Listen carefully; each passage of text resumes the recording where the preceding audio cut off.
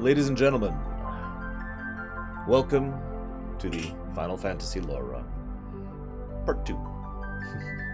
I admit it might actually be a little bit too arrogant of me to actually call this a proper remake before I've actually finished it.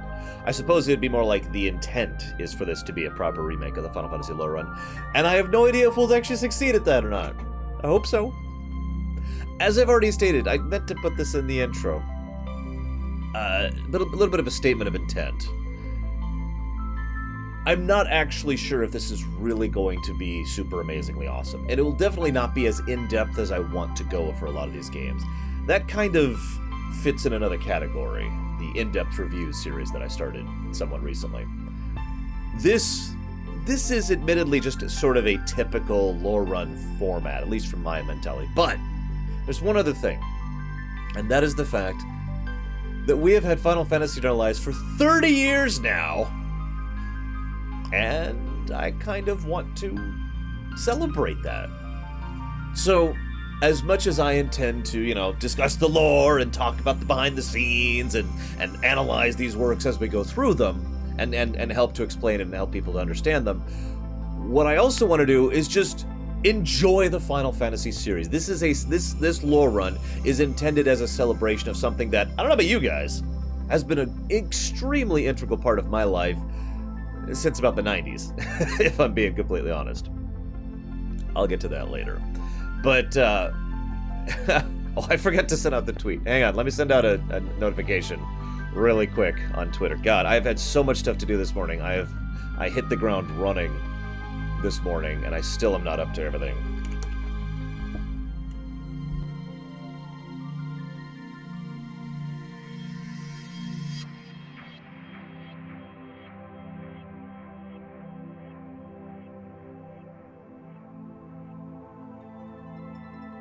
Okay, that done. I wanted to start somewhere different. So obviously the first game we'll be doing will be Dissidia. When I say Dissidia, what I actually literally mean is Dissidia Duodecim, but we will basically be doing Dissidia. For those of you not aware, Dissidia Duodecim actually includes the original Dissidia in it, and actually does it better than the original Dissidia did. So, as far as I'm concerned, there really is only the one Dissidia, hence we'll be playing Dissidia, but for those curious. But before we actually go forward with that, I wanted to showcase something. So, all of us know the old story about Squaresoft, right? Here, let me go ahead and get rid of this. Let's switch back to our normal background now. All of us know the old story. Squaresoft was making games, faced bank... Of course you follow me. They all do. That was quick. First donation. Well, actually, that's not our first. It's like our 50th. People have been donating all week. Squaresoft... Your dedication will be rewarded. I might eventually get a statement out here. Hang on. I'm going to finish this sentence, then I'm going to check those. Now, we all know that this tale, Squaresoft was failing. They made a final game, which was Final Fantasy, and then Final Fantasy came out, and it was this huge success. But there's actually a little bit more to it than that, and I kind of wanted to cover that. And I will cover that right as soon as I check our donations. Give me just a second. Okay. Seend is trying to outbid... Hang on. I gotta change a couple things around if you're doing that. So Seend is putting in 11 to get Meg Ryan in. Where's 10? There's 10. So that's gonna put that up to 16.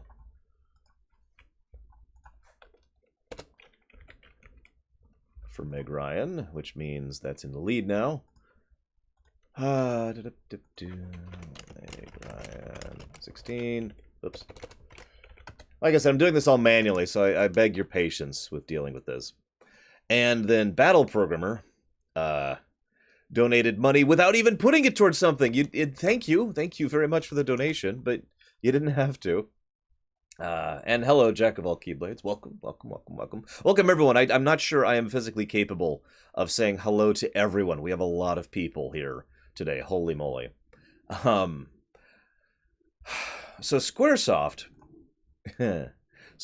was making games for a while now. Now, I've selected a few individual games because this is what we're doing for our intro this year. I want you to see where Squaresoft came from. That's what I want you guys to be aware of. I want you guys to see where this all began, where the Final Fantasy series really started. So, if you'll give me a moment. Oh yeah, one other thing, really quick. I know I haven't said this out loud, but I feel like doing it.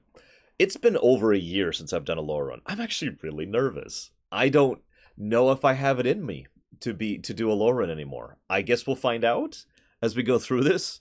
I am a little out of practice, and I don't know. We'll see. Anyway, so let's go ahead. First one on our list is a game called Thexter, which you've probably never heard of. So here we are. This is not the first game they ever made. It's just among them. I'm pretty sure I turned the volume down enough so you shouldn't be dying right now. Hang on. So let's go ahead and switch to...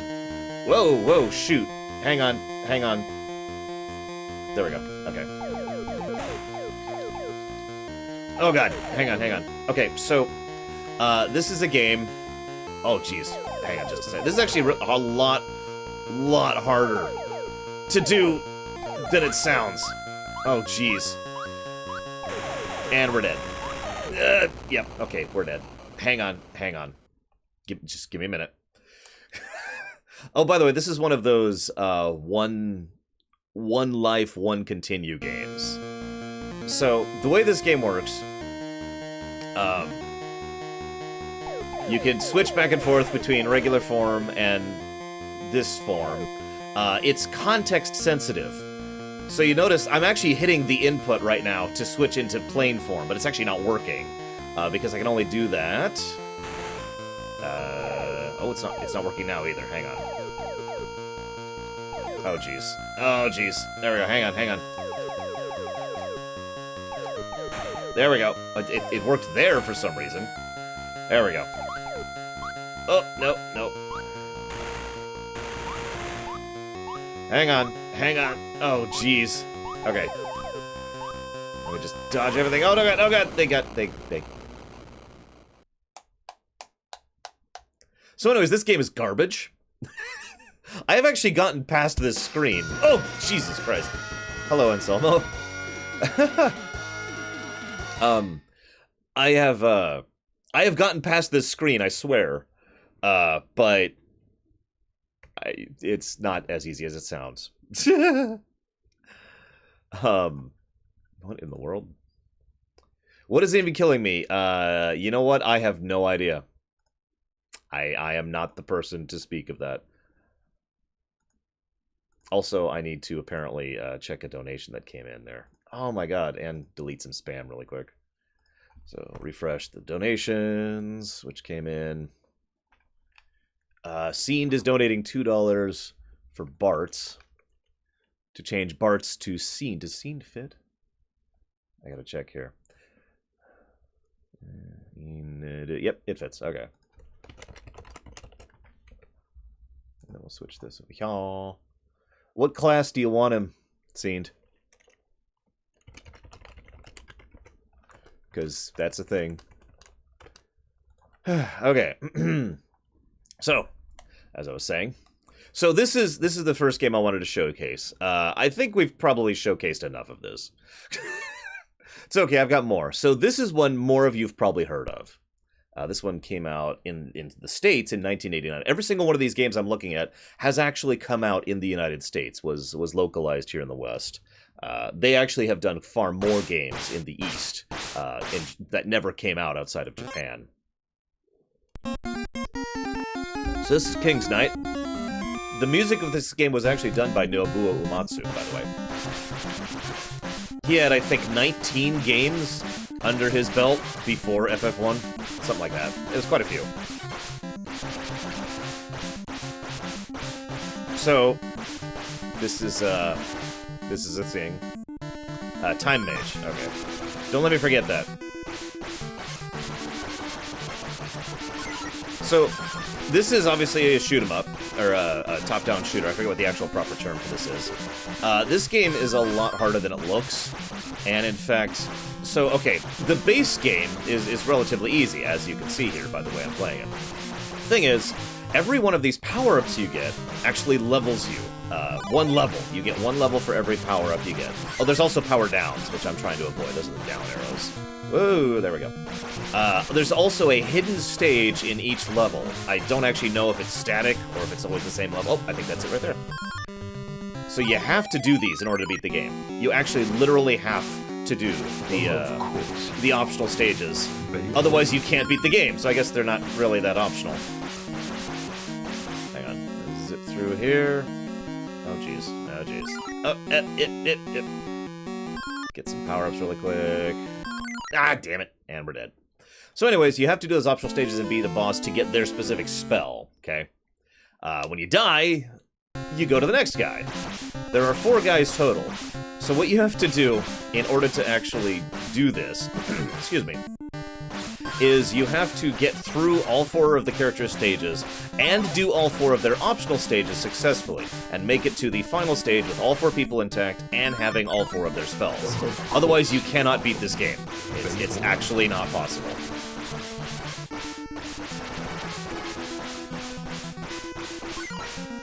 Jeez. This is not a good game, by the way. It's kind of hard to explain how it's not a good game.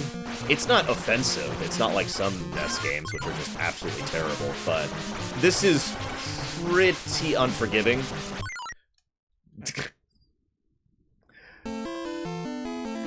And again, it's very... this is a pretty classic example of NES hard, aka binary difficulty. And, if this doesn't look unfair, it's because I want you to remember that these are basically training levels, these initial 4 stages. When you get to the final stage, it is much, much, much, much, much worse. And, as I remind you, literally requires you to get through everything perfectly in one go, otherwise, you know, you cannot beat it. Physically cannot beat it, it's not just a matter of it being difficult.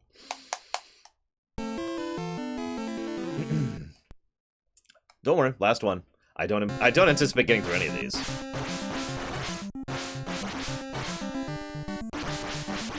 Oh, this is also one of those games where if you hold down the button, this is the attack rate. This is me just holding down the attack button.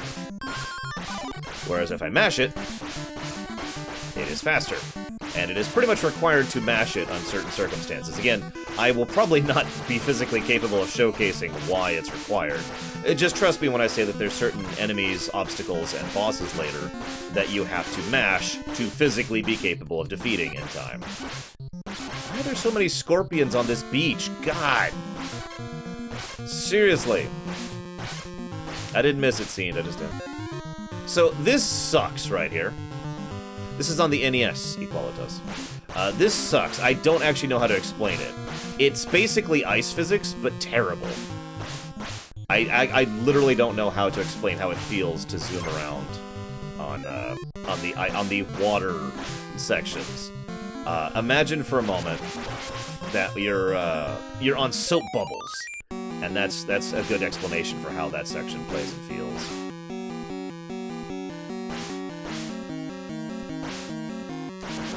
Yeah, just imagine if this never stopped being the norm. The unforgiving nature of a lot of early NES games, and PC games for that matter. Like, imagine for a moment that every game that came out retained that. Like, if that was just the normal game design philosophy and it never stopped. Sounds like fun. Oh, and we're dead. So, anyways. All of this is before FF1, Jamon. No, actually, I only played one of these games that I'm showcasing back in the day on the NES. Speaking of which, let's go ahead and move on to our next game. This one also, again, came out in the States. This is a game called The 3D Battles of World Runner. Naming games was never their strong suit. Let's be honest, even to this day, they don't know how to name games. Although, I just got a couple donations, so I need to go check what those were. I got a donation from Corleth that said, good luck, and thank you. I got a donation from Jaludo that says nothing! That's 3 people who've donated without donating towards something, but thank you, everyone. I do appreciate it. I'm just confused, but thank you. So, this game is actually probably the only one of the 4 I plan to showcase that's actually decent. Right, seriously. So this is actually kind of innovative for its time, admittedly. So as you can see, the goal is to run forward. You can control how long you're in the air and the speed you're going at, and you pretty much need to. You also have a limited amount of time, because this is a game... well, I shouldn't say that. This game feels like a game, I don't know definitively, that was based off of an arcade game. There we go. So you notice my time bar there is slowly trickling down, and I have that much time to get through World 1-1. Refills when I get to World 1-2. There was actually a sequel made to this game, but the sequel never came out in the States, I'm afraid. Oh gosh. Your dedication will be rewarded. Long jump. Long... So if you ask me the lore of this game, I'm pretty sure there is none. I wanted to point out, too, it's another one of those one-hit kill games. Like so many others of the time. You actually cannot stop. This is the slowest you can move forward. So, you do have to move forward to some extent or another. You also get these little warp skips, like it was Kirby.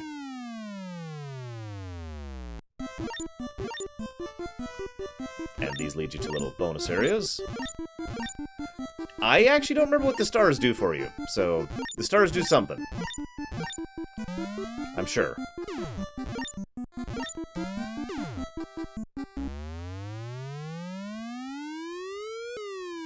Oh my god, you're right, that's X-Death in the background there. So anyways, this is kind of it. There's actually not a lot else to showcase here. But I will give them credit in this one thing. Of the games we've showcased so far, this is actually not terrible. It's innovative, fun. It's very, very simple, but I mean, this is a NES game. There's not a lot of NES games that aren't simple. And, I'm a little surprised by this. I feel like they were starting to get a handle for themselves, but even this game did not exactly sell well. And that was, of course, one of the problems they were having. Invent lore. We are racing against X-Death. As Galoof. There you go, that's the lore. Yeah, there we go. Oh, I do too, more cowbell. I miss the days where if I screw up even a tiniest bit, I lose all progress.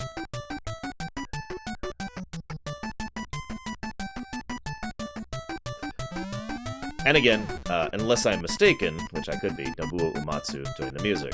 Now, I know for a fact he did the music on the next game we're about to talk about, which is also the only one I played back in the day. Yes, you can slow down in... Oh. Apparently you can't slow down in midair. Never mind. Except I felt like I could. Yeah, I can. I just... Apparently I can only... That's weird. Apparently I can only slow down once I've gotten so high. Whatever. Anyways. Oh, also, this is the pause screen. You're just kind of chilling. Taking a break. Resting. Just relaxing for a minute. Yep. And dead! And the evil dragon wins and conquers the world. Yeah, 3, Little Billy. So, last game we're showing off. I bet a lot of you have heard of this game. Again, I actually played this one back on the NES. Which one should we pick, guys? The Twin Turbo or the F1 machine? Spoiler alert, it doesn't matter. Now, I have to be honest, I never liked this game, but I kept playing it. Can anyone guess why?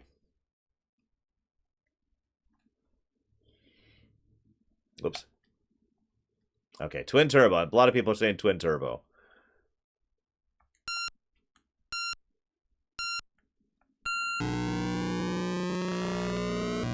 Frieza has the right of it. It's because of the music.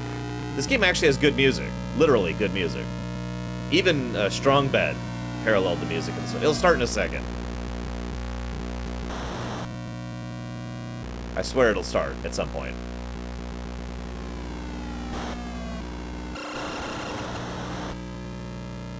Come on. Oh, don't do that. Stupid car. Oh, there we go. Thank you, Yoga. Don't think I knew that.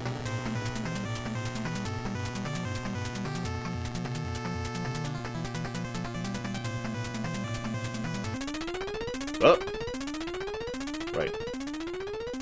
Oh yeah, there's also a time limit.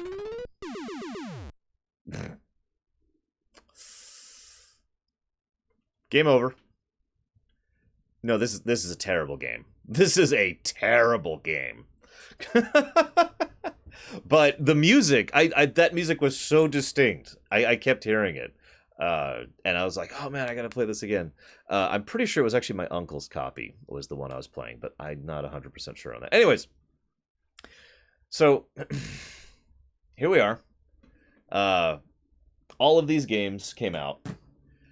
None of them sold well at all. None of them did well. None of them succeeded. None of them were particularly financially successful. Honestly, I would legitimately say this game is worse than Ride to Hell, yes.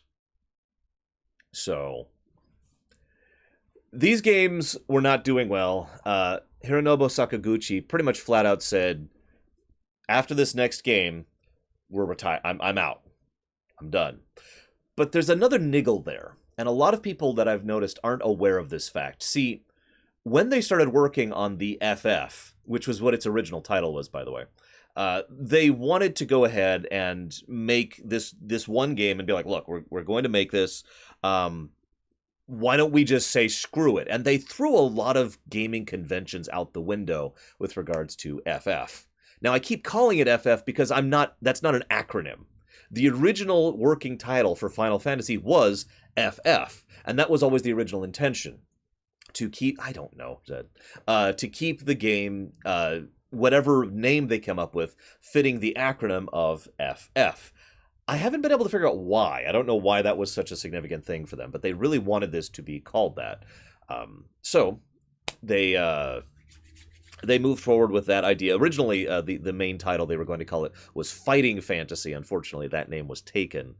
And obviously, we've all heard the story that they called it Final Fantasy because of the fact that, it was the final game and Sakaguchi was going to go out if it didn't work. Thing is, that's a debatable story, because other people have told somewhat different stories saying that, no, we were just looking for a name that started with F, and just about anything would have succeeded. So feel free to insert whatever version you like. I mean, this is stuff that happened in the early 80s. I'm sure everyone's memories isn't perfect for stuff that happened 30 years ago. Moving on. So the thing is, originally the people, the corporate people, the suits involved said, this isn't going to sell, this isn't going to work, we're not going to help you out, screw you. But then something came out that changed gaming forever. I don't know if you've ever heard of this game. It's a very esoteric title that you've probably never played.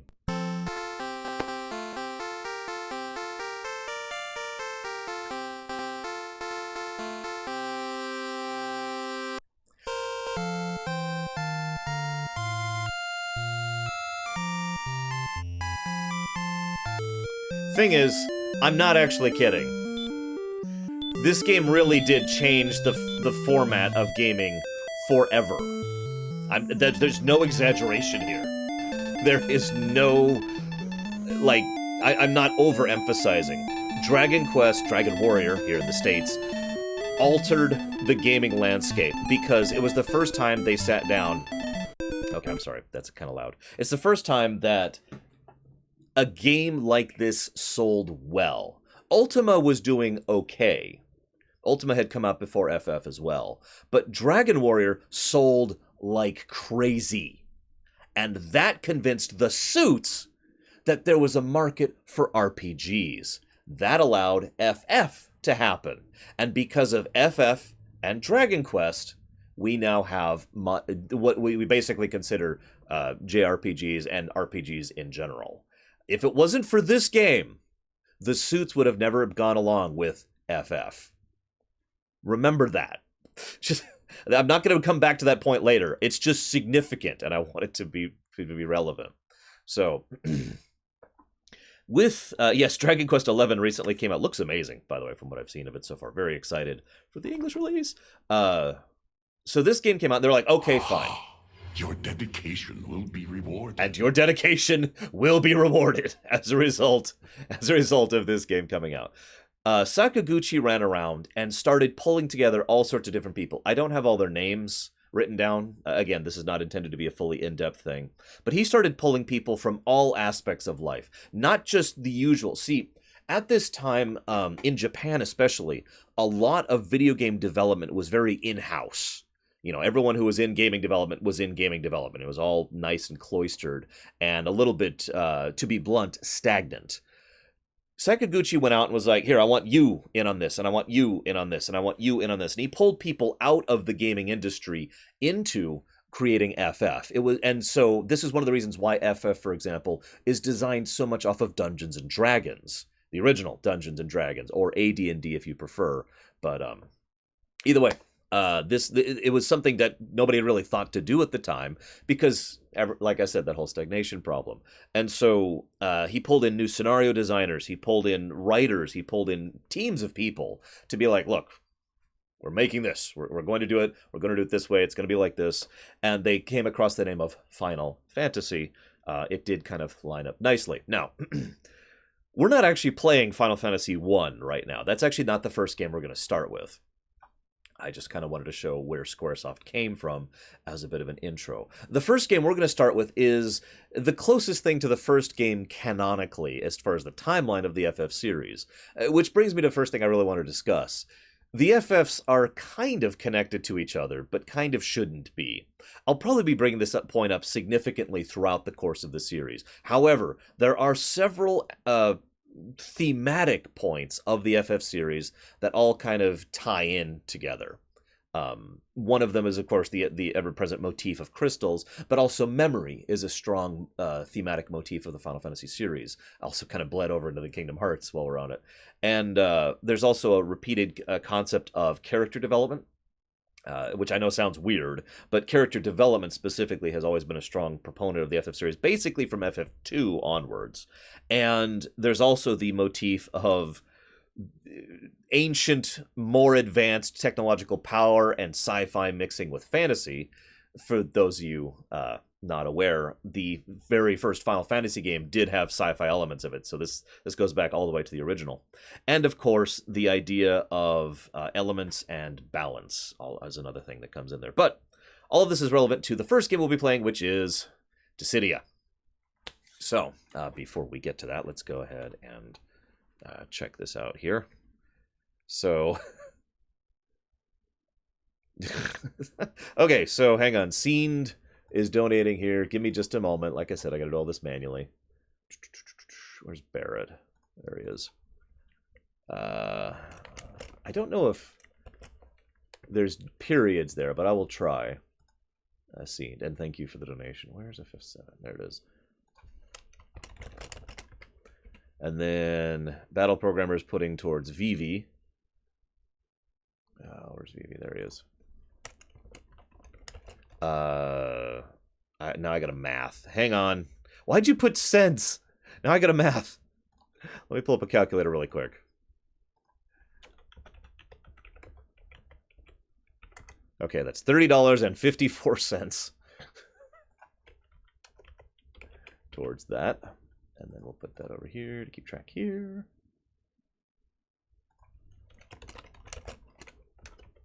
There. Perfect. Okay, we're up to date. We did it. All right. Well, I hope you get that car. Nobody's watching. Because cars are useful. All right. So, here we go. Dissidia. Yeah, I'm sure it is. Square Enix. Dirge of Cerberus can suck it, and also doesn't really add anything to the story, whereas Crisis Core is a good game, and does. Dissidia Duodecim. Also, basically no one has seriously requested for a look at Dirge of Cerberus. Some people have jokingly done so, because they want me to suffer, but nobody's actually said, man, I really want you to look at Dirge of Cerberus, or has a lot of people, as recently as 3 years ago, have gone through and said, we really want you to look at Crisis Core. So I already have my save ready to go. Volume's too loud. No, I am not turning it up from -12! We've already been over this. Moving on. So, as we can see, we've got everything at level 100 here. Just real quick, my personal favorite person to play as is Sephiroth. Whoops, where is he? There he is, Sephiroth. I do actually really enjoy playing as Sephiroth. I'm not actually that good at him, but I do enjoy playing as him quite a bit. However, the character I am best at, the character that I can actually rock face at, is this guy. I don't know why. I suppose it's the fact that I'm a very aerial player, and he, while in the air, has an attack that attacks down, which can chain into an HP attack, and an attack that attacks up, which can turn it into, chain it into a HP attack. So, yeah. But no. So we're not actually going to be going through everything when it comes to this. There's a fairly large number of this stuff. As you can see, we've pretty much got everything unlocked. There's the light to all. This is actually Dissidia 1 right here. And this is Confessions of the Creator, which we will not be doing. We will not actually be playing Confessions of the Creator. There's really no reason to. There's a little bit of lore right at the beginning, a little bit of lore right at the end, and a lot of fighting in the middle. We will be discussing Confessions of the Creator. And of course, we have every single report unlocked, which we'll be reading at a certain point when we really discuss the story as a whole. But for now, we're going to go ahead and start where everything begins. But before we really begin, before we really get going, I want to discuss where this game's coming from. You might be like, why am I starting with Dissidia Duodecim rather than anything else? And the answer is actually really, really simple. This is the first game in the series. Your dedication will be rewarded. Ahem. This is the first game in the series. This game starts off the entire Final Fantasy franchise effectively and leads directly into FF1. It is worth noting that there are plot holes in the Dissidia series. And when I say plot holes, I mean certain characters say things and certain backgrounds say things that actively disagree with each other. I'll be discussing the whys and the wherefores of that as we go through it. But I have a fan theory, a headcanon theory, that pretty much explains all of the problems of that and makes it line up rather nicely. Unfortunately, there is another problem, and that's related to FF1, which we'll talk about when we get to FF1. For now, let's just go. All you need to know about this, walking into this, is that a bajillion years ago, there's this eternal battle between Chaos and Cosmos, and Cosmos and Chaos are like, and the two of them have been fighting for 11 cycles now. Every time a cycle ends, the losers who have died, I'm putting that in quote-unquotes because it's not really death, it's more like,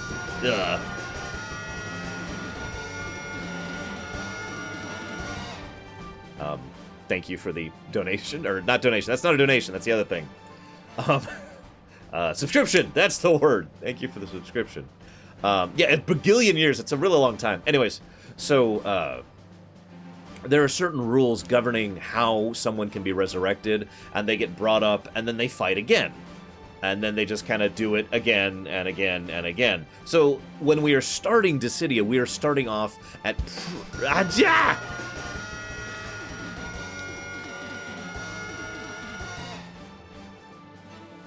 Thank you for the subscription. We are starting off with the 12th cycle. Now, this does not begin at the beginning of the 12th cycle. This actually begins towards the end of the 12th cycle. Cycles 1 through 11 have been pretty repetitive, with one exception, which I will discuss in a moment.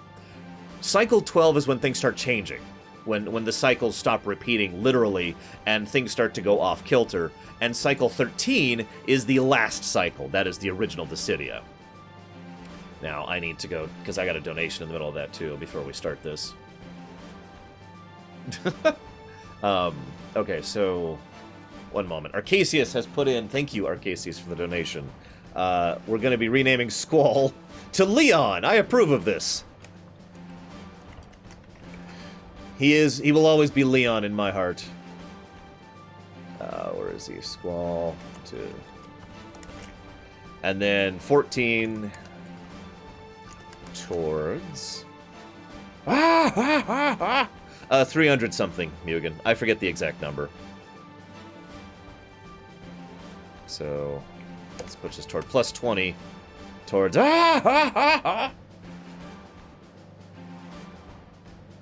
Yes, I did, Easel Games.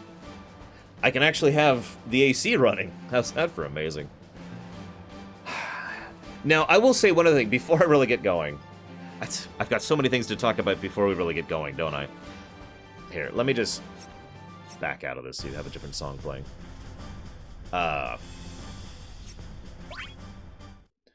So, of course you can, Green Boots. Why couldn't you? I already have several people who have been donating against each other. I keep track on a second sheet of everything there. How'd I manage that? Hazeblaze helped me with some of the filtering, and I got a plug-in. Long story short, it works better. Moving on. So, this is probably one of the first times they really pulled this trick, but it's not literally the first time. That would be Final Fantasy Tactics Advance, if I am not mistaken. This really started pushing forward a trend of a storyline that at this point in time I'm actually really sick of. Square just keeps doing this concept over and over and over, which is, hey, let's put all of our FF titles into one thing, but also it's fictional. And it's like, well, but what? Why would you, huh? The idea here, the base concept is main heroes and main villains, which is debatable in some cases, of each of the FFs from 1 to 12 and 1 to 13 in this case. And along with a couple characters, some from 11. Nope, shush. I'll come through. Yeah, go ahead, Lurker. It's read only. You can link all you want. Got together and are all fighting in this great conflict between Chaos and Cosmos. Chaos being the one you see on the left there, Cosmos being the one you see on the right. Yes, FFT is in the list. You can even see it on the naming spreadsheet over there. Yes, Dissidia did this, World of Final Fantasy did this, Exvius did this, Tactics Advance did this, Explorers did this, Record Keeper did this, Theater Rhythm did this. I feel like there's actually more. What's the... Mobius. Mobius also did this. There's been a lot of games that Square just keeps doing this mega crossover thing over and over and over. I say that because I'm kind of sick of it now, but back in the day, I thought this was a cool idea. In fact, this, or rather Dissidia 1, is actually the game that convinced me to go ahead and buy a PlayStation Portable. Now, I've never regretted the PSP. There's like 20 games on the PSP, actually I think closer to 30, that I have gotten that are enjoyable and fun, and I have never regretted buying my PSP, but Dissidia 1 was the one that finally pushed me over the edge. And yeah, Takoida also is right. A lot of these also do the you're in a book thing. But whatever. Duodecim basically just means 12. Although it's actually supposed to be pronounced Duodecim. But let's not get into Latin pronunciations here. They pronounce it Duodecim, so I will pronounce it Duodecim. This is also the game that taught me how to pronounce Enix. It's actually Square Enix. They say it that way in this game. Go figure. So, yeah, good stuff. See, now the thing is, my opinion about why this game succeeded where so many of the others didn't when it comes to storyline is because this one really bothered to have a strong story emphasis. Now, you could say whatever you want about Tactics Advance and Exvius and Record Keep and all the other ones, but in my opinion, most of them failed at the story aspect of things. This one, with one exception, which I'll talk about when we get there, all makes quite a bit of sense, is fairly self-cohesive, is fairly concrete, and has a lot of character emphasis, a relatively strong plot, and actually ties directly into the Final Fantasy series as a whole, in a way that makes sense. I'm with you, Scene, but again, they pronounce it that way. I called it Square Enix for forever. They call it Square Enix. Anyways, so yeah, this is, I guess that's actually all I have to say as in preemptory. This is actually, in terms of gameplay, this is a fighting game. Like Street Fighter, except in a 3D format. I know that sounds weird, but effectively, this is... this is gonna sound weird. Let me just show you. Let me just show you. Before we start the story, I'm just gonna do a random battle. We'll just pick Warrior Light, because I'm good at him, and Lightning. Here, go. I'm gonna demonstrate what I mean by this. Anybody who's played this knows what I mean about this being a fighter game. Great, now I'm fighting fairy tales. Shut up, Lightning. Whoops, that's actually the wrong button. Gotta relearn the controls. So, we are, of course, fighting on a fully 3D plane here, and we can move on a 3D plane like this. But the actual conflict between the two of us is fully on a 2D plane. It's kind of hard to properly describe unless you've actually played it, but you're only ever really, as far as encountering your enemy, you're only ever going towards them or away from them, like this. And they move over there, and even though she's actually at a completely different angle from me, my movement is still towards or away. Like this. See? Now, I have to admit, I mentioned that I'm kind of a vertical fighter. Part of that is because of the fact that it's a very, as Takoida just pointed out, it's a very floaty game. So it's actually difficult to just stay on the ground. And some of these fighters are more designed or have better moves when it comes to being on the ground. I need to get the lower.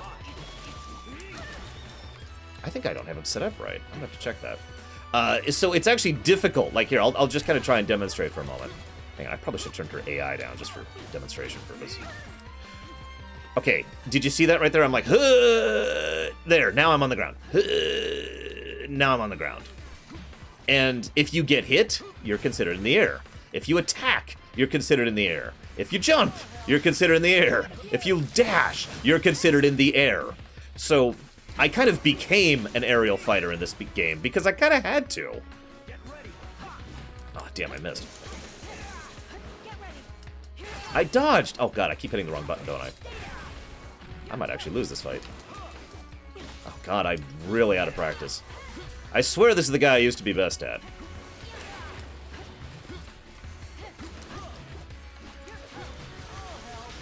Nope. I actually can't see what's going on my screen right now. Ah, there we go. Some of these stages are better than others. Let's just put that how it is, shall we? Okay, so that's how I dodge.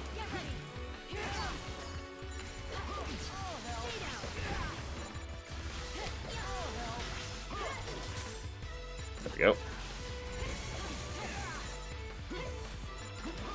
I've actually not set up all of the skins for the characters yet. Damn it. I don't have them set up right. That should have... Yeah, okay.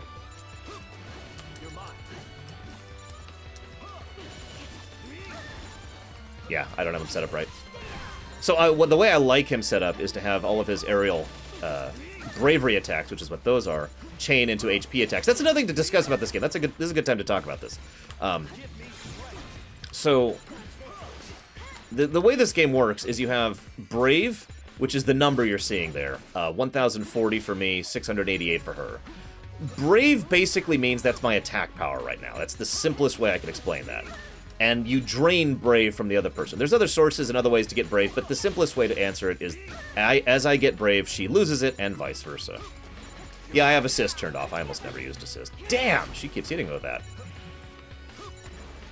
I'm not used to them going straight for HP attacks like that. Anywho, so HP attacks like this, that's what actually does damage. But the amount of damage the HP attack does is directly dependent on the Brave. So if I were to hit her right now, I'd hit her for 1,240. Or 1,348. Oh, welcome. Which is not how much I want to hit her for, which is why I haven't hit her yet. Damn it. Yeah, he is really not set up right. He's actually the reverse of what I want. That's why I'm having so much trouble here. That's another thing. There's a lot of different abilities in this game, and... is it this button? No, it is this button. I was right. I was right. There's a lot of different setups you can do. I don't actually remember how to EX burst. There we go.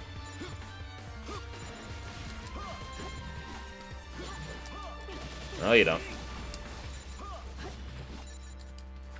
I'm not losing this fight. Or maybe I am. Oh, I see what the problem is. It's set up to that ability. Why is it on that button? I don't want it there. There we go.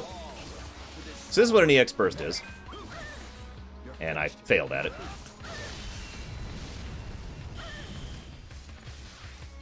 Believe it or not, it's actually usually better not to use an EX burst unless you're sure to win. Yeah, okay, I figured out what the problem is. I have the button mapped to this, which it shouldn't be. Yeah, I'm gonna win now.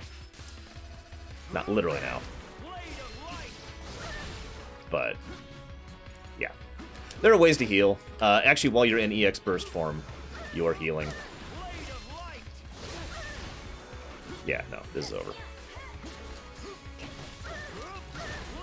Even though she's technically dodging the attack, you notice she's still not dodging it. And I win. What? How did she live through that? Oh, she has 1 health left. Goddamn stage stuff. Yes, the terrain can also hurt you, too. Uh-oh.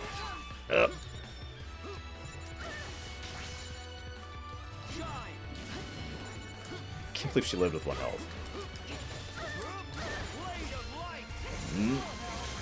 Oh, nice. That's one way to break yourself out of a combo, is by pulling an assist like she just did. Nope.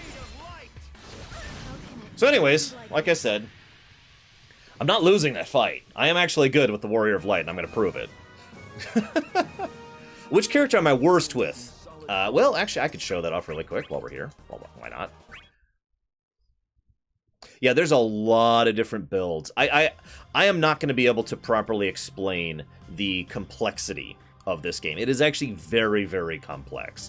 Just to give you an idea, so your build in this game has to do with your abilities, your equipment, which can change your layout, your accessories, which can significantly change your layout, and your summons, which can significantly change it. Just about all of these can significantly change the way you play and how you play. And I'm going to fix his abilities really quick. Why is he set up like that? God. Okay, so... I mean, I guess I could just stick with it? Oh, it's because they're not maxed. Oh, okay, never mind. That actually makes perfect sense. Yeah, I noticed that, Takoida. I noticed that the other day. There's nothing I can do about it. Whatever. So, the character I am worst at is this one. Here, let's turn their strength down, just so she doesn't absolutely destroy me here.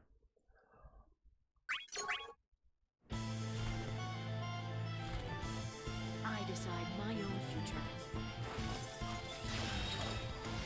There. So she is an extremely long-range character and very slow, and both of those are pretty much antithetical to my playstyle.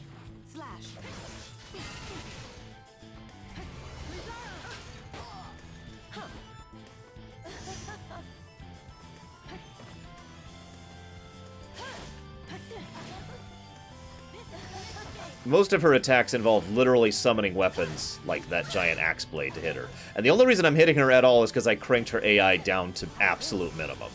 These spells are very cool, but they kind of suck, and they're very easy to dodge.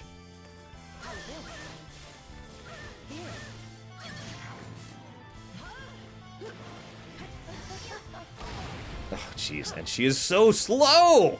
She's not the slowest character in the game. I can show you the slowest character in the game.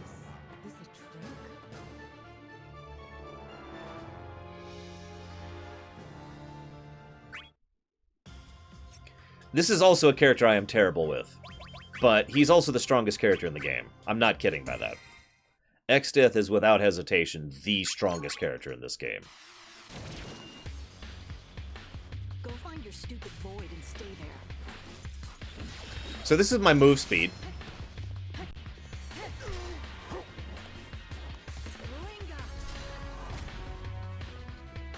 This is not a joke. He really is this slow. Oh, welcome. Now, obviously, he can still dash, but his actual movement is... Yeah. Now, here's the thing. Strongest in gameplay, Necro, although lore is separate. Now, here's the thing about X-Death. He is the strongest because he is the blocker. He has the ability to block quite literally every attack in the game, if you time it perfectly. Now, that timing thing is one of the tricks. You do have to time it very, very well. But if he's not just... You might be like, well, what's the value of blocking? Well, all his blocks also do damage. So if you block an attack... I'm actually failing at blocking. I am actually trying to, and I'm failing at it. Come on. Ah, jeez. Yeah, I'm terrible at him. He requires very precise timing. But if you get it right, X-Death is completely unbeatable. He will just block the hell out of everything you do. And he will wreck you. So anybody who's really good at this game can wreck face with him. Another one who is very, very high tier and also very hard to pull off is Jekt. Jekt has the ability to juggle like nobody's business. Probably Dragoon, Jack of all blades, but that's kind of a difficult one for me. Yeah, pretty much, Takoida. Now, hang on, I think someone just donated. And I'm right! Oh gosh, several donations. Hang on. So Easel has put in for the Hero of Night 3 to be Bosch von Rossberger. So Bosch. Does that fit? 1, 2, 3, 4, 5, 6. Yep. And that's 7, and he's going to be a knight. Bosch 7, and he will be a knight. I probably said his name wrong too. Now, Random donated a whole bunch of stuff, so you're gonna have to give me a second here. Hang on. Where's FF6 on my sheet? So here's FF6. He put in Athena for Terra. Ryder for Locke. I don't get it. I don't think I've seen Tangled. And then Melody for Celeste, excuse me. Still trying to get used to that ever since they pronounced it in World of Final Fantasy. Strago for Lore. I don't get it, man. Why are we naming Strago Lore? Go-Go to be Jinx. Don't get it. Because I'm terrible. Okay, so now we gotta do that on this page. So Terra should be Athena. And then Locke should be Ryder. And then Celeste should be Melody. Where's Celeste? There she is. And then Strago should be Lure. Oh, hang on. I missed Realm in that. Whoops. I missed Realm. Jinx. And then Realm will be Little Lore. Little Lore. There we go. So let's go back to the other page. There we go. Okay. And thank you for all the donations. I did a whole feature on it on my Lore Week. Yes, Jack of all blades. Or Keyblades, excuse me. And, okay, so now that we're with that, let's actually play the friggin' game. How's that for a weird thought? The story, I should say. Because this is the prelude, prequel to FF1, Gary. As you should know, if you knew the story of this game. Here, let's check Mognet really quick. The Moogle's in the air. You're turning into a star, I guess? I know it's weird, Mugenhagen. I know nobody actually watches me to play games. Even though that's my primary job. Alright, so, story mode. Actually, before I play the game, I do have one more thing to say. One of the reasons... I shouldn't say this. I can imagine one of the reasons people get discouraged or confused about Dissidia's story is it's not very well presented. There is a strong story emphasis here. Absolutely. And there is a plot. The plot isn't actually that complicated, not counting the one thing. We'll get to that later. So other than the one thing, which really doesn't count, the plot makes a lot of sense and is fairly linear. But this pulls the, we're going to tell you the story out of order and in bits and pieces thing. And you know what? I kind of hate that. I mean, I'm sorry. I know that kind of helps me continue having a job. They all do. I know that keeps me in business and allows me to help explain the story of some of these games, but it irritates me when the story is like, here's this part, and here's this part, and then there's his part, and then this part, and then this part, and then this part, and then this part. And you have to kind of keep mental notes or physical notes to string it together to be like, okay, this is what actually happened. And now I have another donation. Okay. Hang on. 3, 4, 5, 6, 7, 8, 9. Yep, that does fit. Just verifying. So Eris shall now be named Pincushion. Which will go over here to Eris. Because her name's Eris, not Aerith. I will wage war on this matter. Okay. So, with that out of the way, what I plan to do is I'm going to kind of go through this. Oh yes, by the way, I will be keeping track of the encounter counters as we go through. I bought this little thing just to keep track of how many encounters we go through. Unfortunately, thanks to Twitch, I can't give away rewards or like gifts for people who successfully guess this. So what I kind of want to do is I want to ask someone to help me out with something. Like, say, Lurker, for example, but it doesn't have to be Lurker. I want someone to help me keep track of people's guesses for the encounters, just for fun. It is purely for fun, nothing else, and just guess how many encounters we'll get when it comes to a certain game. That's up to you guys if you want to do that or not. I'm going to keep track for my own amusement regardless, so... Now to play the game. We won't be doing encounter counters in FF Dissidia because that doesn't really work that way. You'll see what I mean. Am I on the right? Yep, right chapter. Okay, so let's do this. How's the audio on the voice acting? The divine conflict between harmony and discord rages on. The fate of the world, its promised prize. Fighting to secure it, our brave souls summoned for that solitary purpose. Ah! Champions, cut from a cloth different from those which form the fabric of our world.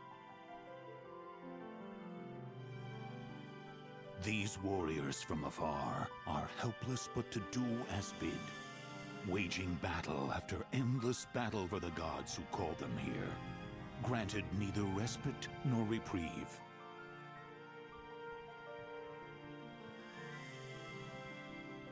Relying on what fragments of their shattered memories remain, they fight to end the conflict and for a chance to return home to the worlds they each once knew. What they cannot know is that they fight in vain.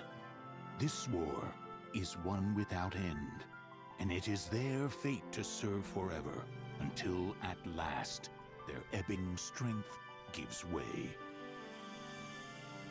Oh, sorry. Dun dun dun. Notice we are seeing a gateway on screen. That'll be relevant later. Don't let me forget that.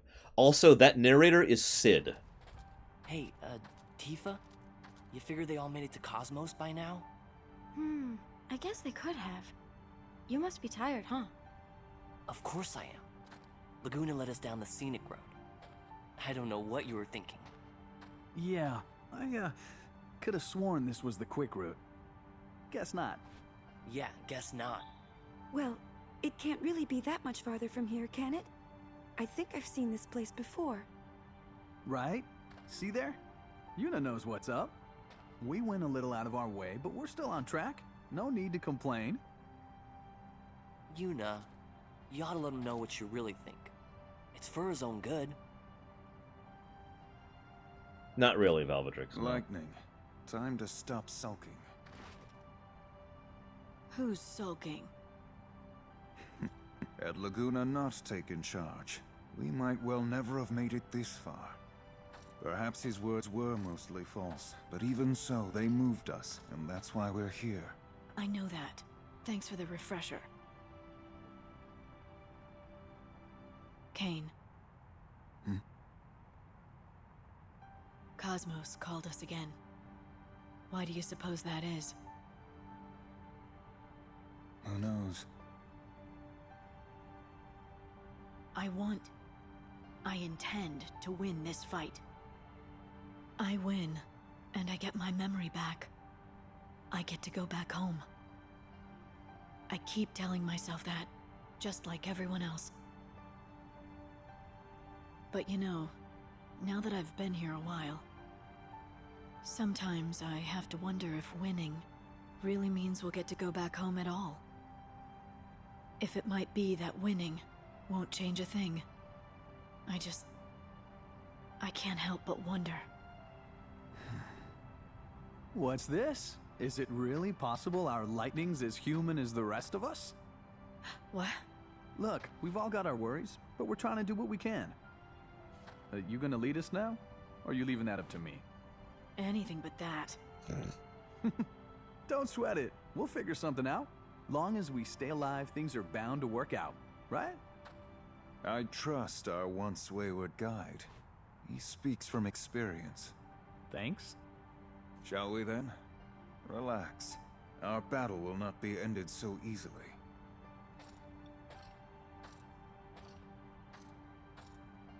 No, that it won't.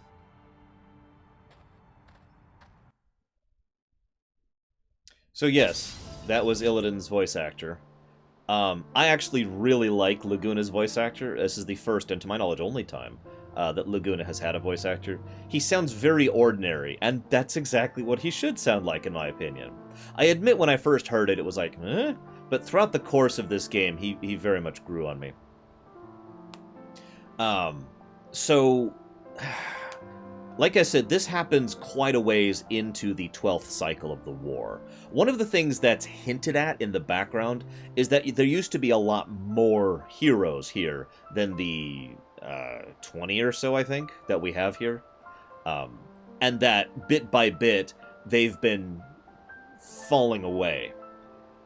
I keep saying this very vaguely because it's actually debatable what happens to someone when they die in this setting.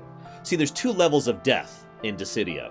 There's, and this is funny, and I feel like this is done on purpose, there's dead to the point where you can be revived, and dead to the point where you can't be revived. Which, if you're paying attention, is straight out of most of the FFs. I mean, FF5 actually made a plot point out of that, and arguably so did FF7. And FF4, actually, while we're on the subject. So, but those who are dead who can be revived get picked up every time the cycle ends. Whenever one side wins, Shinryu, I hope I'm saying that right, comes through and goes, picks all those up who are capable of being revived, revives them, and does a few other things I'll talk about later when we get to the more of the nature of why this eternal conflict is happening. Those who are permanently dead, we don't actually know what happens to them. Seriously. They do go away from World B. By the way, quick note, this planet, this world, whatever you want to call it, is called World B. So I will be consistently referring to it as World B henceforth, so just to make that clear. The FFs, Necro, is what I'm referring to. Anyway, so when Shinryu picks them up, stuff happens with their memory, stuff happens with their power, and again, it's kind of complicated. I don't want to get into all of that just now. All I'm going to say is that those who get up keep fighting in the next cycle. Some of them keep their memories, some of them don't. The nature of who gets to keep their memory involves whether or not they won, basically. For example, let's just use a completely random example. Let's say Golbez fights Cecil. Golbez beats Cecil. Golbez keeps his memories, Cecil loses his memories. Make sense? Pretty simple. Now the thing is, when I say loses his memories, well, this is when we get into some theory crafting stuff. See, someone asked earlier a question. Are these actually the heroes, or are they copies of the heroes? Here's the real answer. We don't know. Here's my answer. Both. I have actually thought about the story of this game quite a bit. It's kind of a job. And it is my opinion that as we've been going through this, there are some characters who are actually their true original selves from whichever FF they're from, and then there are some who are not. But it is worth noting that is debatable. the game, especially Duodecim, goes out of its way to make that something that they don't actually answer definitively. So we don't know is the truthful answer.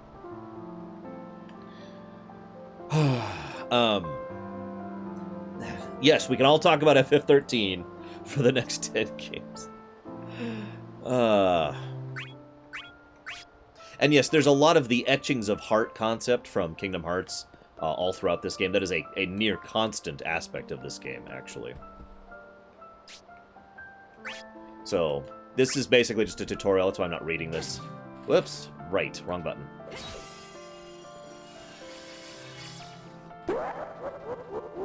Oh.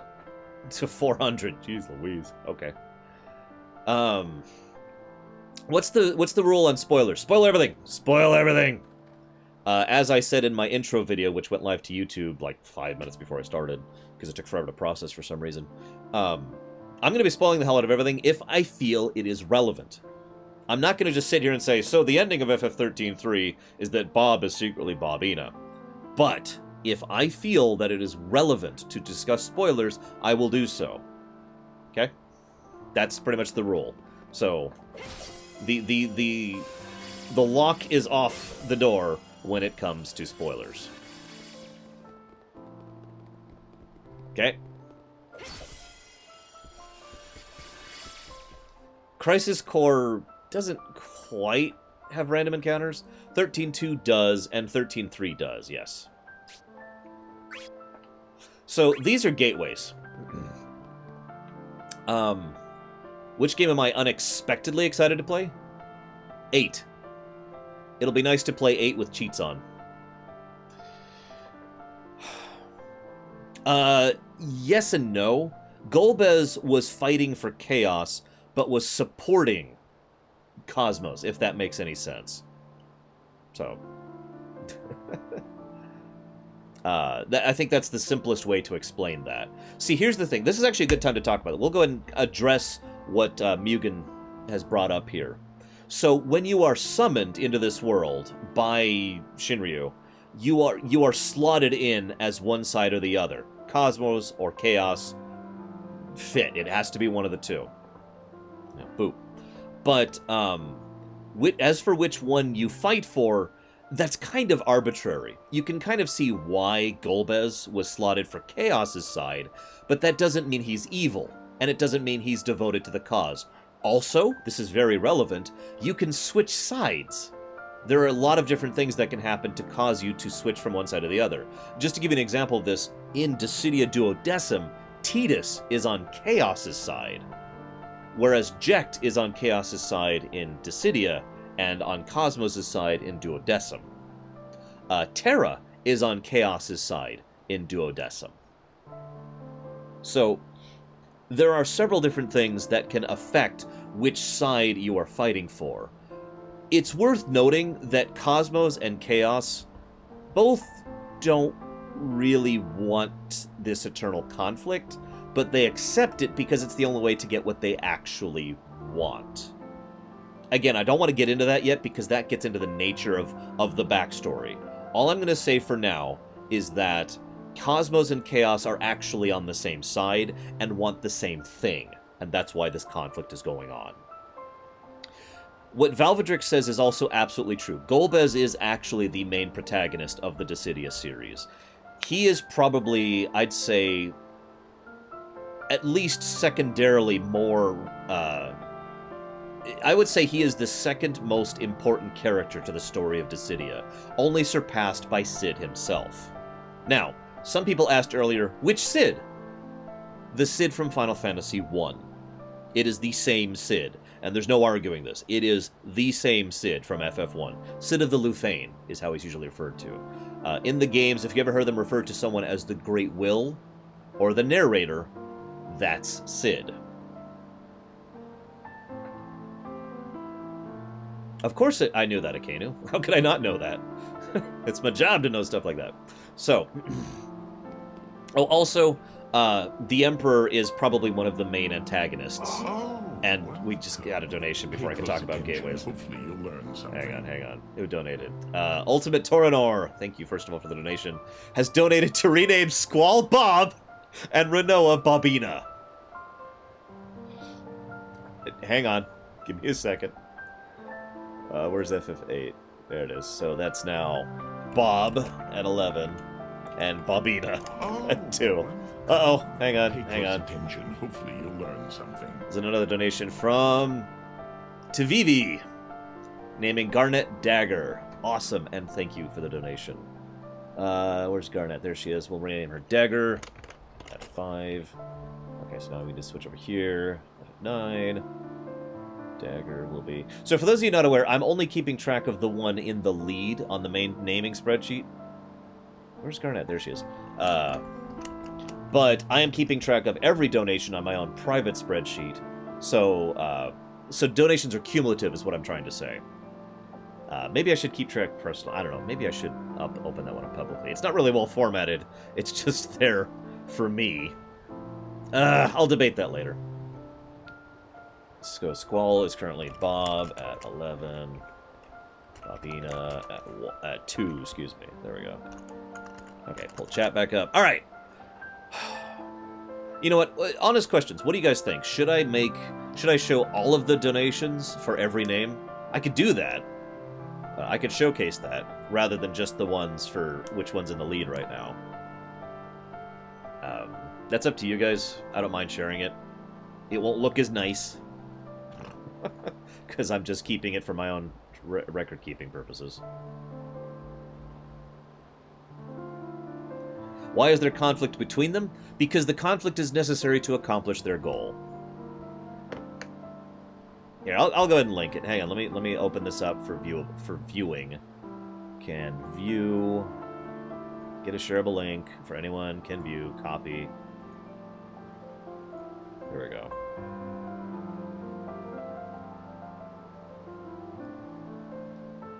Just a second. There we go. Anyone can... There we go. Okay, why is that doing that? Well, anyways. Here you go, guys. There's the second link. That's the one I've been using to keep track of personally.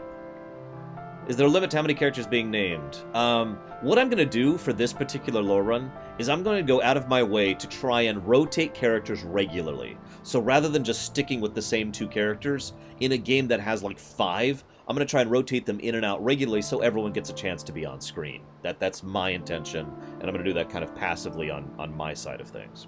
Now, what is the goal? Well, that's more complicated, Anthony. We'll get to that. Would Shinryu be able to bring heroes here with his own powers? Good question is actually the answer to that. We don't know. Shinryu is supposedly the one who did the original summoning, but it is worth noting that that is a plot absence. And I say that very specifically because it's not a plot hole. It's a point at which the plot is not. They haven't actually explained the specifics of how the summoning of characters occurred. And I feel that has to do with the whole leaving it debatable if they're actually the heroes or not thing. So, truthful answer, don't know.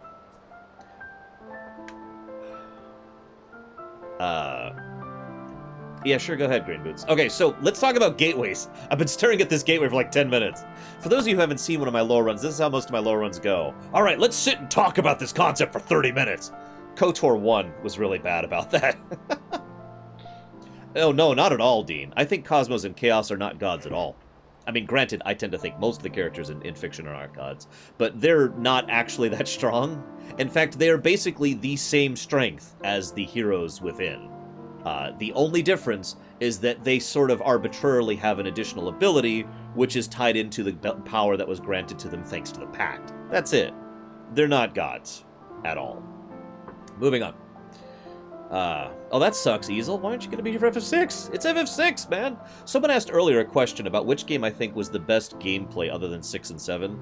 I think I'm remembering that question correctly. My answer, if you're still there, is FF5. FF5 is a brilliantly designed game. Gateways! We're going to talk about this, I swear. Gateways are fragments of... How do I put this? Okay. God! There's so much to discuss here. Give me just a second. In the Final Fantasy series, there is a concept. There's actually 3 concepts. The Void, the Rift, and the interdimensional rift, okay? Now, the Void is quite consistent throughout the FF series. The Void is pretty much exactly what it kind of sounds like. It is the ultimate black emphasis of non-being. It's also usually explained as to being where stuff comes from. For example, in FF5, it is implied, although never stated outright, that the world of FF5 emerged from the Void. World B here, the planet we're on in Dissidia, is directly a planet that emerged from the Void, okay? So that's the Void. Again, very easy to understand, and it's very consistent throughout the entire series. The Void is in FF5, it's in FF3, it's in FF9, it's in FF15, it's in FF13, or excuse me, Type 0 actually. It's in FF13-3, it is in Dissidia, and technically, very, very technically, is also in FF1. It's a pretty recurrent thing. It's also the same Void across all of these FFs. You with me? So, there's dying chocobos in my chat for some reason. I differentiated the Rift and the Interdimensional Rift because the series uses these terms weirdly. Sometimes they're interchangeable and mean the same thing. Sometimes they're separate concepts. So, I've tried to define these before, but the problem is, and I feel like this is a problem with translation outside of Japanese. I feel like this is a translation issue, and that we're actually talking about two separate concepts. Excuse me.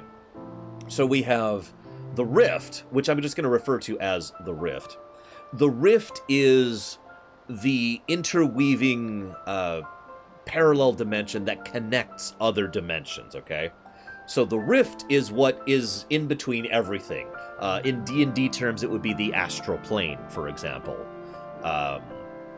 In, I guess, Kingdom Hearts, it would be the equivalent of, like, the corridors of darkness. You know, that kind of concept. Within the Imperium, it would be portal space, you know. So it's the connecting fabric of the multiverse. Now, the Rift is also where Gilgamesh is.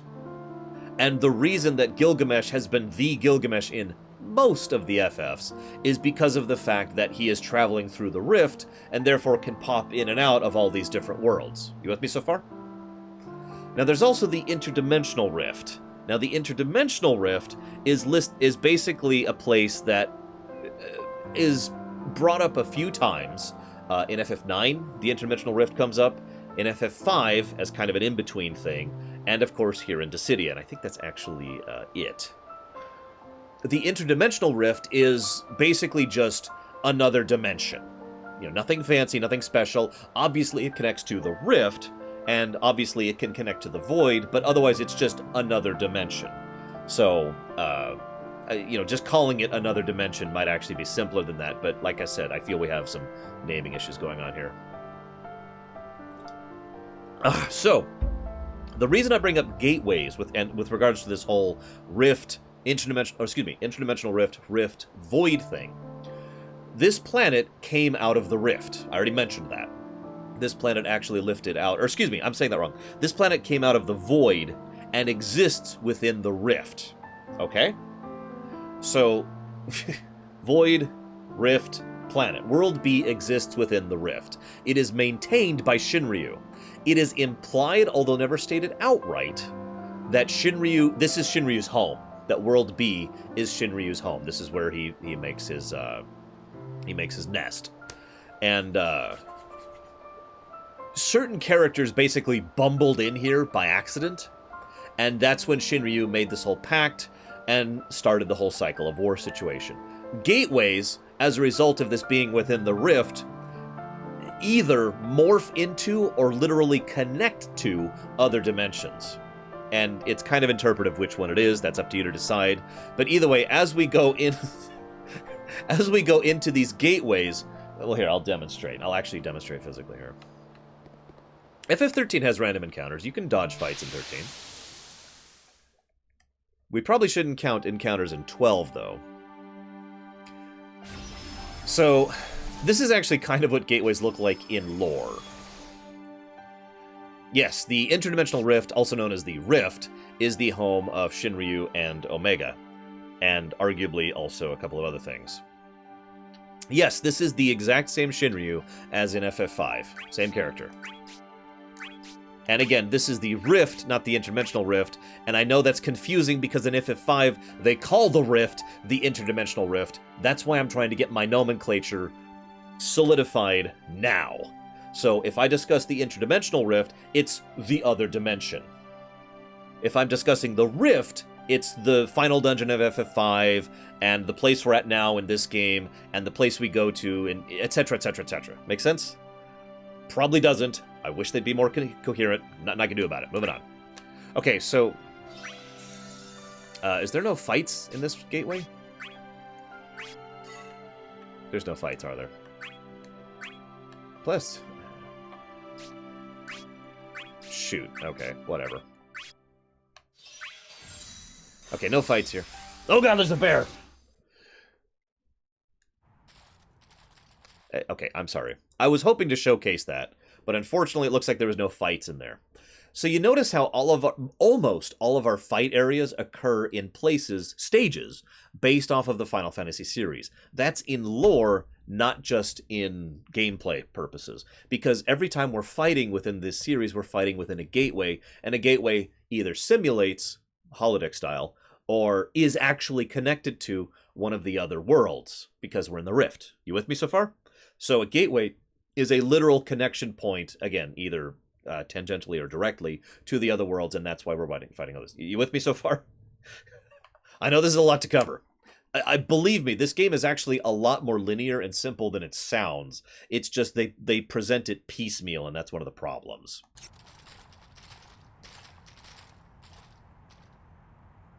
We've arrived. The others must be here already. Let's go. Hope they didn't get tired of waiting. A little distance can be good for a relationship, you know? Let's hope they see it that way. Exactly, Leander. Come on. Of course you follow me. They all do. Oh, by the way, if you asked me my opinion as to which it is, if it's a holodeck or if it's literally there, I would say it's a holodeck. That's my headcanon. That's how I think of it, my interpretation. And thank you to Green Boots for the donation for Barrett to be Mr. T. Is that... Hang on. 1, 2, 3, 4, 5, 6, 7, 8. Nope, that should fit. So, FF7... Mr. T8. I'll keep updating both spreadsheets for now. And someone just put in some bits. Mr. T, and that's at 8.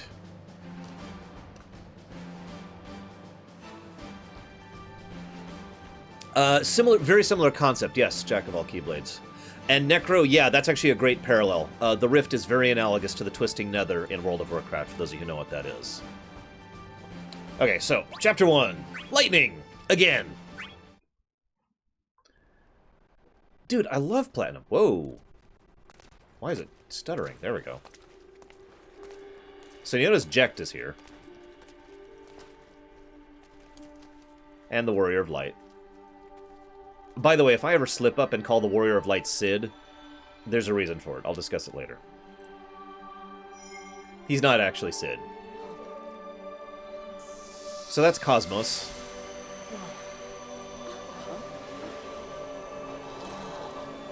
She's...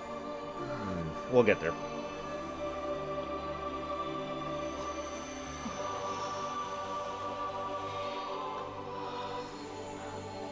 She is not the good guy. Remember, she is as responsible for the conflict as Chaos is. Keep that in your mind. There's Zidane. Oh yeah, someone asked earlier if any of the pronunciations for characters bothered, or like, didn't quite fit in my head.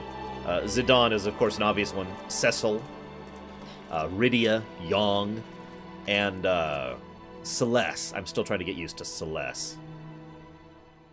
So, do you guys really want me to discuss who Cosmos and Chaos are now, or later? You must defeat the god of discord, stop chaos, and end this conflict. Because, I mean, I got plenty of room to explain all this. I register your questions, even if I don't answer them immediately. Cosmos, the goddess of harmony, imbued us with the power she said we would need in order to fight chaos. Yeah, I'll save it for when it's relevant then. What she gave us was something we had no way of using on our own. Divine energy that would rest inside us, awaiting the proper catalyst. We gotta find the catalyst, guys. According to her, it was a strength that would be tempered through battle, by our own wills, and would eventually coalesce to form a crystal. As she told it, that crystal would then grant us, her soldiers, power to rival that of the gods themselves. That's a straight-up lie, by the way. So simple as that. Fight the armies of chaos, collect your crystal, and go take down the god of discord. Yes. At least that was the plan, as we all headed back to the field of battle once again. Now, I'm not sure when Golbez talks to Cain. What we found when we got there was something else entirely. Opposition of a form we never could have expected.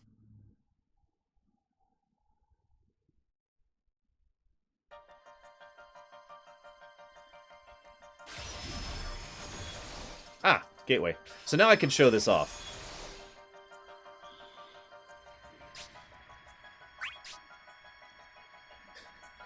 I'm just going to leave this dialogue up on the screen for a second. Those kicks hurt a lot. Tifa, would you stop practicing on me? Quit your yapping. Something over here. Say, like, use your weird spinning move on them. Oh, God.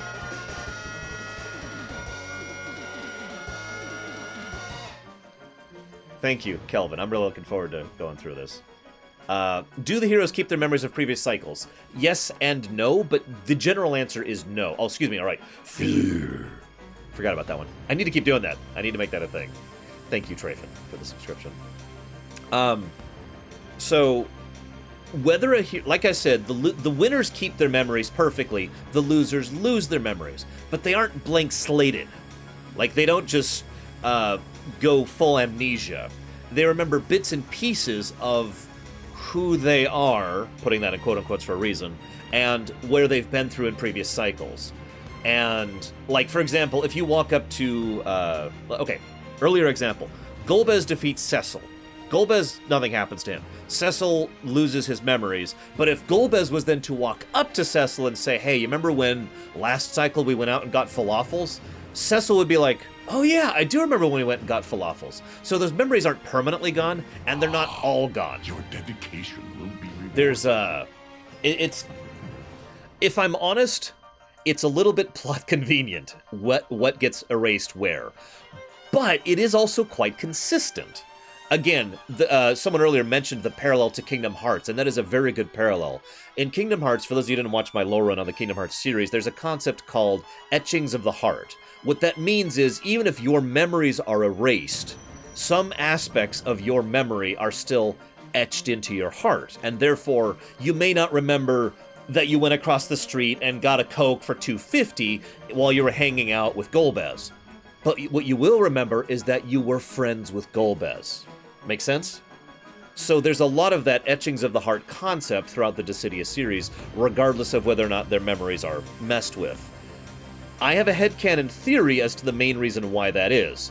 I also have an out-of-character, this is not a theory, this is a definitive, that part of the reason why that's true is because some of the people who were working on this game were also kind of collaborating back and forth with the Kingdom Hearts team when the etchings of the heart concept really was getting written into the Kingdom Hearts series. So, same general concept.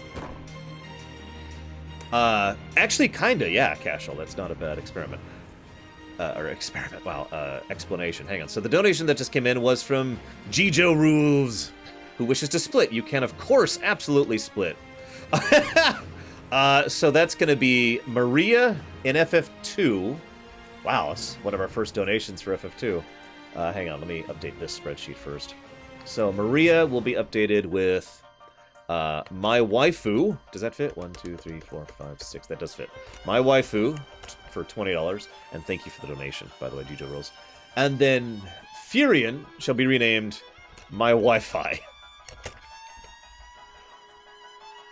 So that was My Wi-Fi.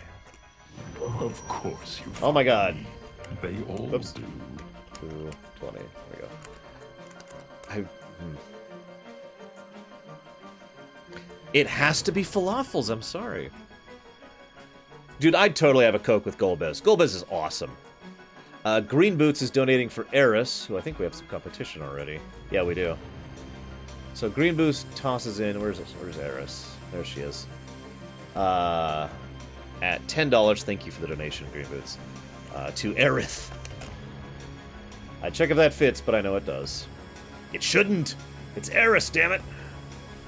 Aerith. Aerith. There we go. Okay. So, that's how the, yes, Jack of all Keyblades. That is correct. I'm sorry. That is the rumor. I was never able to 100% verify if that's true, Jack of all Keyblades, about the Dissidia Kingdom Hearts thing. Okay, so, this, yeah, that's great. Yeah, that's, I know, you don't have to, there we go. I'm at negative 98, basically for Kupo points, because I'm a little over-leveled for this area. If you didn't notice, all of my characters are at level 100. So, let's talk about, wait, did I misread it, Green Boots? Oh my god, I did misread it. It's Eris. Oh, jeez, that's going to be terrible to say. Sorry, hang on, let me update it. So that's actually Eris. Oh, jeez. Whoops. One moment. Eris. Eris. There we go. Okay. Eris. Which FF characters do I see myself being good friends with? Honestly, I think I would get along with quite a few of the people in the FF series. Golbez, top of the list, though. Hang on. Oh my god, you guys. This is one of the reasons I liked having Sis last time. She helped me keep track of all this stuff. Okay, so Arcasius, first of all, thank you for the donation. Second of all, 5 for Squall to Leon. So we're putting more on Leon there. So that's going to put Leon up to 15, which pushes it into the lead.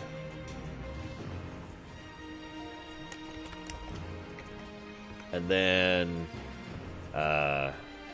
in FF2, we need to rename Leon to Traitor. Of course you follow. Whoops. Me. They all do. Oh my god, guys, you're killing me. You're killing me, guys. Sure. 8 or 10. Hang on, Ventures. I saw your question, but I don't have time to read it just yet. Cashel wants me to rename... yeah, I will absolutely. We've actually got several people who are currently Kefka in FFT. So let's go down to FF Tactics. We'll call it Dudette, because this is now a Dudette. What class do you want, Cashel? Hildonis, 25. Cashel, what class? Go, what class? Hildonis. I hope I'm spelling that right. Yes, okay. Okay, I missed a question. If Square Enix held a gun to my head and told me to write a sequel or a side story to it, it has to be a sequel, not a prequel? If I'm doing a sequel, my first immediate thought is FF10. In place of 10-2, basically. Eldonis, Knight. And yes, I am playing what I personally consider to be the definitive version of each FF, which happens to include the PSP version of Final Fantasy Tactics. Here, hang on just a second. Let's get a safe state in here, just in case things are allowed. Oh, if a prequel is allowed, FF10. I'm sorry, FF10 should super have a prequel. Okay, so... lore. These are called mannequins. Hang on just a second. Is the mouse visible? No, it's not. Excellent.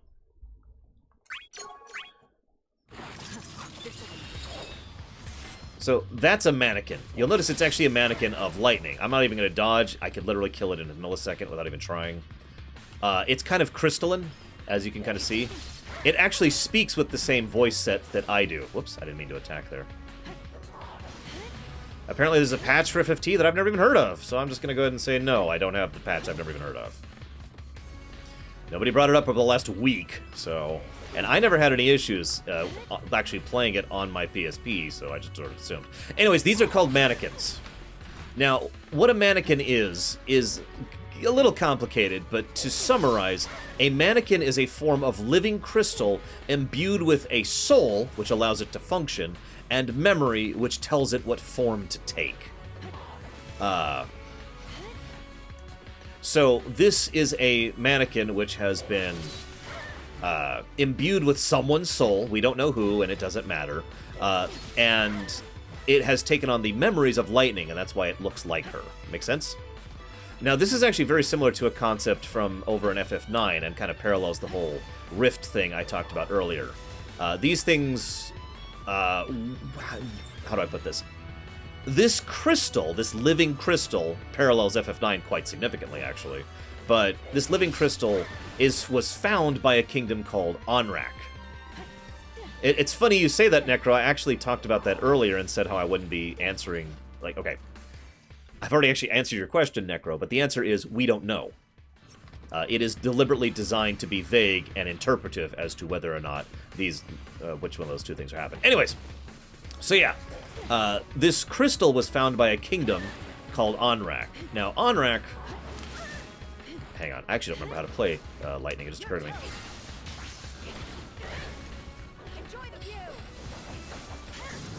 So, Onrak discovered this living crystal, and this living they discovered the properties of if you imbue a soul into it, and it could kind of turn into these mannequins, these simulacra creatures.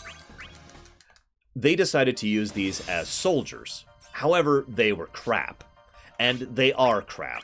And that's the thing. Mannequins, even in lore, are crap. They are absolutely terrible in combat. But there's a couple of unique properties of mannequins, which we'll get to later as it becomes more relevant.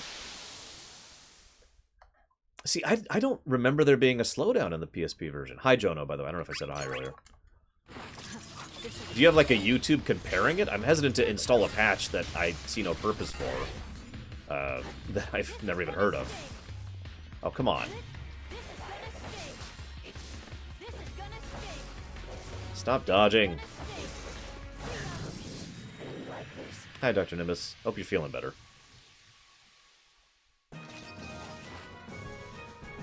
And yes, as Takoida pointed out, the purpose behind the mannequins is to allow mirror matches without literally having you fight other people. Although like I said, they're actually pretty relevant to the lore of the series.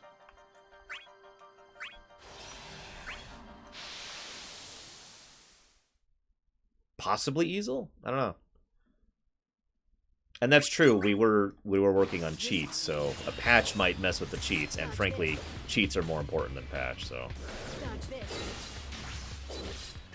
Oh yeah, Bravery Break, by the way, is when you literally set their bravery to 0 under certain circumstances, and their bravery breaks, which allows you to get a nice big boost of bravery based on the stage status, which is debatable. Like, you see that number in the middle? That's the bravery you take from the stage, and you can build up the bravery in the stage by smashing them into the walls, and then you break them and you get a larger amount of bravery out of it. You know, actually, Takoida has a really good point. Let's go ahead and just not use that. Of course you follow me. They all do. Yeah, I think I will not use the patch. Upon reflection, I think that will be a bad idea, so we'll just leave it be. Favorite FF7? Alexander. Easy answer. I don't even have to think about that. Alexander's awesome.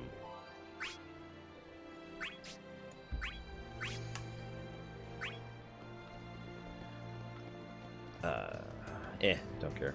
Don't care. Don't care. There's a lot of optional stuff. It's related to gear, equipment. I don't care. I'm not sure which way I'm going, though. Am I supposed to go this way?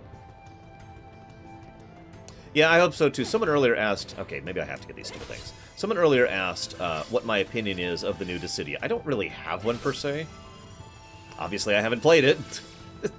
I have not bothered to get into the beta because I don't care until there's story. I never cared about the new Dissidia because it didn't have a story. Now it does, and I will care when it actually comes out.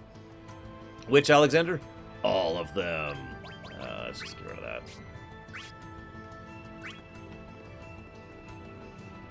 Yes, all 20 games we will be cheating our balls off. They will be flying off at Mach speed. It'll be very horrible.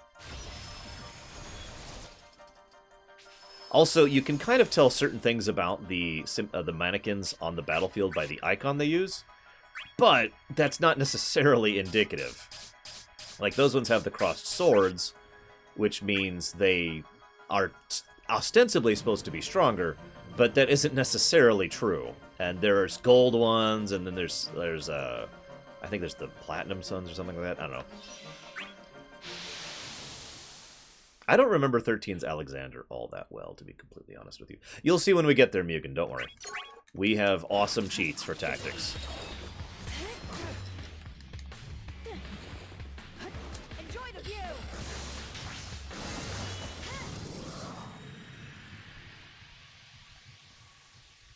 Also, I'm not sure how exactly you would cheat in an MMO outside of getting a hold of Square Enix and paying them money to give you cheats. Yeah, I know Hope had Alexander. I couldn't even tell you what he looked like off the top of my head. I literally can't remember. Hey, Crazy Legs. But if I had to pick my favorite Alexander... Let me think about that for a minute. Enjoy the view.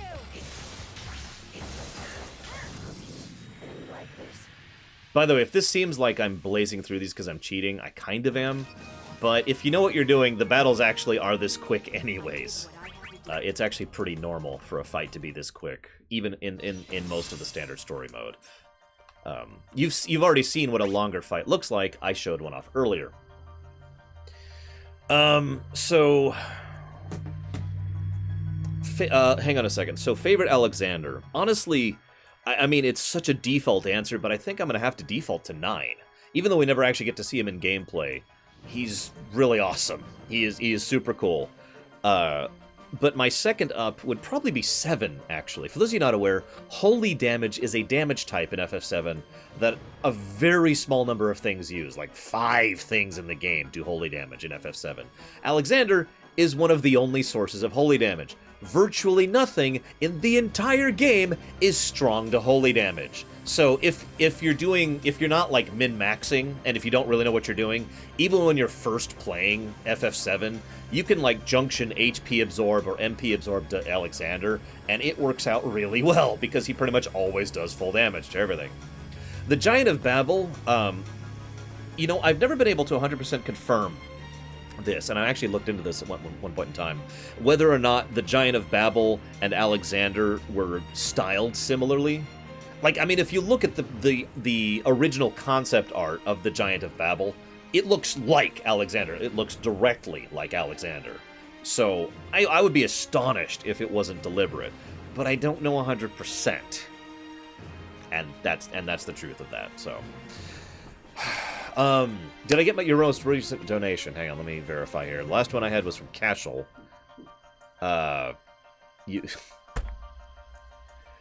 You want to rename a character a butt.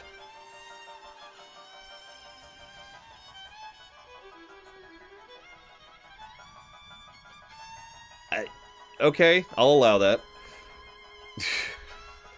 Please, someone donate more than that. That will be 15, and that's RM, actually. So FF1, it's Bosch, so Red Mage, and, but, you know what, no. I'm capitalizing the A and the B. I refuse to let them be lowercase. That's the line for me. They have to be uppercased. We have to use proper grammar. I'll allow it if you allow me to use proper grammar.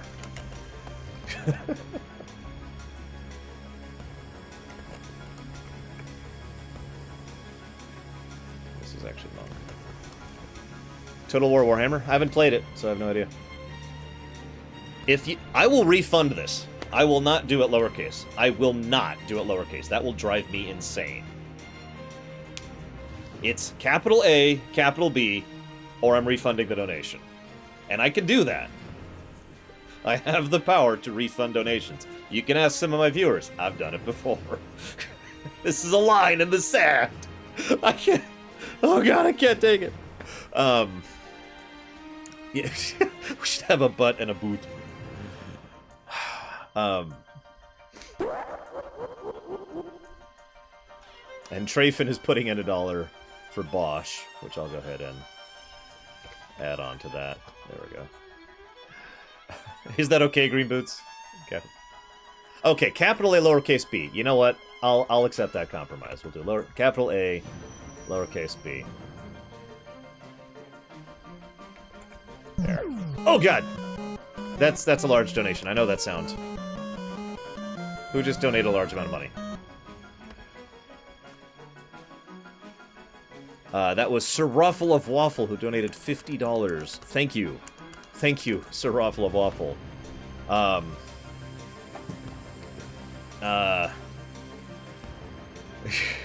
So...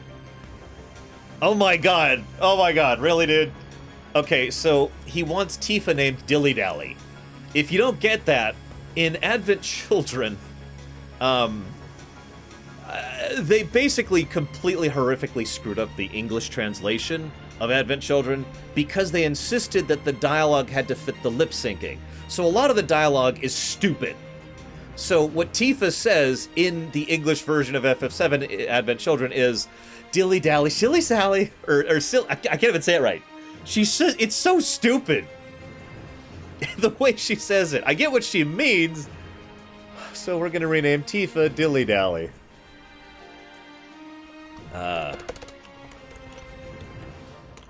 And that will fit. Dilly Dally, Shilly Sally. God, I hated that. I actually like Advent Children, and every time I see that scene, I'm like, ugh! Like someone just stabbing an ice pick into my heart. Dally 25. And I'm gonna make another thing up here. FF7 date. Tifa now has $25 towards us dating Tifa in FF7. Let's just do some quick formatting, just super quick, this won't take long. There, boom. And thank you again, Sir Raffle of Waffle. Yes, now I will never have Tifa in the party ever, exactly. Yeah, exactly, Krasusu. I know several people who literally did not actually know what that scene meant. The Dilly Dally Shilly Sally. The whole purpose, what she's trying to say, rather than using a colloquialism, what she's saying is that Cloud is dragging his feet. That he just keeps, like, meandering about and not really doing anything because of the angstiness that Cloud was going through in Advent Children. So they decided to translate that, again, in keeping with the lip syncing, as Dilly Dally Shilly.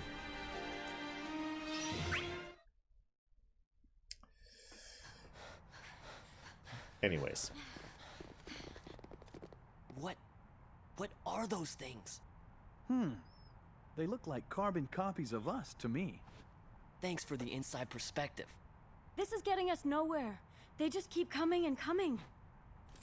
Mannequins. A never-ending pool of reinforcements. What good is having Cosmos' power if we can't even make it out of here to use it? Well, well. Kuja Cosmos's and warriors Kefka. marching straight into my arms of their own accord. Been a while since we've seen anything but puppets. Really? Could it be you're out of steam? Oh, you poor dears. I mean, turn around! You still have more mannequins waiting for a chance to play! Oh no, not again. I'll take care of these. You guys deal with the others behind us. Do not let them surround you. Actually, I love playing as You Kuja. just leave your escape route to me. Light, if things look bad, get out. Are there any FF games I have not played? Well, Kujiku, it looks like now Don't think is the so. time for you to show us what you can do. There's only one of them, too, you know. This is your chance to shine. Will you not stop talking? It gives me a headache every time you open that mouth of yours. Now? I do not take orders or cues from you, Kefka. I will engage them when I choose and how I choose. Fine, whatever. I'll just shut up and watch you do your thing, okay? Just get on with the showing me that you can actually put up a fight part already! Lightning with no sky in which to hide. No choice now but to fulfill your destiny and fall. I do actually like this actor for Kefka, I admit. I think he does a good job of it. But we have to talk about the voice actor for Kuja. See, here's the thing. Kuja in Dissidia sounded boring, terrible, and awful. Dissidia 1. And it was really out of place. But then again, everyone sounded terrible in Dissidia 1. Well, not literally everyone, but like Terra sounded terrible, Kuja sounded terrible, Cloud. Keeping in mind, this is Steve Burton. For those of you not aware, Steve Burton has been playing Cloud since Cloud has had a voice, which I believe Kingdom Hearts 1 was the first instance of that. And he has been consistently doing this. Yeah, see, the thing is, and I've actually talked about this before, the voice direction in Dissidia 1 is bad. Like, sometimes I guess you'll have to accept pauses at weird moments for no reason. And not sure how to emote at the wrong time. Like, it's bad. We'll see it because we're going through Dissidia 1, but it's not pleasant. The voice direction in Dissidia Duodecim is a very big step up. I bring up Kuja specifically, though. Let me share with you a little anecdote. The voice actor who played Kuja didn't know who Kuja was in Dissidia 1. If you don't understand how significant that is, I want you to imagine someone walks up to you and says, I want you to voice act this character. And you have no idea who they are, or what they are, or their motivations, or their emotions, or their perspectives, or anything. It is literally lines on a paper, right? And funnily enough, Kuja, back in Dissidia 1, sounded a lot like a guy reading lines on a paper. I actually have played the Crystal Chronicles series, yes. I haven't played Legends of whatever, though. That was mentioned earlier. So, in Dissidia Duodecim, he actually was like, okay, here's what your character is. And he's like, oh, okay. And he does do a lot better of a job in Duodecim than he did back in 1. I'm going to go ahead and turn the AC on, and we're going to hope that all of our setup for getting rid of the AC noise still works. So, because it's starting to get a little hot in here. So ephemeral, lightning. Oh, I'll show you how lightning strikes. Your go. Enjoy the view. So, yep, crushed. Christopher Walken. I can't actually do him. I did what I had to do. It just goes to show how important proper voice direction really is for games. I've discussed that many times over the years. Someone went and lost, didn't he? You know what they say about second place? Completely pathetic. Don't sweat it. A little thing like that's not going to be the end of you. Should be the end of that rebellious phase of yours, though. The next time you fight, it'll be study time all over again. Oh, what kind of deliciously depraved memories should I fill you up with this time around? What? You're still here? You let your friend die? You're not very different from the mannequins. And that is the reason you're still standing now. Shouldn't you be kissing my boots in appreciation? How dare you? Besides, it's not like he's really gonna die from that. Let him be. He'll be back. He's not dead? Now, don't you go prying into that. Even if I went to the trouble of explaining, you'd just forget. Well, it's been lovely, but being me doesn't mean I'm free.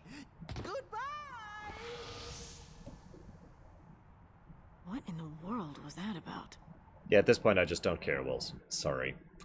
So, I just want to point this out, because Kefka is a lot smarter than he appears to be, and he tends to do that whole, I know what's going on and I know what I'm doing, while everyone else is just kind of bumbling around thing a lot in Duodecim. To explain a little bit what he was just talking about, I already mentioned the whole memories lost, losing thing. Thing is, if you're sufficiently skilled or powerful, when someone reconstitutes, you can basically change their memories or put new memories into them. And it's never stated outright, but it's implied that Kefka has been fiddling with people's memories for quite some time now. Pretty much just for fun. So, yeah. What he's going to be doing, if you ever wondered why Kuja is, like, strangely, horrifically evil in Dissidia 1, it's because Kefka decided to implant false memories into him, specifically to turn him into that. And actually, I've seen the voice acting in Devil Survivor overclocked, sadly. Kupo! Kupopo? And yes, of course Kefka would do that just for fun. I mean, why wouldn't he? Duh! Yeah, what Green Boots says is accurate. This is literally a retcon to explain away the problems with Kuja's presentation in Dissidia 1. Although I do think it fits. It is very in character. This reminds me a lot of World of Warcraft Legion. I'm not going to spoil anything, but it covers a lot of the plot holes with some of the situation, with what was going on in Dissidia 1, and kind of fixes things quite a bit. By the way, if I haven't said this before, I do recommend this game. It's a lot of fun, and I absolutely think it's worth picking up. If they ever come out with like a PS4 or a whatever version, I totally recommend it. So that's Roximus for FF9. Thank you for the donation, Roximus. And putting it in, so Roximus is now at 40. And I'll go ahead and update the second sheet, just to make sure I'm on top of everything. Which means it's pretty likely at this point that that's going to be Roximus. Okay, let's do this. Actually, yeah, I agree. There's a lot of parallels between Xigbar and Kefka here in Dissidia. He plays the fool, but he is very smart, very powerful, and he knows exactly what he's doing.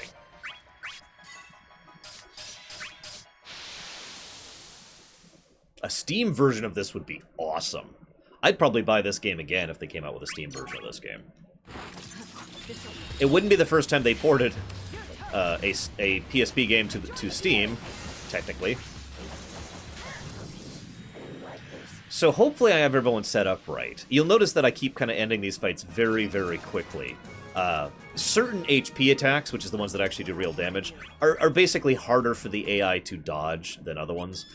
The AI has a harder time dodging up or down than it does left or right. So I try to hit the ones that hit a large area, and that's pretty much what I'm doing here. I don't have everyone set up, but hopefully I have enough people set up. Bad. Doubt they could have gotten past this many.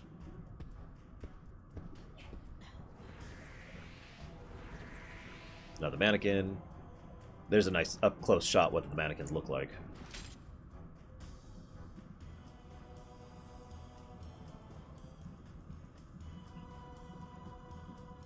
Yes, the Black Chocobo is another one of the mechanics of this game. I can actually show you what that is super quick, because it doesn't take long. So you notice in the lower right there, so every time you win a battle, the Black Chocobo goes up, and after, like, if it hits a carrot or a chest or whatever, you get a bonus. In this case, the next battle I fight will double the experience I gain. I am, of course, at level 100, so it doesn't matter, but, you know. Most cool factor of any game I've played. Ooh. I mean, it's certainly still very high up on the cool factor list. I think Birth by Sleep is certainly pretty high up when it comes to cool factor.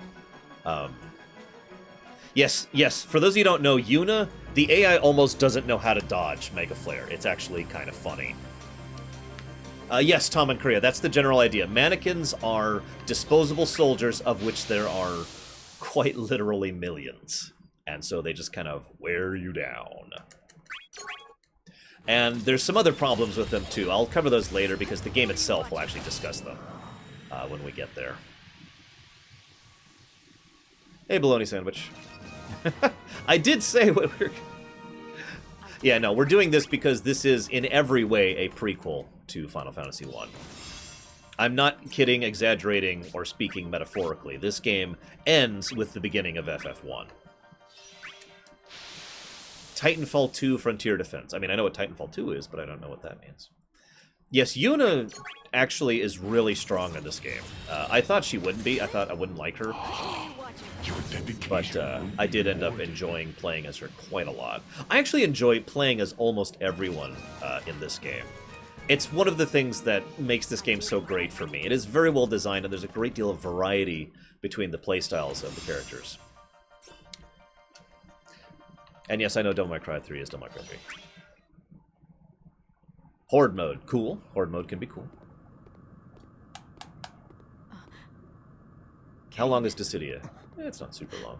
You made it out. So... What about the rest of them? Vaughn, Tifa... Yeah, X-Death, not happening. Bartz. Someone got So him? Kain just defeated Bartz, is what just happened. Bartz, stay with us. Kain, you... Why did you... Yeah, I don't enjoy playing as Lightning at all. Kain has betrayed us!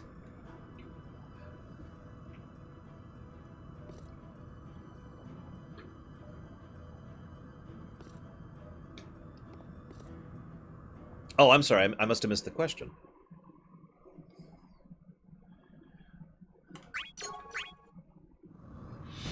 Yeah, Bartz is still a freelancer.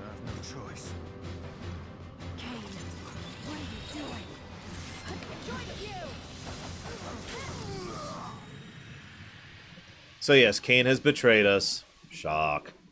For anybody who's never played FF4, this is my shocked face. Hang on, I got a donation in there somewhere. I need to see what it was. That was from Green Boots! Rusty! Yeah! Sorry. I'm trying to stay quiet. I'm really excited, guys. I have been excited. I had so much... I actually had to take NyQuil last night. I have actually... For those of you not aware, I made a specific... I made a specific point to stop taking NyQuil every night to help me sleep. Oops. Because of the fact that it was affecting my health. So I quit NyQuil, but last night I had to take NyQuil just to sleep. I was so excited. Okay, so Steiner is Rusty at 25, looks like. Rusty 25. Really? Awesome! Haze Blaze is still awesome.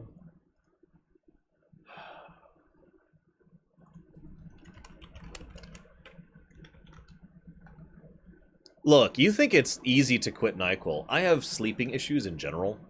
I have trouble getting to sleep, and I have trouble staying asleep. I have a form of insomnia. I don't know what it is exactly. I haven't been diagnosed for it since I was a kid. But it's I have real hard time sleeping, and I am tired a lot of the time. So it was just easier to just take NyQuil every night and deal with it. Quitting NyQuil meant a lot of nights where I just didn't sleep for about a week there. It was pretty unpleasant. Okay, so how was the 4-job fiesta for FF5? I failed at Neo X-Death. I got all the way to the very last X-Death and failed.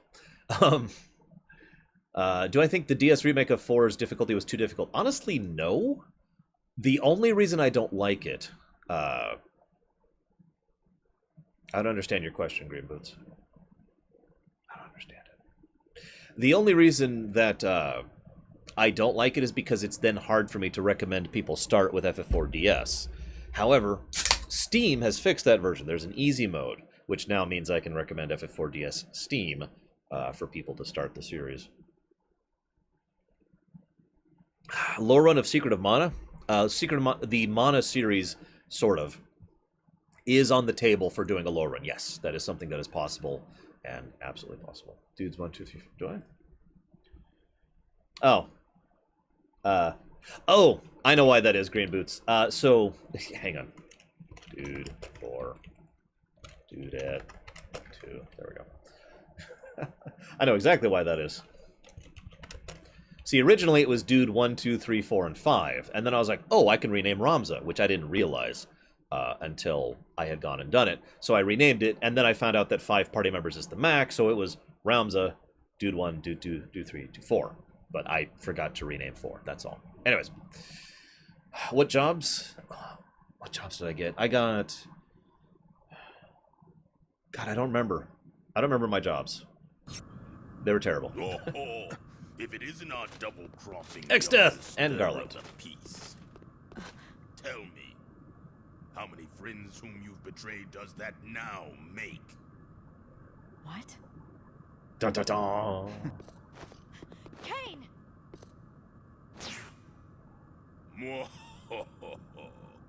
This may be well worth hunting. I shall pursue him for the time being. That's Garland on the left, if you don't recognize him. Suit yourself. You know, FF1 Garland, not FF9 Garland. A mannequin army will soon sweep across the very place we stand. I needn't bother lifting my blade against the likes of you. The Void. The Void. The dolls have served their purpose better than you could know. They Because may of the have Void. their imperfections, but they are more than capable of defeating you. Says who? Most of your friends have already departed. You'd best enjoy what precious time you have left. Departed? What's that supposed to mean? Mannequins are merciless. They know only how to deliver death and destruction, from which there can be no return. I suspect that we shall not see one another again. Fare thee well, soldier of Cosmos. So it's kind of worth noting that Garland doesn't want this to happen. That's part of why he explains everything to her there. So if you don't know what that explained, let me go ahead, and yes, I do believe that's Chris Sabat. Let me explain what he just explained. So I mentioned earlier how if you're defeated, you could still come back. You know, there's resurrectable dead and resurrectable dead. Most of the people defeat you, and then, you know, you can come back. There's enough energy for you to come back. But what happens if a mannequin defeats you is they don't stop. You know, once you're down, they don't stop beating you. Imagine if you're playing any of the Final Fantasies from like 1 to 7, and as soon as someone goes to down status, you know, their HP hits 0, the enemies keep hitting them. That's what the mannequins do. And they keep beating you as you're down, and you go from downed to dead. And that's the real threat of the mannequins, because there's a lot of them, and they won't stop even after you have been defeated. And as I mentioned earlier, if you're actually at dead, Shinryu cannot resurrect you. So this is the first time this has happened. The mannequins are effectively new. I should say they are literally new to the cycle as of the 12th cycle, although, as I mentioned before, they were actually invented back in the day. Oh yeah, that reminds me, I wanted to check something, although I'm pretty sure I checked this already, but let's just... Oops, wrong button, wrong button. Pretty sure I already checked this. I just want to verify.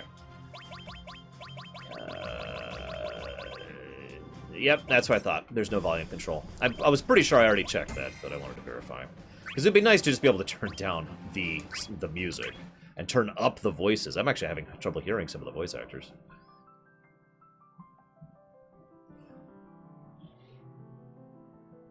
Why don't the other characters go do that? Let's just say that they aren't... There's... How do I put this? There's basically a geese on everyone. Compunction. Compelling them to not do that. This is one of the reasons why I mentioned that Garland doesn't want this, because the whole point of this is not to win. Remember, this is the 12th cycle. This has been going on for a while now. The idea is not to defeat the other side. The idea is for the fighting to keep happening. So, they don't actually want that. Mannequins, however, they're out of it. They're out of the cycle.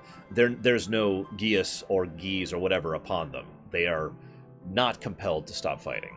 Make sense? It basically is Maudine. So now we have to play as Vaughn. Now, I actually like Vaughn a lot better in Dissidia Duodecim than I do in 12. In 12, I'm saying the right game. But I have to admit, I'm not really good at him. So we'll see how this works out. Oop, wrong way. Yeah, Vaughn is... Okay, so I'm actually just going to show this off really quick. Vaughn is, I'd say, probably the single most versatile character. He's basically Furion done better. Of course, you guys who haven't played this game don't know what I mean by that, but I'm curious how many of you who have played this game know what I mean by that. Now, to explain myself, Furion's playstyle is all the weapons. So he's got, like, short-range weapons, mid-range weapons, long-range weapons, etc.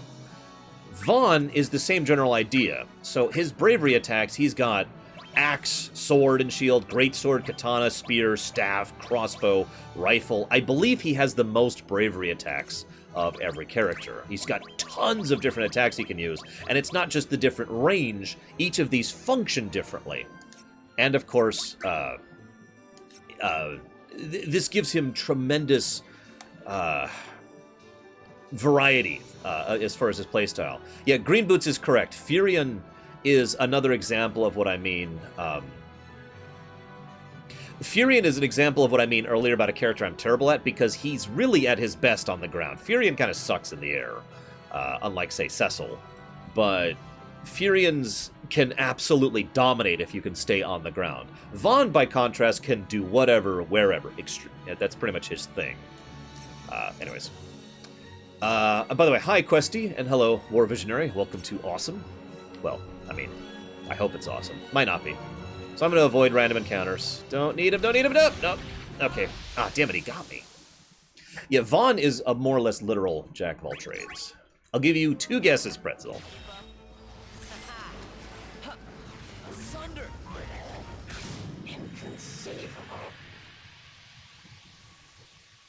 And so someone mentioned earlier, Vaughn acts more like a proper teen here, and I agree. There's one thing Vaughn does in Dissidia that kind of pisses me off, but it's a little thing, and it's something I'm willing to forgive, because for the rest of it, he's pretty cool. I especially like what he does with Terra in a bit here. We'll get to that. And I do kind of get the idea of him doing what he does with the Onion Knight, who I may just refer to as Lunith, because I hate calling him the Onion Knight, so whatever.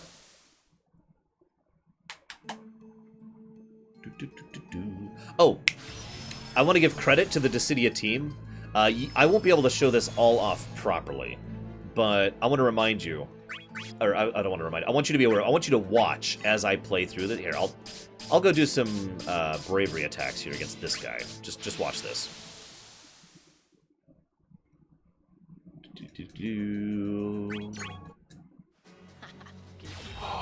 Oh gosh. Okay, so I know it's hard to see, but if you could see, like, the crossbow there, and the sword and shield I'm using, the katana I just brought out, the staff I just brought out, I know you probably can't tell. Maybe it's a little clearer now. Those are actually the models from FF12. They actually bothered to go and pull the actual models and textures from FF12 for all of his attacks. So these are actually the weapons from 12, which is awesome. See you around, budda. Why were they called Onion Knights again? You know, of all the many things I know about this series, I don't know where the Onion Knights thing actually originated. Like, I've heard rumors, I've heard speculation, but I've never heard a definitive answer for why they started calling them Onion Knights back in 3. Actually, his abs look fine. In fact, his abs look like abs, if you see it carefully. Hang on, I got a donation, so I'm going to check that really quick. Green Boots, who wants Dude 4 named Dude 5. Okay. Okay. What class, Green Boots? So, you want Dude 4 named Dude 5. And that's 25. Onions have layers. Ogres have layers. Now I gotta wait for Green Boots to answer me.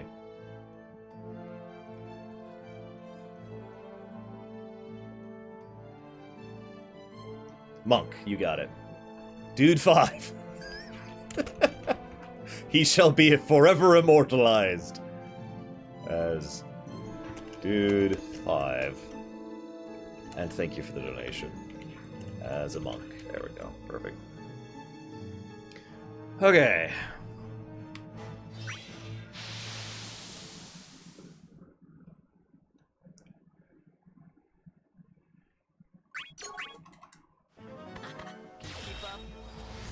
I don't know, Easel, or FF12 Maniac, if I'm going to be falling into the swamp. I'm going to try not to fall into the swamp again. I already made that mistake once. But here's a good shot of his abs, or... Yeah, there you go. You can kind of see them there. They actually look like abs rather than clay carvings.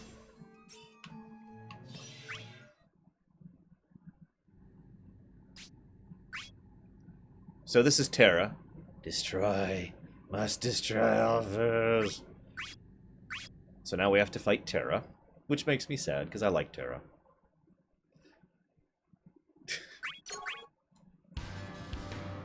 Oh, I love this song. Enemy. Am I really supposed to fight this girl? Oh, wow. She actually dodged that.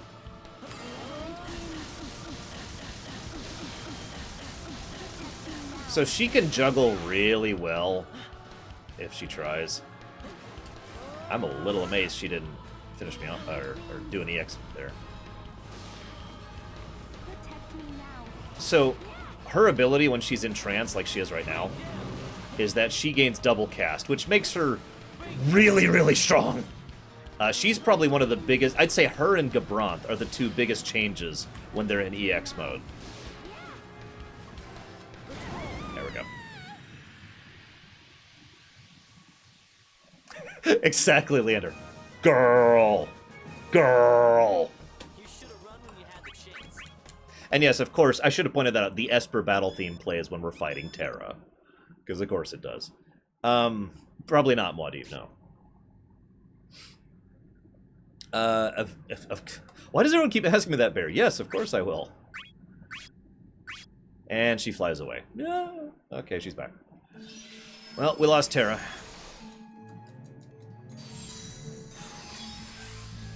I'm excited to see what they do with the story, since it's apparently connected, and I have no idea how or why. Given everything I'm going to be talking about here, it's entirely possible that some of the questions I have will either be answered or proven wrong in the future. The Lord knows this wouldn't be the first time that I have done a lore run and been proven wrong on certain things because of speculation. Yes, I know. Thoughts on Berserk? Don't like it. Not my thing. I'm sure other people like it. Yeah, I'm supposed to be about level 10 right now, Tesla. I am not only very high level, but I am very high level with very good gear. I am not maxed. I could be a lot stronger. But true maxing in Dissidia takes an absolutely insane amount of time. The amount of grinding in this game, if you really want to max everything out, is actually kind of ludicrous. It's on FF12 levels of insane. Most powerful mage canonically in the series? Oh, geez, I don't know. So someone earlier asked a similar question. Who do I think the strongest... Damn it. There we go. Who do I think the strongest villain is of the FFs? My answer is Exdeath. Absolutely. Exdeath is without question the strongest villain overall, with Kuja coming in close second while trancing. That's my opinion on the matter.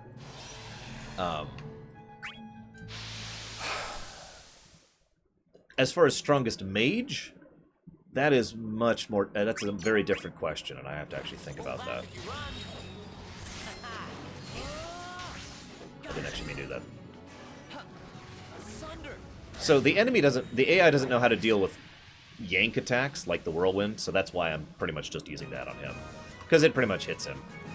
And just, bam, done, bam, done. Weakest FF boss? Hojo. Or do you mean the end bosses? How do I define mage? Well, admittedly, when I think of mage, I think of traditional mage. Someone who casts...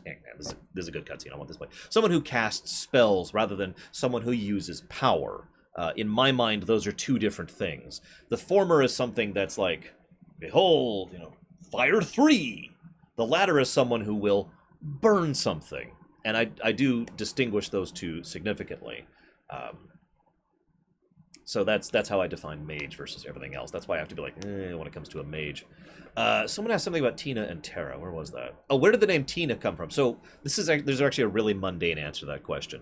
Tina is a very exotic name in Japan. I know people in real life here in the States who are named Tina. It's a much more mundane name here. And the whole point was they wanted Terra to have a name that was exotic or abnormal, you know, kind of like something ephemeral. And Tina was more of a name for that back there. And when it came over here, they're like, I mean, I know people named Tina. So they renamed her to Terra. That's the only answer there. Is the grinding as bad as in Type 0? Honestly, I'd say yeah, especially in Duodecim. So for those of you not aware, you can set up things. Let's say Roximus plays Dissidia with me. Yes, there's multiplayer in this game. But the way it works is I could go to Roximus and be like, hey, dude, I really want this accessory and these 2 crafting materials. Could you set up X-Death with this particular equipment setup? Because that's how you generate equipment, is you fight someone, do certain types of attacks on someone, and that gives you a percentage chance to generate something based on what they have equipped. Make sense? So he sets that up, he sends me the file with his X-Death, and I just beat up his X-Death to generate the items. This is how it was in Dissidia 1. In Dissidia 2, they nerfed that a lot, to the point where we're talking like 10 to 100 times more rare to get these drops to happen. So you have to sit here and just be like, and just grind and grind and grind and grind and grind to get one crafting item, to be able to go grind and grind and grind to get another crafting item, and so forth and so on, in order to get all the items you need, to upgrade for the stuff you need, and so forth and so on. I have never actually 100%ed a Dissidia, and I never will. It is simply too grindy for me. I have hit level 100, obviously, without using cheats, and I have gotten good gear on everyone, but getting the absolute greatest gear on everything, oh. So, strongest summoner? Rydia. I don't even have to think about that one. Oh, you crack me up. Don't want to fight, she says. Who are you? And what did you do to the girl who was having such a blast beating the pulp out of people? I didn't. I don't. Huh? That's that girl. You can see the abs there. Listen, you're a vicious beast, with vicious power meant for mayhem and destruction. Now tell me, how is a person like that going to decide she doesn't want to fight? You better straighten up, Missy, or I'll have to teach you a lesson. Please don't. It seems like they're arguing with each other. Yeah, I think I'd better keep out of it. All right. So much for Mr. Nice, Kefka. Sorry, Dave. I only hurt you because you make me.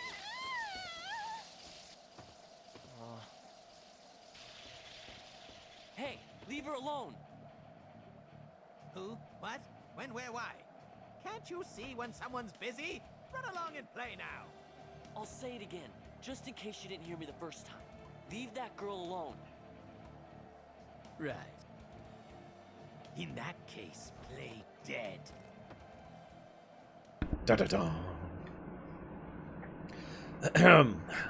Ability, not the summons, Venters. You're about to learn why oppose rhymes with dispose. Always happy to take out the trash.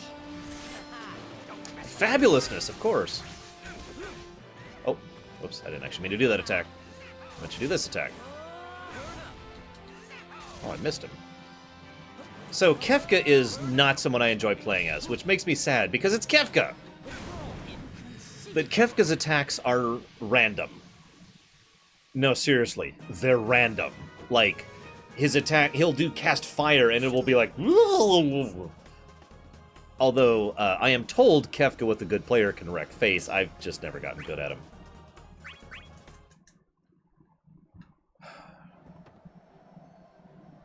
And here I thought you were just another prepubescent pretty boy.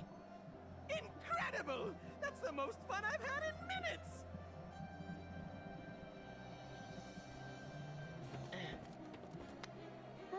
Hey, snap out of it. We gotta go.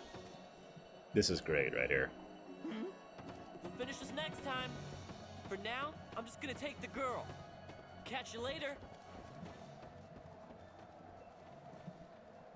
Yeah, it's been a pleasure. Wait, you're what? Sorry. Well, fine. You just go on and take her with you then. After all, she always comes running straight back into my arms anyway. What do I care? Go on, scram! Cheeky brat, that one. Thinks he can just waltz in and cart off anybody he pleases. Who does he think he is? Never even got a chance to say I wasn't sorry. My opinion of the Fire Emblem games is that they're good, but not great. They're enjoyable, but I can't call them masterpieces. And I have played 7 and Awakening. In that order, actually.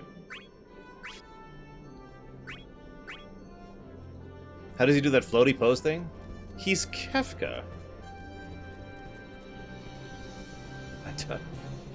Smack! Stab in the middle of it, return. Yeah, we'll see that line later when we get to Dissidia 1. I would argue that part of the reason Dissidia... okay. How do I say this? I would say that Kefka is one of the only actors who put in a really good performance in Dissidia 1. The guy who plays him, I should say. Garland did a good job. Golbez did a good job. There were a couple of others, but it was such a nice... He's not the best voice actor in the world, but when you have a game where everyone does the pausing thing and of course and talks like John Delancey, apparently, when you have a thing where everyone else is putting in a really bad, boring performance, seeing someone like Kefka and hearing that voice was just a breath of fresh air. And hang on, who dares donate to me? It's Green Boots! Dude, stop donating! It's not cool! Wait. Okay. Thank you. First of all, thank you. Please stop donating, thank you. So, Green Boots just donated for Rinoa to be renamed Squall.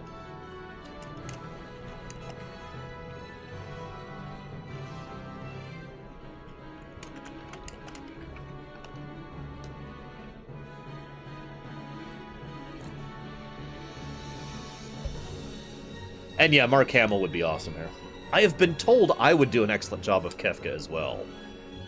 And that's funny because I also really want to do an excellent job of Kefka. I would absolutely love to be able to voice act Kefka someday. I admit it's one of the harder things for me to do. It's actually difficult for me to voice act Kefka. And my performances always vary. Alright, Green Boots, I do appreciate it. I really do. I feel bad. This should be far enough away they won't find us. Oh, hey, I'm Vaughn. And you are? Oh, trust me, I'm a hell of a clown. You're one of Cosmos's warriors. Well, yeah. Yeah, I am. Then please... What did you do, Roxamus? Kill me. Whoa, Terra! This is a good time to talk about something with Dissidias. So, whether this is actually, whether this is a good thing or a bad thing, kind of depends on your opinion. They deliberately flanderized most of the characters in Dissidia. They took the primary character trait of each of the main characters and distended it, made it more, and kind of ignored most of the rest of their characterization. Now, they did that on purpose, and their stated reason for doing it, I kind of agree with, because they wanted each character to be distinct from each other in terms of personality. If we're being honest, a lot of these characters, even if they were the full character, would kind of blend a lot, right? Now, the downside is that for individual characters, especially ones who get a lot of characterization in their individual games, come across as very weak. Terra is an excellent example of this, because Terra is really, really bland in Dissidia. She is a straight-up caricature of, no, please, I don't want to fight, please, rather than, you know, the depth that we get of her in FF6. Right?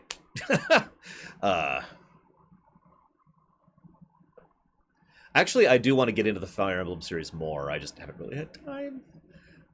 Terra is actually 18 as of FF6 proper, and 19 when it moves on. I have no idea how old she is here, because we're not even sure if this is Terra. But yeah, as Absol says, you can't really do full characterization in a fighting game with like a bajillion characters. Now, I will say a couple of these characters are actually better here than in their main game. Squall comes to mind immediately. I think they do a really good job of Squall here. I was explaining to my sister once, actually. Squall is the kind of person who is an introvert who really likes helping people. And so you get this weird situation where I don't know. I don't know how to explain it past that. But they do a good job of hitting that particular slice of personality. I like Vaughn a lot better here. I like Lightning better here, although she's still kind of iffy. Oh, did you, Green Boots?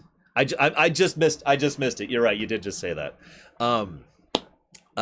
Emperor Mateus is a great example of a guy who basically had no characterization back in FF2, but has a lot of characterization here in Dissidia. And when we get to FF2, I will actually be basing some of my theorizing and some of the lore of Mateus based off of Dissidia, because we get a lot more for him. Ultimecia is another example of a character who receives a fairly large amount of characterization here, more so than in her base game, and so on. So, while in some cases it's like, oh, come on, this Cloud is probably the most egregious example. Because Cloud... Hang on, I don't have my sword handy. Cloud is just here. Whatever. Life is pain. And that does irritate me, especially given... Oh, God. Your dedication will be rewarded. Especially given that Cloud, let's be honest, actually got a lot of characterization back in FF7. Some people tend to forget that. I will actually talk more about that when we get to FF7. But Cloud is not actually emo, guys. He's not. He's not goth. He's actually a bit of a goof. He has a lot of characterization and a lot of development in FF7 and in nothing else. So Cloud, as he's presented here, is just, all right, let's just go and defeat it. Drives me crazy. But as was pointed out, they do that in everything. I think the only other game that Cloud has been in where he hasn't been super emo was Kingdom Hearts 2 specifically. And it's only for one scene. It's the scene between him and Squall. Excuse me, him and Leon. Oh, you're right. I'm sorry. I didn't think about that. Crisis Core, of course, Cloud was good because that was Cloud. All right, now what the heck did you do, Roximus? Do I have a pocket? Oh, I do have a pocket. Oh, that's awesome. There we go. Now I don't have to worry about dropping it.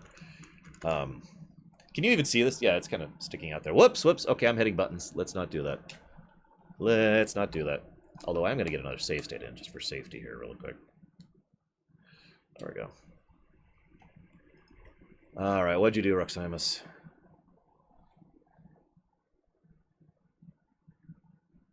Oh, no. Okay.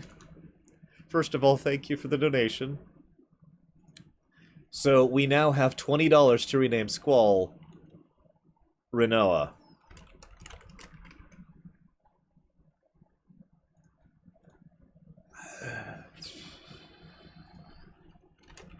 Which means we officially have more donations, separate donations, for Squall than any other character. Someone has donated for him to be named Kefka, Leon, Bob, and Renoa. I'll do it off the top of my head, villain. We're doing Dissidia, 1, 2, 3, 4, 5, 6, Crisis Core, 7, 8, 9, 10, 10, 2, 12, Tactics, 13, 13, 2, 13, 3, Type 0, 15. That's the order. Okay, back to the game. Huh? I don't want to fight anymore. I don't want to hurt people or destroy things anymore. So please. Couldn't you just stop fighting and not use your powers? I mean, that's gotta be better than the alternative. What do you mean? You're my enemy, aren't you? People are people, aren't they? It doesn't matter which side you're on. Oh. Back there, it looked like you were in trouble. So I did what I thought was right and got you out. I mean, I knew you were on the other side, but what difference does that make, you know? You don't care? Nah, not really. It doesn't change anything, does it? What does you being in trouble have to do with Chaos or Cosmos? Well, I mean, we're both soldiers, and we were summoned here to fight. Okay, sure. We were summoned here to fight. But that doesn't mean I'm just gonna throw away what I believe in. I decided to help you because that's what I wanted to do. And I have no intention of hurting you. That's not me. Listen, don't think about things so hard, alright? You don't want to end up just doing whatever people tell you to, do you?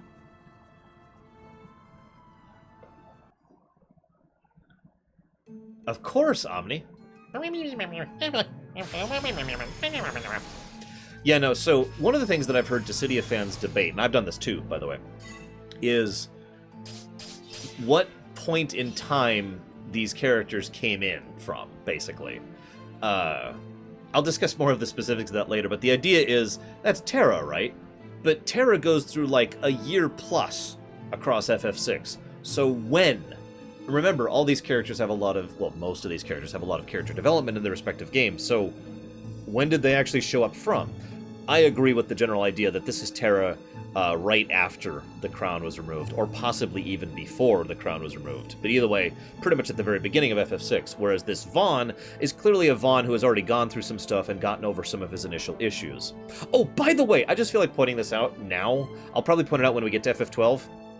You remember how I really don't like Hope in FF13, specifically in 13.1? What Vaughn did to Bosch is what Hope should have done to Snow. You know, there's an issue there, but then they interact, and then they interact, and then they interact, and it's like, okay, obviously everything I knew was wrong, let's move past this, as opposed to, this is my only character arc, is hating you! Alright, I just had to get that off my chest. If I'm not mistaken, Vaughn was supposed to be in Dissidia 1? I forget. There were several characters who were supposed to be in Dissidia 1 who were put off into Dissidia 2. I know Lightning was in that list. Yeah, exactly! Just actually do something instead of just... Ah, damn, I missed. Wait, no. Is it back? Nah, it doesn't matter. It's forward. That's true, Absol, but it's still ridiculous. Ooh! Pay close attention. Hopefully you'll learn something. Oh, Hope. Any day of the week. As much as I dislike Edge, Hope is just another class. Hang on, who just donated? That's from Killer Beans! Against Tita's Laughing. Oh my goodness, that's our first against. So we are now actually at 0.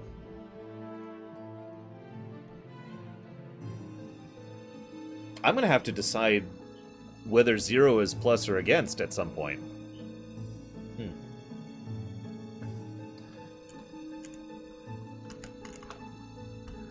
Okay. I'll figure that out later. Well, right now we'll assume 0 is no, because there's no positive. Because that just makes sense to me.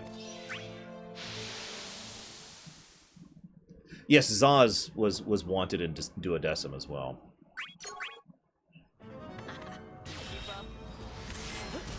Oh, really?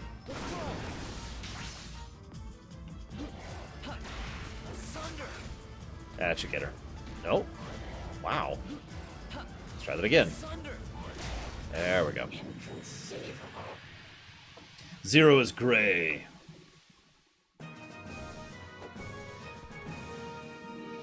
Wait, does that make me 0? So am I a blonde-haired lightsaber-wielding guy? Or a manipulative guy in a wheelchair? There will be no skipping of cutscenes, no. I actually thought about that, but no, there will be no skipping of cutscenes. Although I may make a bonus donation incentive to try and get the hot spring scene in FF10 too. And by get, I mean the opposite of get.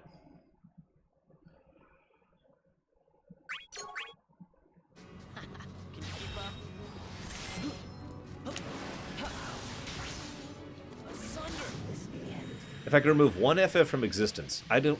Okay, first of all, let me just say that I wouldn't want to. I do honestly think that most works of fiction deserve to exist.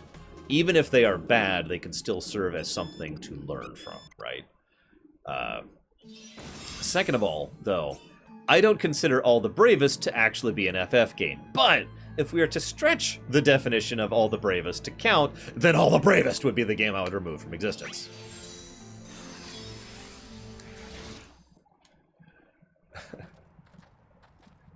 Oh God, You're Pika. different from me. That's You're horrible. strong. You can make your own decisions. You already have. You don't want to fight. My own decisions. Yeah. This battle's gonna be over before you know it. And I can already tell you Cosmos is gonna be the winner. Once Chaos is out of the picture, things ought to settle down a little bit. Then we'll all be able to go home, right? But FF Adventure is actually Go a somewhere safe good game. and hide out until all this is over. Somewhere where you won't have to fight. What? I'll come and find you before we go to fight Chaos. Then, you can come back to see Cosmos with the rest of us. To see Cosmos? God, her eyes do look weird Yeah. there. If you become one of her warriors, you should be able to go back to wherever you came from too. And then searching for friends fires up. Anyway, I better get going. I've still got some fighting left to do. Find somewhere to lay low. I'll be back for you. You can do it, Gigi's. Fun. After Years, or Yeah. How Not to What Do a is it? Sequel. My name's Terra. Who? Terra. Nice to meet you, Terra. I mean, I like the voice actress, it's just some of the dialogue isn't what I'd call fantastic, SJ. I do think this is a good voice actress for Terra. So,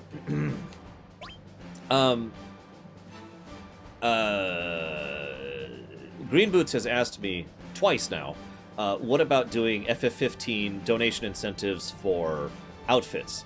Now, I responded in my head, but I didn't actually respond out loud. I do that sometimes, I apologize. If you ever notice I answer a question like 5 minutes later, it's because in my head I already answered you. I thought about that, but I don't actually have a lot of outfits in 15. And I don't know where to get other outfits in 15, so... I mean, there's only like, what, 4 outfits per character? At least from what I have. Probably Mega Mike. So now to do Laguna, also known as Awesome. Laguna is one of those weird oddities when it comes to the Final Fantasy series. I could talk about just about any aspect of the FFs, whether it comes to a game, or when it comes to a character or songs or whatever.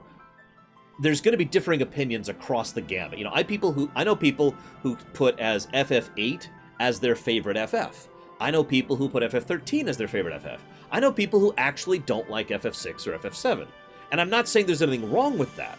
Just a lot of differences of opinion. But almost everyone, like 95% of everyone, loves Laguna, even in the original FF8.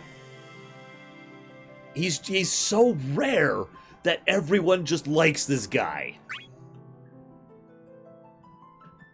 And yes, we will be doing the DLC for 15, except for the one that isn't out yet.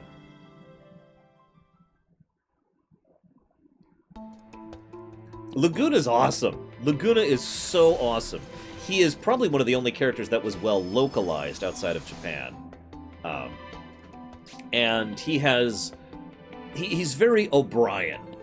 He's very normal, down-to-earth, ordinary, relatable. He's a nice guy. He has a lot of charisma. Just overall awesome character. I think at least part of it is because of the fact that this is the Final Fantasy series.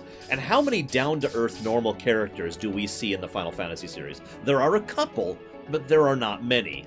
Laguna is just a guy. And I love that about him.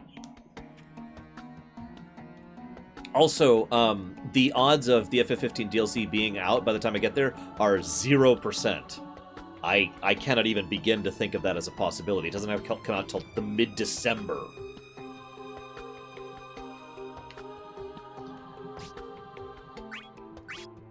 Yeah, I know how to use chains. Thank you, game. I have played this game before. I know it doesn't look like it, even though I loaded a save that has completed everything. And yes, of course, Man with a Machine Gun is awesome. In fact, I can't select. So Laguna is actually really hard to use in Dissidia, so... It doesn't look like it, but he is, trust me. Laguna is also really awesome, though, in combat. So, Laguna is basically like Furion or Vaughn. He has a lot of different guns. Each of them varies based on input. Like, for example, hang on. This is the sniper rifle. Now, it doesn't look like it, but I had to actually aim that. See here, I'll kind of demonstrate. You can see how I can kind of aim the shot there. It also has a little bit of a ricochet. That, right there, that's me doing this. If I just hit the button, that's all that happens there. And, of course, he's got that and that. That's probably my favorite Brave attack of his. He's also got a semi-automatic shotgun. Here, I'll try and show it off. Like that.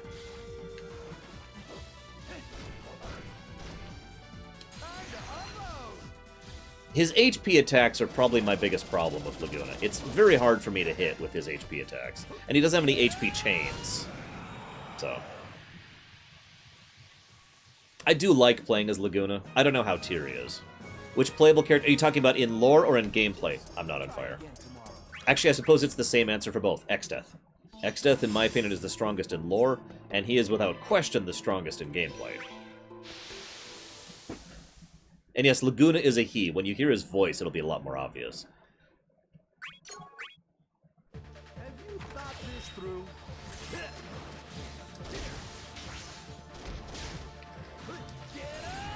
Ah, damn, I was out of range. One of my biggest problems playing this game, I've noticed recently, and I don't think I used to have this problem, as I think my sense of depth perception is getting worse. Because, I'll do an attack, and it's like, oh, it missed, because I'm too far away. Whoops. How could Ultimecia beat Exdeath? Real question. I can't even imagine that as a thing. I mean, I'll believe you. I never really got into competitive Dissidia. When I was playing, the two top-tier characters... Excuse me. The three top-tier characters were Exdeath, Gabronth, and... Exdeath...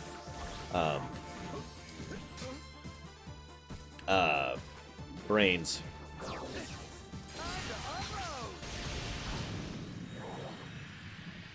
I suddenly can't think of the character. Oh my god. Wake up, lore. Jekt. Exdeath, Jekt, and Gabronth were the top tier when I was playing and actually being a part of it.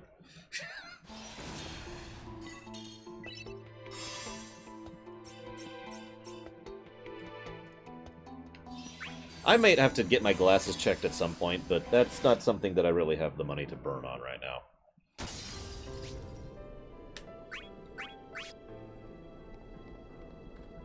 I'm not sure I could take LASIK. My grandmother took LASIK, or some kind of LASIK, and I don't know if it's the same for everyone, but they did the surgery on her eyes while she was conscious. And that just sounds really, really horrifying to me.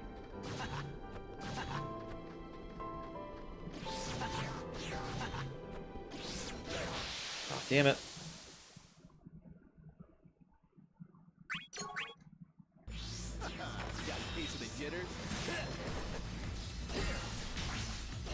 Well, she couldn't do it by herself, don't forget, Jack.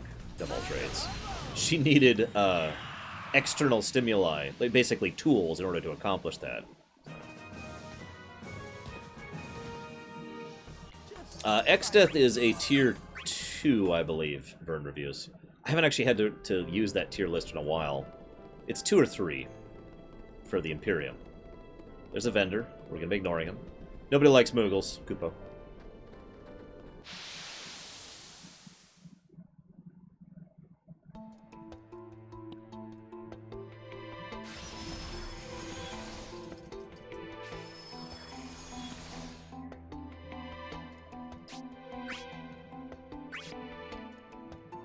Blah, blah, blah, blah, blah.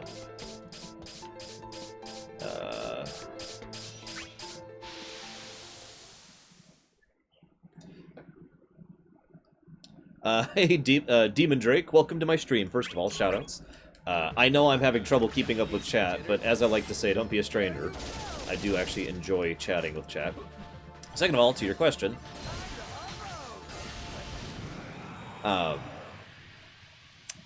when will I be doing them? Hang on. I don't actually understand your question. I mean, now? Does now answer the question? Every day? I am actually confused. I'm not sure I understand your question. Yes, I don't. Come on, cancel the chain. There we go. Oh, God. And there's Krasusu. Thank you for the subscription, Krasusu. I think we're up to 90 subs now. Although, that's probably as high as it's going to get because it's been a month now, so we're probably going to start seeing repeat subs instead of new subs.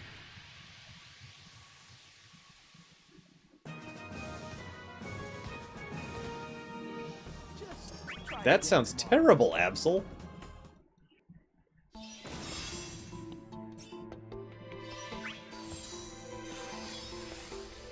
So anyways, apparently Ultimecia is best in gameplay. I didn't know about this. But Exdeath, I would still say, is strongest in lore. Although, a close runner-up for strongest in lore is Kuja. Some of you probably don't actually know about this, but we actually had a whole voting debate thing going on the forum. This was like a year ago at this point.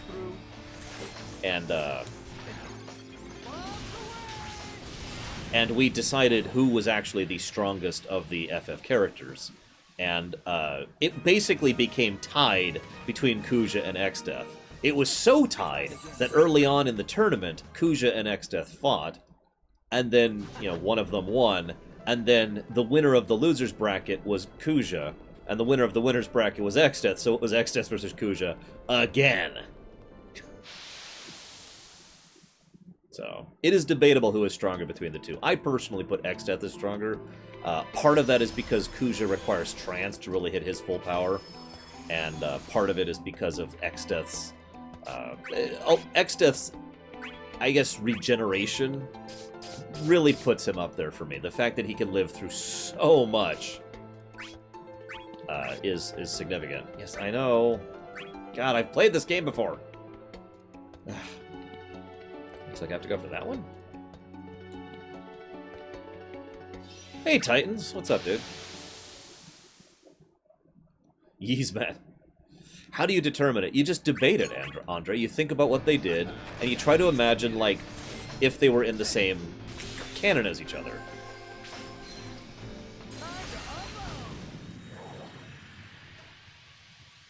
Strongest physical... Okay, hang on. Let me rewind a bit. Strongest hero in lore. Try again tomorrow. That's a tough one, actually. I think Kefka could have absolutely done more if he cared. I do agree with that. I've always personally put Kefka as extremely high tier, not just because I'm a fan of his, but because I think that's part of his character, is that he is very, very powerful and basically doesn't care. Oh no, I can't see my brave values! That is the worst summon in the game, by the way.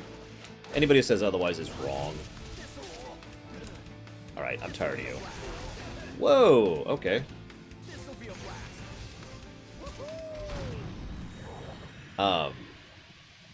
Strongest hero in Dissidia. Let's just limit it to Dissidia. Just try again tomorrow.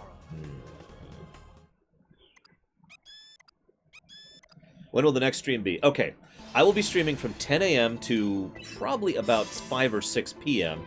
Eastern Standard Time every day until I'm done. That's the,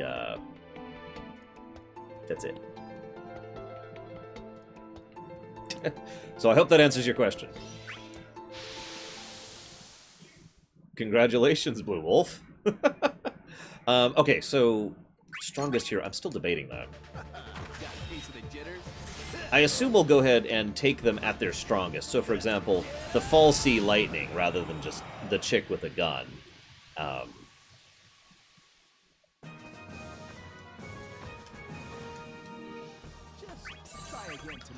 Lore Week will be debatable based on the week. If I have stuff that I feel like I can actually discuss for Lore Week, we will go ahead and do Lore Week. If I don't feel like I have anything to talk about for Lore Week, then we will not do Lore Week. Where the hell? God damn it. It's this way. Well, see, it's funny you say that, Green Boots, because I could say the same about Furion, if we're going with that mentality. Got a piece of the jitters? This'll be a blast. Oh, damn it. This'll be a blast. Ugh, I actually meant to do this attack.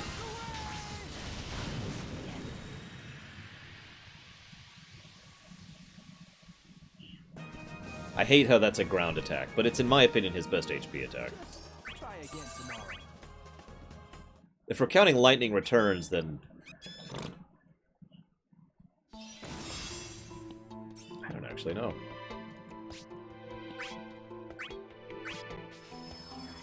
Hey, Vaughn, you...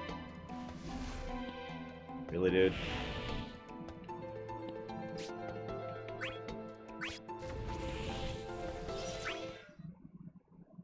Of course he does, Dakota. He has access to Esthertag. Well now, is this my first time through here? So this is actually a My good scene, so I'm gonna shush.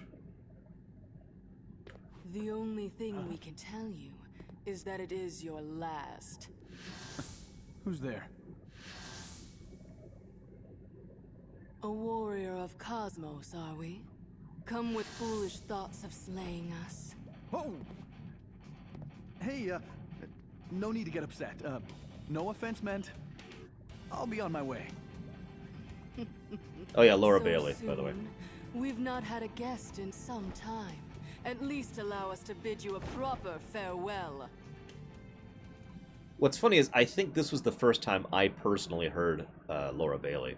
I'm not sure if that's true or not, but it was definitely one of the first times that her voice really was in a game I cared about. Of course you follow. Hey, James Carmichael. They all do. That is the Cloud. Now, I refer to her as the Cloud rather than the Cloud of Darkness because of reasons we'll get to when we get to FF3. But that is an interesting character. She also receives characterization in Dissidia, whereas she basically had none over in FF3. Now, but let's be honest, nobody got any characterization in FF3. Hang on, so we just got something for FF8, which is down here. We name Odin to Raiden at 2, and Bahamut to X-Death. Hang on, Dissidian, do you want it X-Death with a capital D or lowercase d? See you around, Shahali, hopefully.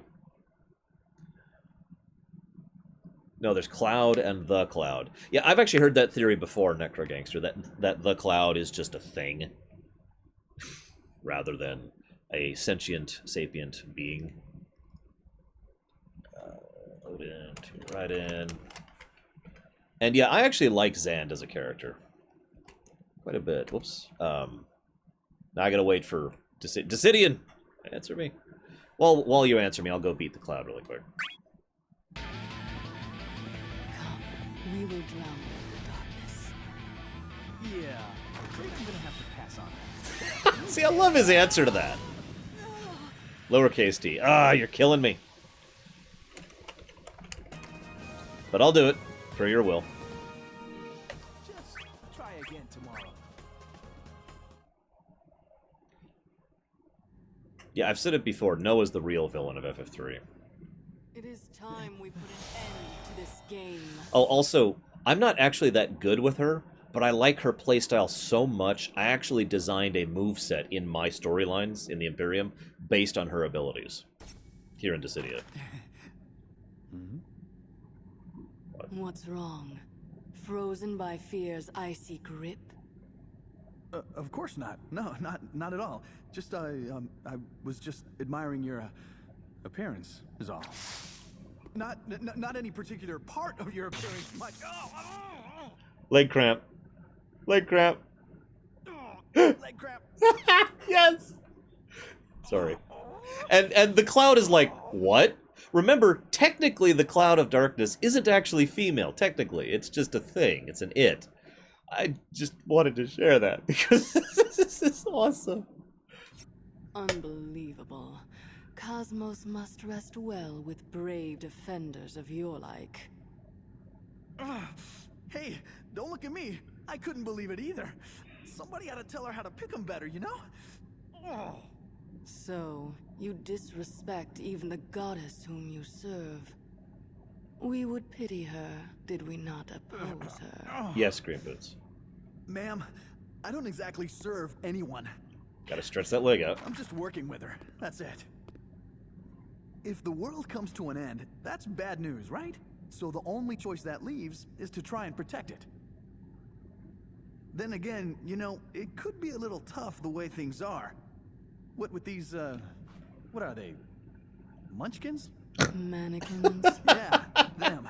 That's what I meant. Those things are getting real old real fast. It's ridiculous. Where do they all come from?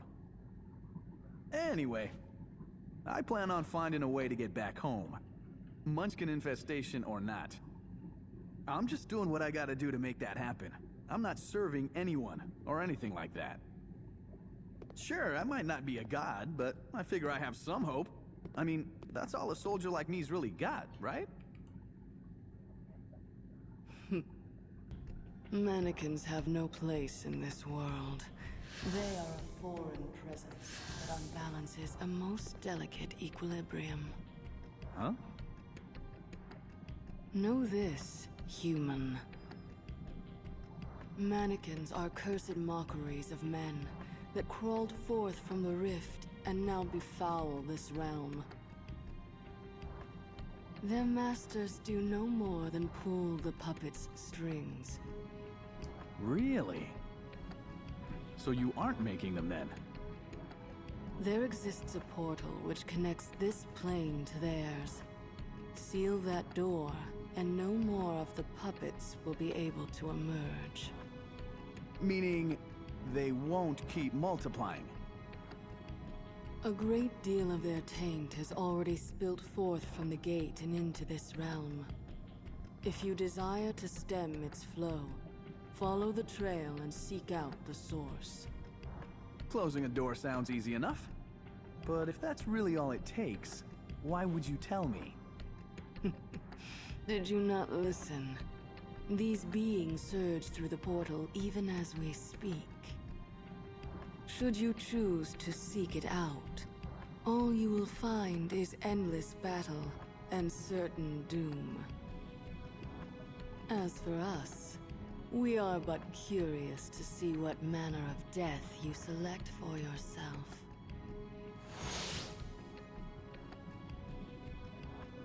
Yeah, me too, Dakota. First things first. Better let everyone know what's up. By the way, that right there is probably my favorite cutscene in Dissidia Duodecim. Seriously.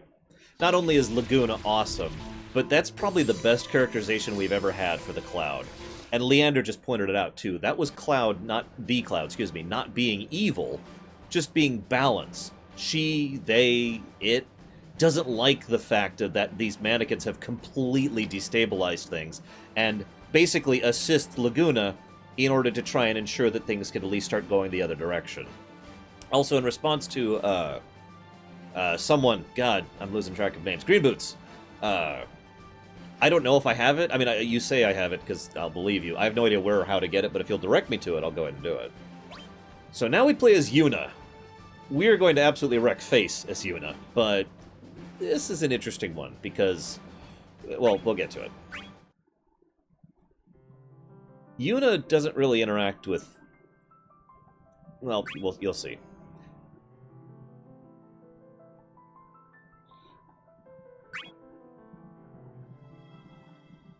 Yeah, the AI does not know how to deal with Yuna at all. And I do have Bahamut's whatcha-fig attached right now. So we're just gonna use that. No, it's okay, Dissidian. I'm willing to go with whatever you guys want. And of course, she constantly says, "Surject." Now, I want to say one thing that actually disappointed me about Yuna. When I first... Here, let me actually show you Yuna, first of all. Let me just get into a battle and show you what this is like. Please, let me pass. So, her attacks literally have her summoning her summons. I mean, that makes sense, right? See? Ixion, Ifrit, Ifrit, Valifor. You see it, right? Now, the thing is, from a construction perspective, from the developer perspective, they were having a hell of a time actually making Yuna work. Apparently, there was just so many additional polygons and textures on screen at once. That's why all of her summons are actually in Dissidia are really basic, like super duper basic. Like basically, I know it's hard to see, but if you watch me summon Ifrit there, he has like a single movement of animation and is only about a third of his actual model size. You can kind of see it there. So they had to really bring her down from what they actually intended. So when I first started playing this game, I was super disappointed in Yuna, partially because of that, partially because she's not a summoner. She's just another attacker, right? So these are just attacks for her. That's a sweeping attack. That's a ranged attack, you know. It's just all she's doing is having a slightly additional animation. However, having actually played as her... Whoops, wrong one. There it is. Well, let's just say she's a lot more fun to play than I thought she would be. And not just because of the fact that the AI does not know how to deal with her. Yes, I do, Jack. I think a prequel... Oh, you can see what I mean about the lower polygon thing here quite adequately. You notice Shiva basically has no animation. Like, she has a little bit, but way less than everyone else. Anyways, yeah, I think a prequel to FF10 could work easily. So someone earlier asked me, what's my favorite hairstyle amongst the heroes? I'm gonna have to go Cecil on that one. My top FF games are, in relative order, 6, 4, 5, 9, 7. And I guess 12, I think, would probably be number 6 then. That's tough, though, getting past that point. Hang on, it's Lorebum! Lorebum! Wow, you slept in late, comma. Yeah, I'm streaming. I just started the new marathon period.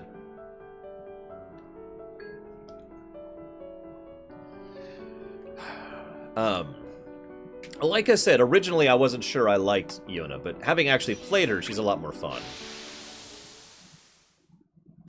4 Heroes of Light, I mean, that's debatable. We could define what an FF is or isn't until the cows come home. I would argue strongly that Chrono Trigger is an FF game, for example.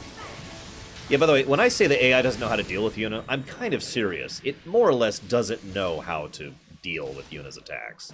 So, even if I wasn't level 5 or whatever I'm supposed to be at this point, I would be wrecking face. So someone asked, is the cloud native to the rift or the void or whatever? It is my opinion, and this is interpretive, but the cloud, I think the cloud is either an avatar of or native to the void, and therefore, unlike Exdeath, who seeks the void and wants to use the void for his own purposes, the cloud wants to revert. Wants things to be the way they should be. You know, again, the balance thing, the balance aspect of her that ties in with FF3. Personally, I like Pokemon better, although I know quite a few people who actually like Digimon, so shrug. Music. How close would I say that my favorite FF soundtracks match my favorite FF game list? Pretty closely. My favorite soundtrack is FF4, which is among my favorite playables. So, you know, that's to be considered there. Hang on just a second. Oh my goodness. Congratulations! Exclamation point. Did you get a nice dinner out of it? Question mark. Speaking of which, I'm gonna have to order food soon. Serject? Serject, where are Sephiroth, Myron. Easy answer. He's gone. Guess I'm alone. So I just want to point out that her model here, this is just my opinion, looks better than she did in 10 and in 10-2. I don't know what they did differently than it, other than obviously using the different engine, but I think it looks better, my opinion.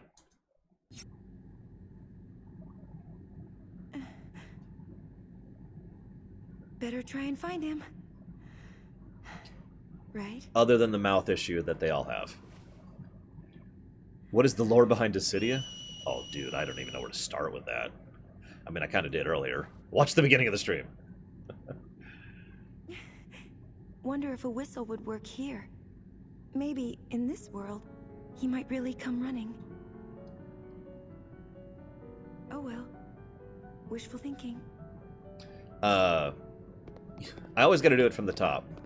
Hang on just a second. 6, 4, 5, 9, 7, 12. There you go. There's the top. Umatsu. Easy answer. Necro. Have I seen the Neo X Death? No, I haven't seen the latest stuff in FF14. Luca. Killer Beans. Yeah, I think I agree with you on that, Kay. So yeah, amusing tidbit here, in case you didn't quite catch this.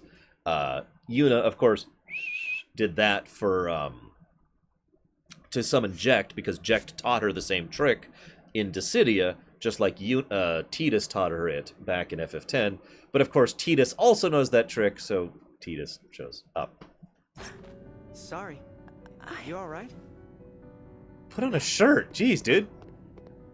You, shouldn't hang around here. This place is kind of dangerous. Tidus. Huh? Did we meet somewhere before? Anyway, sorry. Really gotta get going. So she remembers him.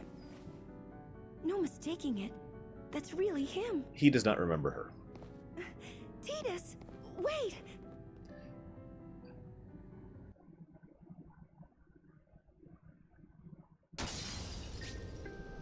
It's okay. This is actually part of Mateus's plot. Emperor Mateus Palamecia. Seriously. I've said it before. Arguably, the main antagonist of the series is Palamecia. Emperor. Emperor Mateus. God damn it. You know what I'm talking about. Rain. By the way, welcome 24-hour revenge therapy. Hope you enjoy. Hey, we've heard this name Tidus said before. That's how we know how to pronounce it. Theoretically, everyone here has been involved in the war since the first cycle. No one new is added. It's just people kind of shift back and forth.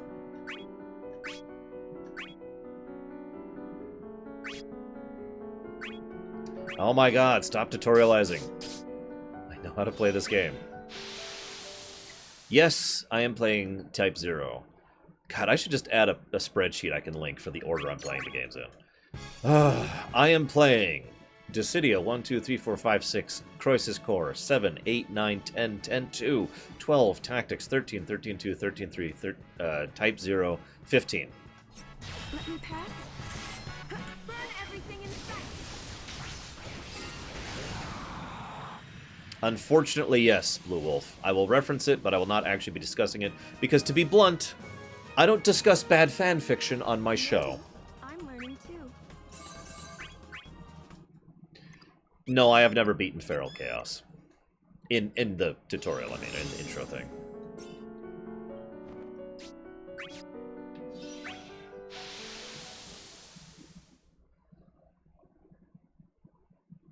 Oh, extremely likely, Leander. I would be astonished if he didn't have that normally. Please, let me pass. Burn everything in sight.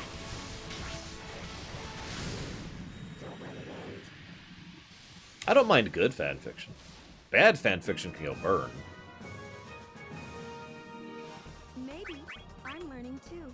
Look, even if we were decided to remove the fan fiction label, which I'd be okay with, it's still garbage. So what we're doing right now, Oscar Alex, in terms of in-character, so the usual cycle... Okay, actually, I gotta rewind a little bit. The usual cycle is the two sides fight, one side wins. Haha. And then they repeat the cycle. Hang on, someone needs to go kill Easel Games really quick. So I'm gonna cut off questions for just a second. I'm gonna talk about the lore here. The usual cycle is that the two sides pick the people. Sometimes they switch sides, sometimes they don't.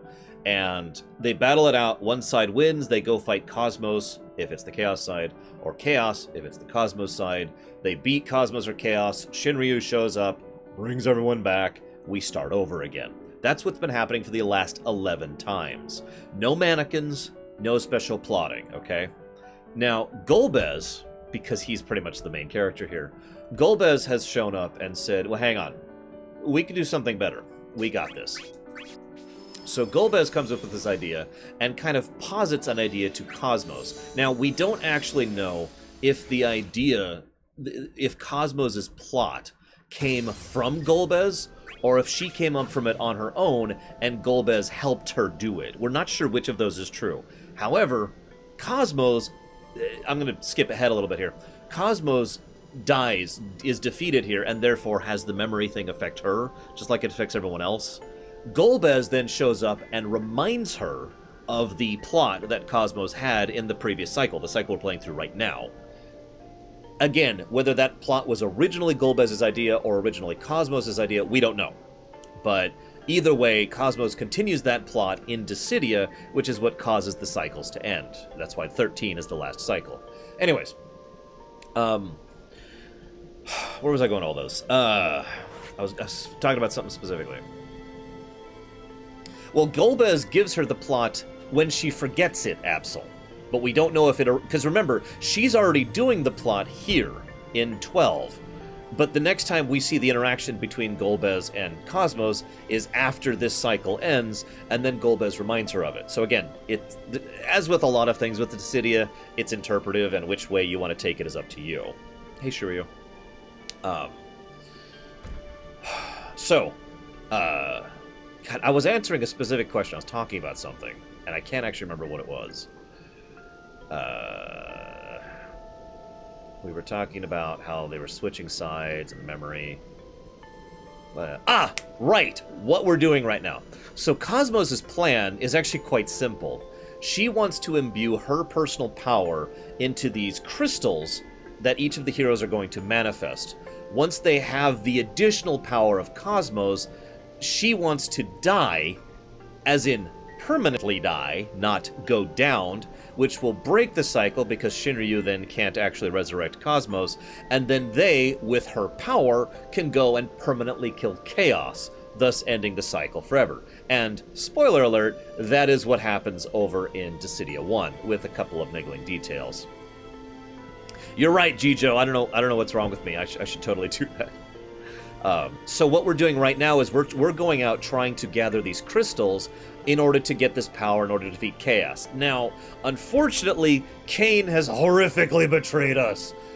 Shocked face. And so because Kain has betrayed us, we can't actually do anything about that, because Kain is defeating our own heroes, and the mannequins have shown up. So between Kain betraying us and the mannequins, that plot is going straight out the window.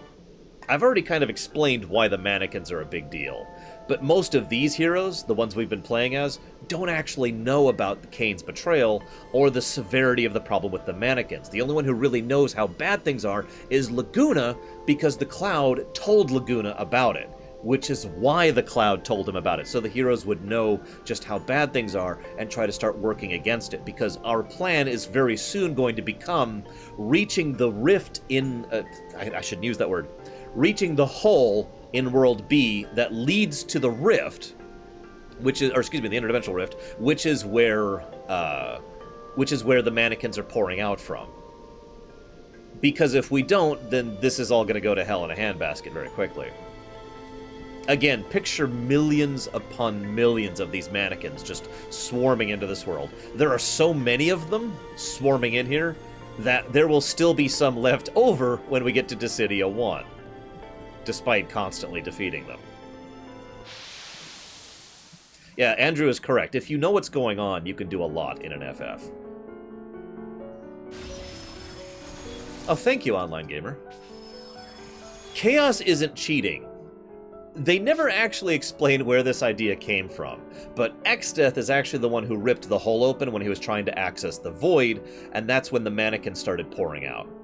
Chaos doesn't actually want this to happen, it's worth noting. But I'll get to that later. Yes, I know how to play the game.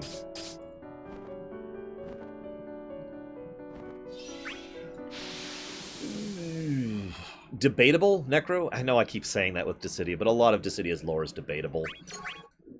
The general idea is that World B... Okay, I have a theory. Whoops, wrong attack, wrong attack, wrong attack. I have a theory about World B, and I'll share it later, because it'll become relevant later. Yeah, Chaos is not actually evil. He is not the villain, and he's not even a bad guy. Sorry, guys. Yeah, I know, right, Leander? Yes, we know exactly where the mannequins came from, why, where, and what. I have not discussed that yet. It hasn't really come up yet. Giju's, I am playing what I personally consider to be the definitive version of each game, Giju's. That should answer your question for you. Okay, really? Come on. Okay, fine. There we go. Yes, Dissidia 2 is the 12th cycle. Dissidia 1 is the 13th cycle. Yeah, I've heard that X-Death is in 14, which sounds awesome. I'm curious if it's the X-Death or not. You know how, like, it's the Gilgamesh in most of the FFs? Except 15. Really irritates me. What are you doing in a place like this? Taking you down, old man. Da-da-da. What else would I be doing here? God damn it. Is that it? They call you here to try and beat me, did they? You just can't get enough of following in my footsteps, can you, boy? Can the talk already? Bring it on! Or are you too scared? Stupid kid. Gone and gotten yourself brainwashed. Well, you asked for it. Googly mesh. Good for nothing, punk. Surject! Yuna! Wait, please, just wait. Don't worry. I can handle this brat on my own. You hang No, back and keep Gabsol. safe. Yuna? No, I won't let you. He'll understand if I explain. He'll remember. I know he will. Please, just give me a little time. You sure? Hey, it's me, Yuna. The summoner, remember? I don't know any Yunas. Now get out of my way. This is my fight. It's got nothing to do with you. Yes, it does. It has a lot to do with me. You remember our journey together, don't you? I'm actually going to pause really quick here. So we mentioned earlier how these people might be pulled from certain points in the story, you know, Terra from the beginning of FF6. It is my opinion that this is Yuna from FF10-2, possibly even after 10-2, you know, the furthest forward Yuna that we've seen. Not actually sure if that's true or not, but it seems to fit her overall personality and perspective. It's interesting to note, by the way, that Yuna retains most of her memories. That's interesting because, remember, the people who win tend to keep their memories. The people who lose them. And you can kind of pay attention to how... you can pay attention based on who remembers what, who has been victorious in previous cycles. And I find it very interesting that Yuna is one of the people who has been winning. Even I don't remember everything. But I do remember you. I'd never forget you. I don't... You fought to keep me safe. You told me all kinds of stories. I don't know what you're talking about, okay? I told you. Get out of my way. Don't make me go through you. I'm not moving. I know you won't hurt me. Well, you notice there are fireflies here, Leander, so possible. I've wanted to see you for so long. If you just remember, there won't have to be any more fighting. I'll stay with you and keep you safe until you do. So please, come with us. Well, I've never had a hangover, James Carmichael. Look, So, as I mentioned, he's the actual villain of this particular setup. He's the one who arranged all this. Hey, stay with us. You seasoned ones are a troublesome lot, awakening memories in others better left forgotten. You You're for chaos. Amusing, is it not? That the boy summoned here to slay Jecht would fall defending another of his own enemies. I hate his outfit, but I love Emperor in this game. Mateus is awesome. He's also another of my favorite characters to play as. He's really hard to pull off, and I'll try to show him off later. I think we'll have at least one section where we play as Emperor. But he's interesting. He lays traps, basically. If not for your meddling, we may have borne witness to a more ironic tragedy here. Sir Jecht, take Titus someplace safe. You'll pay for this. I will take you down myself. Yes, that is a guy. And he's awesome. Yes, he is also very map dependent. That is true. Hey, Argonar. I haven't seen you in forever, but welcome back. That would make a lot of sense, Shihali. You do not wish to be with him as he died? He won't.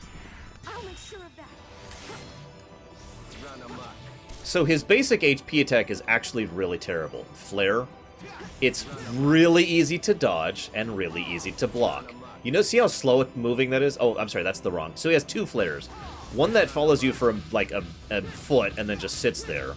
And then one that slowly homes in on you and will actually home in on you forever until it hits something. He also leaves his little mines. That's kind of a crap ability. Oh, come on, do the other ability so I can show it off. Come on, up here, up here. Come on. Come on, I'm up here, I'm up here. Come on, do it. There you go. This is the one that'll follow you. I'll try and demonstrate this here. So I don't know if you can tell. It is actually still homing in on me, that flare. He can only have one of each up at a time. Oh, yeah, it looks like he detonated it. Ah, well. Oops, wrong one. I keep doing the wrong one. He is very fun to play, though. I actually really enjoy him. I also have designed... I'm going to be 100% honest. I have actually designed several characters' movesets based on Dissidia movesets, and Emperor Mateus is another of those. So, anyways. And yeah, I prefer using his white outfit. The pale white one. Oh. It seems that events have taken a rather interesting turn. Actually, really quick, I just got to share.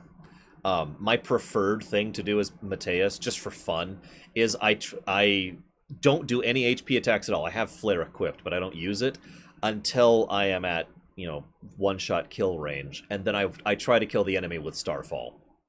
That's my preferred method of playing as Mateus. Sir Jecht! He has given his own strength to his son. The man's body is now but an empty vessel. I've acquired quite the unexpected boon. It's time that we part ways, my I actually like his hair, too. Our battle isn't over. No, but the war may as well be. What are you... Your hands will be full enough fighting mannequins. Let that one fall before them just the same, if that is what he wishes. Sir Jecht! So, for those of you not aware, this was all Mateus' plan from the beginning. Switching Titus to the other side, arranging Titus against Yuna, taking Jecht. This is all still part of his plan. Sir Jecht... what now? Think... what do I do? Probably after Argonar. Laguna! Sorry, he's still awesome. Laguna! Hey, are you okay? What happened? Vaughn's abs.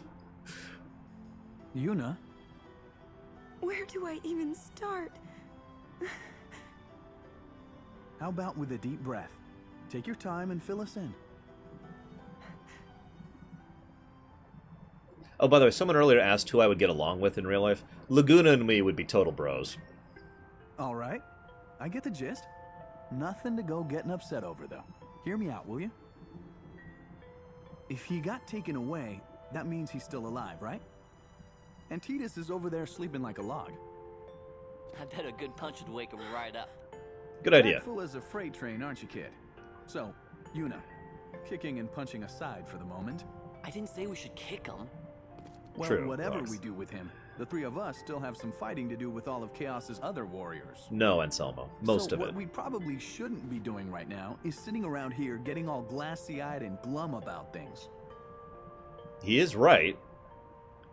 How rare is it in a JRPG where someone says, okay, I know we're all here, like, feeling bad and dramatic about what just happened, but we need to get on with this? You know what I mean, right? Like, in JRPGs, so often, it's such a regular thing that people are like, oh, now that we've lost, I don't know what to do. Or, damn, you know, this bad thing has happened. It's such a regular thing that it's commonplace, right? And then someone like Laguna's like, dude, hey, can we go? Like, bail? Bail? Bail, let's go. Yes, I suppose you're right. Well then, we're agreed. The only thing we can do is keep moving forward, right? Right.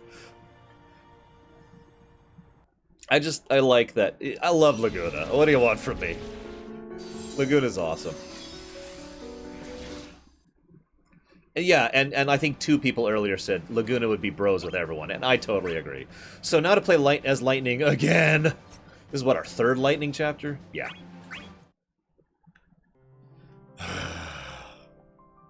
I mean, Lightning's amazing and all, but really? Do we have to have 3 Lightning chapters in Duodecim?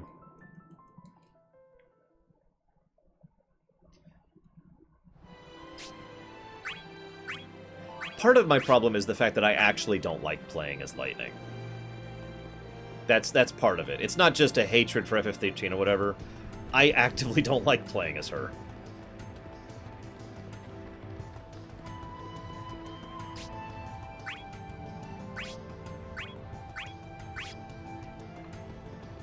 Yeah, no, we're not actually doing that. Kapopo!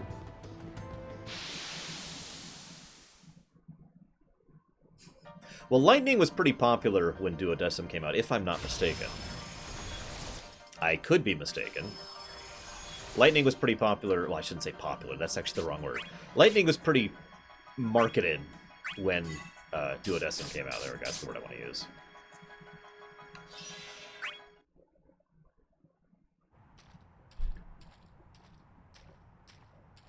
Hey, Cosmos.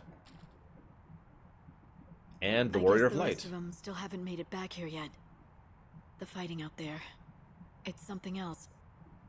Those things, those mannequins, they just keep coming. And every one of them wants us dead. And Kane, I don't know what he's after, but he's turned on us. And now he's attacking his own allies.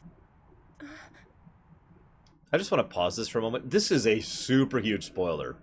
But, I mean, I think it's relevant because they're both on screen at the same time. Can you imagine these two people as being married? Legit question. Could you see, like, the coupling of these two characters? Or should I say people who look a lot like these characters? I got separated from the others. I'm not sure they even managed to get out. Cosmos?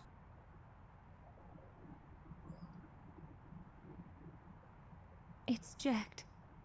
I felt his spirit growing weaker, and then it vanished. Vanished? So he was slain by one of Chaos's fiends. Huh. I wouldn't bet on it. They have someone on the inside doing their work for them. You think Kane did it? I suppose this is a good enough time to talk about this. So, Cosmos is a mannequin. Mic drop. Seriously, though, she is. Cosmos is a mannequin. Chaos is also a mannequin, actually. No, Jack of all blades. He's never actually been given a name, actually. That guy over there is the Warrior of Light. He is a mannequin as well. He is one of the only... I mentioned earlier that it's debatable whether or not these people are actually themselves or if they are mannequins that have become very advanced thanks to droid effect. The one we know... Well, there's two. Excuse me, 3. There are 3 we know definitively. One that's debatable, and everything else is just kind of we don't know. The Warrior of Light is a mannequin. He is a mannequin based off of Sid of the Luthane, the FF1 Sid. So, if you ever wondered what Sid looks like in FF1, you've seen it. He looks like the Warrior of Light. So the Warrior of Light is a mannequin that was built to be a duplicate of Sid, and Cosmos here is a mannequin who was built to be a duplicate of Sid's wife. I think I've already answered that, Foodog. Just now, actually. Jack's not the only one he's gotten to. I saw him with my own eyes. I saw the friend he'd already betrayed, and I saw him try to claim his next victim too. Dun, dun, dun. You must be mistaken. I can sense all of the other warriors are still... The other warriors aren't coming! Listen to me. 2 of us made it out of that mess alive, and you're looking right at them. We keep taking orders from you, and we can forget about the crystals. We won't last that long. So of course Lightning's upset about all this, but if you're wondering, the reason Cosmos is so insistent on the crystal plan is because, remember, that's her plot. That's her overall scheme to end the cycle. She's gotten tired of this, and she wants this to end. Maybe. I should say that's debatable. Of all the stupid things to die for. You are absolutely correct. We cannot win. Whoa. No. You too. Just like Cain, huh? Another traitor. What do you even want? I am afraid that does not concern you at present.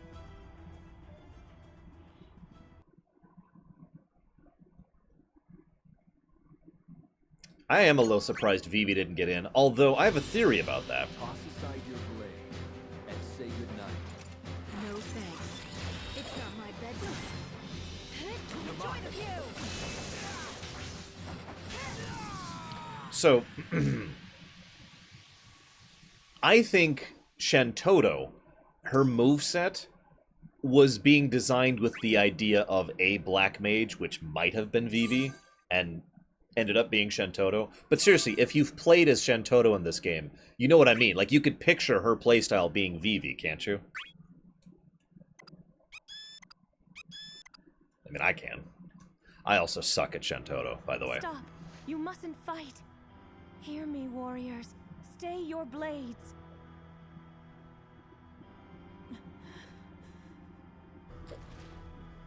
Yeah, but they got Prish later, and she works better, in my opinion. Speak. You know more than you reveal. Kind of, Demon Drake. This cycle is setting up the next cycle. This is kind of an FF10 thing. They failed at ending the cycle of FF10 in Jecht's time, so they used Jecht's time to set up Tidus's time. It's the same concept here. This cycle is establishing the necessary conditions for the next cycle to actually end. Therefore, this is integral and crucial to the story of the original Dissidia, aka the 13th cycle.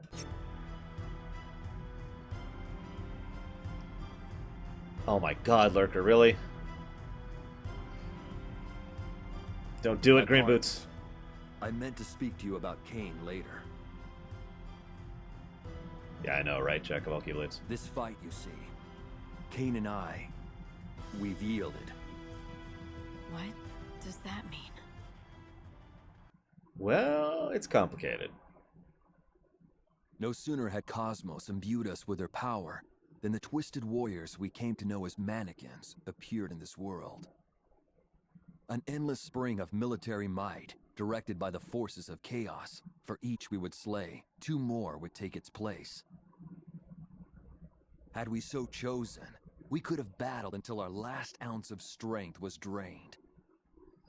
There was one thing, however, that we knew we could never do. Win. And the longer we fought, the more painfully apparent that became. It's no use. No matter how many fall, there is always another wave. What kind of numbers must these abominations have? Millions. Cain! There is a finite amount, though. My friend, God, that startled me.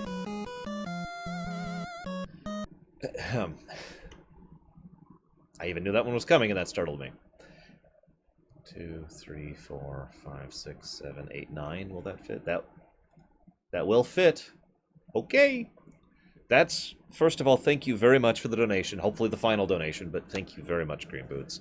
Everyone, ladies and gentlemen, Green Boots just donated $50 to rename Cloud Lightning.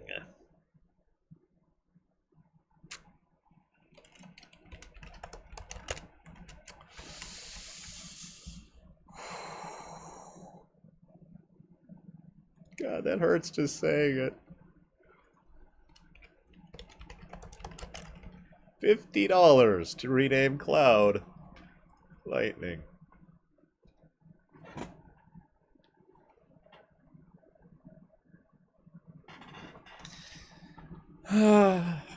Scathed. Yes, but breaks in the fighting are few and far between. I can only hope the others have fared as well. Mannequins. I'd also make reference to, what, so you're something on who reigns on everyone's parade? No, there's just squalls and nobody likes those. What of them? I wonder, how do you place our odds? Against numbers like these, do you think we actually stand to win? No. I cannot speak for the outcome, but we can fight as long as we have strength. That's one answer. You are correct. We can fight for as long as we have strength, and almost certainly lose.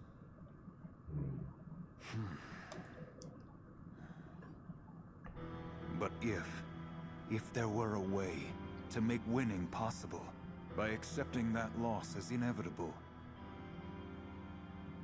would you be able to commit yourself to such a purpose? Hey, Groxix. I like Liam O'Brien's We voice are acting, trapped. by the way. This war is a cycle with no proper end. We fight and fall. We are revived, and the process repeats. Notice that this is something most people don't actually know in the cycle. Obviously, we know that, even just playing the game. And I have, of course, told you some of the nature of the cycle, although not the why yet. But this is a little bit of a reveal for people in character. I realize it's not easy to believe. But consider, if what I've said to you is true, then so is this. We'll have another chance. As long as some of our strength remains, we will be brought back and provided with a chance to fight again.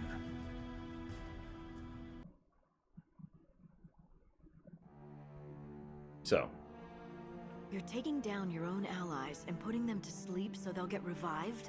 Yeah. You expect me to buy into that? You Yeah. don't think we can win, so you think we should just lose on purpose? Yeah. I do. It is our only hope of success. Where do you even dream up a fairy tale like that? Look, even if what you're saying wasn't completely crazy, what's the point in getting revived so we can keep fighting an endless war?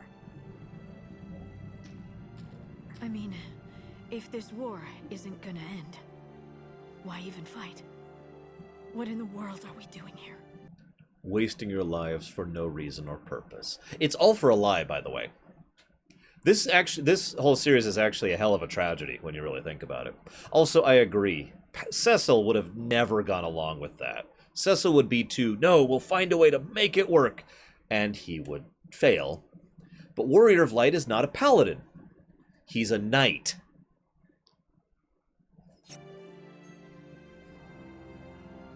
Making the war end. Is that not correct, Cosmos? We are here to use the power Cosmos has granted us, our crystals, to bring the cycle grinding to a halt. But as matters stand, we are doomed to fail before we can even obtain them. Mannequins are merciless. They know only how to deliver death and destruction, from which there can be no return. If we do not embrace the cycle, the crystals will never be ours to wield. Which version, Dalvidrix? Not exactly uplifting. We don't even have the time to consider our options. Come on, Laguna. It was my hope that you would journey onward, to face the next battle. And you? No, What I are see you it going too, to do? Absol. I've sworn an oath to Cain. While he puts the other warriors to sleep, I am to serve as his shield. Are you guys like brothers in arms to the bitter end? Whatever hope we have rests upon you and the next fight. Sort of, Sometimes you must Argonar, lose a yes. battle to win the war. Please try to accept this. The crystals are our only hope. You're wrong. The two of you can do whatever you want. But don't go asking me to believe in this crap. Basically, Velvetrix. I make my own fate. I'll keep looking for hope until I find some. Lightning. Say your next battle were to start now. There wouldn't be any fewer enemies out there. And starting over fresh doesn't guarantee we'd get our crystals any faster either. At the very least, we might as well cut their numbers down first. Most of It it's sure spell can't clipping, hurt, yes. can it? And it might just give us a shot. Guess now's as good a time as any. Yeah, he's going to do some info dumping really quick, so... you notice Square does like the cycles concept here now. We had that in FF1, we had that in FF10, we had that in Type 0. Arguably, we had that in 13.3. How do I feel about their attempt to create continuity? Let me just go ahead and say that I am a continuity hound. I always have been. I'm the guy who, back in the day, when they did like crossover stuff between DuckTales and Darkwing Duck, I loved it because it was that connection. For me, without continuity, I don't really have investment. That is just my preference, in my opinion. But if I look at an individual episode or an individual game or an individual movie, and it stands completely on its own, even if it's great, it will never be as good for me because of the fact that it lacks continuity. Make sense? I could replace the word continuity with investment, and that really helps to explain why I feel that way. So I like the concept of tying the FFs together, and I'm sure I'm not the only one, I'm sure some of you did it too, when we were younger, who sat down and tried to figure out how all the FFs could connect to each other. Eric and I don't know if he's still on stream or not, actually sat down and came up with this whole lineup of how the FFs could connect in a way that makes sense. Here's the thing. That's the answer to the first half of your question. The second half of your question is, do I think they did a good job? Which is, no! They did a terrible job! I can't even believe how much of a mess they've made of their attempts to artificially graft continuity onto stories that never were intended to connect. Now, obviously, with great effort and time and creativity, you can connect them in a way that makes a degree of sense. I would argue this, and I've seen... I, of course, have my own idea, and of course, I've seen other people's ideas that work. But what they actually did doesn't work. Because FF2 leads into FF4 within 2 generations. Which I can't even begin to explain how stupid that is. FF10-2 leading into FF7 is probably the most apparent and stupidest of the explanations. And I'm just going to stop there. There's several others where they tried to connect them directly, and it's just like, what? The one way that I do think they have done a good job with connecting is with Dissidia and with Gilgamesh, basically. Gilgamesh being the same Gilgamesh across most of the FFs makes sense. He was literally banished off into the Rift, and is just kind of going, woo, you know.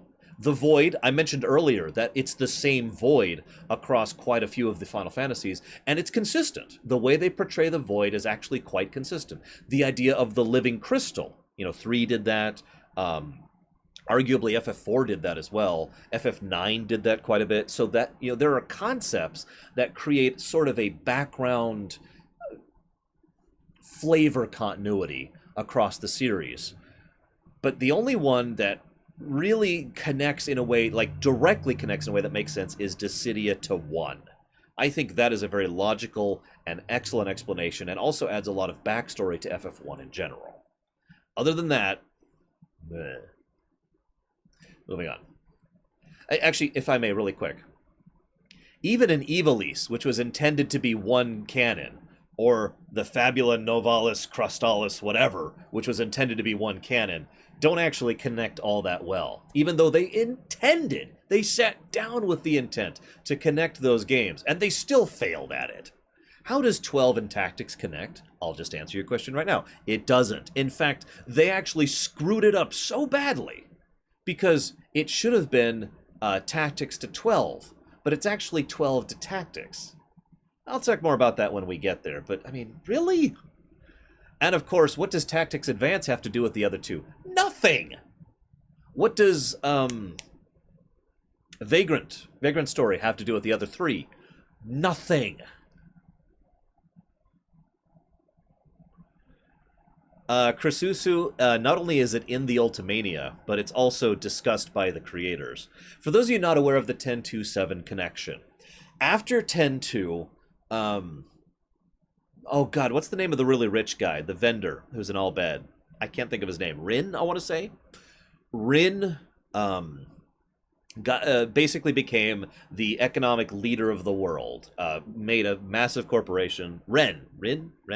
Anyways, he got tons of money going, and he picked up Shinra, the kid from FF10-2, and pulled him into his fold, and decided to set him loose on Vegnagun. And so Shinra experimented with Vegnagun and was able to use Vegnagun in order as like a jump-off point in order to develop a device that could draw farplane energy and turn it into electricity. Then, thousands of years in the future, the descendants of Shinra and Rin made a spaceship. I can't even believe I'm saying this. I'm not making this up. Made a spaceship, sent off into space, landed on planet from FF7, and settled there.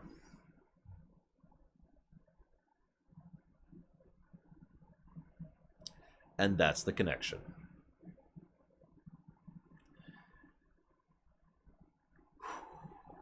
I really wish I was making all that up. But I'm not.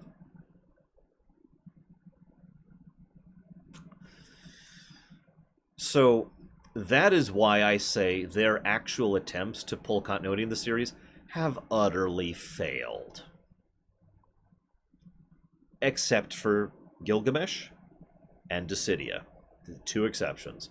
I don't know much about FF14's continuity, so I can't actually speak to that. I don't know how much of it is homage, how much of it is Easter egg, how much of it is actual continuity. I don't know. So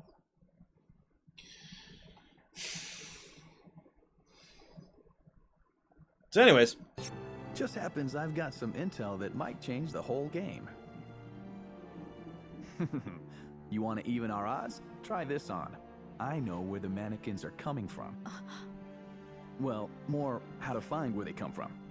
But if you want to go looking, I'm up for it. You are? You know, I'm in too. I promised to help end this thing, and that's what I'm gonna do. I'm not giving up now. I'm finishing what I started. We've got better things to do than napping. Vaughn. I'm coming too. I can't just sleep here while you're all out fighting. I can't turn my back on people like that. If I can help, then I'll keep fighting. Vaughn never tags along. Yuna. The road you choose is no easy one. You would still walk it, knowing what you face? I do like how Laguna... Well, I'll talk about it in a minute. Very well. Then I shall place my hope and trust in you. Well then, guess it's a date. Looks like we've got some mannequins to disassemble.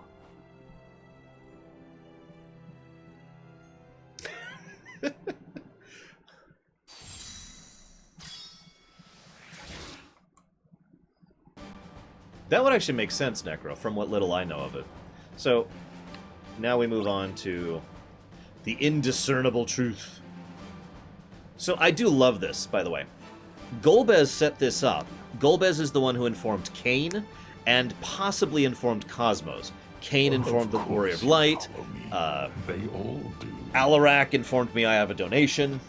And as a result of that, the path is laid for the possibility of fixing things. We'll see this in a minute, but it's really important to note that Golbez isn't like, I shall carefully manipulate this very specific circumstance to win. It's more like Golbez has already given up. We'll see this in a minute, but Golbez has already, at this point in time, completely dejected and has effectively abandoned all hope. He tells Kane about this with the hopes that this will lead to some kind of better situation, but not really some kind of overarching plan, until the Cloud lets Laguna know about the source of the mannequins.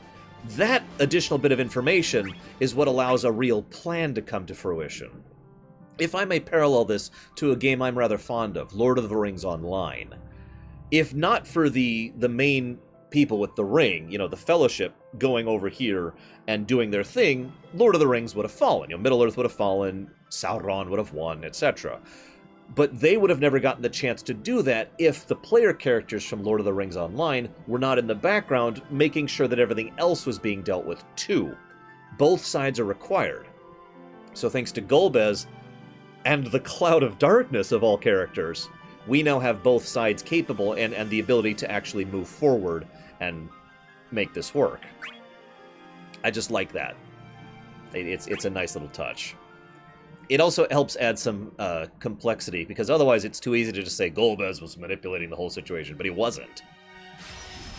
He was flailing.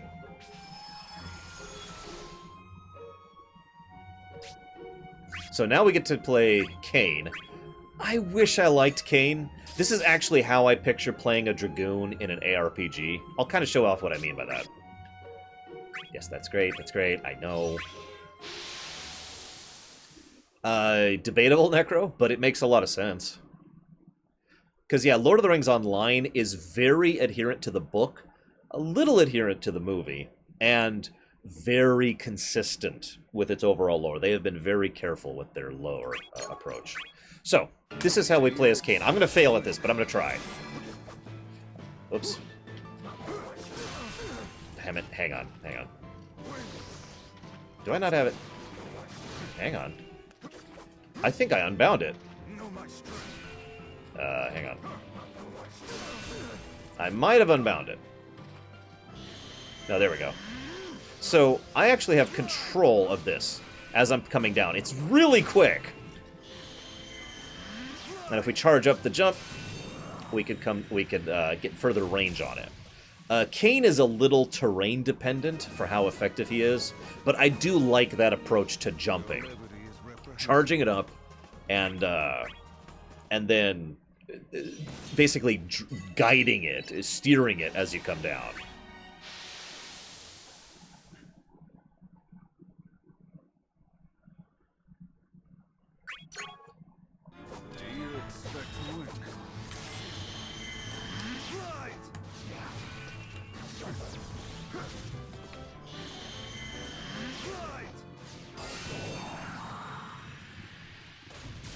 Also, Kane is awesome, and I love Liam O'Brien. Shrug. Also, I agree. Someone earlier said that Caius was based off Kane. I have absolutely zero doubt that Caius was based off Kane. The similarities between the two, at least in terms of pure appearance, are undeniable.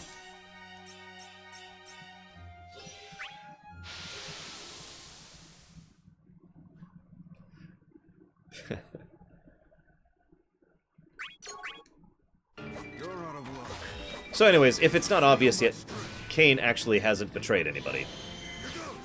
I mean, I was kind of joking with that whole, oh no, Kane's betrayed us. He actually hasn't betrayed anybody. He's a good guy. In fact, he is one of the few good guys who's working towards an actual goal rather than just flailing about, which is very Kane when you think about it. Trying to actually accomplish something rather than just, let's go fight the bad guys.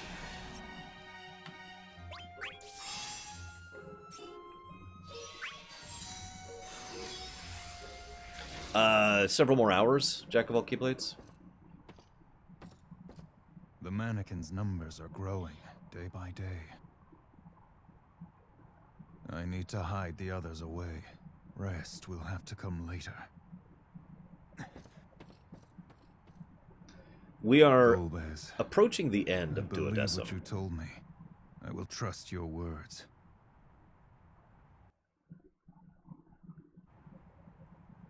Flashback. Soldiers who take our forms. What foul magic is this? I see the mannequins have begun to take their toll. I love Golbez's voice actor. Golbez. Fear not. I have not come to fight you. My purpose this day is merely one of observation. To see how you fare against the endless horde you face. I trust you've seen. Who could have imagined I'd greet the end here, in this foreign world? Tell me one thing. If chaos triumphs, this place will be destroyed. Is that truly what you seek to bring about? What victory will bring about is the end of fighting, not of the world itself. What purpose is there in explaining the truth to people doomed to disappear? Disappear? You know something. Well, yeah. This war of the gods is endless. It has been repeated countless times already. Actually, 11. Let me be clear. The safety of this world is assured. It must go on, because the war will. You do not believe me, do you? Had you expected otherwise? I suppose not. With no memories, it would seem absurd. Hey, Horatius. Explain. You were bested in battle and revived to fight anew. The process of your revival required your memories be purged. I'm going to pause right there to explain that a little bit. So we don't know 100% why Shinryu takes their memories. All right, I guess I'm saying this wrong. We know why Shinryu takes their memories, but we don't know the specific nitty-gritty details of why. See, here's the thing. Shinryu, when it absorbs their memories, grows stronger. I'm not sure why that works that way, and I'm not sure why Shinryu wants to grow stronger, but that is the process that's happening. Now, some of that additional power that's being siphoned off goes to someone else, or possibly into a battery. Of course you follow me. To go into someone They else. all do. It's going into Alarak! But that is the process for that. Hang on just a sec. I need to see who just donated. That was Muad'Dib. Oh, and I missed a donation from Frieza. Oh my goodness. So, first of all, Frieza, why are you donating? You've already donated so much. Thank you for both of you. Possibly Hourglass. That would make sense since the whole... we already know that knowledge can quite literally equal power in the Final Fantasy series. This isn't just unique to 7. We've seen other FFs where knowledge can directly equate to power. So it's possible that Shinryu having more knowledge of all these people can literally lead to it growing more powerful, having more skills, abilities, etc. That's a fairly logical explanation. Hang on. So, first of all, Muad'Dib donates $20. Thank you, Muad'Dib, for the Hero of Light number 3, which currently is named a butt, to be renamed Sarah. And a fighter, or a knight, but whatever, same thing. So then we put up here, Sarah, 20, and that's going to be fighter. Okay, white mage. Changed it at the last second. Hang on, let me adjust my other spreadsheet really quick. We now have as many donations for Hero of Light 3 as we do for Squall. And then Frieza. Oh, wow. Okay, yeah, we'll unequip. I'll just make a note here. No equip on Frieza's Black Belt. I bet. We have $15 from Frieza to rename Eris. Scroll down. Where's Eris? There she is. To Chocolina.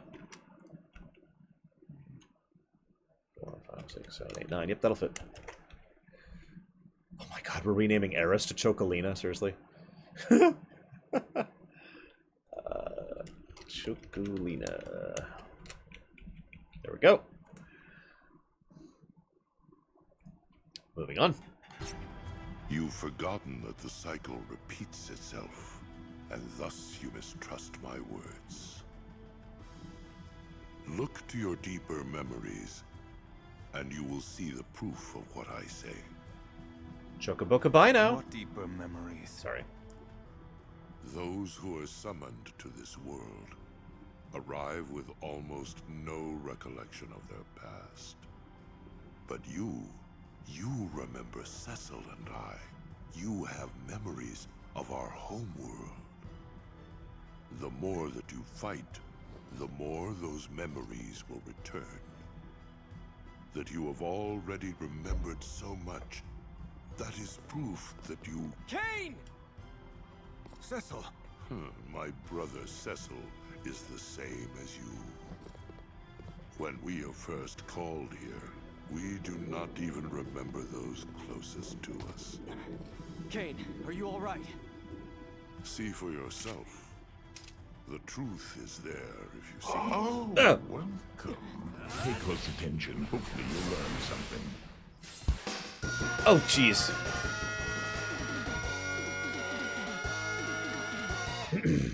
Fear. Thank you for the subscription, Chubby Sorcerer. Real quick. I just want to say really quick, because I don't think we're going to get to fight in as that much. I really love playing as Golbez. I'm not...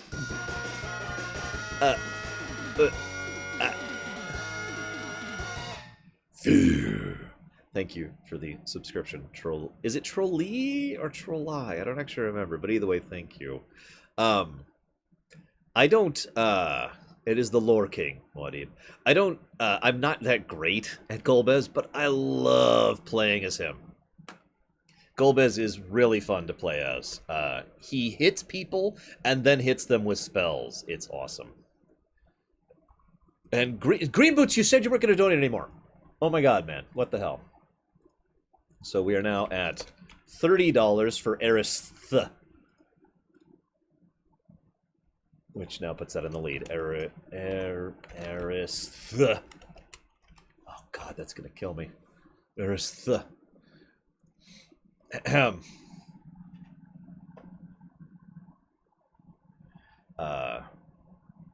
Basically, yeah, Leander. Sorry. The other names for dude here, Darkrai. Here, Darkrai. I'm just gonna link it. You should see it in like 30 seconds. Or 30 seconds Kane, ago. are you hurt? No, I'm fine. Good. We should go. It's best we all stay together. Also, I hate that outfit for Cecil.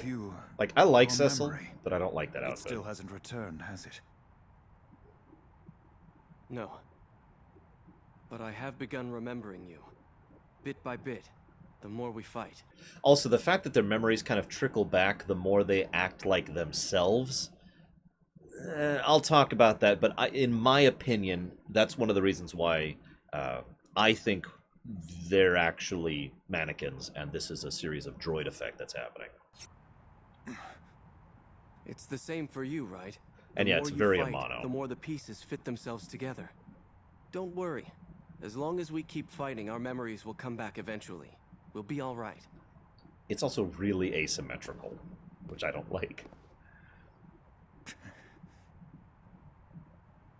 As the fight wears on, our old memories return. A vague clue, but that much seems to be certain.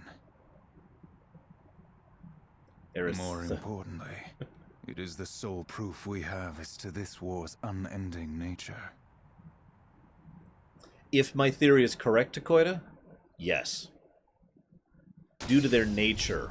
So we know how the mannequin life crystal works, and it basically generates shape, abilities, and personality based on the memories it's exposed to. So if you were to start acting like someone completely different, theoretically, if you kept doing that, you would eventually shift into being a mannequin of that other person rather than whoever you started off as being.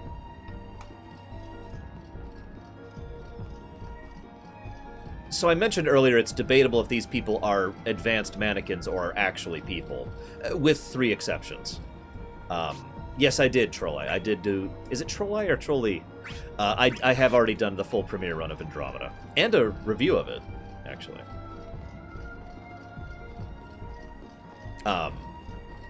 Anyway, so yeah, it's very debatable, but I'm going to go and just give my opinion right now. I think, well, I know that Gilgamesh and the Warrior of Light are their original people. That's actually Gilgamesh, and that's actually the Warrior of Light. Even though the Warrior of Light actually is a mannequin, but that's unrelated.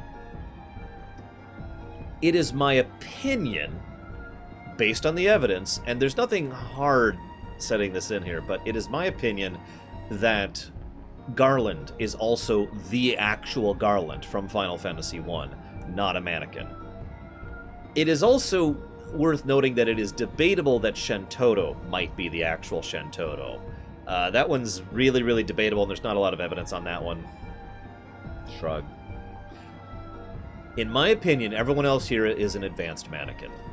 And I'll talk more about the why and the wherefore when we discuss the origins of the mannequins and the origins of the cycles, which isn't really relevant yet. It is Trolley. Okay, I'm doing it.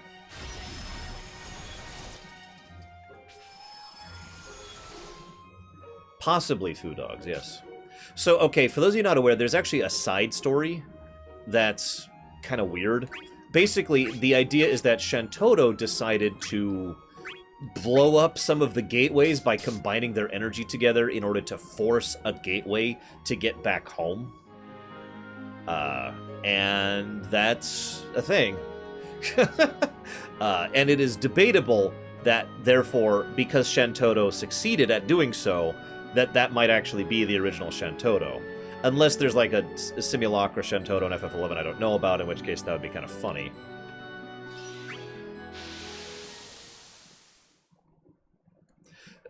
Possible, Necro, but extremely unlikely, and I'll discuss why when we talk about that. All I'm going to say right now is that Garland's origin in this is basically unexplained.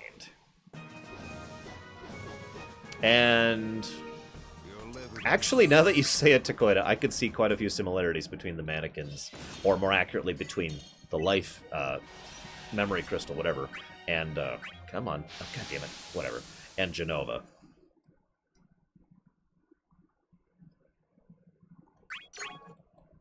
You're out of luck. Fail. Ah. Gonna make this take longer. Just die. Really? Okay.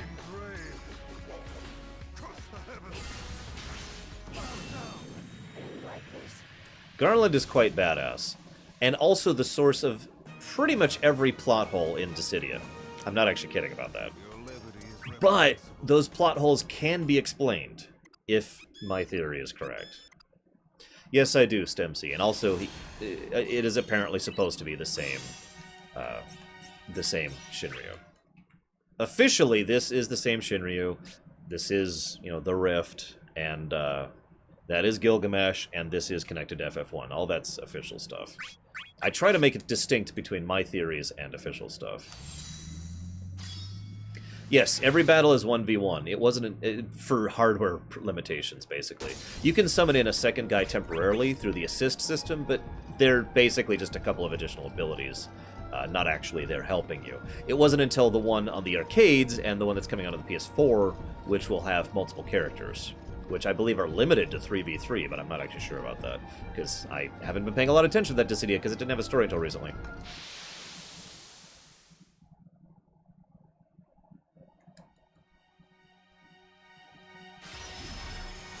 Don't do it, Trolley. Don't do it.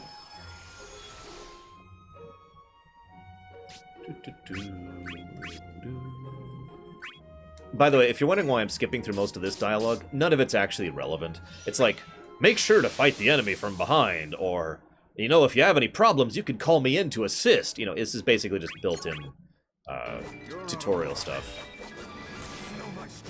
Oops, wrong one. Wrong button. That's still the wrong button. Whatever. No, up. There we go.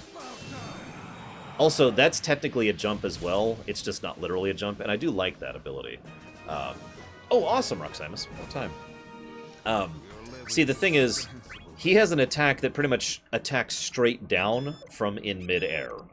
And it's not literally a jump, as in you jump to the enemy, but it is effectively a jump. And I like it. Does Edge sound... Unfortunately, Edge does not have a voice actor, so we don't know what he will... Oh, wait, no, he does have a voice actor in FF4. So we will know what he sounds like in FF4. Please don't hit. Okay, oh, thank God. He also has an attack up, which is this one. Kain can be an extremely aerial fighter, but he is very vertical.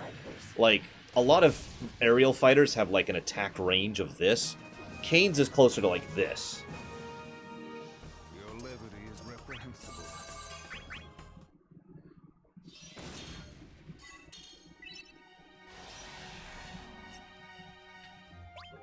There we go. Because I don't actually feel like fighting these guys. There's no real reason to.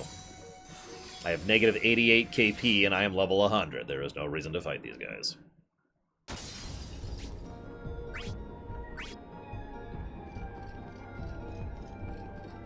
Now, Furion did say one brief thing there that it means it feels like we've been fighting for years. Oh yeah, by the way, this is a good time to mention that Dissidia is kind of timey-wimey. Here's the idea. The concept is that because of the nature of World B specifically... how do I put this? Imagine if all of the...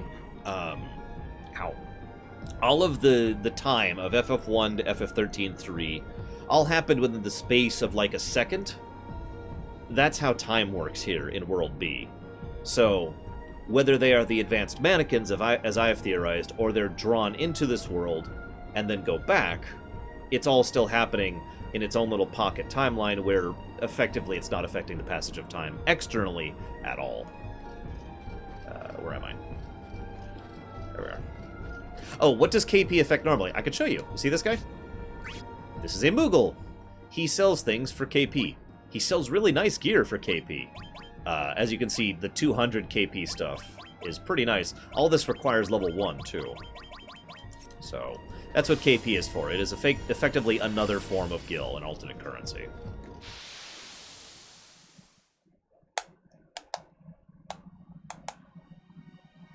Well, that's because you're wrong, Shadow! Why don't you understand how time works?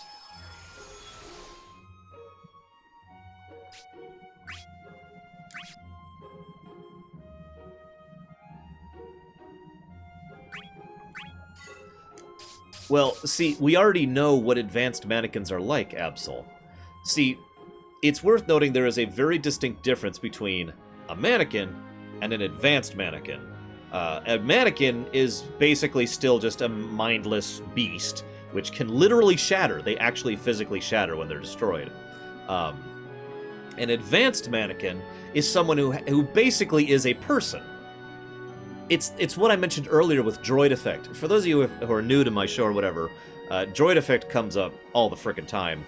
But droid effect is the concept that something that is sufficiently advanced, or sufficiently well-designed, or sufficiently intelligent, through repeated interactions and experiences, can become sentient and sapient.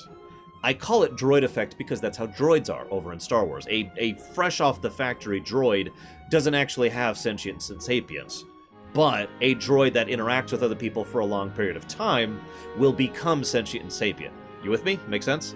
Also, that's how human beings work. just while we're on this subject.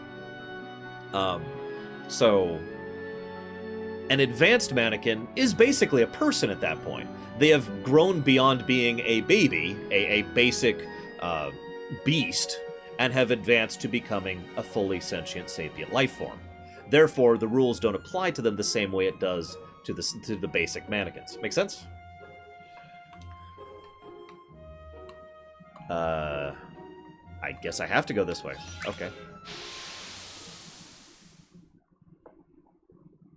Droid effect comes up most often because it's in almost every aspect of fiction.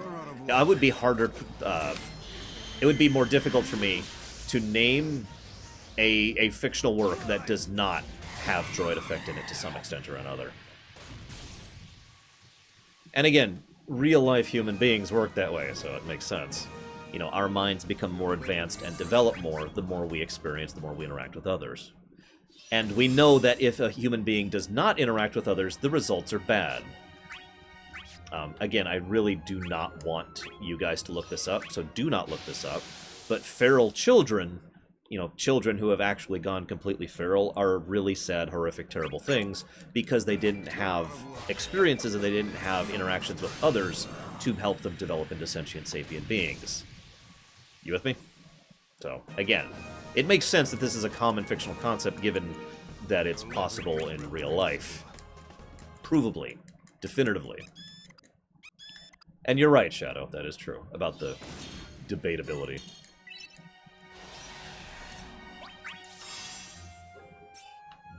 The second, Anthony.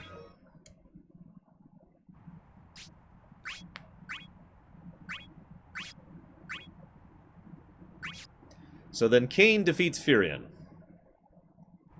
Cain? But why? See you around, Corellis. Furion, forgive me. But I'm not actually betraying you. Seriously, I'm Our really hope not. must live on for the next battle.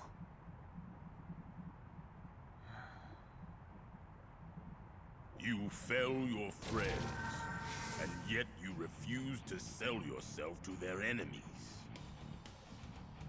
You again. Actually, just one last thing really quick. One of the reasons that I mention this is kind of off topic, but it's relevant to the point at hand. I live in the United States, for those of you not aware, and I can't stand public schools around here. They're garbage, in my opinion. Although most of that's from personal experience, but still, I feel like public schooling is a severe problem. I'm not going to get into politics, it's just my opinion, okay? However, if given the choice of purely homeschooling or sending a kid to school, I would still lean towards sending them to school because, in my opinion, those interactions with other kids are just too important. No matter what they have to go through, no matter how terrible the learning might actually be, they will gain more from interacting with those kids on the playground than they will from the textbooks. And so I'm still in favor of that whole, you know, social interaction thing. Tell me now, where do you mean to take that warrior? What is it to you? You wish to deliver the felling stroke for me? I've no intention of revealing my ally's location. Follow me as you will, you'll learn nothing.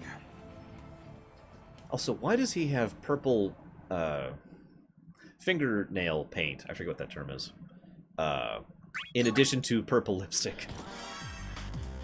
I'm actually curious. I mean, I know, it's Amano. Also, that's probably my favorite Cain quote in this game, right there. Ooh.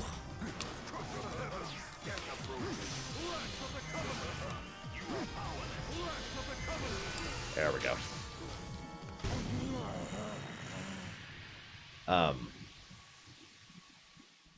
If we do, I don't know about them, Necro.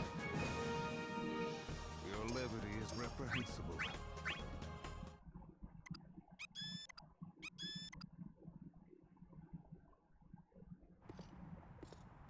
Psychological warfare. No, there is not, Dragon Fruit. You fight well.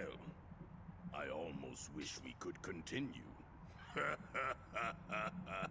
The void calls to me. Void and the void, void, void. Void. Void. Void! Sorry. Sorry. Perish with him. I had other plans. You're mistaken if you think dolls can defeat me. So you choose to fight. You will not endure for long. Then again, perhaps you will find some peace when you are gone for good and all. It is far too late for you to win.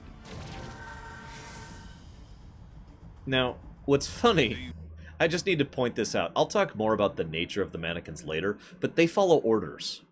As you might imagine for an undeveloped species, as I already described about their nature earlier, right? But what I mean by that is the heroes could order them too if they knew to. Of course, it is logical why it would never occur to the heroes to say to one of the mannequins beating them up, "Stop fighting me." But they could, and it would work because they respond to orders. They don't actually, like, distinguish who they take orders from. That was actually one of the reasons they were a failure to the Onrak people back in the day. So, it's hilarious to me, because it's not even a plot hole. It makes perfect sense. I mean, why would they do that? Take me for a fool. I'm well aware of our position. Abominations, can you hear me? Do you even have minds of your own? Debatable. If you are aware of the world around you, you'd best rue the day you came here. I'm about to teach you pathetic mockeries the difference between you and a real man. Yeah, exactly, Absol. Well, Shintotto doesn't count. She's not a hero. So now to play as Tifa. Oh, I suck as Tifa. Actually, I don't think I have Tifa set up. Hang on just a second. I actually don't think I have her set up. Do I? No, I do. We're good, we're good.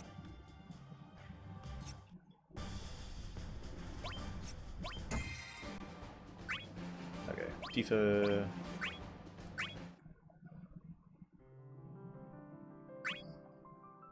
So, time for Tifa.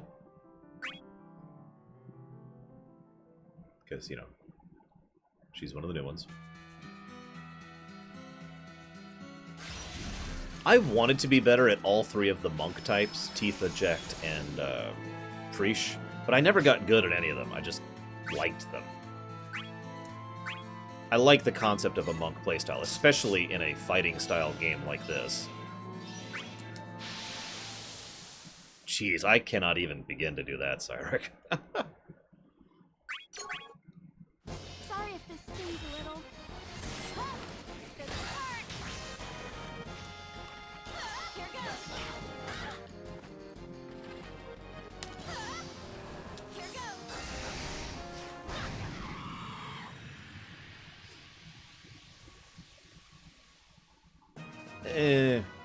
I wouldn't...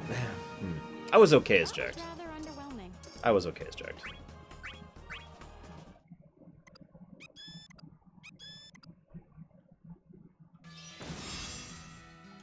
Yeah, see, that's the thing with Jekt. He requires really, really precise combos to properly time him. There was one combo I got really down with Jekt, and that... Sorry if this stings a little. Yeah. Was nowhere... I would say, like, in the middle of the range, as far as my capacity with Jekt. I think what you're thinking of, Kay, is that I was referring to Jekt being one of the best characters. One of the highest tiers, not me personally being that good at Jekt. And yeah, I love that Jekt has this giant freaking sword that he basically never uses. I mean, he uses it for, like, a couple of attacks. Yes, yes, yes, I've played this game before. Yeah, I do love just about any character who can chain from bravery to HP. That's pretty much my preference. It's one of the reasons why I was so good with the Warrior of Light. Just avoid that.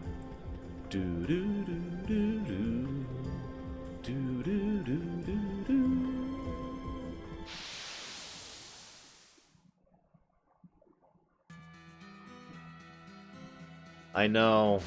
It's... I mean, this was that era. This is about when 13 came out. Yes, I know. God, I know how to play the game. They're talking about breaking blocks at this point of the game. Keeping in mind, if you're playing this with a brand new save, you literally cannot access Tifa's sections until you have beaten the other ones. There we go. It's just a wow the crowd.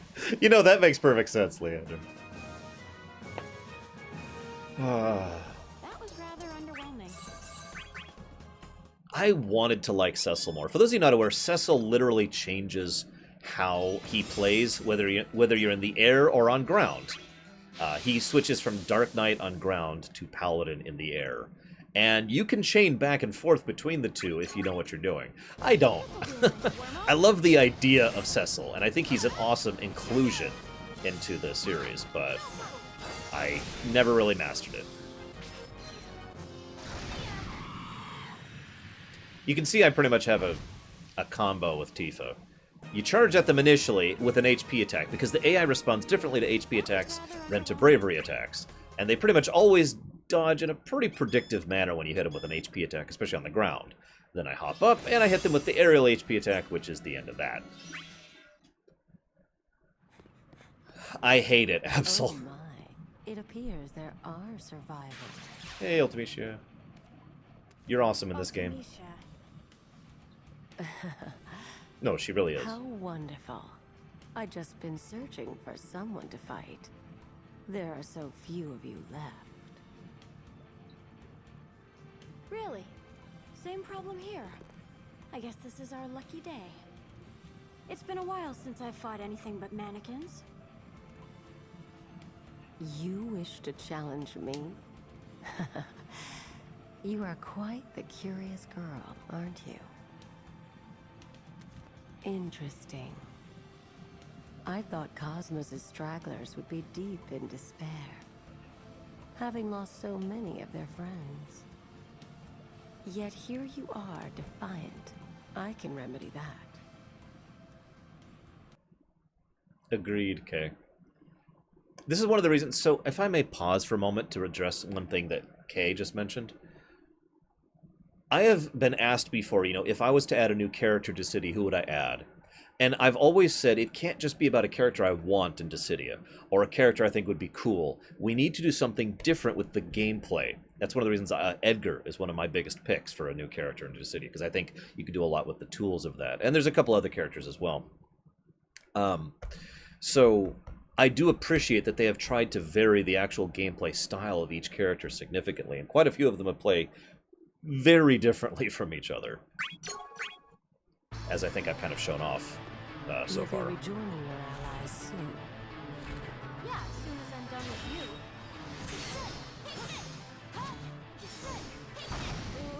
See?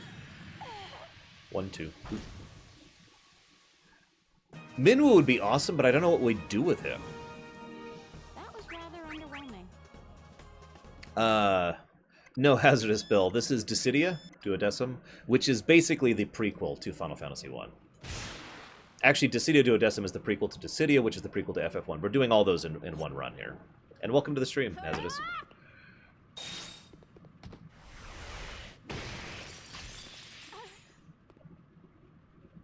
This ends now. Nope. It seems we are not alone. Kane! You're safe. I'm fine. Thank goodness you are too. Delighted to see the traitor to your cause? Oh, you poor child. Dude, Tifa's a badass. She always has been. Oh, I'm sorry. Had you thought him your savior? If I were you, I'd be more worried about him than me. As an aside, I love how they present Ultimecia. Not just her personality, but she comes across as a time sorceress. I don't actually know how to really explain that other than that phrase. It feels like they looked at it like, how do we visually represent her character? There's this great bit in Dissidia 1 where she, like, builds a bunch of attacks, freezes time, goes upside down, walks forward calmly, makes some more attacks, unfreezes, and then it hits. It's a little flashy and it's a little anime, but I do like it because of the way it's presented. It's very her. Isn't that so? What are you talking about? You're not making sense. Look at that fallen warrior behind you. Surely even you won't dismiss evidence like that. Behind me? Zidane! Zidane! Do you want to know what you tell him? Ask your knight in shining armor.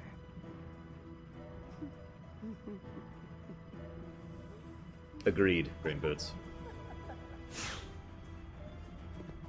Zidane! Wait. Wait! He's hurt! We have to help him! Time compression. Kane! Zidane! What? What just happened? What's going on? So yeah, sadly, Tifa kind of got separated from everyone, so she's not really aware of everything. Just have to find Kane to talk.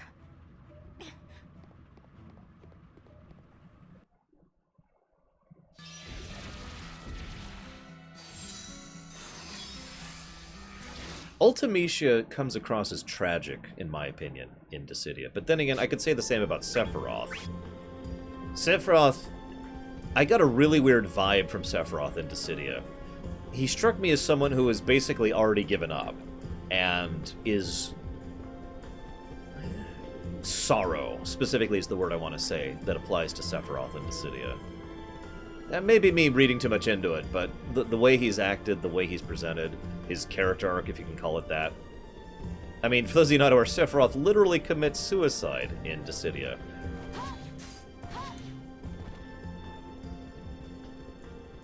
I forget when exactly, but I'm pretty sure we'll be seeing it on camera. Because I think it's one of the report stories we'll be showcasing.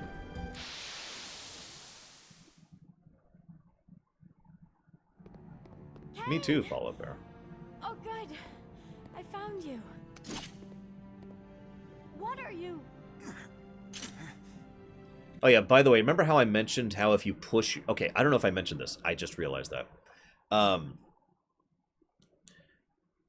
Obviously, there's the difference between downed and dead. I've already distinguished that. But also, if you just push yourself hard enough, you eventually reach the point where you fall over. Dead, not downed.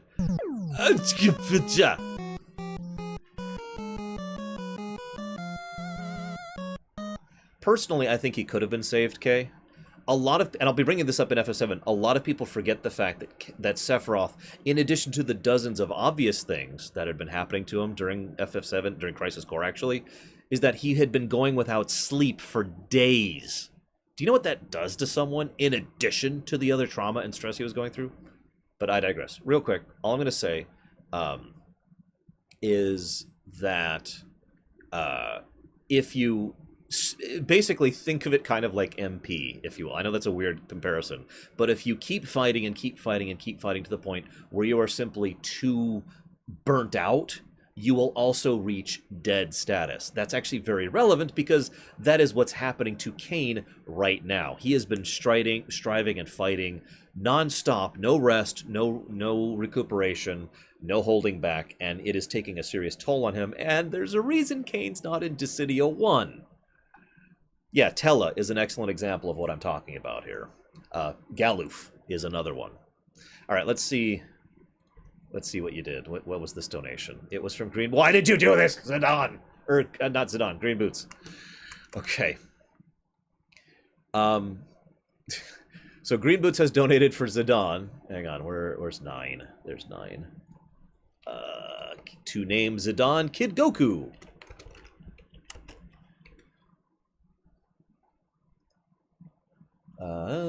So there's Zidane, who is now Kid Goku. Yeah, I know, right, Zero? Thank you, Follow Bear. Yeah, I agree with that, Kay, but yeah, whatever.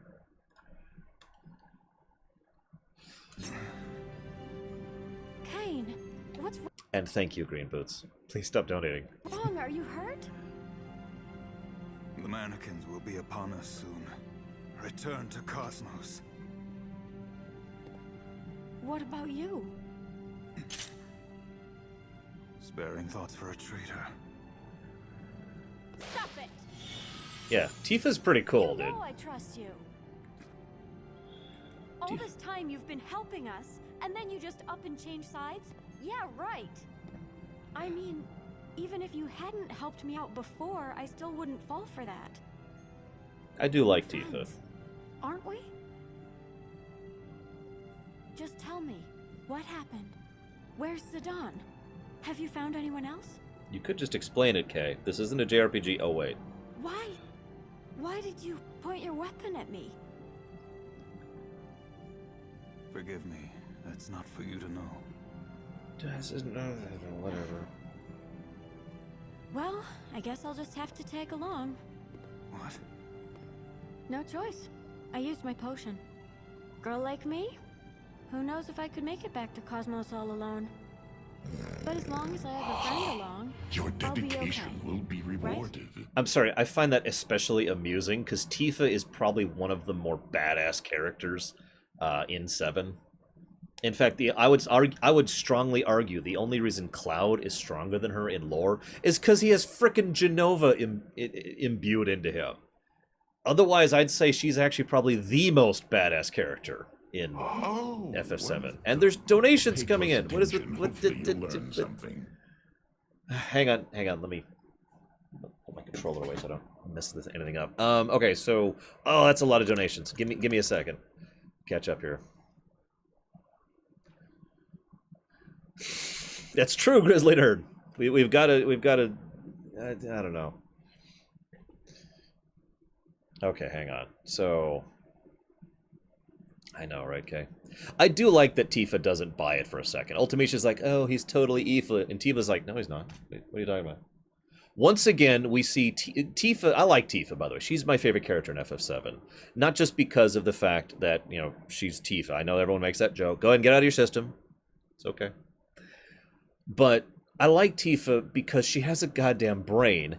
She's a very flawed character, and she has the most character growth throughout FF7. And so I like that she doesn't fall for the typical, he's totally your enemy. She's like, no, he's cool. I like that. Anyway, so, okay. Roximus donated for Zidane. Pushing that up to 60 now. Jesus Christ. I mean, we will have him in the party a lot in FF9. Whether I choose to or not. If I can type, there we go. And then Ultimate Torinor donates. Hang on. Oh my God, you were the first person to donate for FF3. Thank you. I was so worried we're going to have 4 Kefkas for FF3. I was legitimately worried about that. So we're going to have.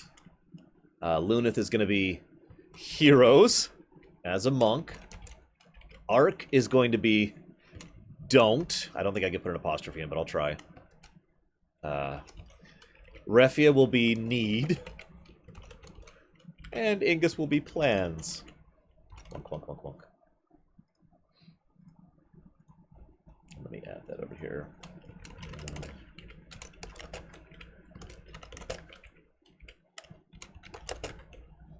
2, 3, 4, 5, 6. Yep, that fits. Just making sure. Heroes don't need plans in FF3. I mean, if you think about it, in FF3, we really don't have a lot of a plan as we're going through that game. Tifa. Listen, I trust you. We're friends. So stop being stupid. God.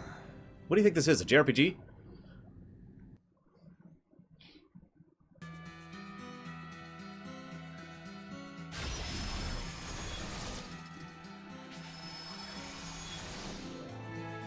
Jeez, I have to go through those two, don't I?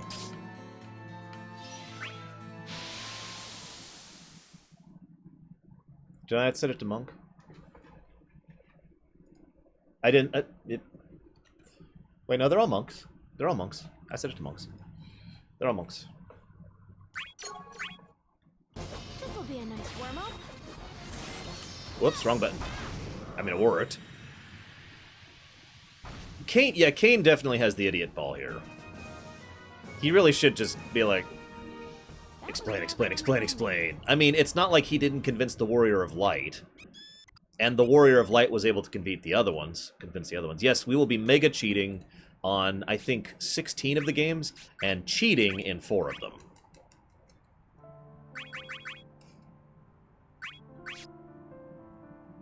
Ironically, Tifa, despite being a very strong character, is one of those characters who wants to be alone the least. So it kind of makes sense here. Look, I didn't mean to. I was trying to be tactical about it. Trying to do this.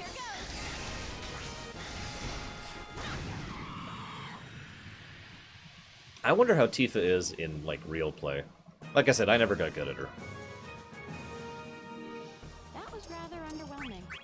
That's probably true, Kay. I mean, Kane is literally going around defeating his allies for their own sake. I mean, Say that what you will, but it still sucks to attack your allies. So, he now tells Tifa the truth. He lays it out for her. What we already know. No matter how hard we fight, we can't win. Getting these crystals sure is a pain. I wish they'd just show up already. Seriously. Then we might have had a chance at actually ending things this time around. Don't dwell on it. When you wake, you won't remember the things we've had to endure. And when you have your crystal, you'll have no more reason to despair. It is worth noting, by the way, that they're all taking a lot of faith in this crystal plan. I mention that because, remember, Cosmos hasn't told them the crystal plan. I've already explained it to you, so you know what the crystal plan is. But she hasn't told them in character. She just said, go get your crystals, it'll help. And they're like, okay. You know, they don't realize this is her plan to end the cycles. It is, but, you know. We'll get a little bit more into the crystals thing back when we get, when we get forward to Dissidia 1. Dragon fruit, technically, I think it's $2 at this point to donate, because the minimum amount is $1 for a whole bunch of summons in FF8. Right, I need to add 2 to this. I just realized, hang on just a second. 2.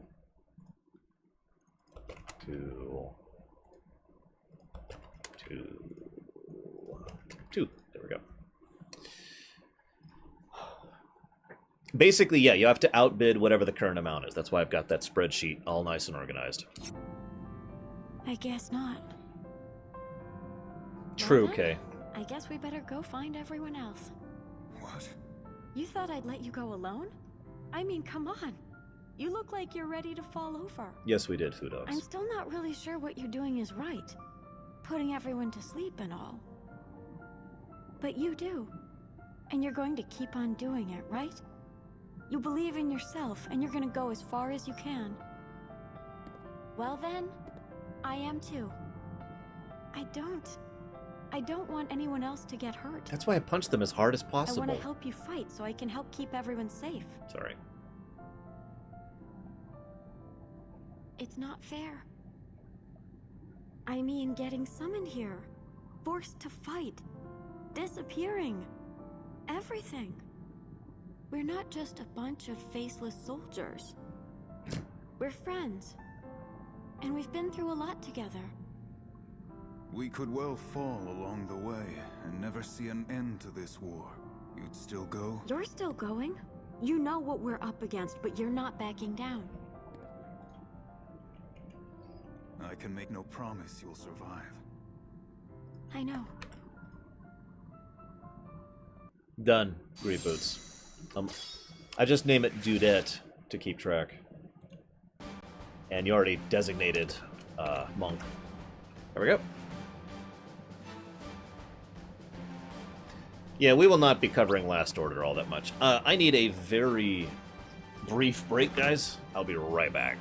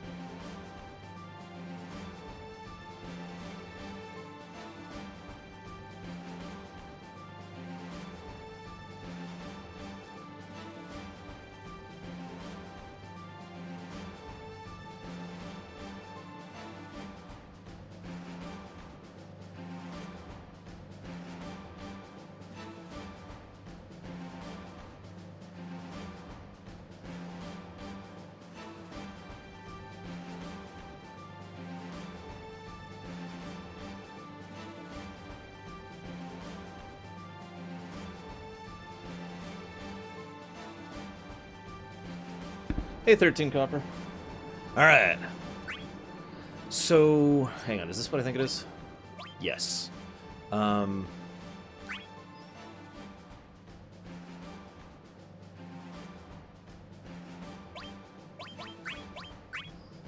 I guess of all these, I want to play as Yuna the most, so we'll do that.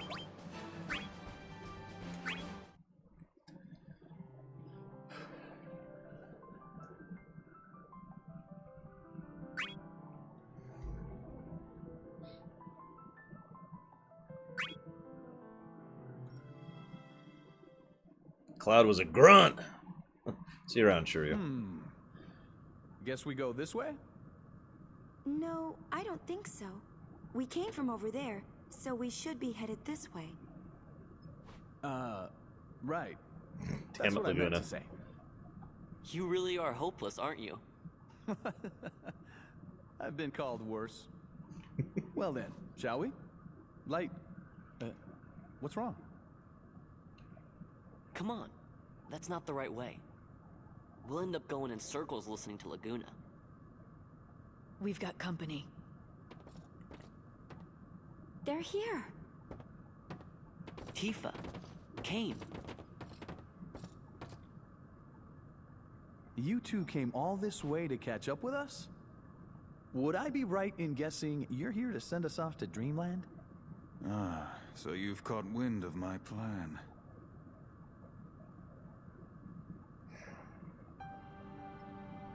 So you're going to stop the mannequins?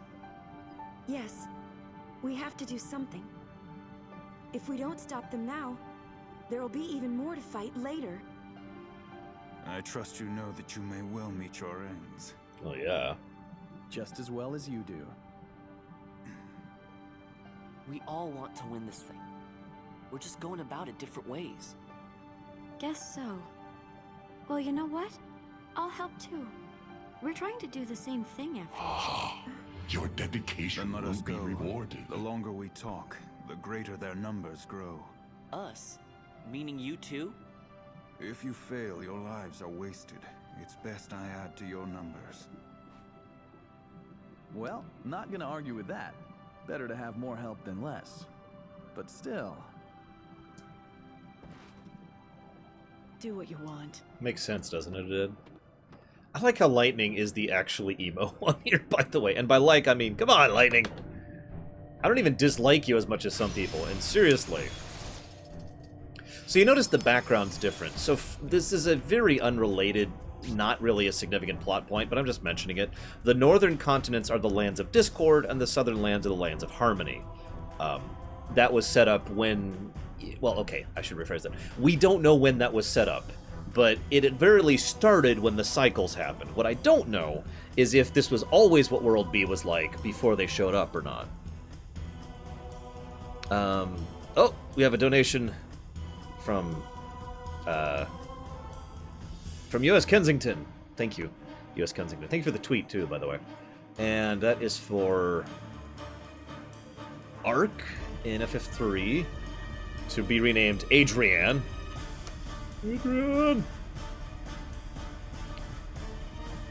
Adrian 20 Monk.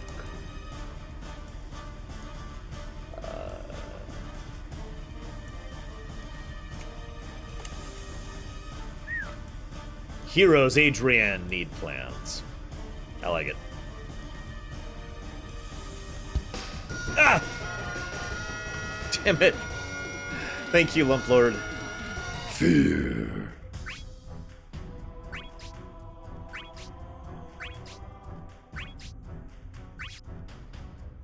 Yes, I know how to do a party battle. I know how to do a party battle. I know how to do a part. Thank you. They're tutorializing how to do party battles. I remind you, this is the last thing in Dissidia Duodecim's main story. Heroes kinda need plans. I'll win for everything. Burn everything in sight. You heard him. Burn everything in sight. What? Where, Tigzar? Where? Oh, you're just making fun of me, aren't you? I think we're at the 90s right about now, Maz. I'm learning too. I mean, okay, Muad'Dib, an argument could be made for the fact that at this point in the game you haven't fought party battles yet, so, you know, tutorial being on. But it's not that hard. Okay, Kensington, give me a second.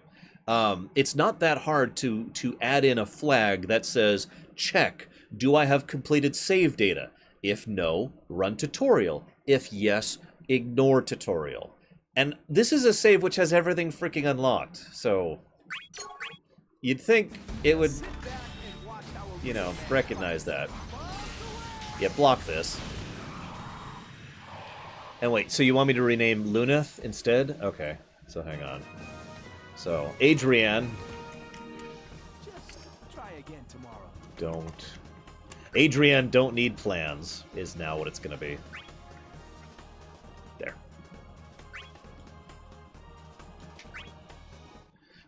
It's okay, guys. I have a plan. Burn everything in sight! You can also say heroes don't need Adrienne, but I like Adrienne don't need plans better. Yeah. What Lurker is saying would be all that's required. It's the simplest damn thing. Yes, I actually did play FF11 when it came out. In fact, I betaed FF11. Lightning. What? Stop being emo. I will not ask your forgiveness. But stop being emo. Sorry. When you turn your weapon on someone, apologies don't cut it. You're right. Really, Lightning? The others, they're really all right? Yes, of that you can be sure. Right. For MMORPG beginners? Tracking down the... Hang on. I can recommend 4 MMOs off the top of my head for people who are just getting into MMOs. World of Warcraft, Star Trek Online, Neverwinter, and FF14. All of those are good MMOs and are easy to get into. The barrier to entry is very low. So I could easily recommend all 4 of those, depending on what you're into. All 4 of them approach the MMO format a little bit differently. WoW and FF14 are somewhat similar in overall architecture. Neverwinter is a little bit different. Star Trek Online is very different. Truth. I don't think any of us would have ever made it out of here. Same recommendations, Kensington. That much. That's it. Don't expect me to forgive you for dragging other people down with you. Understood. I would never recommend Tor to anyone for any reason. I'm sorry. If you're coming, I want to see you fight harder than you ever have. I mean, I've played through Tor 9 times. I think I can definitively talk about Tor at this point. Yes, play a monk, or a demon hunter, or a death knight.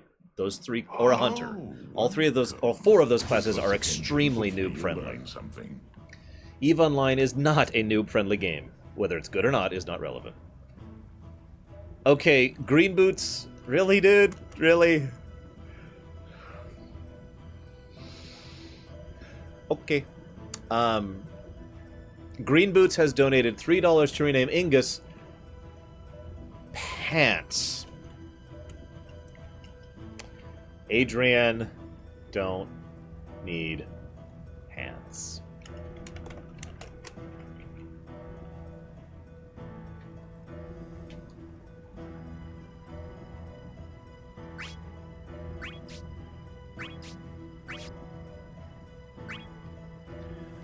Also, we were talking earlier about the tutorialization of the game. I just want to say, for all the vitriol that is spit at the FF13 series, at least every tutorial in 13 and 13.2 has a, you can skip. Do you need this tutorial? Nope. Okay. Do you want this tutorial? Nope. Okay. Do you want this tutorial? Nope. At least it has the goddamn option, you know?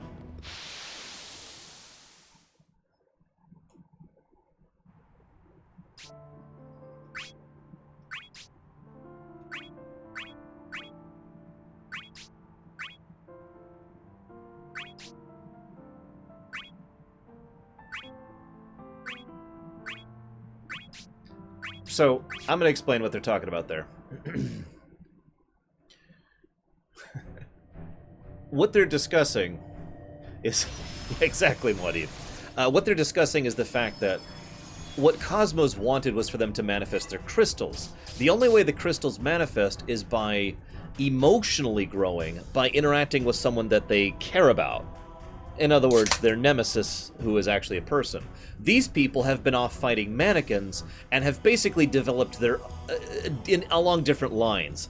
Either they are the original heroes from their story, in which case they're becoming more themselves, or they are the advanced mannequins, as I theorized earlier, and they are developing into slightly different people as a result of being completely separate from the plan, you know, their particular FF. Dude! So hang on. Apparently Ingus is now a red mage.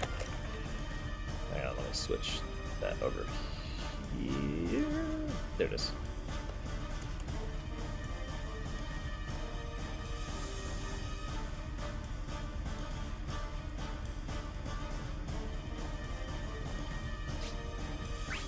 I know what a Phoenix Down is. Oh my god, tutorial, tutorial, tutorial. I have to go through 2 whatever, so.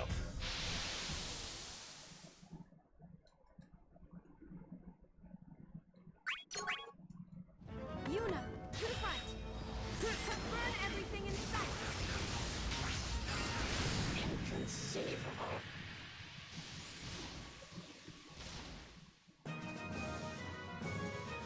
Lord of the Rings Online is an excellent MMO, but really only if you're a fan of Lord of the Rings and are prepared to put up with a somewhat older styled MMO and all the problems that come with that.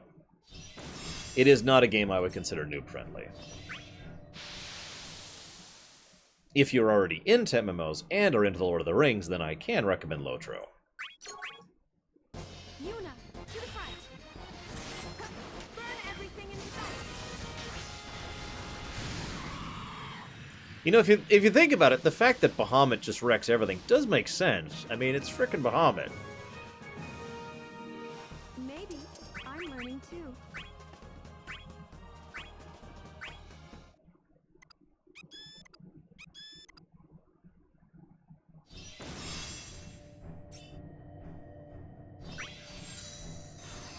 Oh, excuse me, Bahamut! Or Bahamut, if we want to go with the M-Tweenie.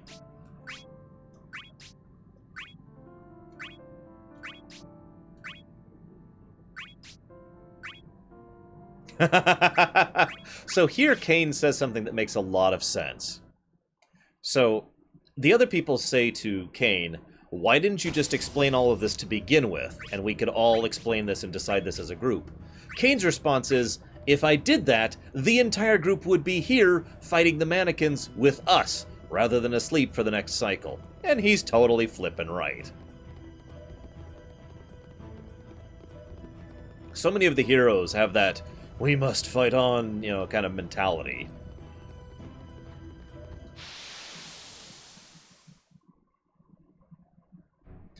Honestly, Maz, not much. We were basing it very heavily on the style of Asheron's Call, in terms of gameplay. Unabashedly and unashamedly.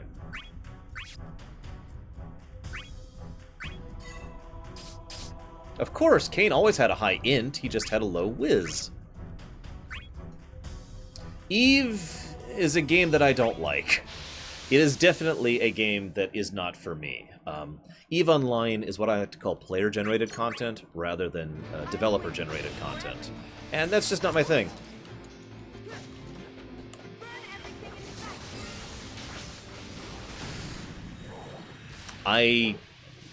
It's hard for me to say if EVE Online is good or bad, because I just don't like it. Not my thing. Maybe. I'm learning too. Oh, hi, Enigma. And you're not here, and you never will be. You're gonna miss the whole thing, Enigma, no! I'll deal with this. There you go. I like shooting people.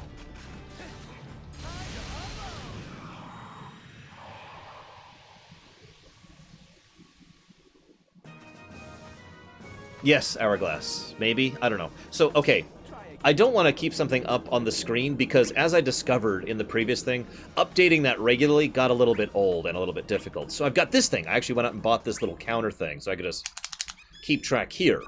And then anybody asks, I could just be, oh, we're at 3 encounters so far, you know? And it'll be a lot easier to keep track of. And a lot smoother. And much less of a hassle. That's why I went and bought this thing. Well, like I said, EVE Online is a player-generated content game. So... We must be getting close. You can almost feel the evil here. And they say that in the area where Orphan is. Orphan's Cradle or whatever. I just find that amusing. Mannequin headquarters, huh? I wonder what it's like inside. Someone's sure relaxed. Well, it's not like I'm not worried, just, you know, we've never been there. Well, I guess that's something. I suppose. There you go. It doesn't seem as scary if there's something to look forward to. Right, Yuna? Oh, shoot. Well, I didn't think about that. I guess so. Oh, we should totally do that. I'll just pretend I'm looking forward to this too, then. Yuna, don't be There's Yuna. not a lot to really be looking forward to now, is there? This from Sir High Spirits? Ah, touche. But see, I'm trying to keep everyone positive. It's calculated.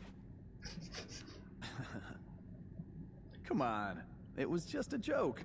No need to glare at me. Nobody's glaring. She's just concerned. She always glares. Concerned? Oh, about all the mannequins. Right. Hey, X-Death. What's going on, dude? How you been? Searching for something? Continue down this path, and there will be no return for you. Let's do red, green, and blue. Who's with me? Great. Thanks for the tip. We'll be sure to keep that in mind. Assuming you should survive. What? Okay, For maybe the we can't do time blue. being, you may indulge us in battle here. By the time we're done, all will be over. What? Surely you sensed something amiss. The mannequins are all but gone from this place. What's going on? The mannequin horde should be arriving at its destination as we speak. Its destination? Where's that? So this is your game. What do you mean? Even a goddess could not hope to defeat such overwhelming odds. But she will have to do her best. The mannequins march on Cosmos' throne. Dun, dun, What? Have you forgotten? Warriors robbed of their master disappear into the darkness. A true demise from which there can be no hope of rescue or return. The rest of you go on ahead. Pain! What about Cosmos? It's too late. Too late? Even if we went back now, we'd never make it in time. Only thing we can do is trust our last line of defense to hold.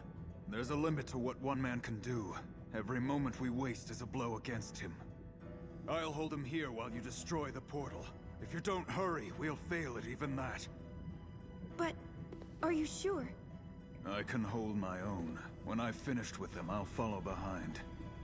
See you on the other side. Come on, let's go! I agree, Enigma.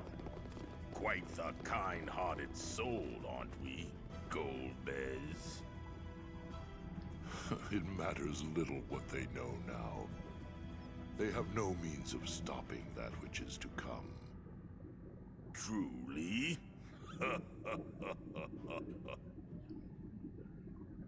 So in case you missed that, that was Golbez helping the heroes out. Again. Telling you. Main protagonist. Yes, Necro, that is pretty much exactly what's happening. Obviously, with graphical limitations, they can't show that, but there is a freaking army of mannequins marching on Cosmos. Spoiler alert, she's gonna die. She is gonna lose that fight. It's supposed to be a symbolized dragon's skull. Hazardous, Bill. Also, and yeah, I know it's like basically a brand new voice actor, the guy who plays Golbez, but he does a really good job of this.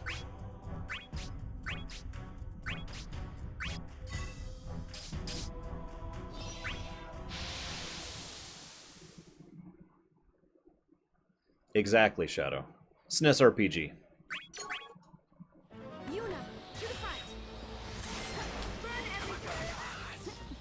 No. Let me... Oh, come on. If at first you don't succeed, go insane.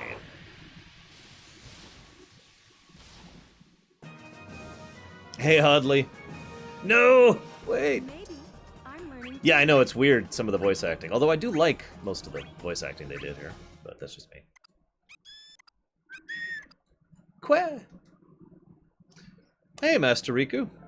If you want to lurk, that's totally okay, but as I like to say to pretty much everyone who pops in here, you don't have to be a stranger. I do love chatting with chat and with viewers and just kind of keeping a dialogue back and forth, so please, by all sakes, by all intents and purposes, chat up. So, I just want to explain what I did really quick. Takoida was like, you know, are we going to have a Sarah counter? And I realized I only have one of these. So I just bought 2 more, one red and one blue. So we'll use the green one for encounters, and we'll use the red one for, like, I don't know, something else, and we'll use the blue one in case we need a burn-up. So we'll have more counters. Wednesday is when those are showing up. So we need to not have any counters until Wednesday. If you want to lurk, that's okay. There's nothing wrong with lurking. I just like chatting with you guys. So what they're talking about here is probably one of the... Yes, Roxanus. Is one of the better hints, in my opinion, of the fact that these guys are actually advanced mannequins rather than people. They talk about their memories and how they don't quite fit or line up with who or what they think they should be, but also the fact that now that they feel they're doing something definitive, they feel like they have more of a purpose than before, when they were basically just doing what they were told. That could be taken either way, though. It is worth noting. As I've said before, we don't actually know if they are mannequins or people, the originals. Oh, I think I missed a question there. And yes, I believe that is... I believe Liam O'Brien also voices Caius, if I'm not mistaken. Any voices that are unfitting? Not in my opinion, Green Boots, but I admit I tend to be more tolerant about English voice acting than some people. For example, I actually liked pretty much all the voice acting over in World of Final Fantasy, whereas some people were having complaints about that. Hello, John Michael. Separate from John Carmichael, who is also one of our viewers. Welcome. Enjoy the show. Talk, chat. Feel free to share whatever you want to do. You can lurk if you want. It's okay. We have a lurker-tolerant policy here on the Lorerunner. A Renoa fails at something counter? Hang on, Renoa's on the screen. Renoa's on the screen. Okay, she's on the screen again. She's just, what is she doing? Now I gotta reset this. Damn it, man. There we go.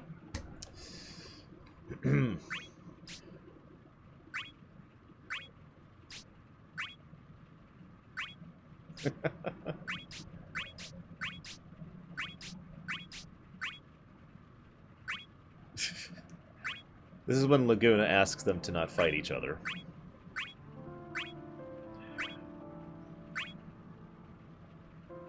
Okay, Hoogirl, you can lurk. We are tolerant of lurkers here. Yes, all of this is going live on YouTube. I don't see why it wouldn't. I dislike Renoa, but probably for a different reason than most people do. I'll talk about that when we get to FF8.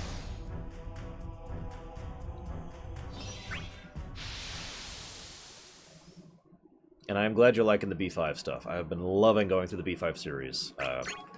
Hope everyone gets their voots in for their favorites, so I can finish that off soon.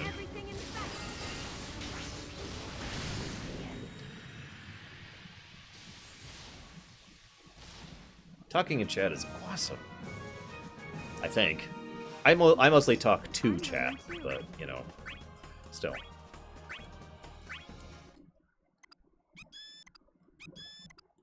DS9, yeah, that's gonna be awesome. I am super hyped for DS9 and TNG.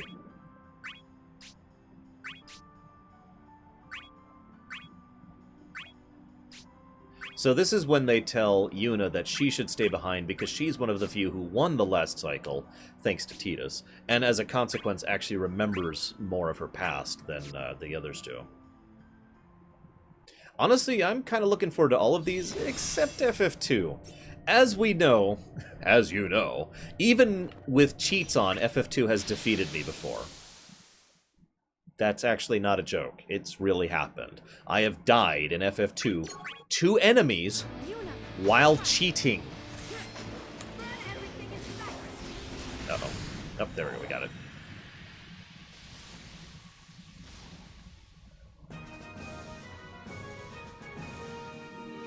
Maybe I'm learning too. So, that's FF2 for you. I don't believe I got an Enkanon for FF2. I got an Enkanon for 5 and 6. I don't remember which other ones I got Enkanon for. We'll find out when we get there, I guess. I've never actually played through 13.2 or 13.3, so I'm kind of looking forward to that. And I am actually looking forward to 13 with full cheats on.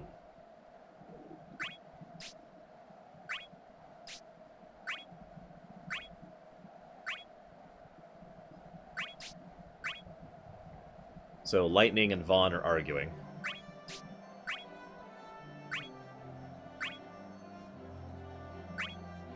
What's funny is Vaughn is kind of awesome in this scene, and Lightning is kind of bratty, which I find hysterical.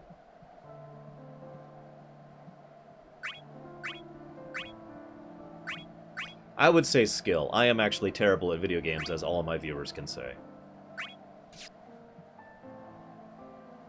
Also, Vaughn lied. He didn't go back to get Terra. Thanks, Enigma. Hey, oh, I don't know how to say that. Engine? Engine?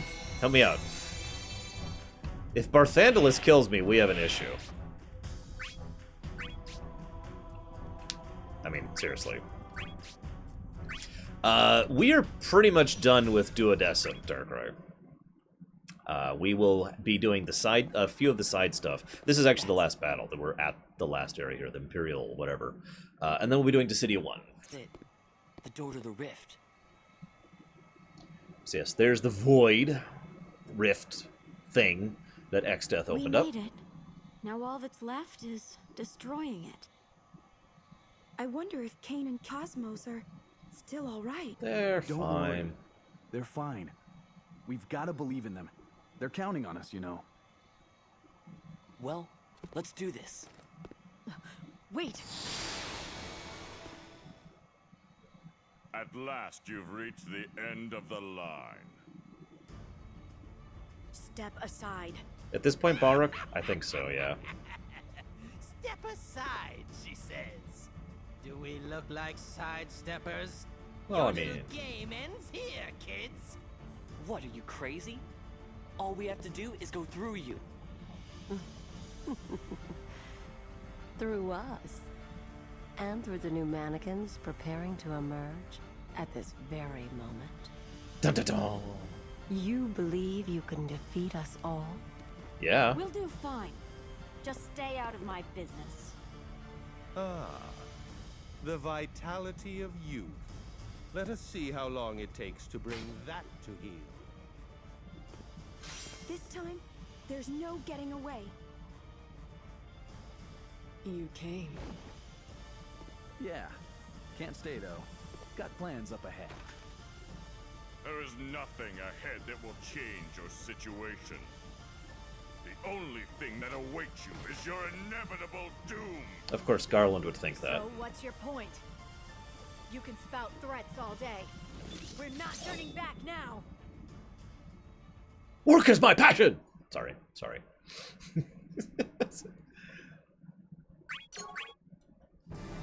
Yeah, honestly, I think Emperor to Yuna... She's not a thing. I think Emperor to Yuna works better than Emperor to Furion, just my opinion. Damn, didn't finish it. There we go.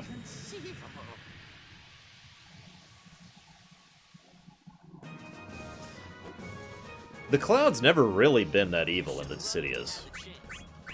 In 3, she's not really a character. She, they, it. I don't know how old Mateus is, honestly.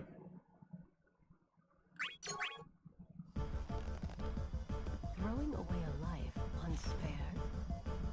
Who said I was?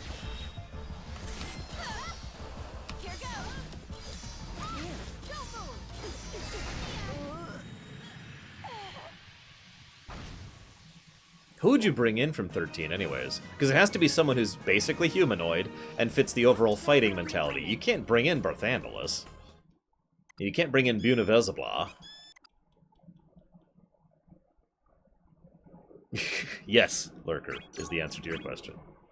I guess we could do Caius, but he doesn't... I mean, I guess we have Golbez, so whatever. This is my story. It has a happy ending. Run amok. Okay, fine.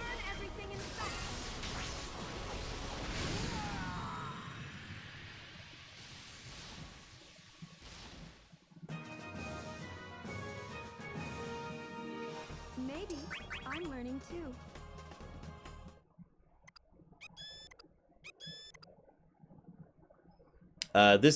We've actually still got Dissidia 1 to go through, Braylon. Although that'll be pretty quick. I anticipate we'll finish Dissidia today.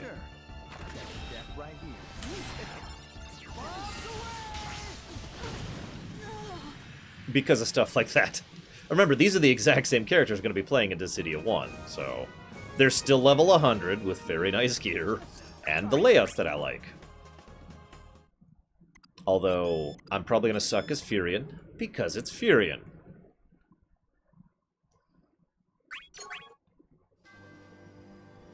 I will grant you true and utter annihilation. Bring it on! I don't need a second chance. Wow, okay. Let's do this instead then. Okay.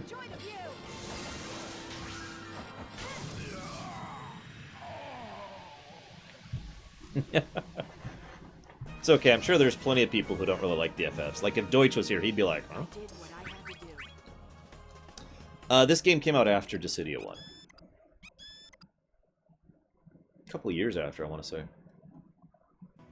Are you still trying to win? Well, yeah. You want me to finish you off? Just say the word.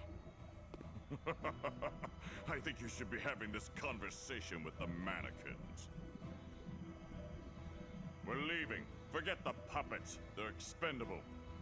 This is farewell, warriors of Cosmos. The mannequins will keep you company until the sky falls upon your head. Real quick, I just want to point out, I think Kay mentioned earlier, why don't we ever see Shinryu? We see Shinryu once in the entire Dissidia series, not counting anything that's in NT. And he will be on screen during the cinematic that happens after we finish this, so pay attention. Blink and you miss it. It's not that quick, but yeah.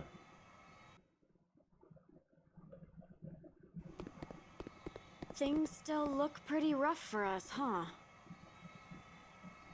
I'm sure you all understand our situation. Hmm? We came here to destroy the portal that connects this world to the Rift. It's the last thing left for us to do. But once we charge into the middle of those mannequins, there's no coming back. But there's no other way. I've come to accept that. Yeah. I think I'm just gonna have to accept it as well. If that's what it takes to win. It'll give us a chance the next time around. I was the one who wanted to fight until the end. I dragged you all into this. I'm sorry. Light! Wait. Did I just sneak another glimpse of Lightning's softer side? Laguna. We all knew how this would end from the start. No one here was stupid enough to expect otherwise. Not even Actually, me. This is all news to me. Okay, maybe one of us. Warrior of Light, Enigma. I rock house with Warrior of Light. I'll talk about it in a second. Hey, I thought it might come to this, but even then, I still stuck with you. Nothing we do here will be in vain. Our efforts will save someone in the next battle. Too late for doubts. And nobody blames you. We're already involved in this. Guys. Alrighty then, let's do it. No, I don't, Myron. Ready. Count me in. Oh, some stutter there. Kane! Are you hurt? Yeah. Been fighting It's nonstop. nothing. I can still stand. That's why I'm Come, kneeling. Let us see this thing done. I told you I'm fine. It's not over yet. Not by a long shot. Right. When the next battle begins, we will surely be on the road to victory. Forget the past. Do not torment yourself with looking back. Now is the time, Lightning. I am at your side. We must face forward. I can stand and do this.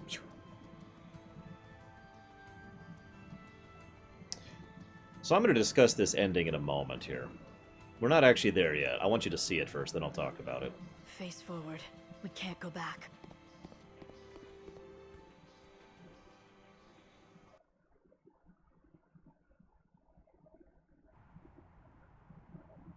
Meanwhile,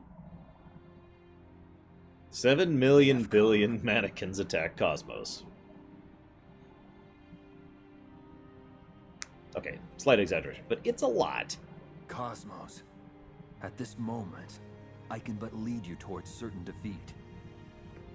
You wished for victory. You wished for an end to this conflict. As things stand, I regret there is nothing more I can do. It is I who should have done more. I wanted to save you all from this nightmare. If I could just toss in really quick, I don't like Cosmos in this series. She's the kind of person who there's a character type where it's like, I am ashamed because I can't do anything. Oh, I can't do anything. I'm hopeless and powerless and I can't change anything. Oh, why can't I help anything? And that's Cosmos. And it irritates me. Moving on. Your divine power exists to protect this world. If you wasted it on your servants and allowed the world to fall, what purpose would that serve? We are warriors, the chosen few, who were summoned to this land to secure victory for the goddess of harmony. Cosmos, there will come a future in which that victory shall be won. Well, yeah. And so I ask you, in a few minutes, believe in actually. that future. Stand by your heroes as they look to the next battle. Though I once fought in the name of light, that honor may now be lost to me. However, the light I hold within my breast, never once has it flickered or faded. This I swear, I shall do my utmost to protect you until the very end. I cannot. Cosmos, though I cannot join you in future battles, I pray you forgive me. Hey, Scorpion. What's up? I agree, Green Boots. I actually do kind of like the Warrior of Light. He's very a typical, hero guy, but he pulls it off well. Oh yeah, there's a better idea of how many mannequins are coming pouring out. We only really see it in the cinematic here, when they can actually render that much. And you can also see how they're literally starting to disintegrate as a result of everything I've talked about before.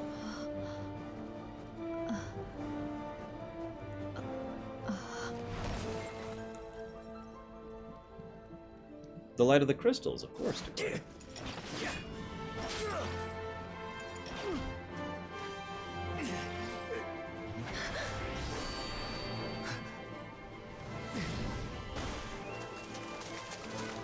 Hey, JPZ. See, there's quite a few. So this is pretty much the one time Cosmos directly does something. Ever.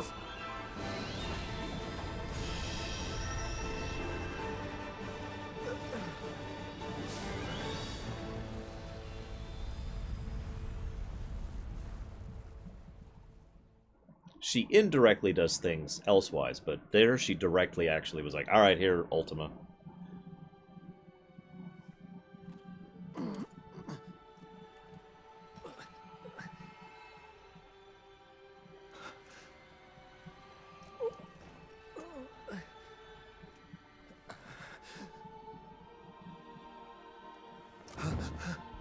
There's Shinryu.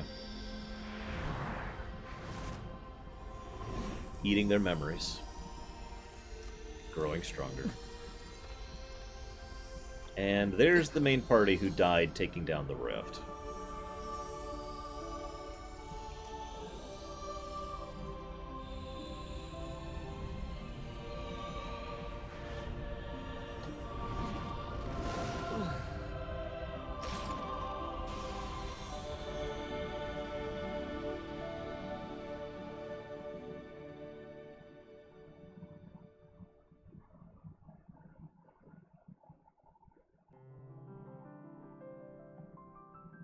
The stability of this world is ensured by the goddess of harmony. Her divine power flows outwards in an endless stream, a soothing current to suppress the violent and destructive energy of the god of discord. Yeah. But in this battle, the long-standing rules were shattered. In defiance of fate, the goddess of harmony chose to divert her power from its eternal task. She sought to protect the lives of her chosen heroes and invited her own demise. As a result of this act, the energies of chaos were set free to rage unrestrained. The very fabric of the world was irrevocably unspun. Oui. Oh, sorry. Barely a fragment of this reality emerged from the destruction, but still, the dragon performed its purifying ritual, setting the stage for the conflict to begin anew. With even the memories of their fallen companions scoured away, the warriors are restored to life, alongside the goddess of harmony. Once again, the heroes of Cosmos step forth and fight to seize victory. Well, the problem is it basically isn't a world, Dakota. It's an empty husk based off of FF1's world, World A. There's no natural inhabitants. There's only the fairies, the Mughals, and the people who were brought here, and that's it.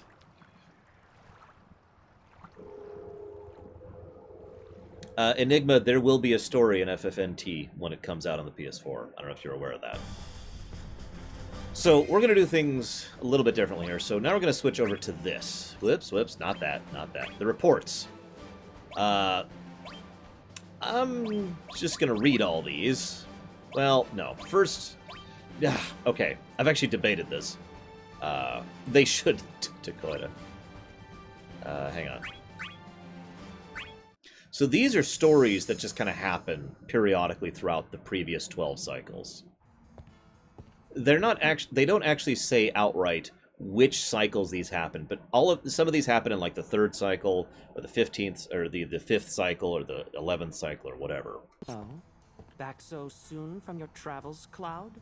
Did you go battle your nemesis and claim glorious victory? No, not yet. Still tiptoeing around the idea of committing yourself to the fight?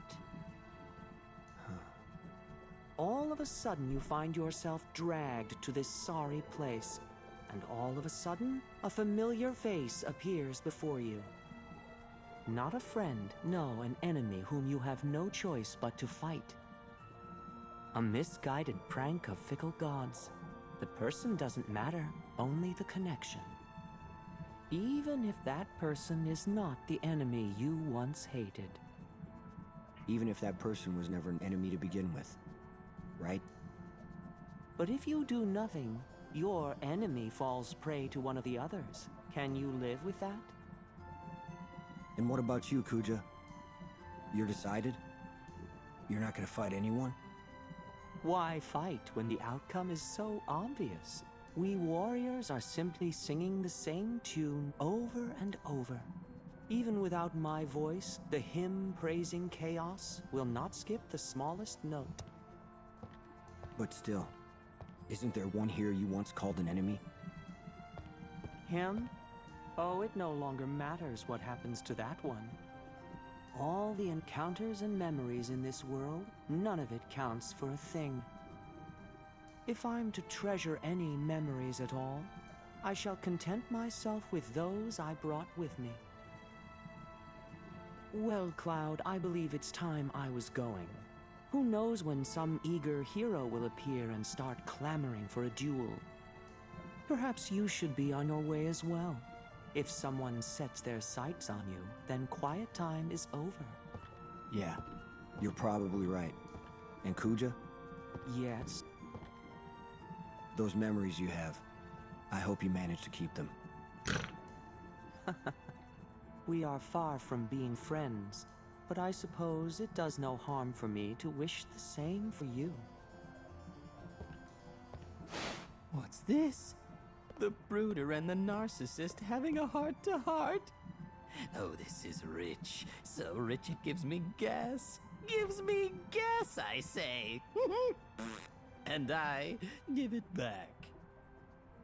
This won't do. These pitiful little poppets, letting their precious past prevent them from properly participating. Memories are never meaningful, and to fall captive to such a thing, such a waste. Aha! I am furnished with a thought. For these irretrievably, pathetically wretched excuses for intelligent beings, I shall extend a personal favor.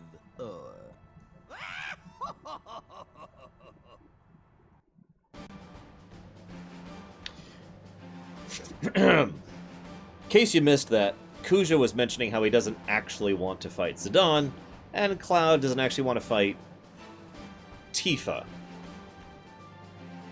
What do Chaos and Cosmos want? We'll discuss that in a bit. That was this one.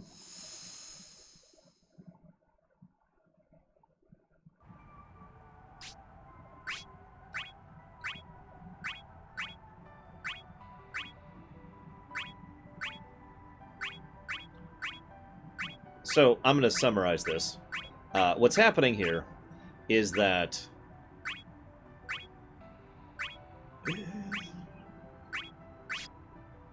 Kuja is pretending to be a warrior of Cosmos because he actually wants to be on Cosmos' side. He doesn't actually have any particular feelings towards the... This is basically a parallel to his story arc in FF9. He's not actually that evil. He's just kind of screwed into the bad guy situation. Here, he is actively fighting against being evil. Unfortunately, things will go a slightly different way because Kefka is basically going to manipulate him into pretending to be a bad guy, which leads to Kuja's defeat, which leads to him losing his memories, which leads to Kefka replacing those memories and turning him into... Also, Kuja brings Emperor Mateus in on this as well. Oh, and Ultimecia, obviously. Mateus and Ultimecia are basically the leaders in Dissidia.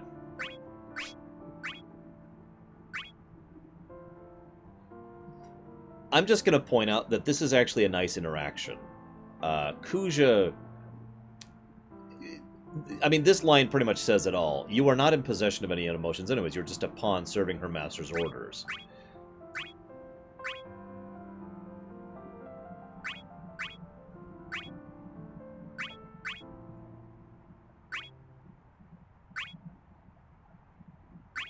Now, this is really important, at least with regards to Dissidia, because Kuja, this is an analogy. Kuja takes the slave crown off of Terra here. What he literally does is he uses his power to break the spell Kefka put on her. This is why Terra is able to break free from Kefka during the events of Vaughn's story earlier in Duodecim. Because Kuja sympathizes with her because he himself knows what it's like to be a mindless puppet being used for someone else's purpose. Whoops, I did that wrong. So, one more.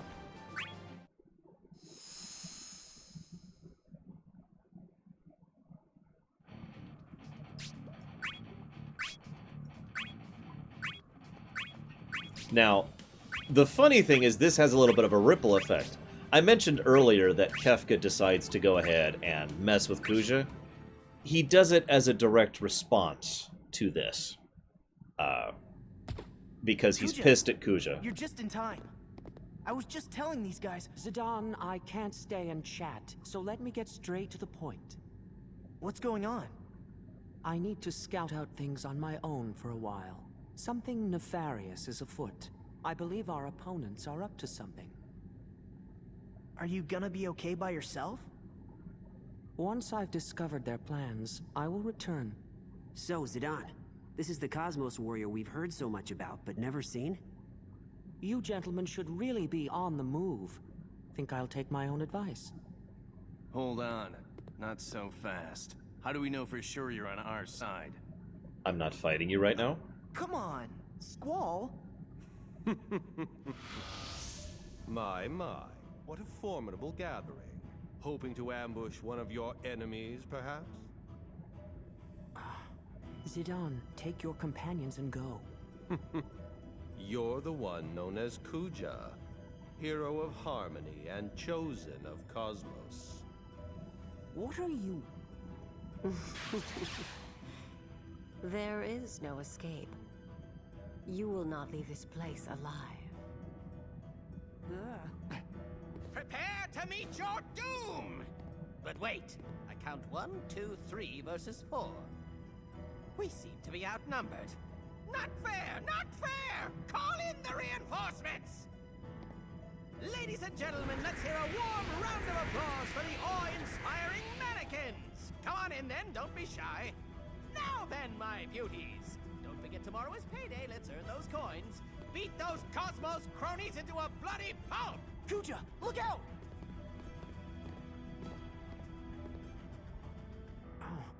Ahem. What's this? How deliciously odd. These mannequins were born to bash on Cosmos's cohorts. They would never think of harming weak comrades in chaos, but should be chomping at the bit to take a bite out of any hero of harmony. Why, pray tell, did they choose to pass you by? But no. Could it be? Surely you're not... Traitor. I knew it. Quite the performance. Have you been rehearsing that all day? Such a shame. It seems you'll perish here after all. Kuja. Ready your weapons if you don't want to die. Or perhaps you'd prefer to just tuck tail and scamper away into the shadows? What are you talking about? You were lying to us this whole time? Yes, I believe that's the term. The plan began with deceit, then came entrapment, and now finally merciless slaughter. It's going well, don't you think? I appreciate the thought, Kefka, but you can pack up your little puppets. I am more than a match for these 3 fools. If it's not obvious, Kuja is pretending here. It's not so much that he's on the good guy's side as that he doesn't give much of a damn, and he needs to maintain his position so as to not have the bad guys against him. So this is kind of a self-preservation thing. See if I remember how to play Kuja. You want to fight? Get ready for a good one. Yes, no need for half measures. Show your plan. Whoa! Okay. Hang on. That wasn't bad at all. How's that? Yeah, honestly, Dakota, I'm with you on that. I'll bring this to an end. Okay, that's... Go away. I do love playing as Kuja, but I haven't set him up at all, and I don't remember how to play him right now. In unison. Kuja is extremely mobile, for those not aware. God damn it, really? There we go. That should do it. By the way, Bartz, as I'll discuss later, is literally the mime class from FF5. So, he's fun. He literally has, like, one ability from each of the other warriors. Typical dirty chaos trick. I'll take that as a compliment. Go away! God damn it. Come on. I'll bring this to an end. Well now. There's only one thing I don't like about playing as Kuja, and it's this. Hang on. This irritates me. I mean, I can explain why. But it's probably pretty obvious.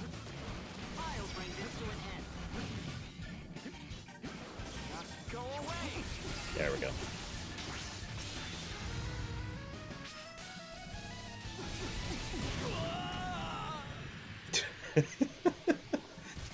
And I dodge a lot in my playstyle, and that's pretty much the only thing that irritates me about playing as Kuja.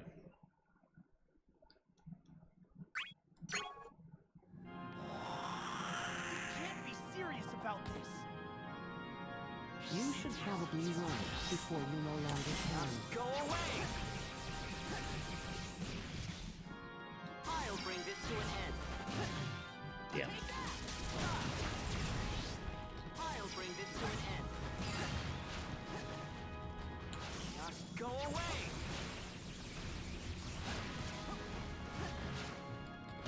Burn!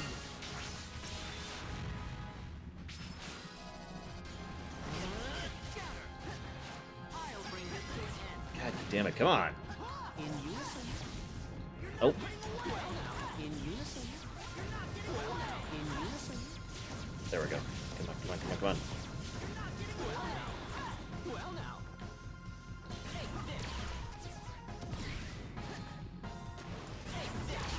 There we go, got him. Ah, damn it, no I didn't.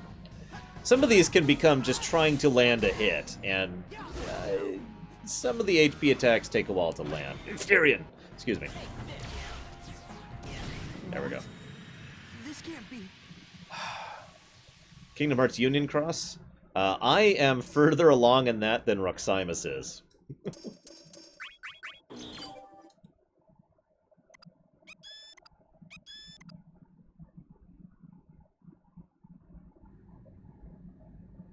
That certainly was an interesting show. However, your antics go too far. It was not beneficial for us to cooperate with your plan. You endangered your fellow warriors and risked the destruction of our divine master. Such fatal flaws in your design. Seems like you underestimated that annoying Harlequin.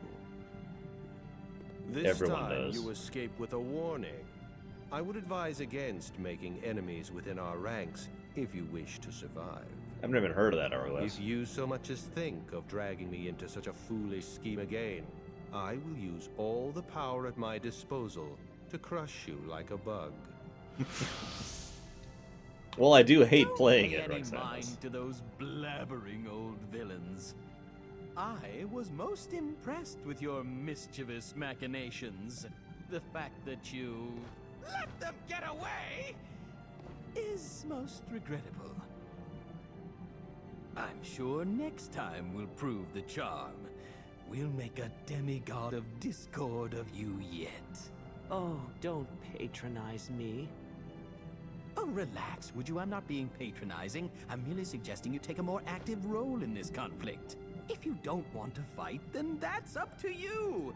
Your original plan is still stunning. It can still work. Take a dash of nostalgic memories mixed with a dollop of half-dead Kuja, and I'm sure those emotional monkeys can be fooled into believing you again. Sounds like you have it all figured out for me. Were you really so upset? You think I let them slip through my fingers? If that's the case, then you can simply force me to battle until you're satisfied. After all, I've lost any reason to stay out of this conflict thanks to you. Oh yes, I meant to ask you, Kefka. Your little puppet, Terra, wasn't it? How is she doing? Oh, never mind. It's unlikely your enchantments will have faded. How silly of me to worry for you. Ridiculous. You've perfected the bad loser act, at least. But don't you dare think this is over. The real show? That will come after you lose to a Cosmos crony. And I will be there the whole time, watching while you fail. So yeah, that leads into the little bit where we saw already in Dissidia Duodecim. I don't like Stephen King, so I won't be seeing it. So, yep.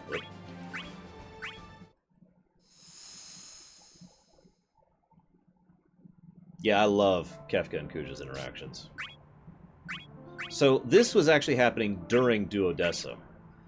This was while Laguna and crew are off heading towards the mannequin horde, and Cosmos and Warrior of Light are still back here. And you remember how Terra was like absent that whole time? Well, this is what's happening to her while that's a thing. Also, I don't like playing as Terra. I know that's a recurring theme here, but I don't. Mostly because she repeats her lines way too much.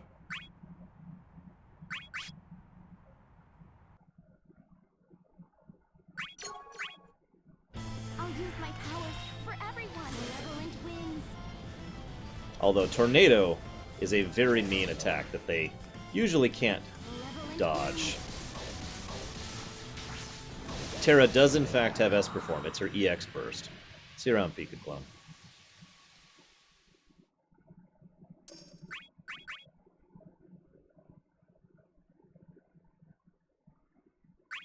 Yeah, exactly, Green Boots. I'll use my powers for everyone. Get away. You hear that one? Because when I'm playing her normally against something that's my level, I hear that a lot. So, yeah.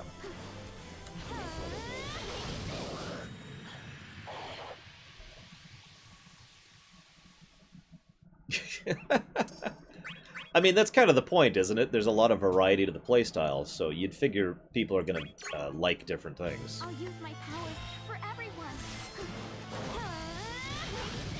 I'm sorry.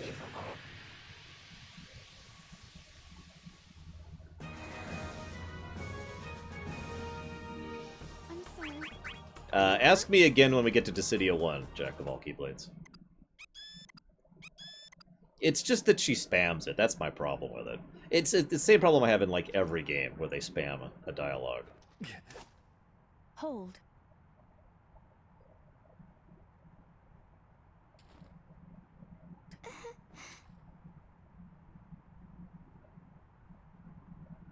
No.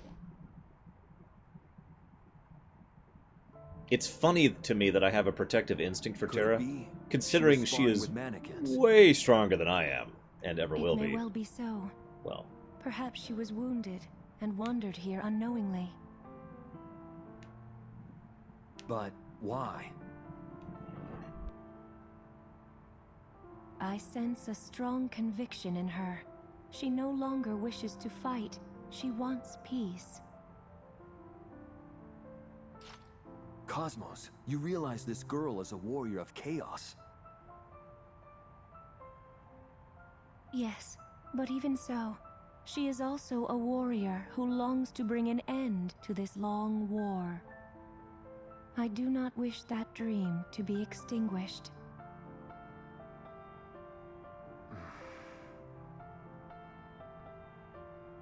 Rest, child, until you are well.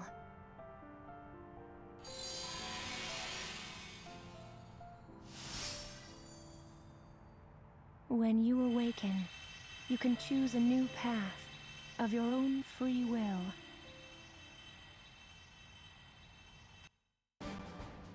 So it's worth noting, in case you haven't picked up on this, that the decision points between Chaos and Cosmos as far as the deciding line are actually quite arbitrary.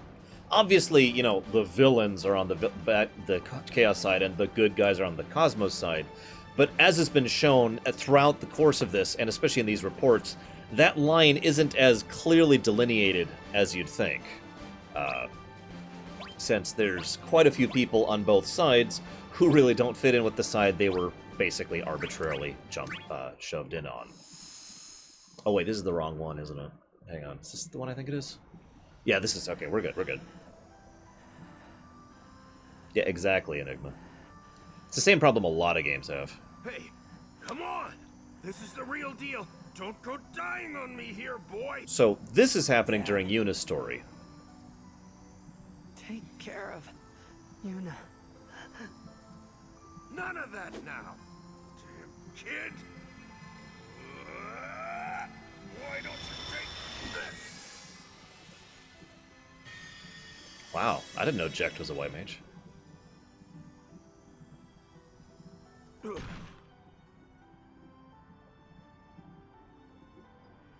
Telling me to do stuff for you when you're gone. Like I'm gonna let you die and take care of people for you. Sorry. Saving your skin. Pull some punk's stunt again. Don't look at me. Yeah, so, okay. All joking aside, it's obvious what's happening here. The reason this kills Jecht is because he's not a white mage. He does not have a cure spell. All he can do is transfer life.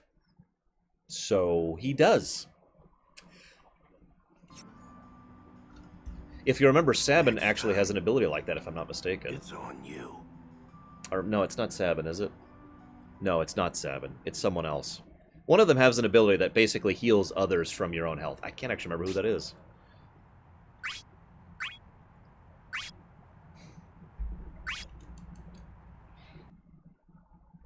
I suppose it almost doesn't matter.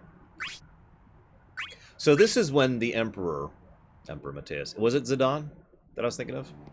I think you're right. A powerless pawn, drained of its former strength. This is your offering. Hi, Keith David. It is. This pawn once sat on Harmony's board. But now he is but an empty vessel. Chaos, my lord and master, will you not grant unto this man a pittance of your own divine power? What? You need but fill this vessel, and we gain for ourselves a mighty new ally to serve your will in this campaign. Insolence! At what do you plot? Is that jealousy or contempt I hear in your voice? I thought we both wished for one thing, Garland. Victory for the God of Discord. What else could I desire?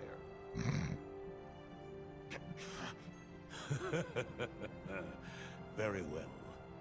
I shall give this pawn a taste of the power of Discord. Let us see him return to the board.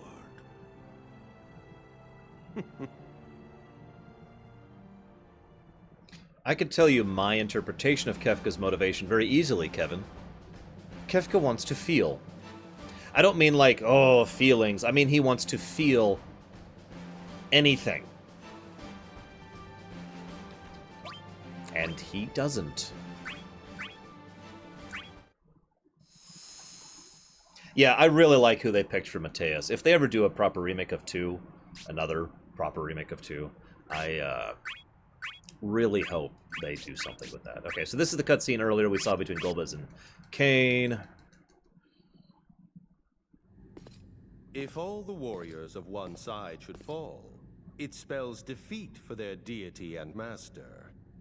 Basically, Jack And of King here Blades. I was thinking one of our enemies was acting oddly. Now I see he plans to deliberately invite that defeat.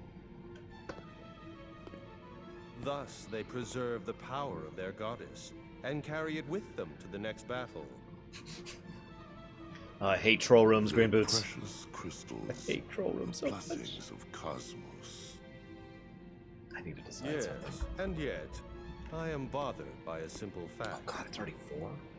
The warriors of Cosmos have suffered loss after loss. Not one of them holds memories of previous struggles. They should know nothing of these matters. From whom did they learn this strategy for ushering in a new conflict? Cosmos herself?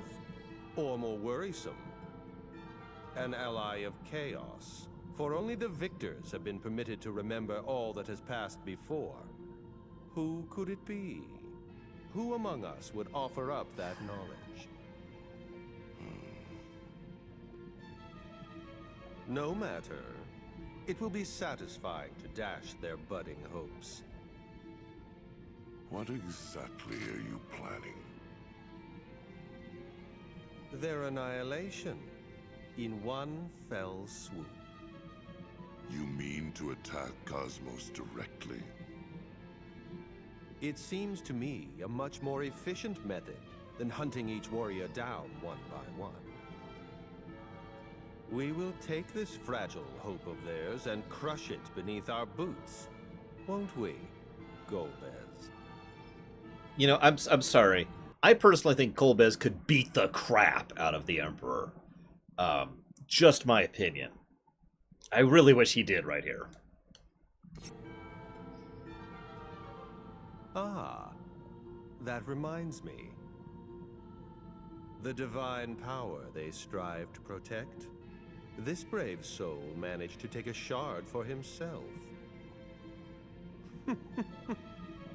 He is a vessel touched by the energy of a goddess. I look forward to his next awakening. Oh yeah, Mateus in the Dissidias is a great character. I mentioned before, he's probably the character they did the most with in the Dissidias. And you notice he's been a recurring character for almost all of these side story stuff. When I say that he is really, really strong, when I say he's really, really the main antagonist, I kind of mean that. Actually, that's a fairly decent point, Green Boots. I admit that it's possible a lot of Golbez's power came from Zemus. So, I don't know. I suppose that's debatable.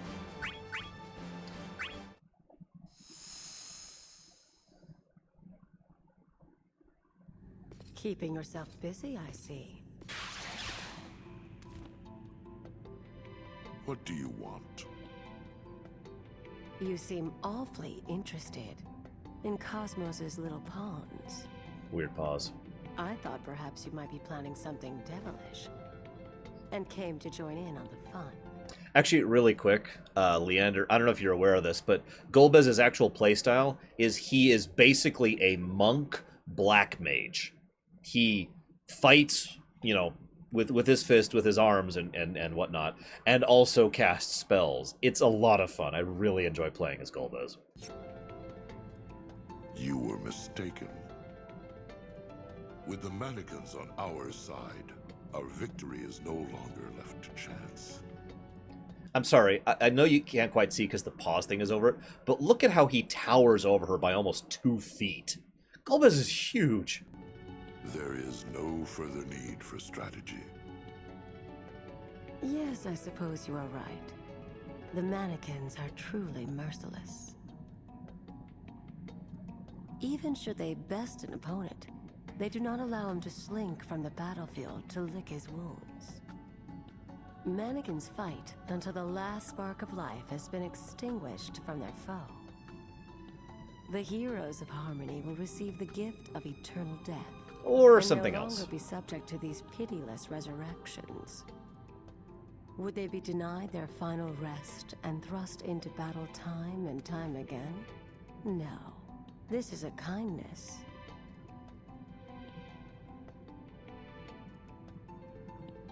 That's if the war cannot be stopped. Are you implying there might be an end to this struggle? I imply nothing. There is no end in sight. I just feel like pointing out, I know it's kind of hard to tell, but Golbez here, as much as he has been helping the good guys, because he himself is a good guy, he really has given up. He doesn't think there really is a way for this to end well. He just also sees no reason to be evil about it. It's one of the reasons I like his character. He is hopeless, but hopeful. He is a good guy who is also not, you know, we must do everything to fight kind of a good guy. He's a fairly well fleshed out character here, and I like that. Oh, that would be amazing. Jack of all keyblades. I wish I was as tall as Sculpus.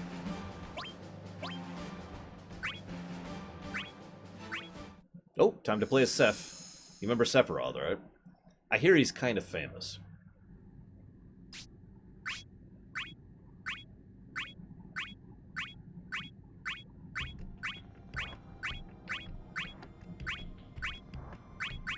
Okay, long story short here. Sephiroth wants to fight Cloud, for reasons we'll get to later. But there's actually a rule that the Warriors of Chaos can't fight each other. When I say a rule, I don't mean like a literal you can't. I mean it's something you shouldn't do, like a social contract kind of a thing. So, Sephiroth and Kefka, because of course Kefka's the manipulative one, arranged this situation where Sephiroth goes after Tifa to provoke Cloud. There you are. Oh, by the way, his sword is longer here than it is in any of the other presentations of Sephiroth, and I love it! I love this presentation of the Mazmune. Do I know you? I am your enemy. That is all you need to know. A warrior of chaos, you mean? Yes. Now fight me. I just realized I don't remember if he's set up or not. Oh shoot. I hope he is. I really like playing as Sephiroth. Challenge before you die. Who are you? I am Greg. Oh god! You don't even tell a girl your name before you stab her? You don't remember me. How very tragic. So, Sephiroth's playstyle is timing. It's not as bad as Jekt, but that attack I just did was a timing attack. I'll try to demonstrate. First of all, fear. Second of all, thank you, Apprentice 0608. Third of all, so if I just hit the button, that happens. If I do this, if I mash the button, hang on. Yeah, fine, get the hit in. I don't care. I'm trying to demonstrate here. I'm not actually trying to beat you. I can do that in a second.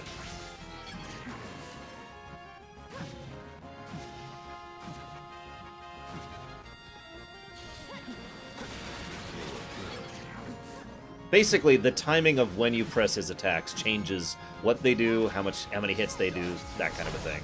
And I always love the idea of someone who swings the sword so quickly that it hits like 30 times, but you only see the one swing, which is effectively what he's doing here. Anyways, I love playing a Sephiroth, but I have to admit, when I'm fighting harder opponents like the Mega Death AIs at level 100, I need to switch to a character I'm actually really good at. Well now.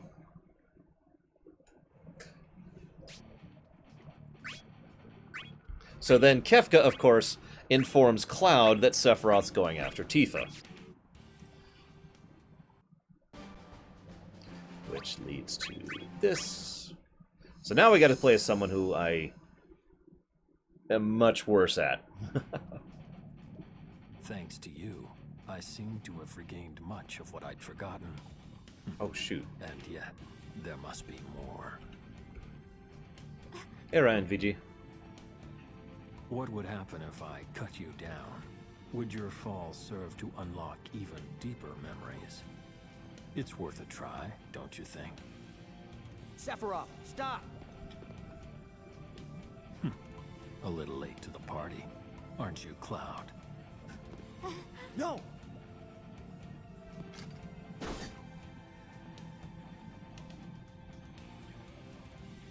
Raising a blade against me?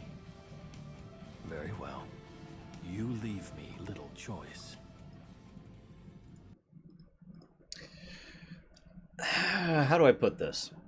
If my theory is correct, and they are in fact advanced simulacra, the advanced form of mannequin, I would say it is logical to that... Okay, hang on. Let me pause for a moment. Let's actually talk about this. Let's talk some lore! Lore! If my theory about them being advanced mannequins are correct, it explains two aspects of the story.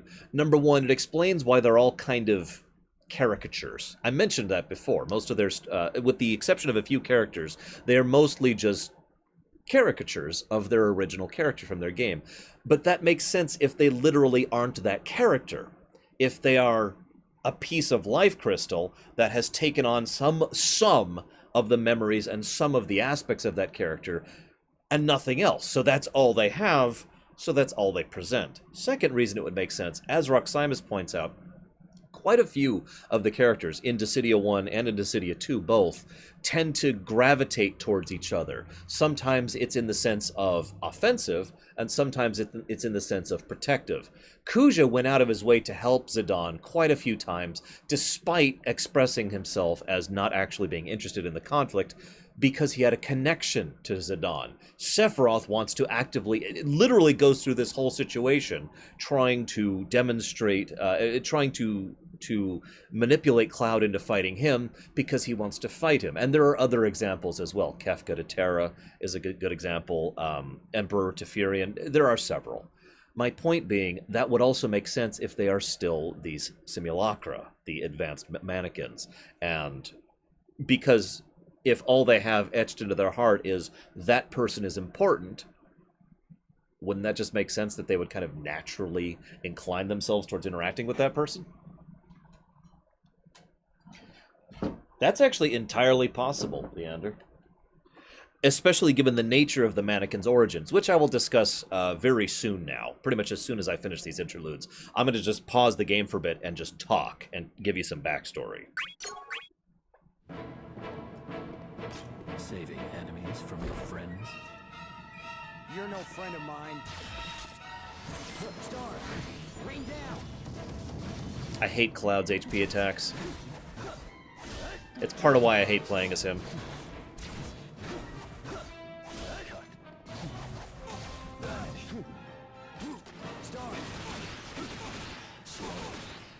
Damn it, I was hoping he'd chase me. To the promised land. Oh no, you don't. There we go, got him. I'll fall into the shadows.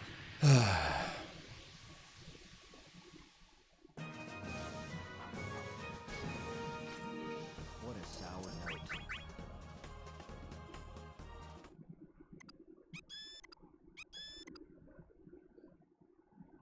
Oh, that's a good point. I could have equipped now, whatever. Enough. For now. There will be time later to take your life in trade for this betrayal.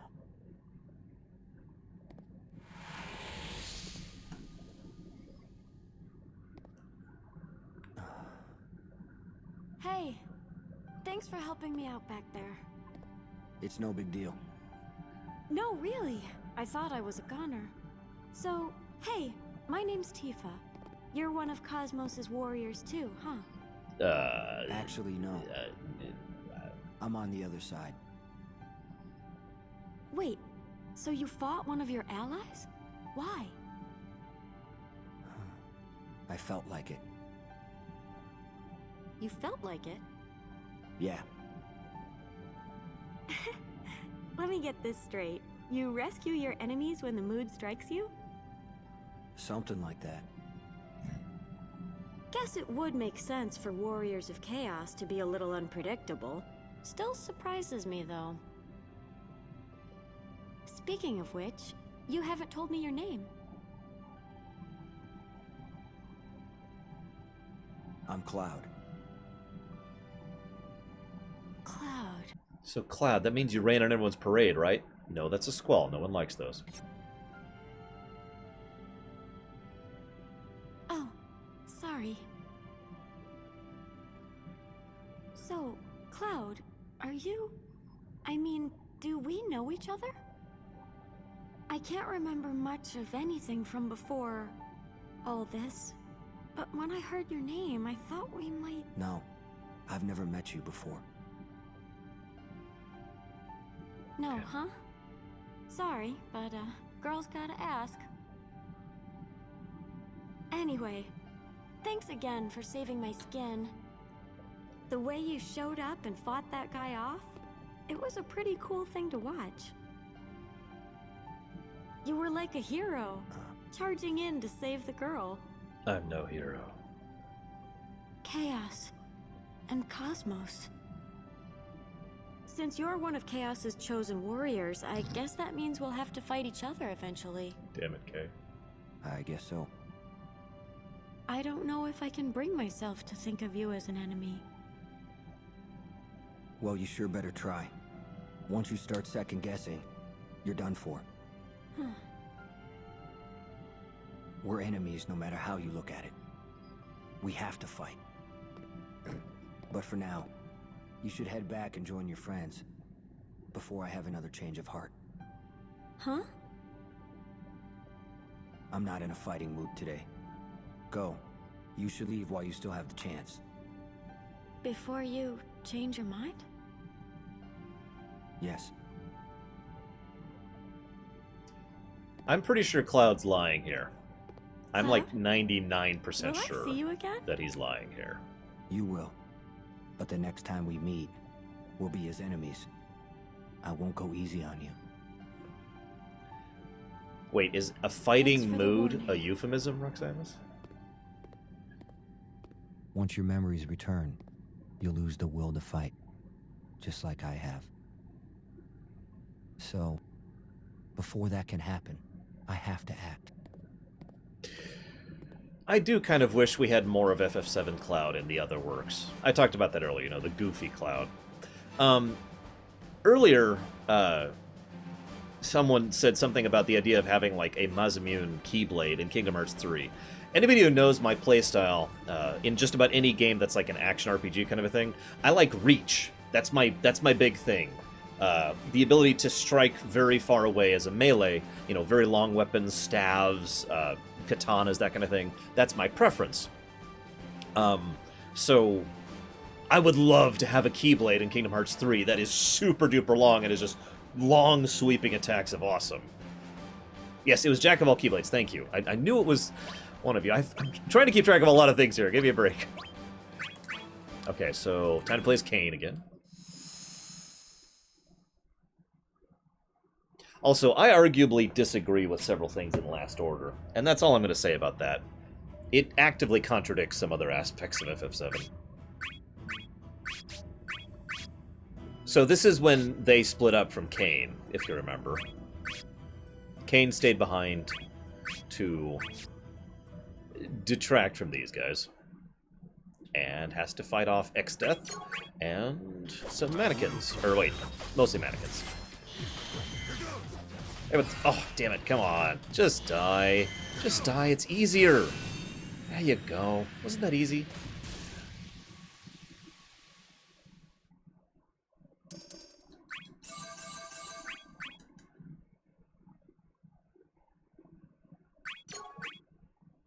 I will prevail. Blast of the Covenant! Don't let it end. It isn't.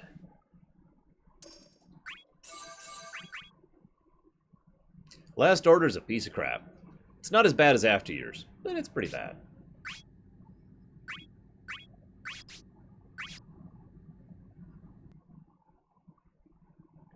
Yeah, exactly, HF Loki. I will prevail. I mean, I actually really like Cloud in FF7. Oh, you son of a...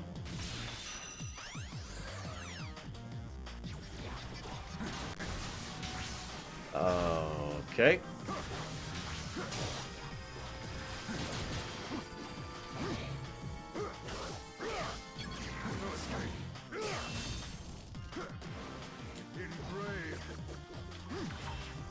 Come on. No, you don't.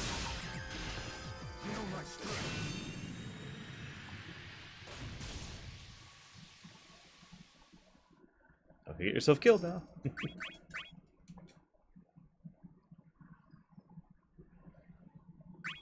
No, let me be clear. Last Order is not as bad as After Years. I'm not sure anything in the FF series is as bad as After Years, in my opinion. Hi, Colin. Because I hate After Years. Like, most other things that I dislike, I can at least say, well, at least the gameplay is good. Or at least this one scene is good. Like, even Dirge of Cerberus, which I don't care from a story or a gameplay perspective, at least has Hojo being awesome. And a couple of cool scenes with the gang and developing Yuffie as a character. I know, weird, right? And Reeve. Reeve got some decent development in Dirge of Cerberus. After Years can go suck it. Sorry. Anyways.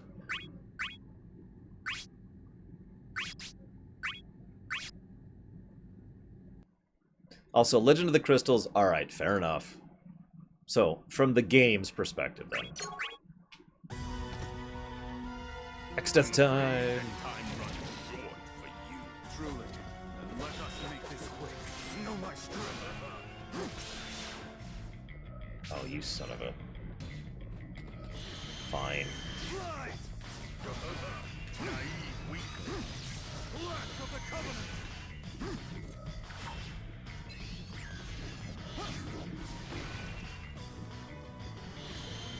A lot of it dead.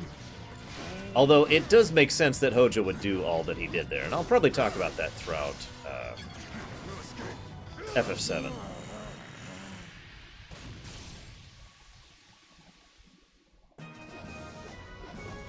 But yeah, Paul Edding did a great job as Hojo.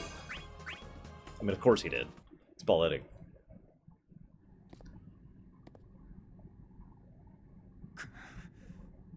Fight until you are bloodied and battered. The mannequins will not be stopped. So you remember earlier how Golbez pretty much outed himself as aiding the good guys to Exdeath, and he was kind of gambling on Exdeath losing, so he'd lose his memories of that? Well, Exhibit A. If you go onward, know you shall not return alive. You shall die knowing how powerless you are.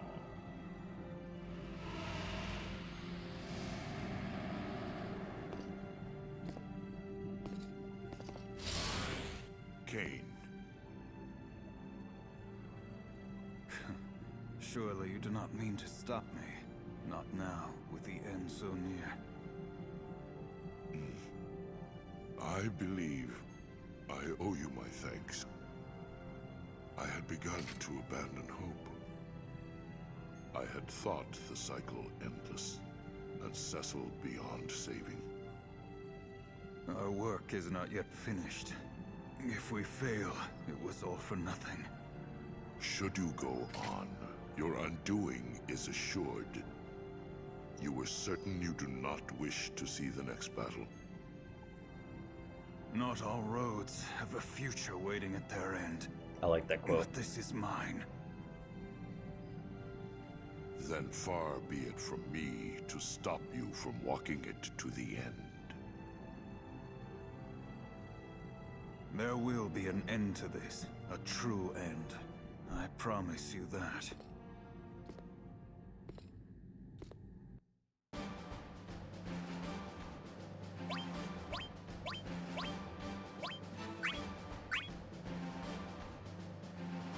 Alright, sadly I have to pause for a couple of minutes. Don't worry, I will be right back, guys.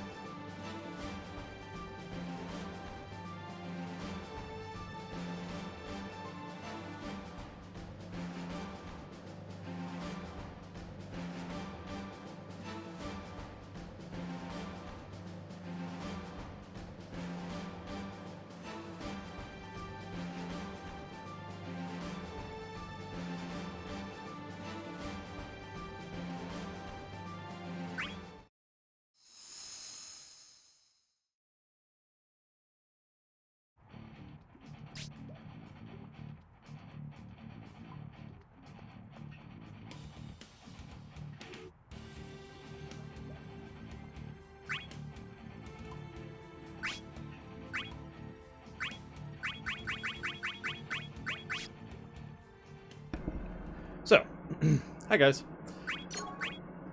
Your volition cannot overcome discord.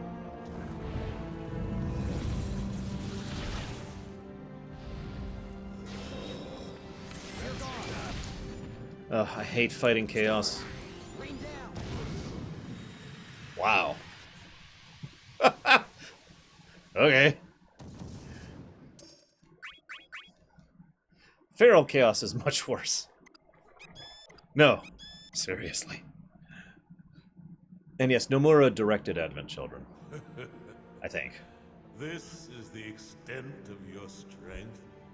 How? Tremble in the presence of pure chaos!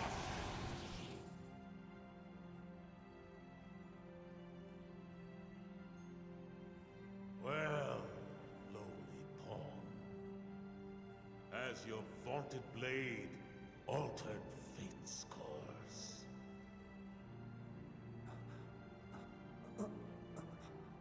Your own obliteration. That is the greatest change you could ever hope to accomplish in this world. Now surrender to the inexorable grasp of deepest, darkest pandemonium, and lose yourself to oblivion. Is this it? Is this the end? Cosmos, goddess of harmony, if you can hear me, listen to my plea. I beg you, save her. Save my friend. Tifa.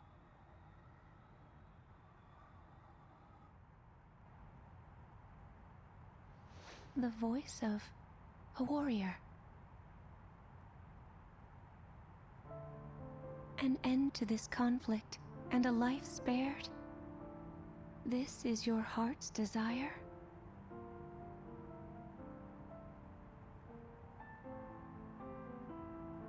If your will remains unchanged, I shall bring you here when the battle draws to a close. Cloud, my chosen.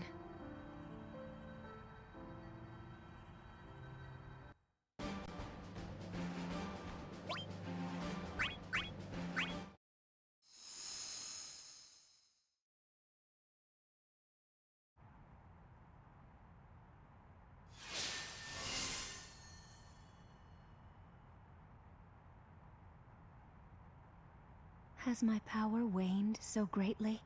No, I can still sense it somehow. What could this mean? Goddess of Harmony, I see you have awoken.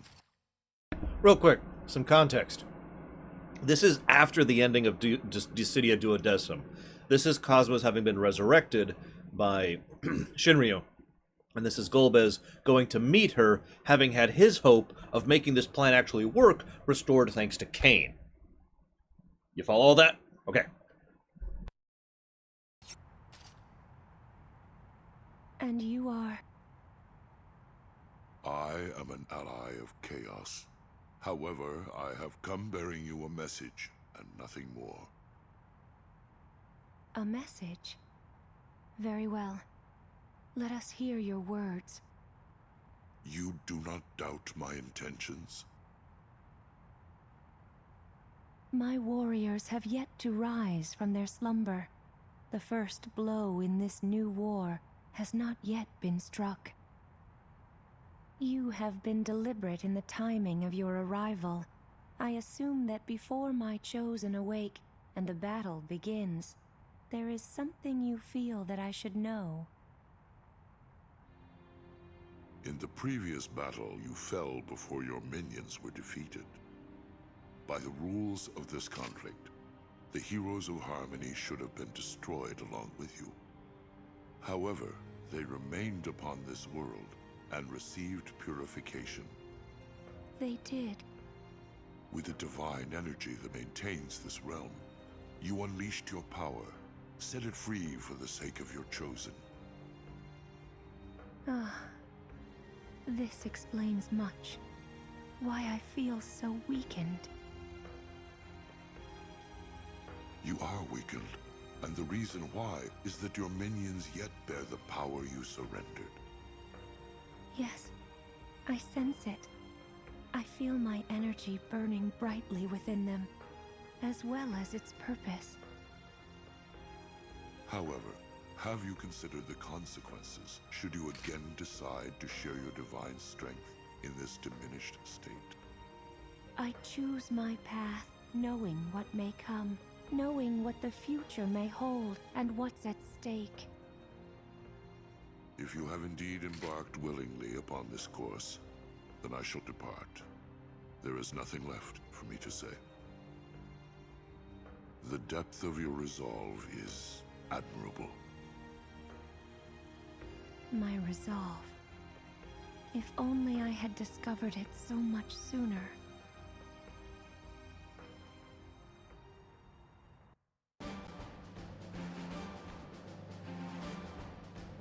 So I talked about that scene earlier, but now you literally see how Golbez shows up and is like, so this is what you were doing, informs her of what her plan was, a bit passively, and therefore showcases the commitment to leading to Dissidia 013, the next cycle, which we'll be seeing next. Now to play as Shantoto, which I'm going to suck as Shantoto, okay? I'm just going to say it. I don't even know how to play her that well. Well, what do we have here? Has one of our dastardly opponents finally deigned to appear? Actually, real quick. So almost all of the previous stuff that we were showcasing happened during or right before Dissidia Duodecim, or in the case of the cutscene we just saw with Golbez, right after.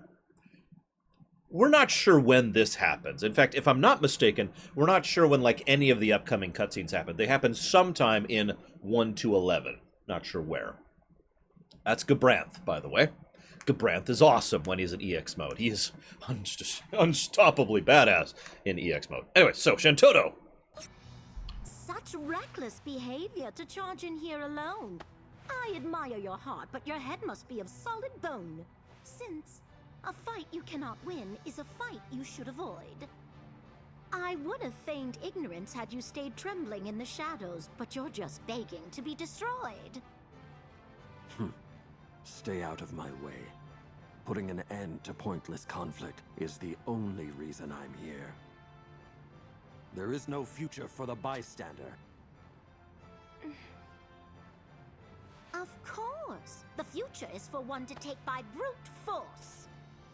So you are the last line of defense? The last and best. You put on a brave face, but it is time to quit the field, little one. Oh, you underestimate a lady. Care to put me to the test? You mean to stand and fight?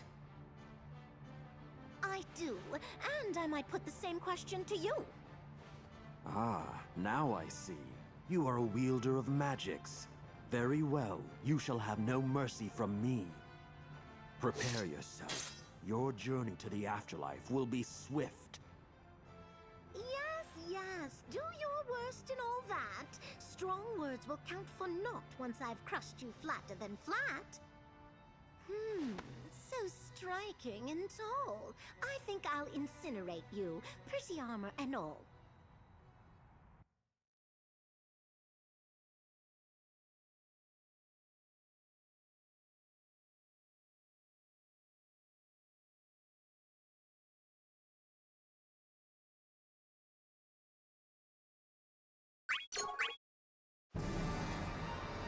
I will spare no strength to bring your downfall, mage. On guard!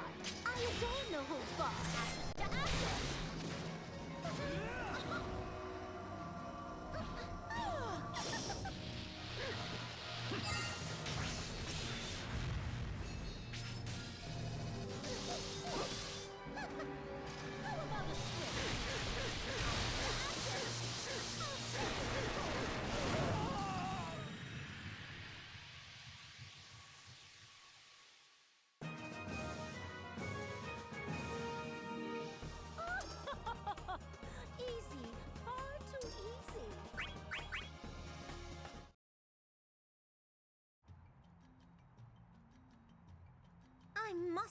this is quite a disgrace. The nerve of those Chaos losers just strolling on in like they own the place.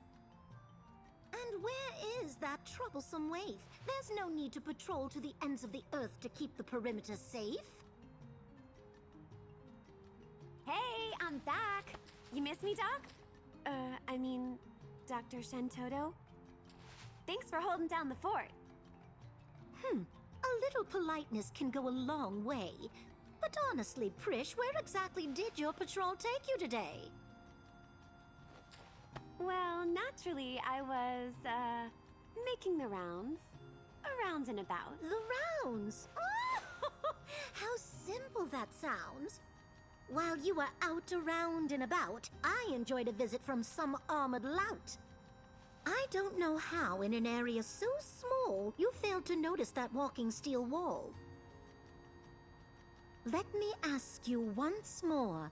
Did it just strike your fancy to wander off and explore? I don't make threats. If there's no results by the time I'm done researching the ultimate spell, it's too late for regrets. Are you listening, Prish? I'll be more than happy to fry you along with the rest of the Chaos Fish. I'm not done with you! Wow, keep your tunic on, will ya? Next time, I'll bring you back something nice. You like souvenirs, right? Mark my words, you insolent pup. Shirk your duty again, and your number is up.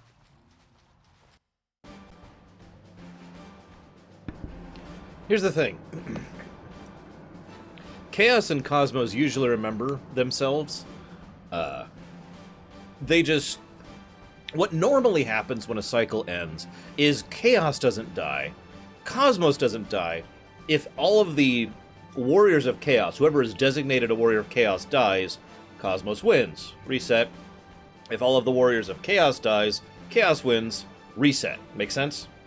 So, the reason that one of the, 5 reasons why Duodecim 12, the 12th cycle, was so significant, is Cosmos actually died and lost her memory, as the usual consequence of said death. I should say downed, not dead, but you get what I mean.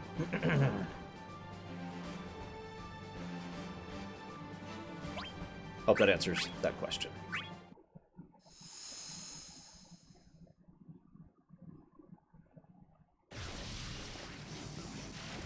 So... I know that presence. It must be him. That's, Long have I waited for this, but... Who are you? That's my line!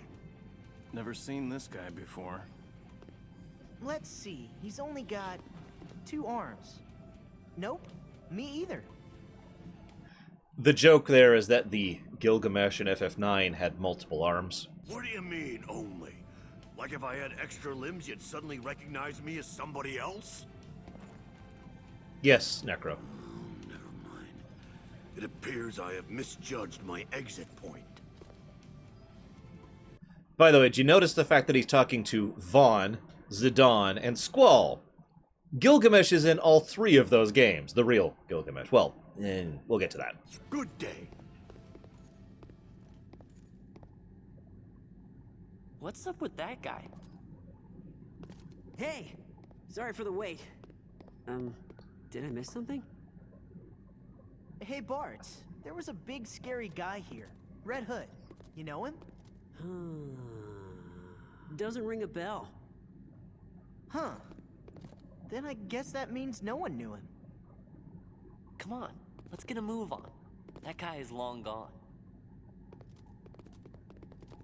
I'm pretty sure he said Bart's. Or something like that.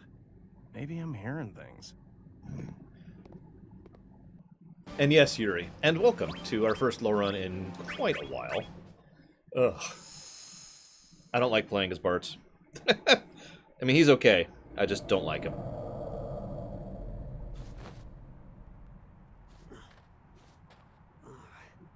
Where am I? Hey, Lex. Yeah, I really don't like Bart's outfit here. Bart's is also... Well, they basically invented Bart's character here. Now, that's not surprising. They already did it with Emperor Mateus.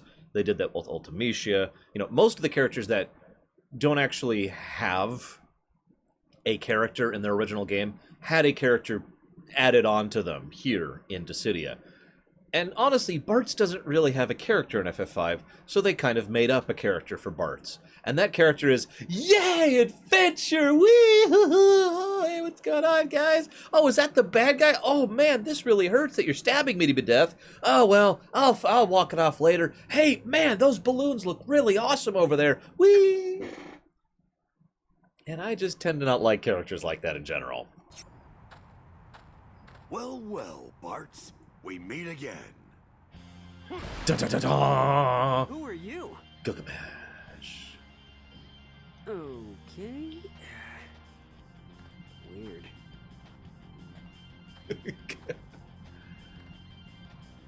Something wrong?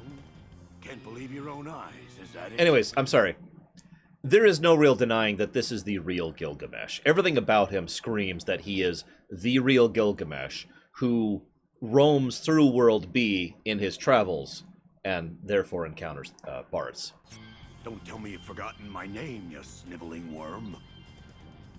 I should not be surprised to find you speechless. The last time we met, I was banished to the Rift, as you looked on slack-jawed. But as you can see, it could not hold me. Oh no, I have returned! My exile is at an end! Well, good for you. Also doubly funny since he's still in the Rift. No, this has not been an easy journey. I have crossed blades with strange opponents more times than I can count. I almost surrendered myself to a life in the Rift. But there was one who awaited my return to the living. That fragile thought sustained me as I drifted in darkness. Dramaticness. Many were the trials I faced, and the battles I fought. And now, at the last, I stand here before you. I have dreamed of this moment. There is no turning away from this, our fated duel.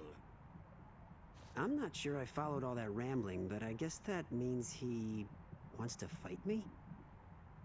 All right. Sounds like fun. Challenge accepted. I expected no less from my chosen rival. Steel yourself! For I am not the Gilgamesh you remember! But it's 1-on-1! Let us finish this! Yes, Jack of all Keyblades. He was rambling a little bit.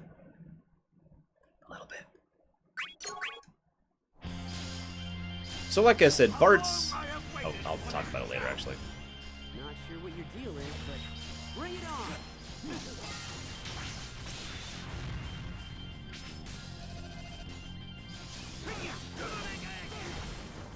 So Gilgamesh's playstyle is extremely random. When he does his attacks, he will basically draw a random weapon, and it will vary both the strength of the weapon and the damage of it.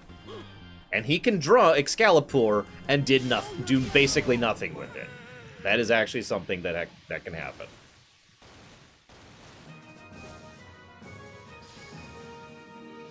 Yeah, I'm on a roll. No, Bragman. That's terrible.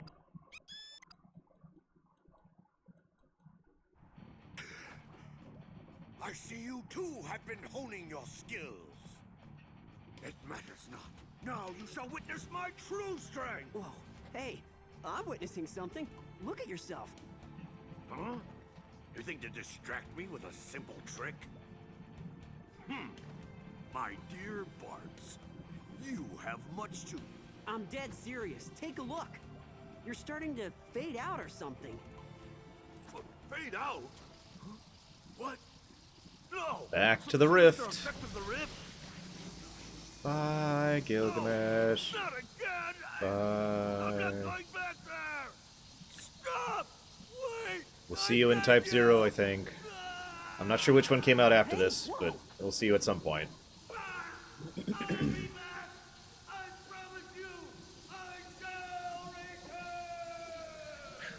So yeah, of all the characters, there are three that two you cannot deny in any way are not mannequins. Well, you know what I mean. Are not carbon copies. Are the original version. Gilgamesh and the Warrior of Light. Third one's debatable. Fourth one's debatable. Something about him seems familiar.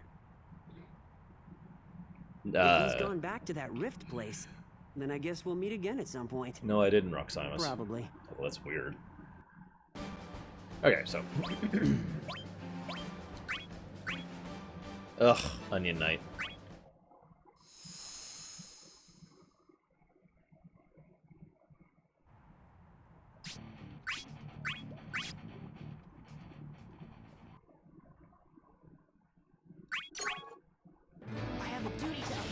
So, you remember how I mentioned I like characters with reach?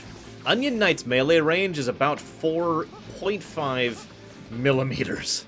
I mean, that's an exaggeration, obviously, but he has no reach, and I hate it. He is, however, extremely fast, and he can chain very easily from Brave into HP.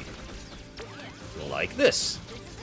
So he's actually one of the stronger characters, at least one of the characters I'm better at, but I still can't stand playing as him.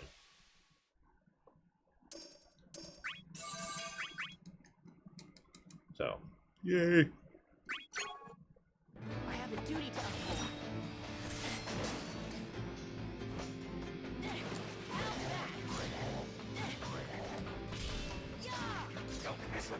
By the way, I don't know if you can tell this, but when he attacks upside down, he literally goes upside down. Do you see that? He literally fights upside down. Also, yeah, there's no reason for him not to be Luneth. They had already, I mean, 3DS had come out, right? Pretty sure 3DS came out before this. So they had already made, let's see, Luneth, Ark, Refia, and Ingus, so why is he not Luneth? Hey, Ginger Ninja! So, he saves her. She's super scared. She goes off to fight, he decides to help her. Cecil thinks he has a crush on her, moving on.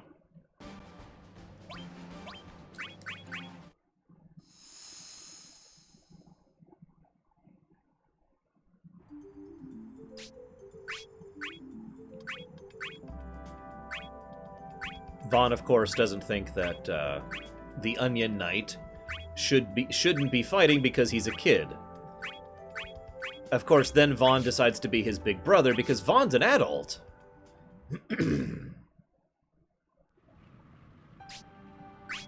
So now Vaughn is trying to help him. He's like, you don't have to push it. I mean, wrap it up. Let's take a good day in, huh? Let's you know, there's no need. If you need anything, just let me know. Can I get you like a glass of water? Anything? No. Okay. So, Vaughn shows up. Hey, guys. Hey, I was worried. You guys fighting?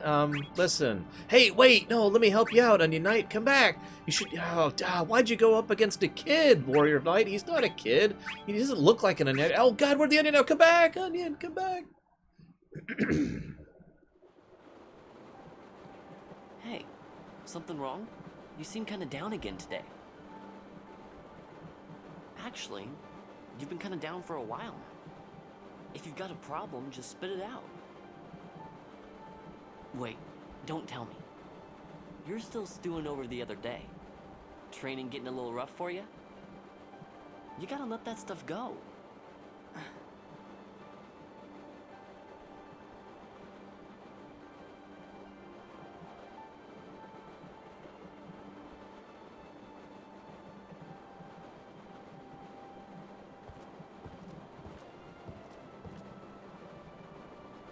The way I see it, sometimes you gotta lose.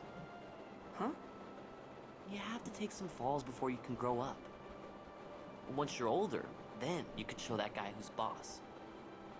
And when that time comes, you'll have no trouble taking anything he can throw at you. Vaughn, just keep that in mind is all I'm saying. So, you feeling better now? You really don't get it. Look at you two. Always thick as thieves. It's almost like you guys are brothers or something. You've got it all wrong, Laguna. We're not almost like brothers. We're exactly like brothers, right?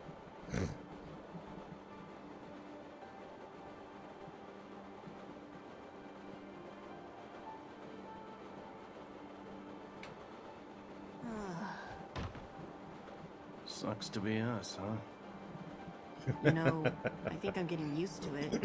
When you're stuck with a brother like that, what else can you do? Or onion.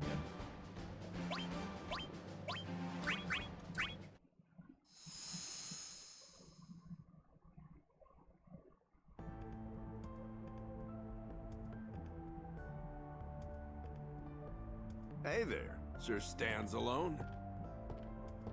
Was there something? Nah, nothing in particular. Just saw you over here all by your lonesome, thought you might need some company. How touching. I wouldn't go that far. But since I'm here anyway, we need to chat about a thing or two.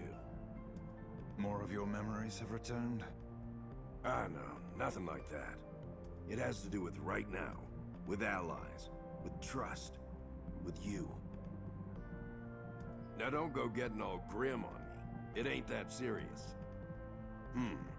To put it bluntly, choosing to spend all this time by yourself ain't making you popular.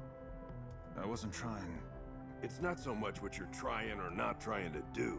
It's more how it looks to all the others. Especially the younger ones. They take your actions the wrong way. If you let them simmer for too long, there'll be trouble.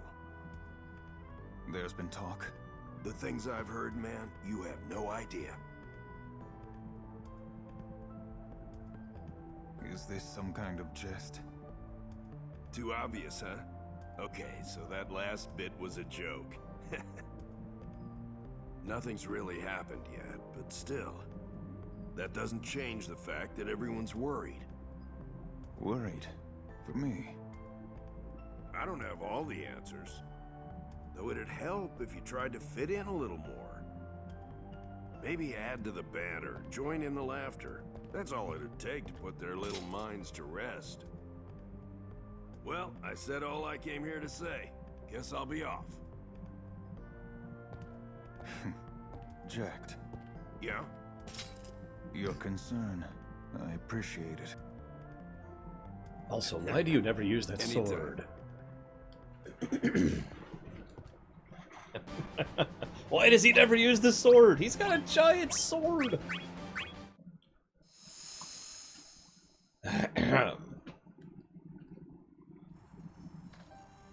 Oh, hey!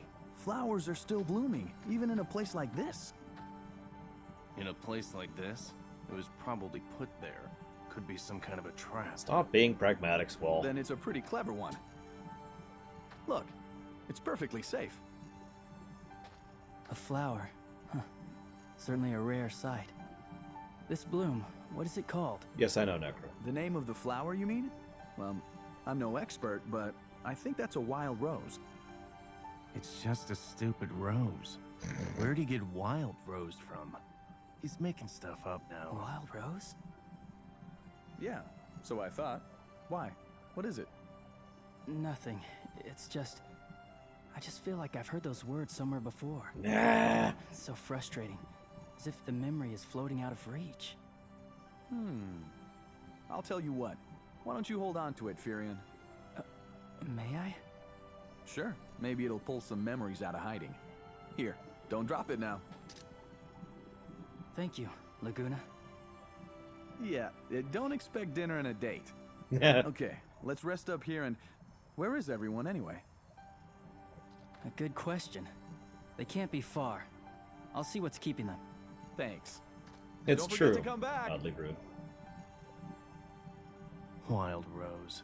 He's got Furion totally believing it.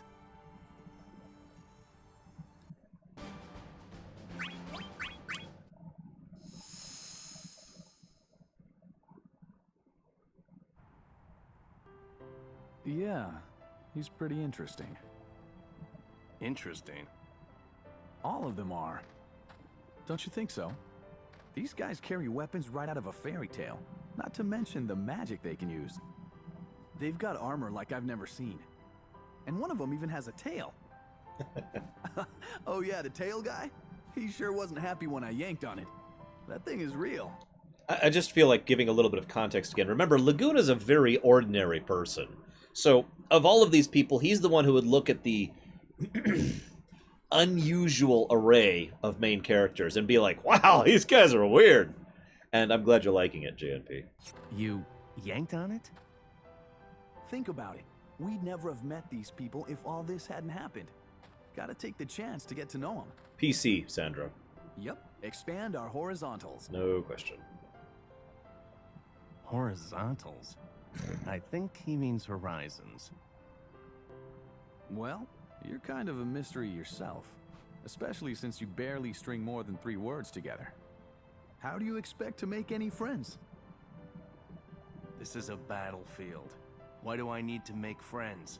Why get to know each other when we're all headed back to our own worlds anyway? Oh, please. You can't be serious. For a grown man, that's kind of naive. If it's not forever, there's no point getting close to anyone. That's not what I meant. Listen, even if we lived in the same world, there'd come a time when life would pull us apart. It's not a reason to avoid people. Even if it's someone you love more than life itself. That time will come. There's no guarantee you'll even get to say goodbye. I just feel like pointing out that this is the career soldier explaining this to Squall. Granted, he's probably not the real Laguna, but still, it does line up thematically. Before that happens, you get to be together, right? You can't just waste all that potential for a rewarding relationship. Squall, do you see what I'm saying? You gotta forget about the stuff you can't change and enjoy the now. I guess what I mean is, let's try to get along. This guy's got serious problems.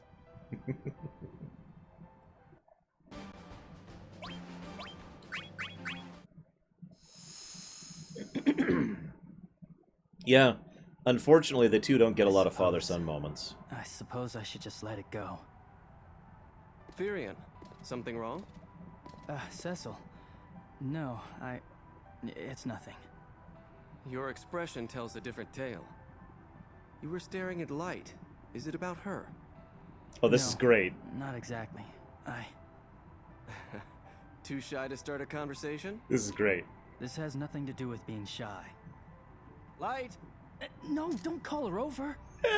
Seems young Firion here wants a word with you. Would you be so kind? With me? What is it, Firion? That is to say... Yes? I would prefer to discuss this with Lightning alone. Oh dear. It's not what you think. Oh, of course, of course. I shall take my leave. You're taking this the wrong way. Forget it. There's nothing to talk about. Firion. See you around, Argonar.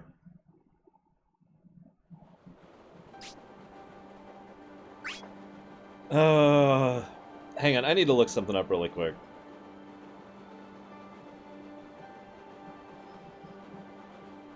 See, Firion is pretty young, as is pretty normal for the FF series. Okay, Lightning is 20. That's how old she is. So she's pretty young, too. Whoops.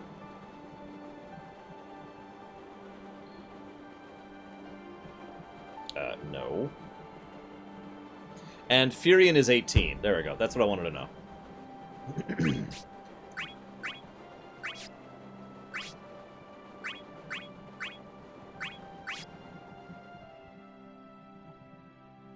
That's true, Necro. So this is basically just him constantly trying to get a word with her in private, and stuff just kind of keeps getting in the way. Light, may I speak with you? You know, I'm starting to wonder if you ever will.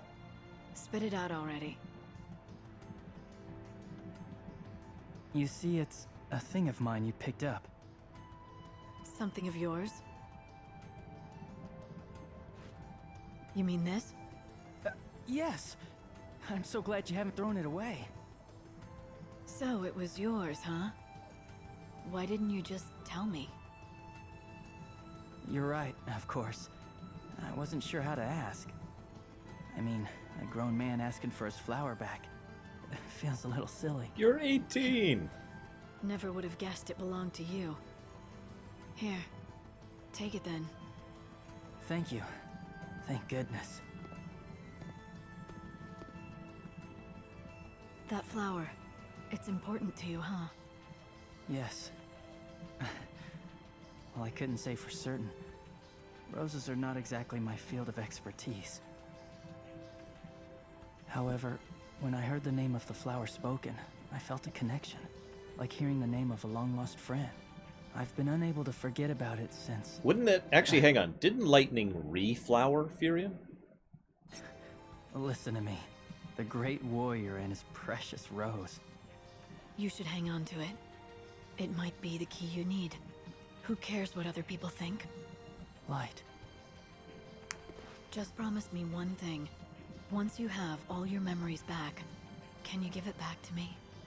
Huh? That flower, I think it means something to me too. I keep seeing an image of its petals dancing in the air. That's why I couldn't throw it away. Just like you, I feel the connection, but don't have the memories to explain it. It is the key for us both. So like I said, you hold on to it. Keep it safe for me, will you, Farion? Her and Snow is something I will never talk about. I promise you. Never. Except for later this month. So, have they ever explained why she just has the flower petal thing going on? Other than the obvious parallel to death. I know that. Unless that's it. It's just lightning is death, and that's all they're going with. Bart. Hmm? I was just curious. What do you remember about your homeworld? My homeworld? I barely remember anything. Really? So, all you have from there is that nasty feather? You guys don't hold back, do you? But yeah, the feather is the only thing I have memories about. Doesn't that bug you? Nah. What do you mean? I mean, I remember stuff about my old man, but almost everything else is a blur. There might be more important things I've forgotten, and it really bugs me. Well, I just... Hello, we got company! Combat! I can handle them myself. Oh, that's true. Lightning's emotions literally die. That is actually a thing that happens.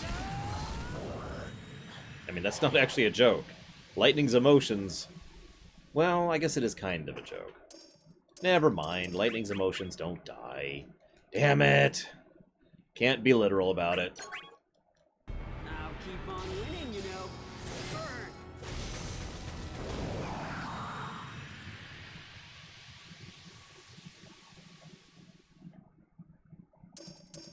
Although you do fight Lightning's emotions a couple times, if I'm not mistaken. I'll keep on winning, you know. Burn.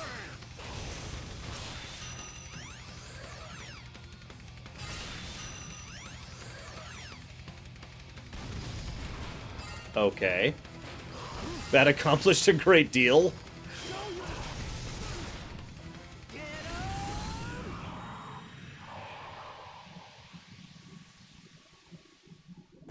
Her being boring is literally a plot point in 13.3. That is true.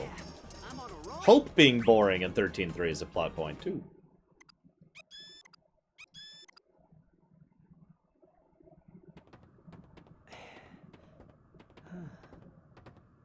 Hey, Bartz, what were you gonna say? Before the battle, I mean. Huh? Oh, it's no big deal. It's just... Someone once told me that there's no point worrying over something you can't control. This was a person, not a bird, right? Uh-huh. Had memory loss, like I do now, but was still always cheerful. And a really good friend. Galuth, best guy ever. You know, I think that's where I get a lot of my encouragement. So, even though I can't remember the face, I can still try to live by the memory. Wow, Bartz. Sounds like that someone was pretty special. You think? Well, then I guess I'll probably remember more eventually. Now, what was that guy's name? Huh? That guy? Don't you mean girl? Nope. Old guy. First it's birds, now grandpas, Bart's, you... What? I what? Nothing, forget it. Yeah, what's with all these kids in these Dissidia games? God. Oh, it's gonna happen, Final Cloud. It's gonna happen. You dismiss us as mere pawns in this conflict. Yet you yourself struggle, fret over your plans. We are amused. I am not fool enough to surrender my will to some nebulous deity. That and nothing more. Perhaps bowing our heads and accepting our fate as our opponents have done is by far the wiser course. How you choose to embrace your fate is none of my concern. Unless you choose to interfere. With your time magic? And what do you hope to accomplish with this power of yours?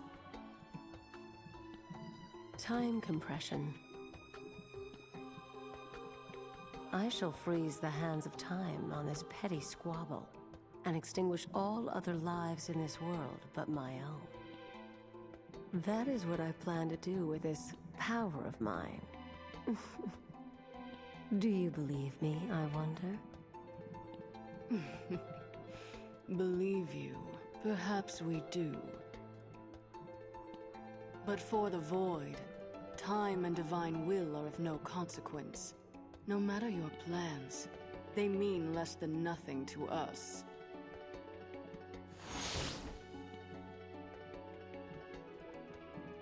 I do not doubt it. They will mean nothing for those that fade into oblivion. However, this world, it already creeps towards the edge of destruction. Hey, P. Watson. Glad you liked it. I liked it too, as it happened. We're almost through these. And then we'll read these, and then I'll explain what I read. Doesn't this war have you fighting? Against your brother, Cecil? How do you cope with that? Not very well, I'm afraid. I realize that this is a battle we must fight, but I do not eagerly join the fray. I understand. I hope it all ends soon. Once the battle's over, you won't have to fight your brother anymore, and you can go home together. What's wrong? Once the battle's over, everyone will go their separate ways. And that means we'll never see each other again. Terra. When I go back to my home world, I'll probably have to go straight back to fighting again.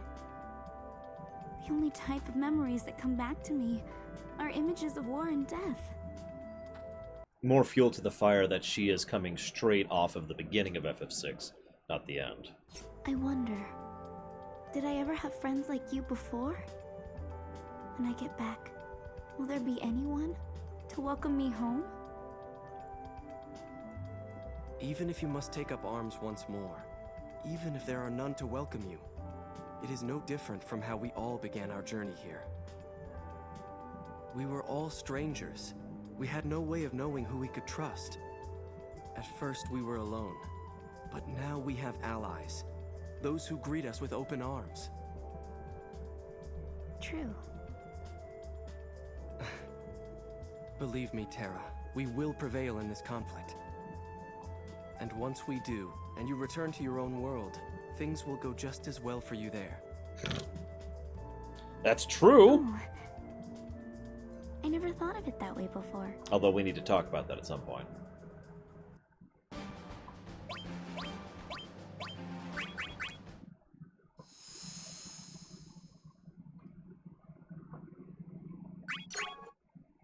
Gotta put my best foot forward. Remember how I mentioned how I like characters with reach?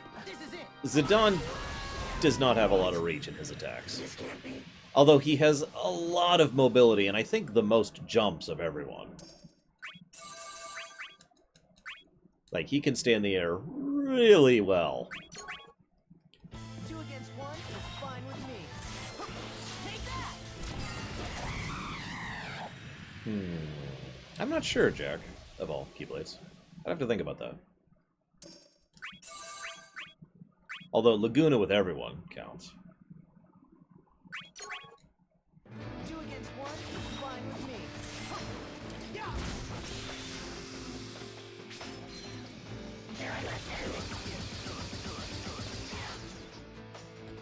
This is it.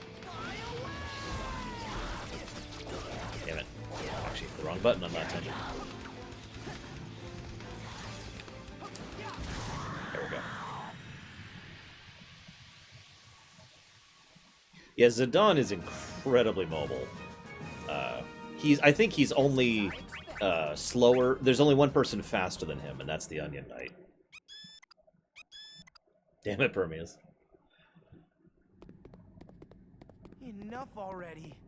Those damn puppets. There's just too many of them. Wish they'd let up for a bit. The mannequins, you mean? Yeah. If they're gonna go around using my form, they can at least show some of my restraint. What if we're like them? Huh? What if they're not imitations of us?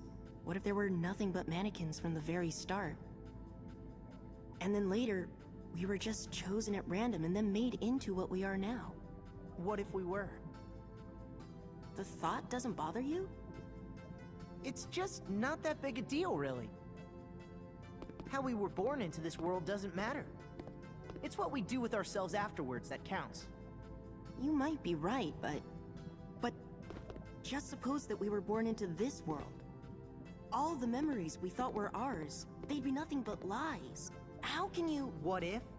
Just suppose? You'll never find any answers that way. That's why Cosmos gave us these. The crystals. We go take down Chaos. After that, who knows what's gonna happen? Me? I'll worry about it once we get there.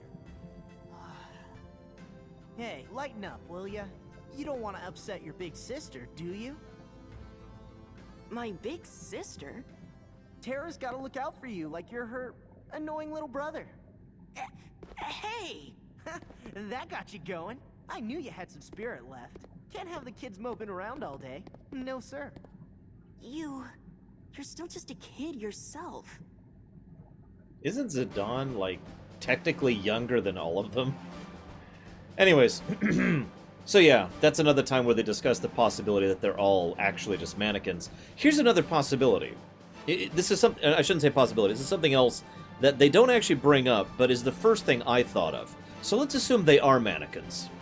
Where do they go after this? Where do they, like, if they're the original characters, then they go back home. Simple enough. Where do they go if they're not the original characters? Now, I have my own theory on that, but none of the answers there are really good.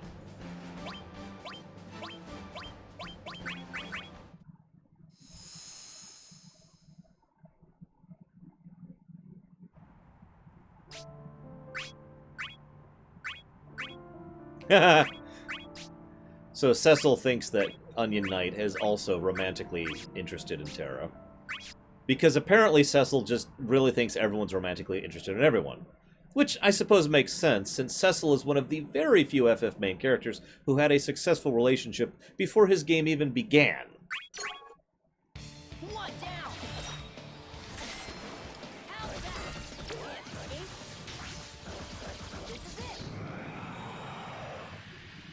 Yeah, I guess I shouldn't be coy about it. What you guys are saying is my theory in general. The idea that they go back to the void. They fade into nothing. And worse than die, because there's no coming back from that. I am actually really curious if Dissidia NT will give us a definitive answer to this question.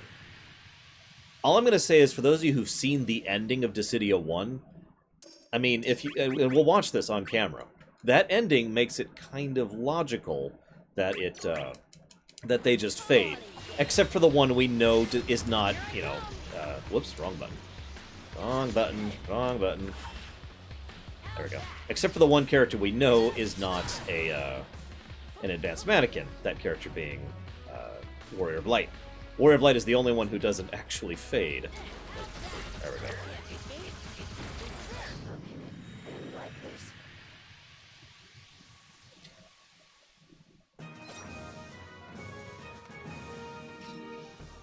That was to be expected.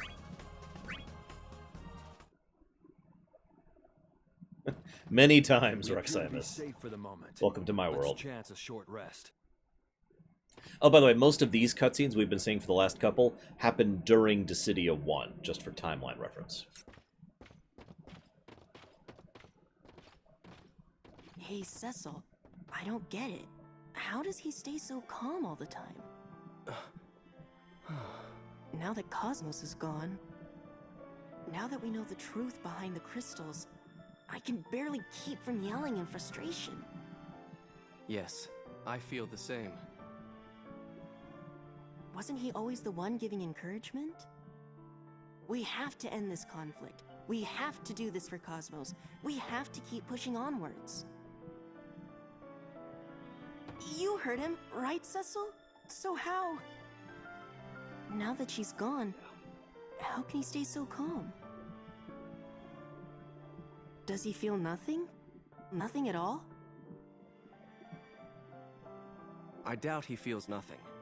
I'm sure he's just as sad as us, just as angry. For now, he can't surrender to his emotions. There is still so much for him to protect. So much to protect? But Cosmos is... The crystals hold the power Cosmos entrusted to us all. And so, by keeping his companions safe, he protects that which Cosmos desired as well. A knight is made by that which he protects, remember? Cecil.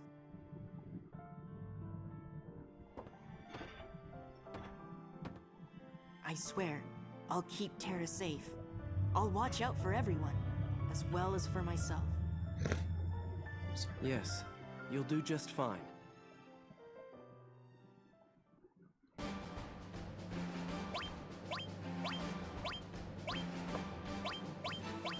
Oh, there it is. So, random aside here with Prish. I'm getting pretty bored of this world. The only place I haven't seen is that Chaos Guy's lair. Well, let's go. Duh. Huh? Something weird around here. FF3, not an Myron. enemy, but not exactly a friend either.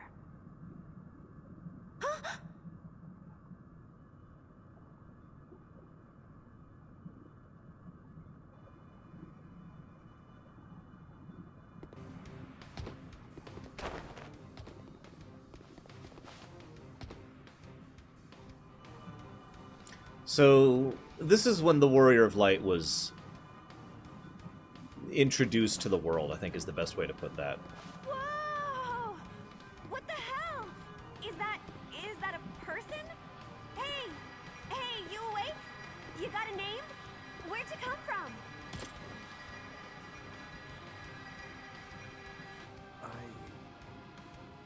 You're not one of Chaos's goons, are you?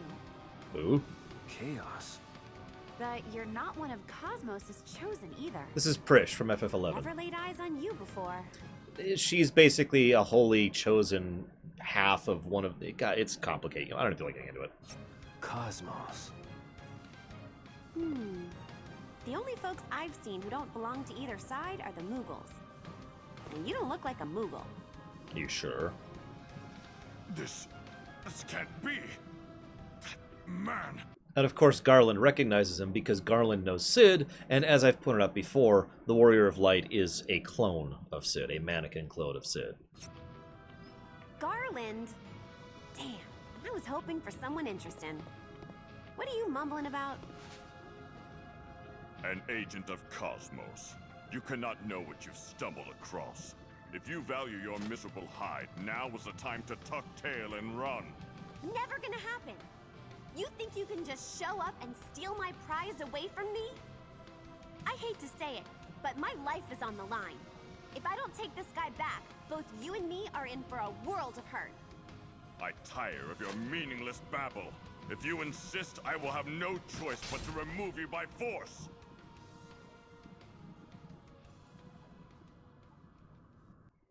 By the way, Garland's another character I love the concept of, but never really enjoyed playing. This warrior is beyond your comprehension. Be gone! Like hell! Fighters, keepers, losers, leaders! Open your eyes! Oh my god, it didn't feed him. Yes, Necro.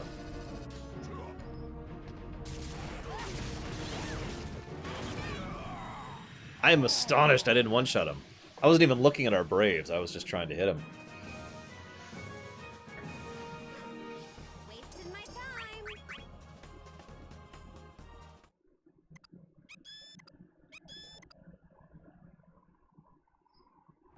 FF1, Frieza. Hey, I'm back!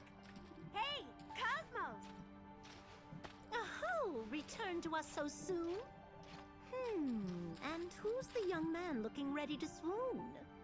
So, Cosmos, you can use your powers to bring this guy over to our side, right? This man? For our side?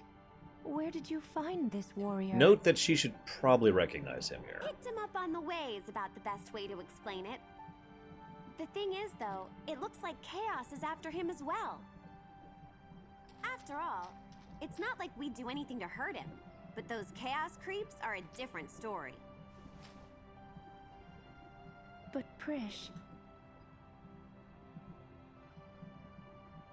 He seems a touch soft in the head, but we can always use another strong arm. Go ahead, Cosmos. Where's the harm? And one who appears here without being cold. The perfect test subject to keep me enthralled. Come on, Cosmos. We could always use a new recruit. I mean, it's not like I can just dump the guy back where I found him. That wouldn't exactly be fair, now would it?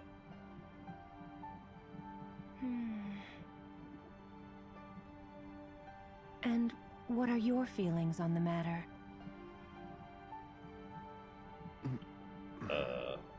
What are feelings? You are one of...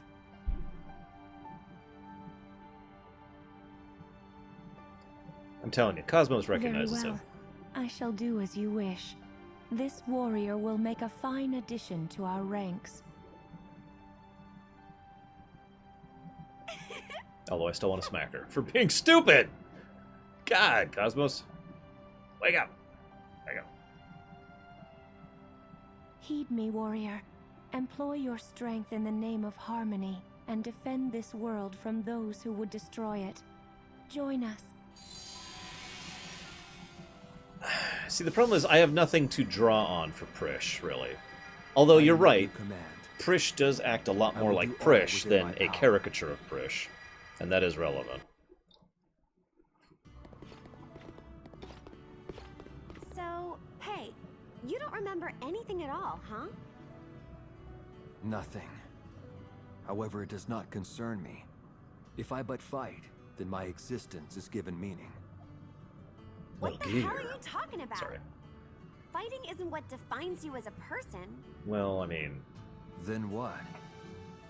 I lack anything to show for my life until this point.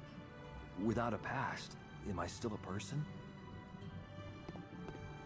We'll talk about that when we get there, You wake Jacob up every Keyblades. day, don't ya? You think someone Or do you mean earlier, in which case, no. without memories is no person at all? We all forget stuff we've learned sometimes. The memories you have, they're not proof of anything. Okay, so your past is gone, and that's a fact. But now, you're starting to feel the first pangs of fear.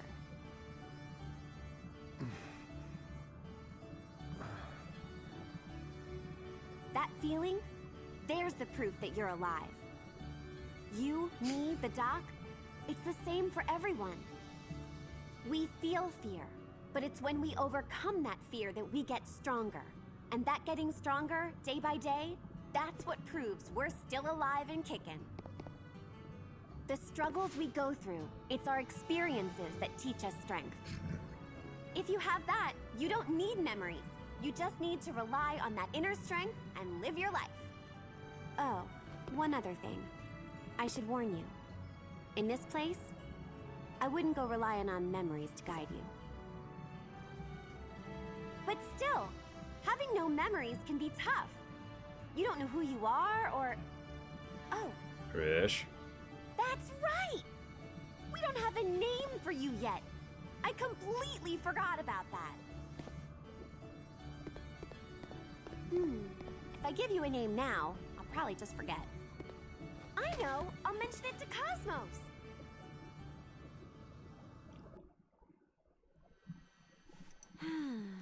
Let's see now. Random CGI. Oh! I've got it!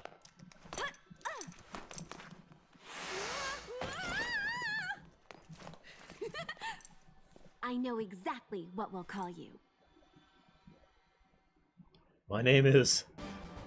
Well, actually, I think Frieza is the current leading one for that. So... And so, of course, Prish, canonically, is the one who names him the Warrior of Light. Although we don't know if that's the real Prish or a simulacra, like I mentioned. So this is the Duel of Dreams? Yes, the Duel of Dreams! I was looking forward to this one. I have no idea, Akainu. This is it. Something wrong?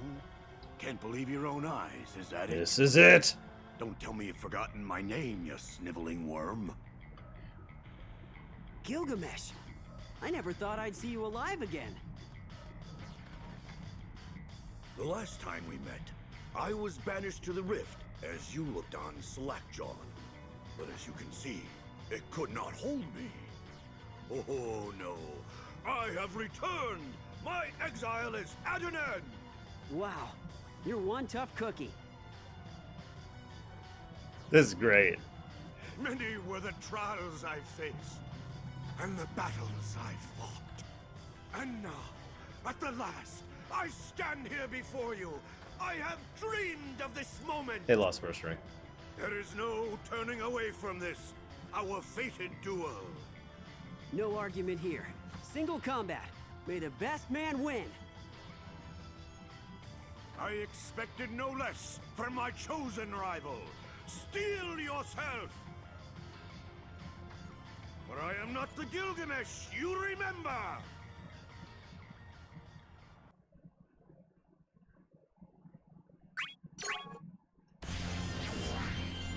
How long I have waited for this chance! At last, let battle be joined! Notice Bartz is wearing his FF5 costume right now.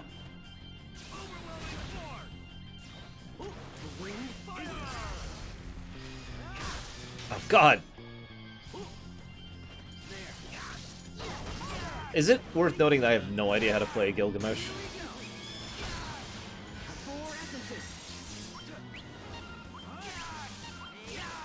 Let's go. For a shining world.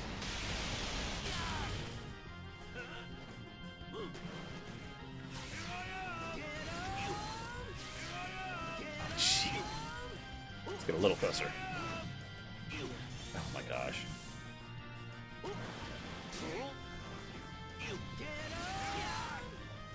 Well, he hasn't really done a lot to my health, actually. He's just at a higher AI value than a lot of these are.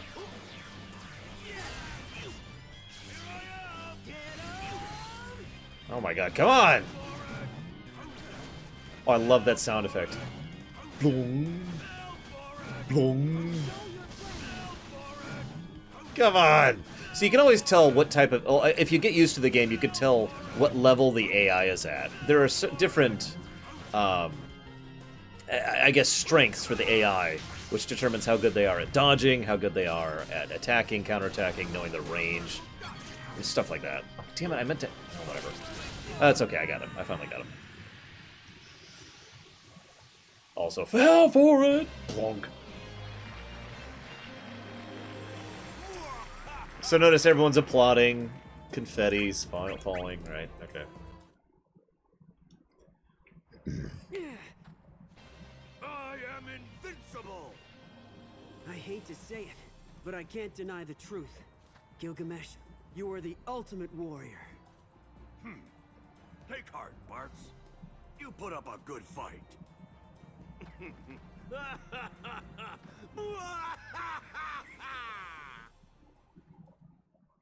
So, Yes, that is exactly how events will unfold. When I finally face Bartz, my lines are already written. Does the curtain rise so soon? I must stay out of sight. So, Oh, how I've waited for you, Bartz. that's him daydreaming about the actual encounter earlier. Thinking you would never show. Act 1. The stage is set. Let us move straight to the emotion-filled reunion. Whoa! Sudden CGI. Oh god! Sudden Alarak. We meet again. Huh?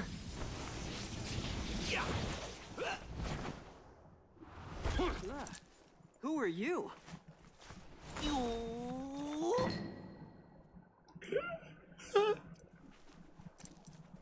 Weird.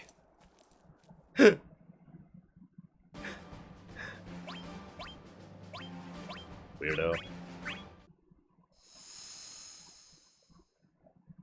I mean, yeah, fair enough. Thus, the long battle came to an end.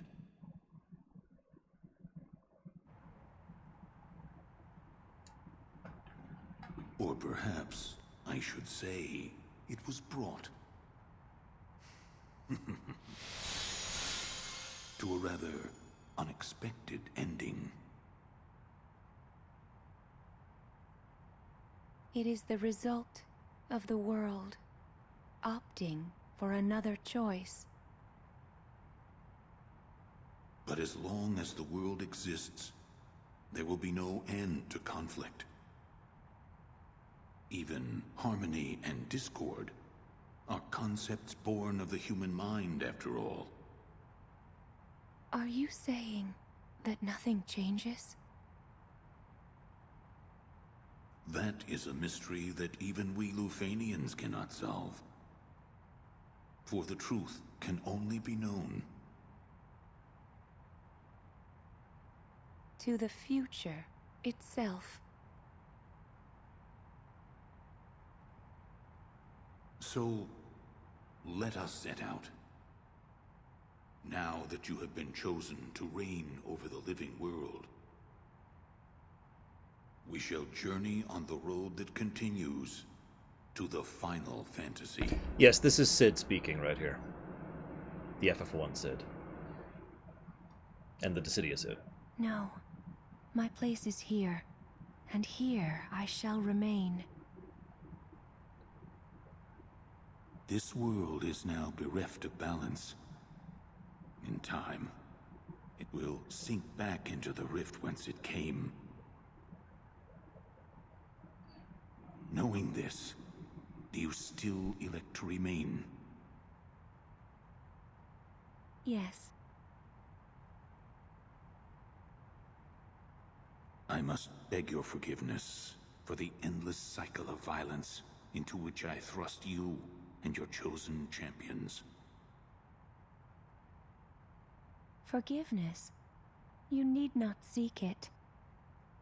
Every memory born of this world is, without exception, a priceless treasure to me.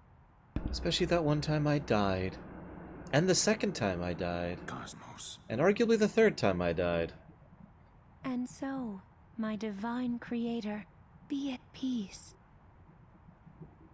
We must follow our chosen paths. Farewell, Sid. Oh, dun dun dun. So yeah, Sid is the Great Will. Whenever they say the Great Will, what they mean is Sid. Sid of the Lufane.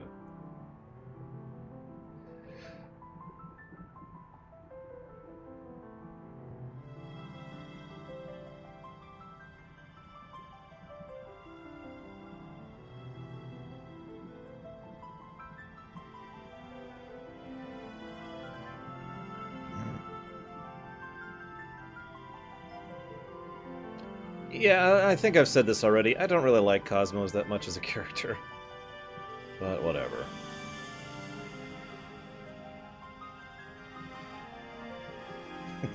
Drink your goddamn tea! Sorry.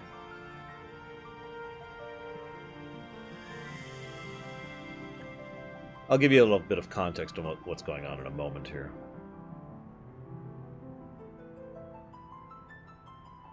No, this is not the end. We've got 2 more things to do after this. One of which is short, and one of which will take quite a while. Probably the rest of the day. So, a little bit of context. That's actually the actual end of Dissidia. You only get that ending after you've done Dissidia Duodecim, and then Dissidia 1, and then Confessions of the Creator, and then you get to see that ending.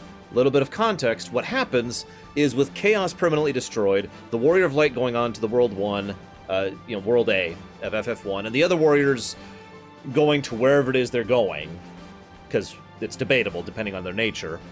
What's left is an empty husk of a world, World B, with nothing to sustain it. And Sid is going to move on and do something, which may lead to NT, we'll see. Cosmos decides to stay behind and die with the world, because World B will now sink back into the void along with Cosmos. So, let me go ahead and read all these. I'd rather just summarize this, but that is my job, so let me get some liquid in me. I don't think Cosmos is badly written, it's just a type of character I don't like. Your memories have great meaning, and as you yourself have noticed, your story and the recent calamity are very likely closely linked.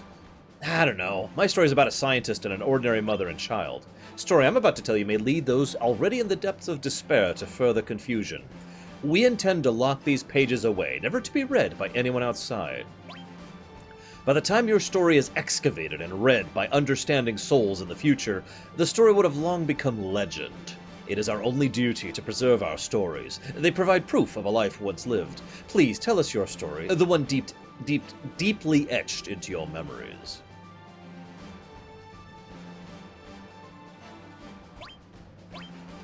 He was so small. It was hard to imagine he was born with such immense power within. The state was supposed to take care of him, but we decided to adopt him and raise him as our own. One would look into those innocent eyes. Anyone would have made the same choice. We were painfully aware that he was not ours, but that he belonged to the state. He would be taken away from us one day, and we knew why.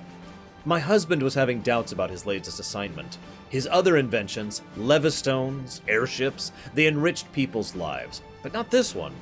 This was a child, and a tool for war. By the way, this is a diary by Sid's wife. But the calamity was upon us. The state had to arm itself against the neighboring states, who had weapons such as Omega. Oh god, I can't think of the name of it. The weapon thing in FF1. And summonable monsters. He had no choice but to continue his research in order to protect our peace. The child was beginning to learn words, which he tried so hard to string together in order to communicate with us. He called me Mama, and my husband, Sid, Papa. He never doubted the love between us. The child made me smile. As we lived in fear under the threat of war, he gave us great joy, however fleeting it was destined to be. Warmac, thank you. Indeed, our happiness was short-lived. War had begun. The child was taken and isolated from us by the military, which decided to use him to put a swift end to the war. He had grown by then, and was more than adequate as a weapon. The problem was not with his powers. The problem was he didn't follow military orders. I was soon detained by emissaries of the state. The military decided to depend on his mother, figuring he would have to follow my orders. The child complied and sealed Omega and the other monsters. Oh, I'm sorry, that's actually not Warmech. My bad, that's actually not Warmech. I'll talk about that in a second. And sealed Omega and the other monsters. Dwellings in the neighbor state were reduced to smoldering rubble and ash. What I saw in the aftermath was hell itself. I had no alternative. If he were not to fulfill his duty as a weapon, he would be executed. I had to follow the military's orders in order to save the child. Even at the cost of ruining countless other lives, I desperately wanted to save him. They wanted my cooperation a second time, but I resisted. My husband and I were branded traitors and incarcerated deep underground. So many lives were lost because of me.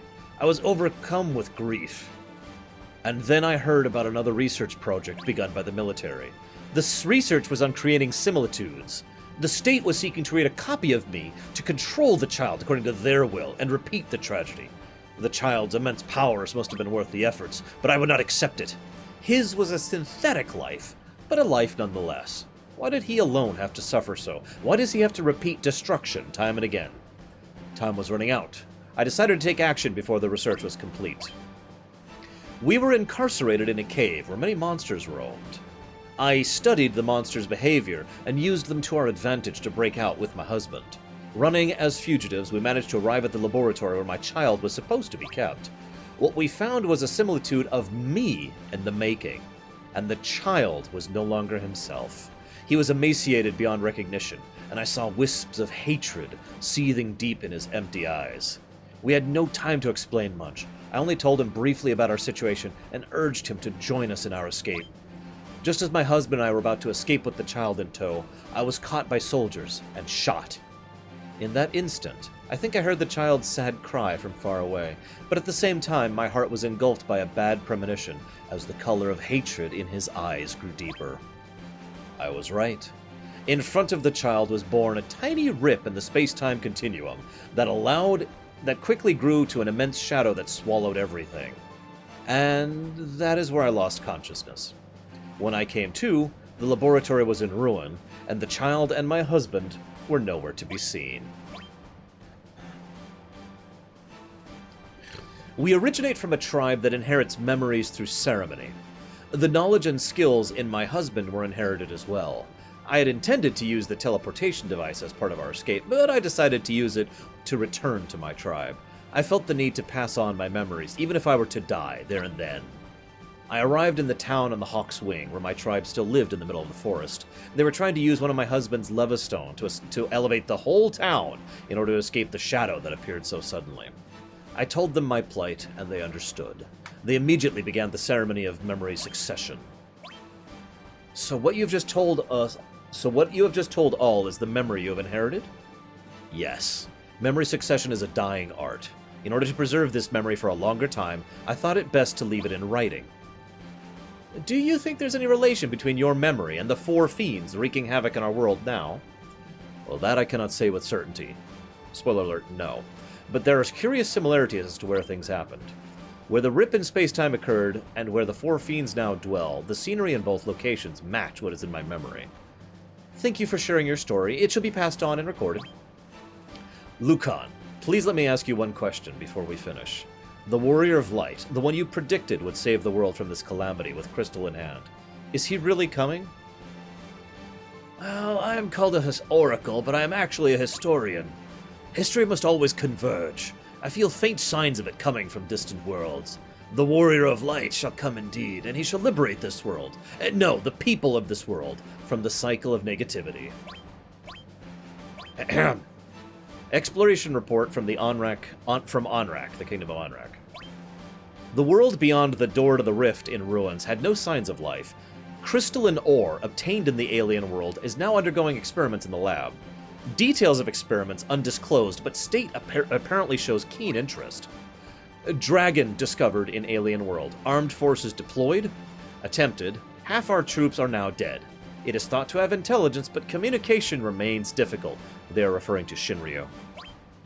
Waste materials from lab increases. A brief view inside a tightly sealed box yields a hideous figure. Motions awkward, unclear if human or not. Disposed of through the door to the rift, as per procedure. Door to the rift is lost. Strong magic? Details unknown.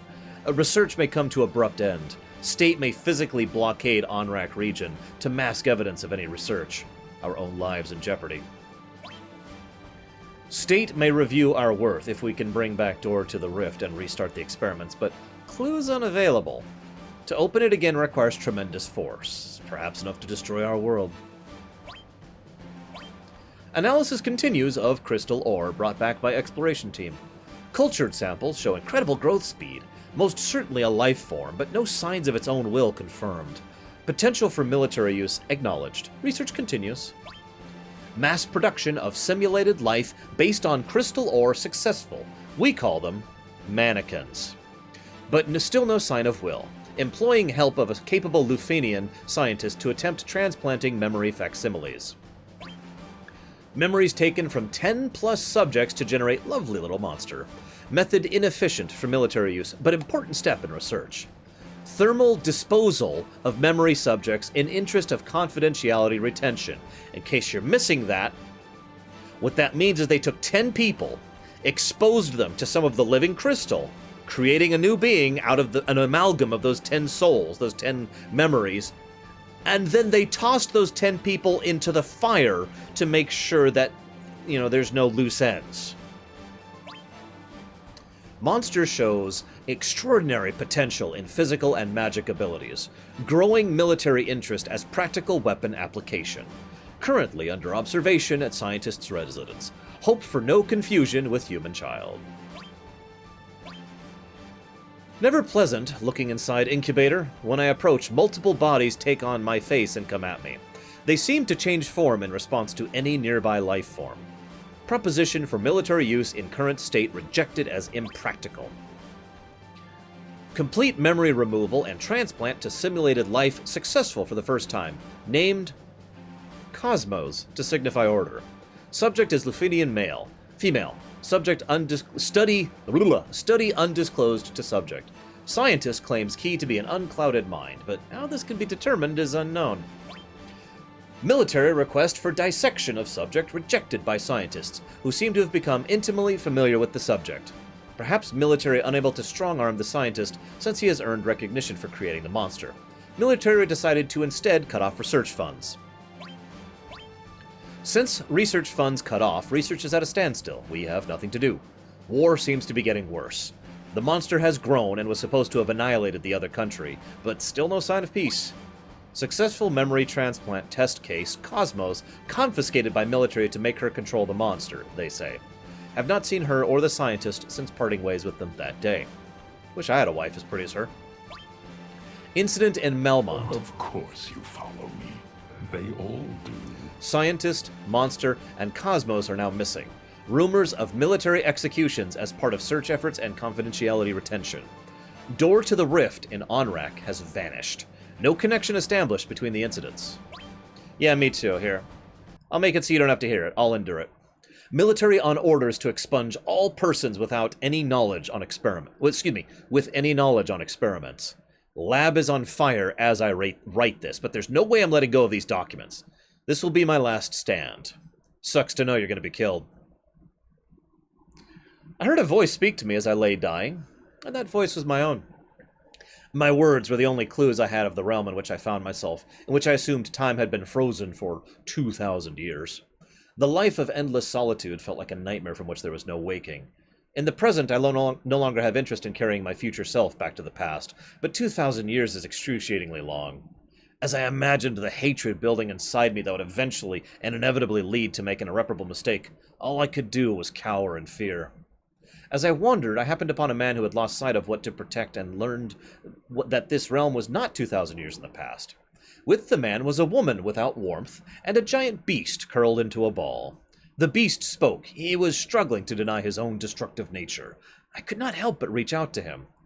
I often think of the start of the cycle. I, as Chaos, summon me from the future. Once summoned, I become Chaos, and this cursed cycle could not have started unless one other than myself carried me to the past. I wonder if the truth will ever be revealed. The beast often spoke of whence he came, of ships that used wind to sail the skies, of precision machines that moved like humans. His stories were considered lore in my realm. Intrigued, we told one another about ourselves and imagined where we would return. I shall give a name to this beast one day. By the way, this is Garland talking. Power I desire. Give unto thy flesh, and shall give unto thee. If true were in thy possession, false creation shall be facile.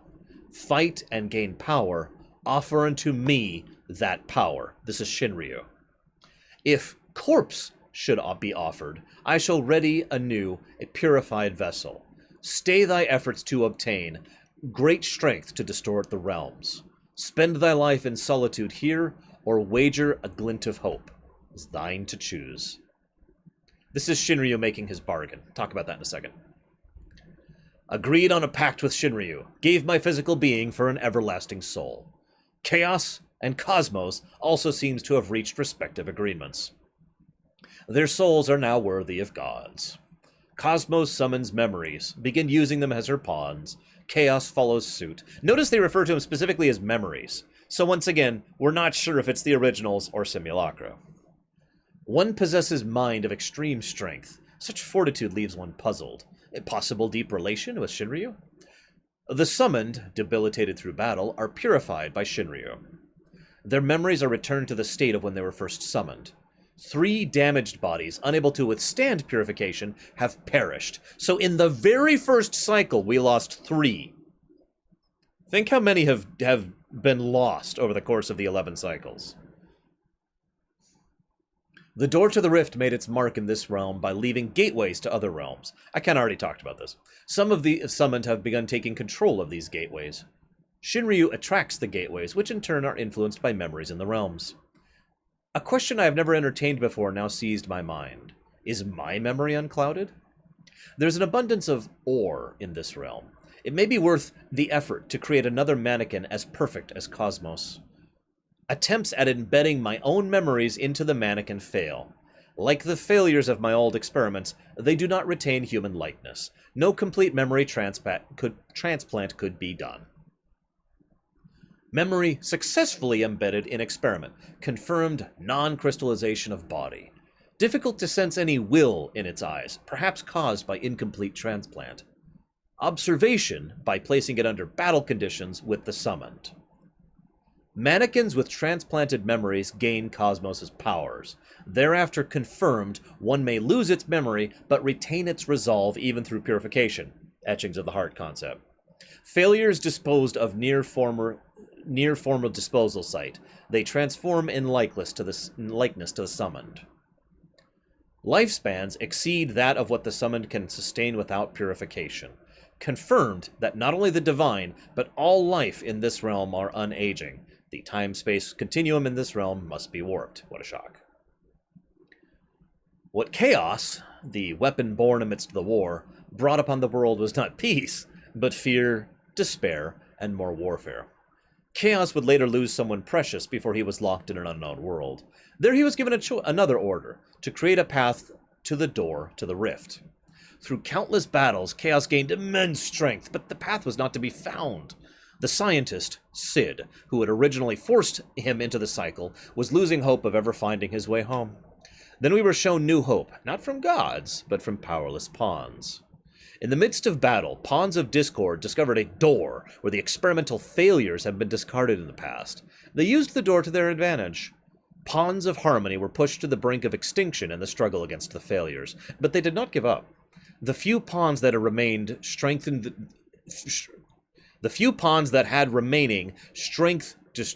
God, this is a weird sentence. The few pawns that had remaining strength destroyed the door to the rift and sent the failures to oblivion. That was the path that led to the rift. Sid was convinced that all hope was now lost. But he was wrong from the start, ever since he was a scientist. For force never resolves anything. Hope is realized not through force, but through passion, determination, and faith. As this realm vanishes, I pray the warriors return to where they belong. When he was still a child, Chaos was very much attached to his creator and his wife. He never questioned his love for them, nor his mission to gain strength, because that strength was to protect the people from threats, to save the world. But when his powers began to be used for destruction, Chaos began to feel a hatred for Sid. and when he became aware of his own demise, he imprisoned his own creator into the other realm of nightmares, from which you can never awake. The memory of her, from which I derive, the defeats that constitute the memory of the goddess of harmony. With all my memories regained, I lighted upon a land and saw a most beautiful sky of blue. This realm, long lost within the rift, is likely destined for eventual disintegration. All shall become a phantom, leaving nothing behind as if it had ever existed, and yet I remain convinced that even after the passage of aeons, peace in the world once sought by the father and son can be restored again, by the warriors who have departed from this world with crystals in hand.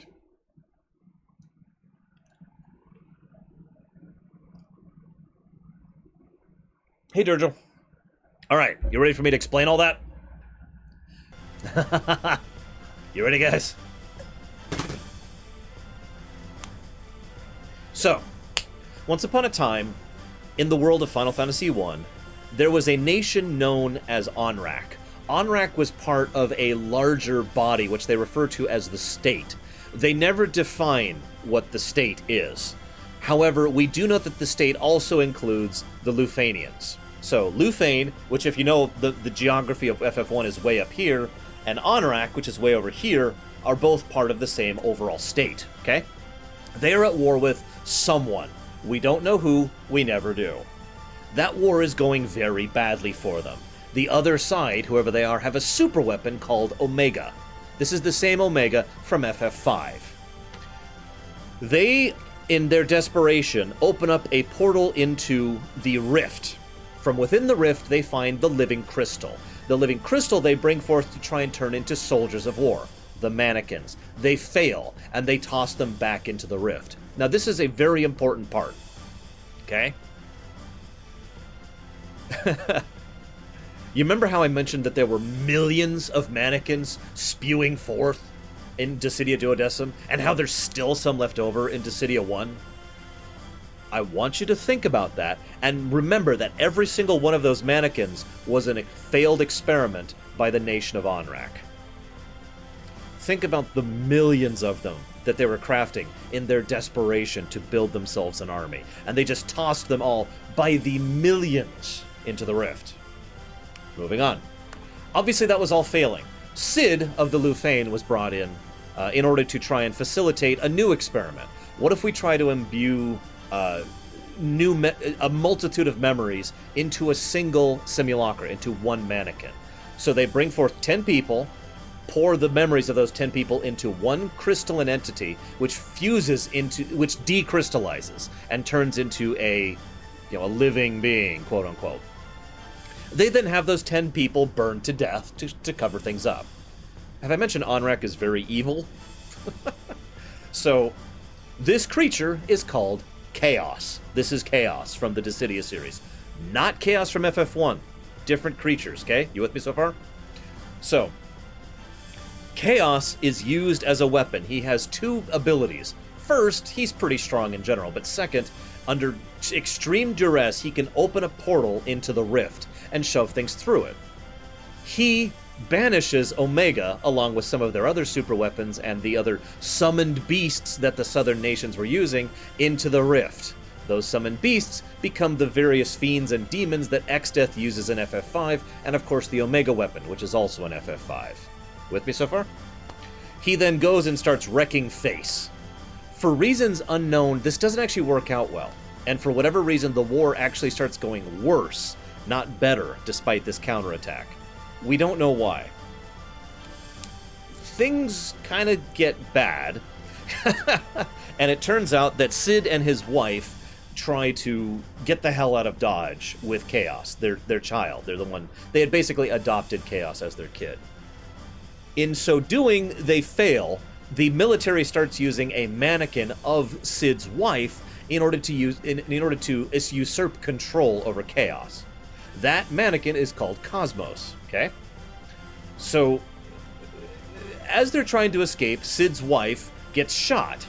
Chaos assumes that he just watched his mother die. Chaos flips the hell out, and there's a big warp distortion, and they go and leave the world of FF1. We don't know 100% what happens in FF1 in their absence, but Cid's wife, who was left behind, survives long enough to pass on her memories to Lucan, who then basically makes a prophecy about the Warrior of Light, which comes forward in FF1. In addition to that, something happens in FF1 which basically destroys the world. I don't mean literally, but I mean like Fallout. I'm serious, something just wipes the board, and we have a post-apocalyptic scenario in FF1. That happens sometime prior to FF1 actually starting. You with me so far? So Cid, Chaos, and Cosmos all get ripped back and end up in World B, which is one of the playgrounds, or whatever. We don't actually know what its purpose is. I like to think of it as just a playground of Shinryu. They had, if you remembered from the report, they had already encountered Shinryu in the Rift. So they end up there.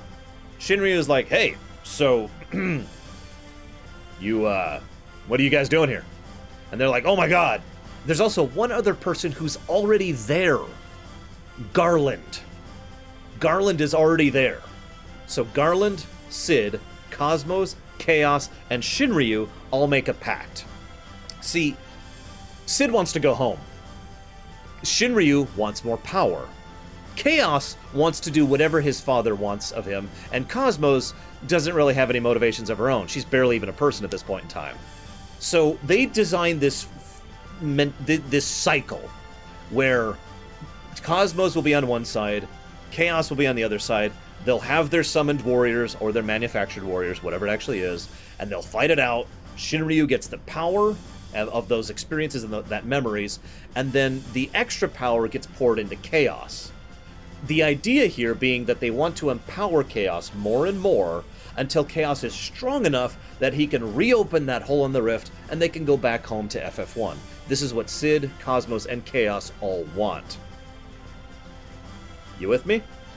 This is why they all kind of kept this cycle going for so long. It's not until Dissidia Duodecim, the 12th cycle, where Cosmos starts thinking, maybe we should stop doing this horribly evil thing.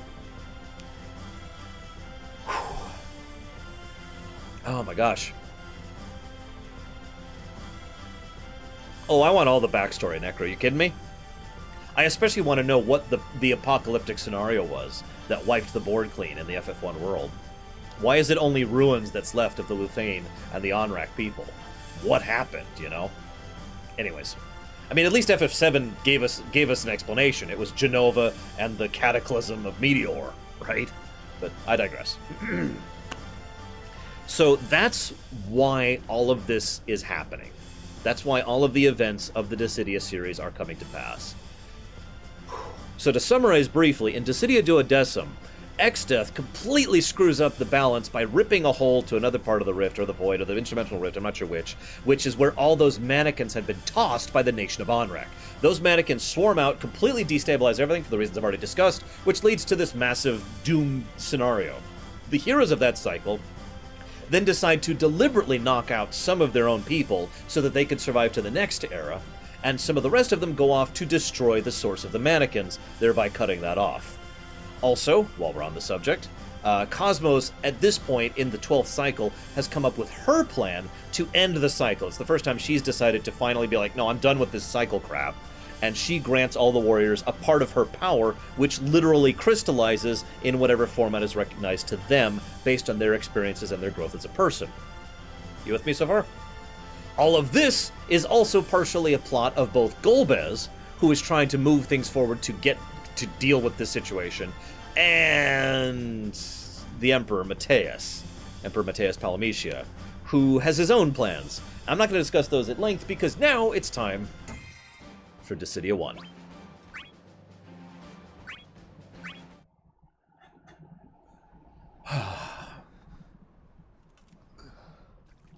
So this is now the 13th cycle, pretty much immediately after the end of Duodecim. Oh, yes, Necro, and it does have consequences. And I will discuss those when we get there. Cosmos. I could not protect the world.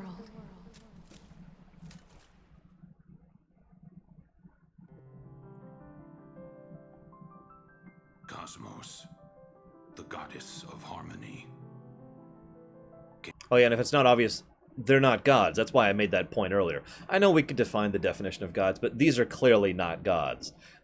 We have a weapon of destruction and a mannequin built to control him, and that's pretty much it. Chaos, the god of discord. And yeah, from distant realms. pretty much Lost Mercenary. Shinryu is the closest thing we have to a real deity, arguably within Final Fantasy overall. I would argue Shinryu has a closer claim to deityhood than, like, Boon of Ezebla, for example. The two gods had gathered warriors from all lands to lead them in savage war.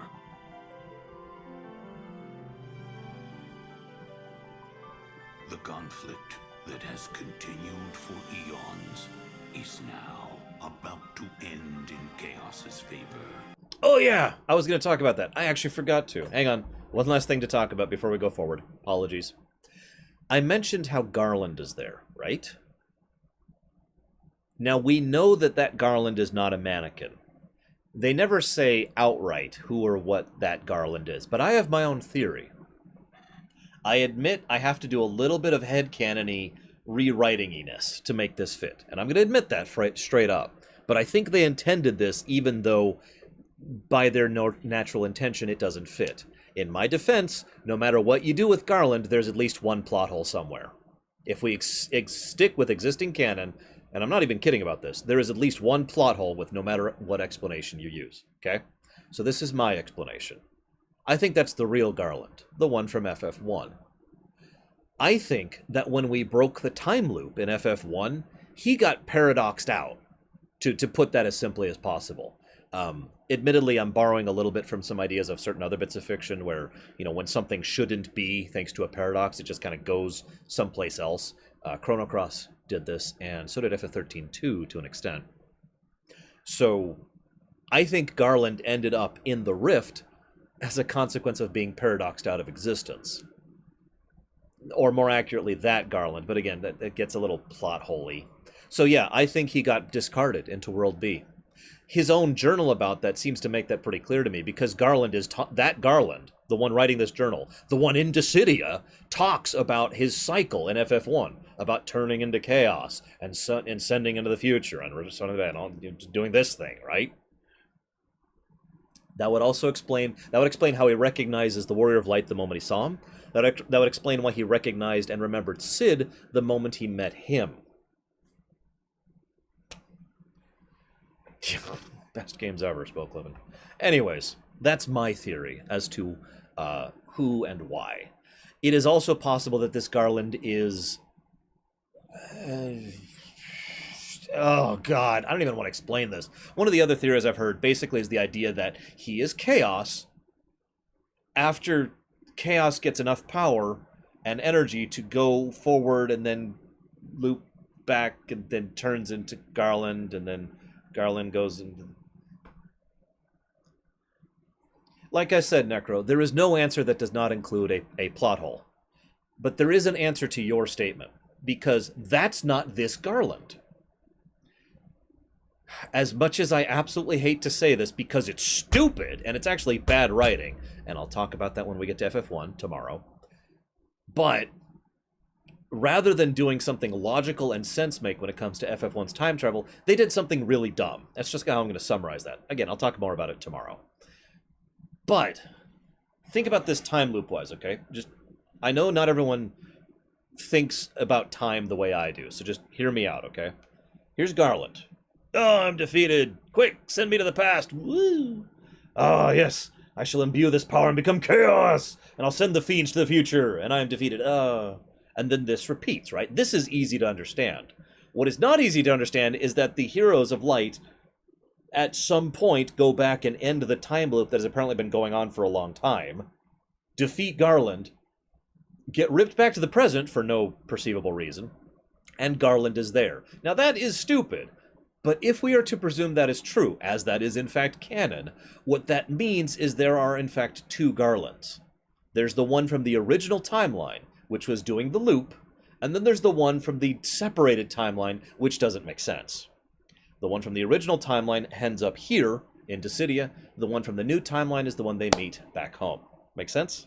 No, of course it doesn't, because it has actually a faulty causality loop, as Roxima says. But if we are to assume canon as it is presented, it does line up.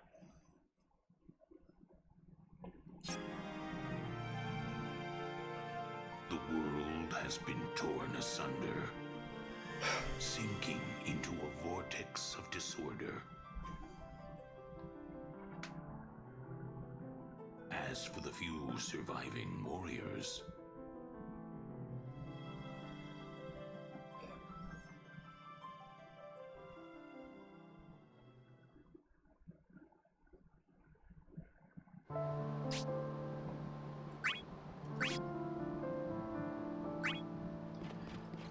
I'll talk about the time loop problem tomorrow when we actually play FF1. It's more relevant there.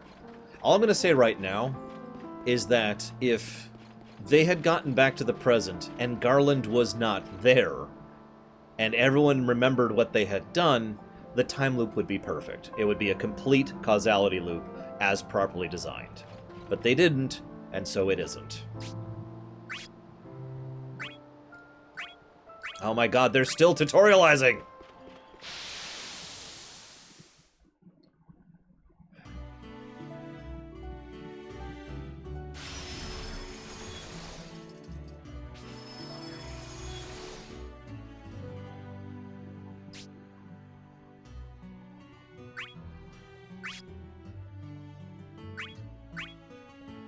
I don't actually understand what you're asking me. Oh my god, enough! Necro. Oh my god, enough! I've played this game before. I literally had to in order to even unlock this mode. What are you doing, game? Sorry. I do too, Green Boots.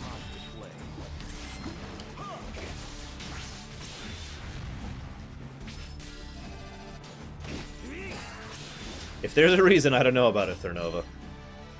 Not saying there isn't one, just saying I don't know about it. Game? What the hell?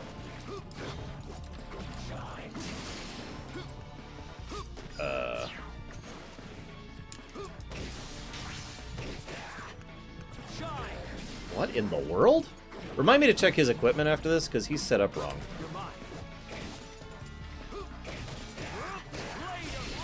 Never mind, I was just timing it wrong. Never mind, it's my fault. It's my fault. Exactly, Full Metal. My apologies. I must hurry.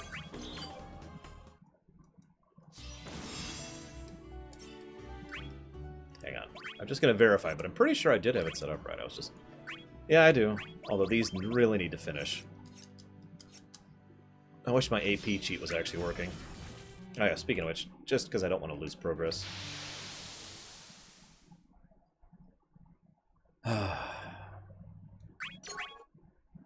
Seems you want to fight. Blade of light. Like this.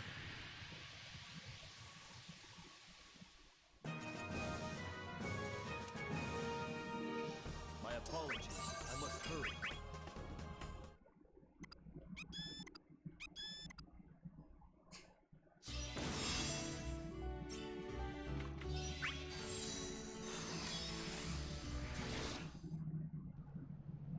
At least you can skip 13's tutorials. Jeesh.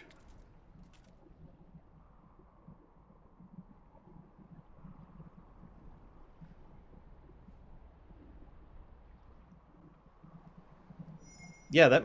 I don't see a contradiction there, Necro, personally. Cosmos! Remember, no matter what canon you adhere to, head or official, the Dissidia world has its own separate time thing. They even say that flat out in the game, that time here basically doesn't move, nobody ages, and when they go back, they go back to wherever they came from or whatever, right?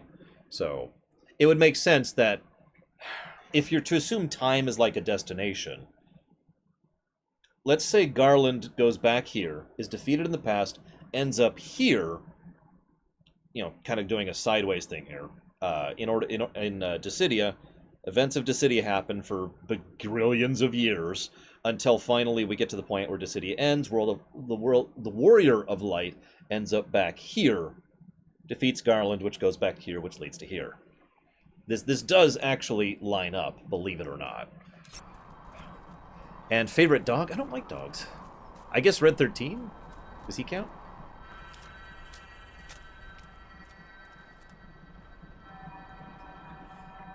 I have been defeated by chaos. I mean, technically I was defeated by a bunch of mannequins, but, you know. The god of discord. Chaos. His brutal powers destroyed the balance of all things, threatening the fabric of reality itself.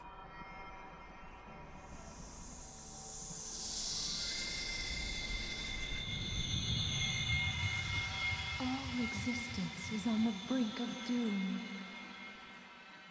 10 of you remain, and you are the last hope left to this world.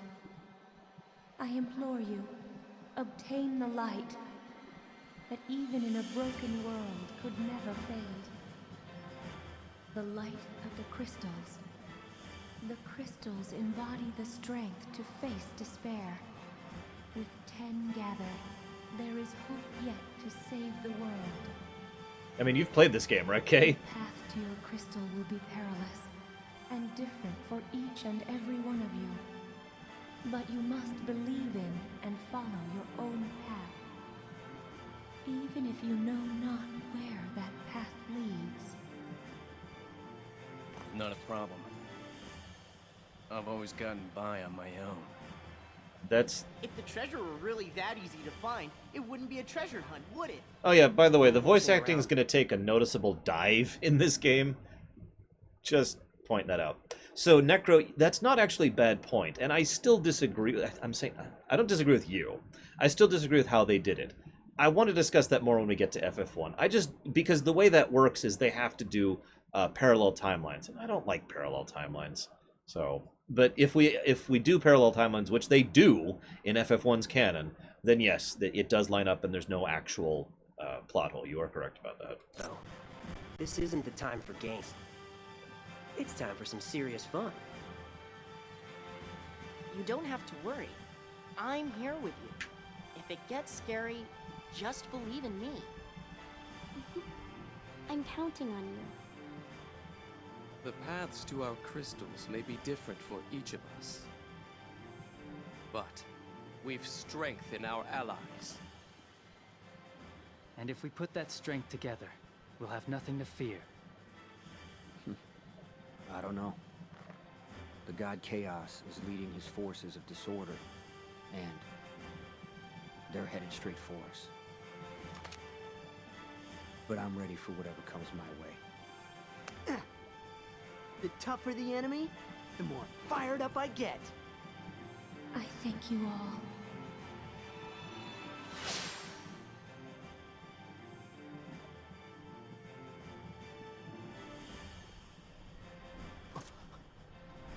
Though what remains of this world is on the verge of collapse, I must hold it together until you find your crystals. Forgive me. I want to be with you. But allow me to rest. Then soon.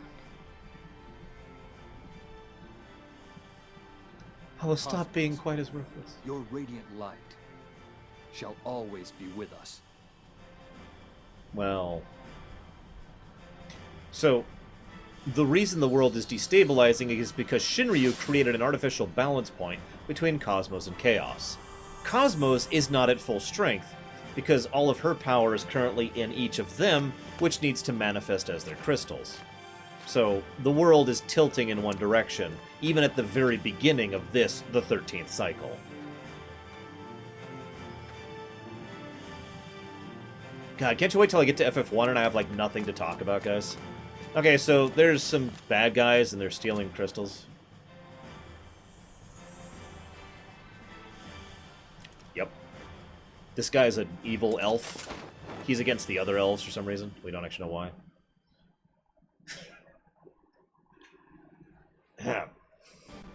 Next. Oh, wait, just... Nope, yep, that's right.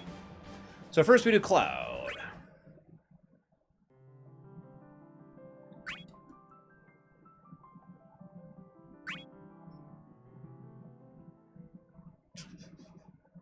There's always some powerful crystal.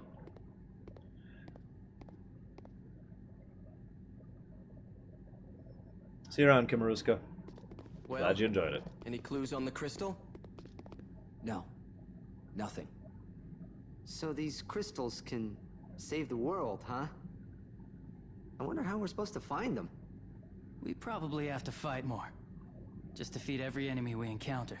Don't know if we should be running into battle without knowing what's going on. Oh, this pauses. After all, most people can't win every fight. They're already irritating me. I guess we gotta rest up sometime. There is some truth to that. It's good to have you with us, Cloud. You've the sense to think things through. You can learn something, Cecil. Look who's talking.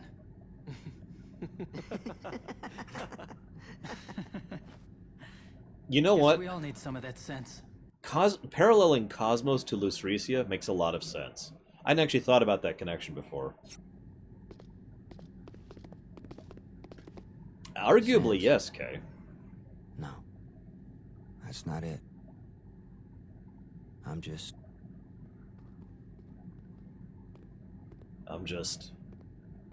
Walk, walk, walk, walk, walk.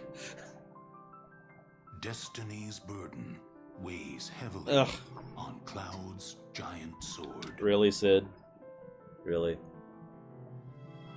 If he obtains his shimmering crystal,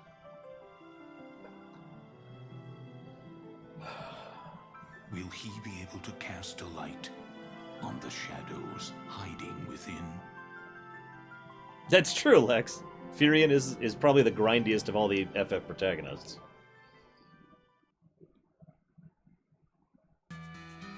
Okay.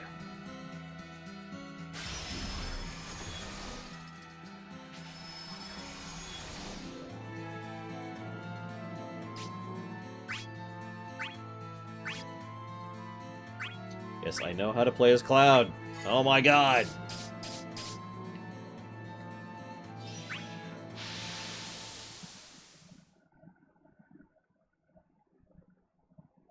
Yeah. I actually legitimately thought about not playing Dissidia 1.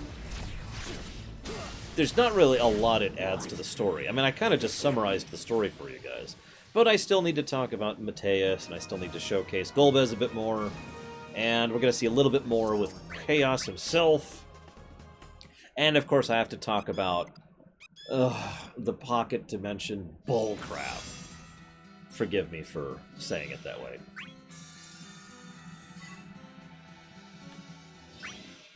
At least it's fun to play, although I am cheating. Can somebody tell me what the heck these crystals are, anyway? Once we obtain them, will we be able to defeat Chaos? If that is what Cosmos wishes, it is up to us to fulfill it.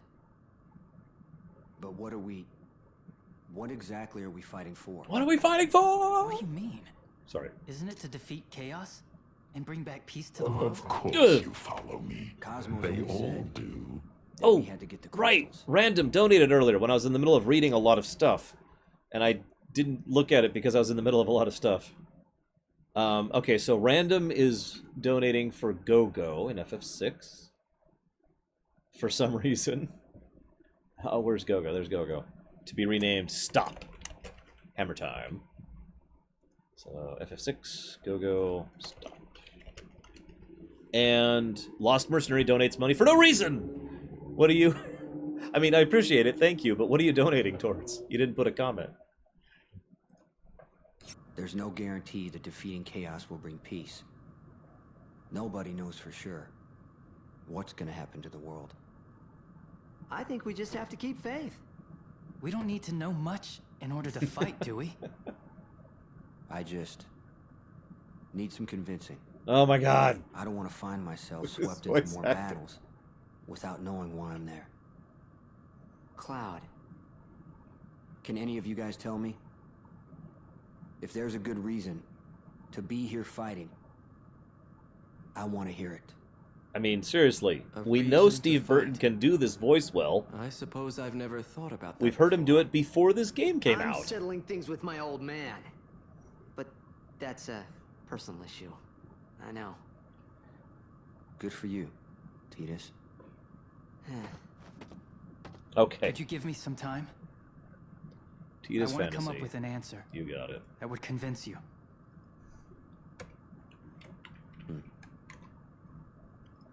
Tidus Fantasy it is. What are we fighting for? You know, it's... I was gonna say, I'm pretty sure he'd been doing this for quite some time before this came out. It's even more glaring going straight from Duodecim to this one. Because as you heard, the voice acting's fine over in Duodecim. There might be a few issues here and there, but nothing I would actually call bad voice acting. And then it goes straight to here, and it's just like, it hurts. Why?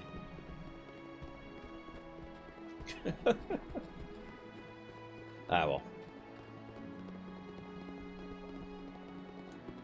I just... Oh. Need to go the right way. Oh, here we go. Oh yes, Kuja is going to be so different. We'll be seeing him in a little bit here.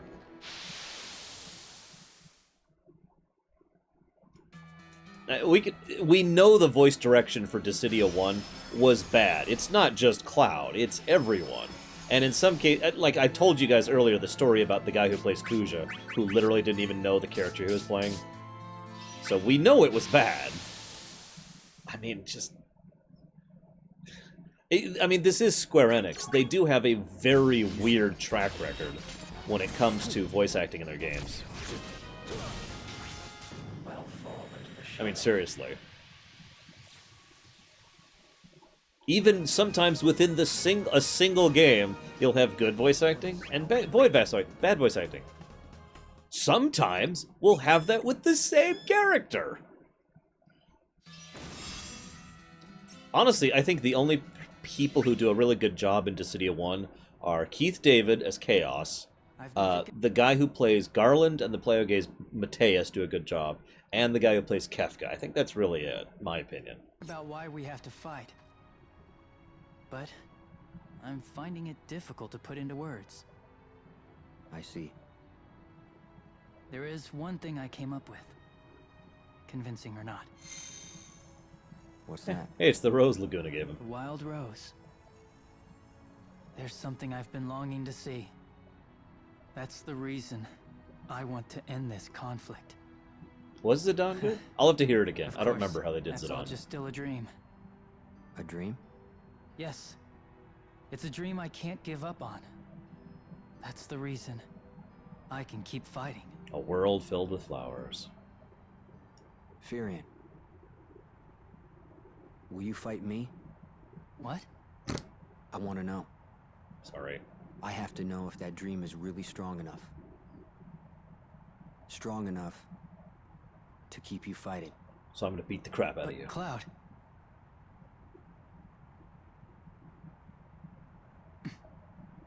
Understood. I'll take you on. Dun, dun, dun, dun. You know how in, like, a lot of fighting games, they just come up with a complete excuse for fighting? I actually talked about that when it came to Injustice. You know, just, hey, you're a person, let's fight! You know, even if it makes no sense. I feel like some of the fights in Dissidia 1... Oh, God! Fear! I feel like some of the fights in Dissidia 1 have that, hey, you're a person, let's fight, quality to it. Thank you, GG's. Give me all you've got, Cloud.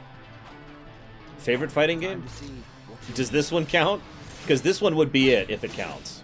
Absolutely. I love Dissidia. Of course. For all the mockery I'm giving it right now, I adore this game. I wish I had more time to play it just for fun, even though I've already pretty much wrecked it. Oh my gosh!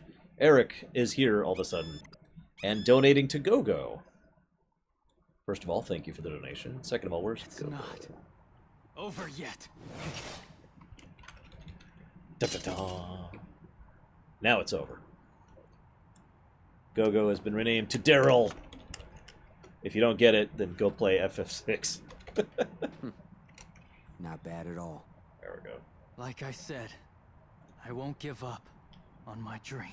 His dream is literally a world filled with flowers. But I can't be like you. Why not? Because I don't have a I've voice looked, director. But I'm still empty-handed. And without a dream, what do you suppose I should do? Sorry. Didn't mean to confuse you. Now, if this doesn't count as a fighting game, I'm probably going to have to Maybe go what with I'm Street looking Fighter 2 Turbo. Isn't here. Not Super Street Fighter 2. Not Street Fighter 2. Specifically Street Fighter 2 Turbo. That exact edition.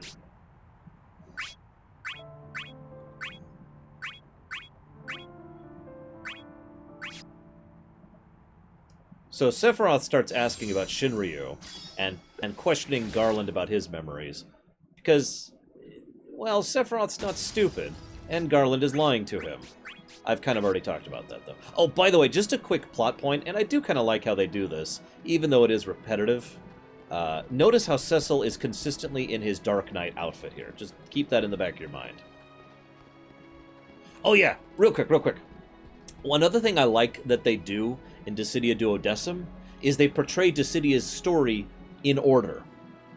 If you don't know what I mean, if you ever pulled up the original Dissidia, it's like, here's FF1 story, and here's FF2 story, and 3s and 4s, and so on, right? But that's not the order of the story. The story starts with 7, here with Cloud. This is the first one, chronologically. And so you have to, if you were playing the original Dissidia, on the original Dissidia, you have to, like, mentally figure out which story goes where, based on events and how they are structured. I do like how here they're portrayed in chronological order, rather than in the order of the games. So, just a quick side note there. Yeah. You know, that's another thing. I've already talked my derision about how FF2 leads directly into FF4. FF2 ends basically in a post-apocalyptic scenario.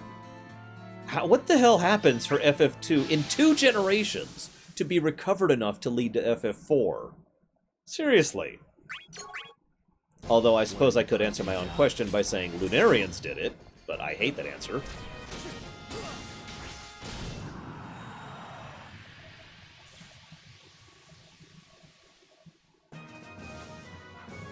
I mean, for those of you who don't know, FF2 ends with a lot of people dead.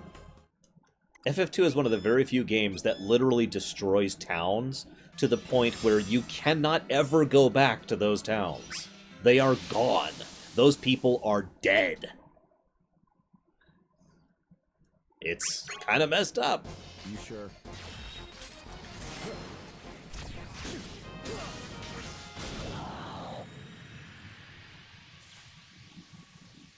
Braver, braver, braver.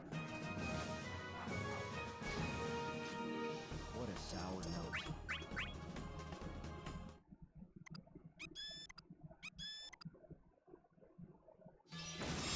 I mean, Christ's sake, FF6 ended with the so-called end of the world and still had a planet in better shape than what happened in 2.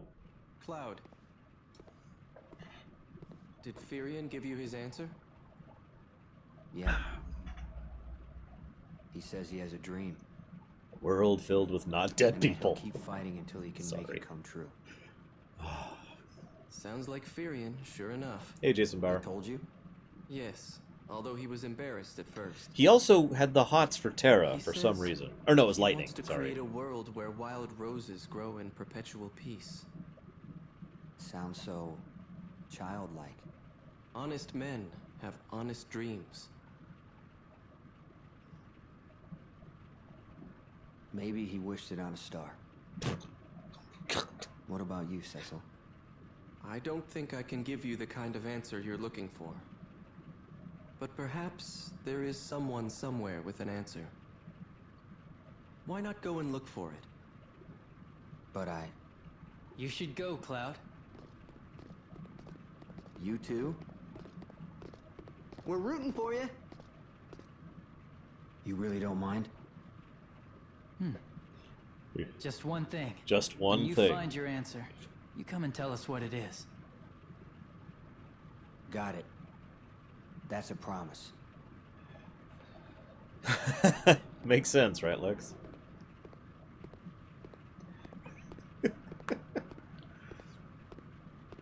Jack of all keyblades, unfortunately, I don't even have to think about it. Despite all of my aggravations with FF8, FF2 is definitively and is unquestionably the worst FF for me in terms of pure gameplay. It's not just something I don't like, it's actively badly designed. It's pretty much the diametric opposite of FF5 when it comes to the design of the dungeons, the classes and abilities, the enemies, and the overall layout of the structure of the world. There's a lot of backtracking. The dungeons are specifically designed to waste your time. There's certain equipment that isn't in the game. Some spells don't work right, others are stronger artificially than others. And of course, there's freaking troll rooms. Just, yeah, FF2 is terrible to play. I actually feel like I said I would never play it again, although I don't remember that as a promise, so it doesn't actually qualify. Thank God. Where am I going? This way. I do agree FF2 had some good ideas. We can prove that because the Saga series pretty much kept going with those ideas.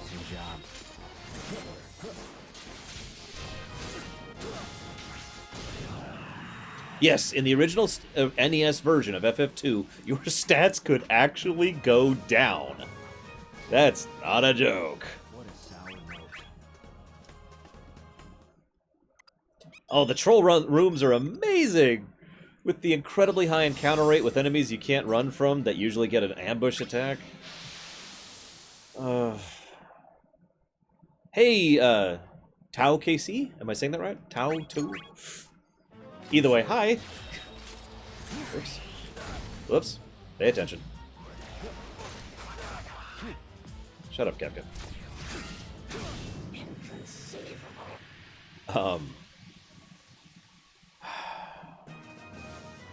It's so bad. FF2's gameplay is so bad. But like I said, there are some good ideas, and again, the Saga series proves that. Just so okay, this is exactly what a troll room is. Let me give you the full layout, okay? Dungeon. All right? There are, let's say this actually happens a few times. There's 4 doors going forward. One of them is the way forward. One of them has treasure. 2 of them have nothing. But it's worse than that. When you go into the room, you are actually teleported into the middle of the room. To explain what I mean by this, it's not like you go through the door and you end up here. You go through the door and you end up here.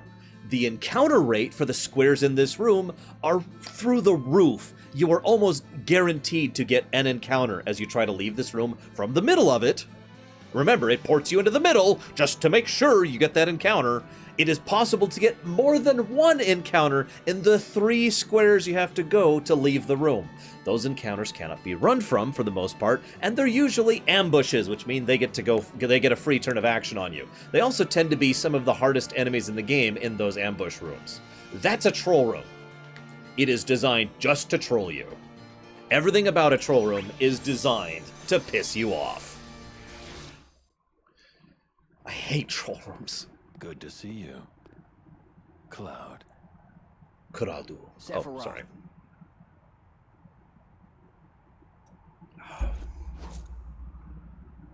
Hey, what's up?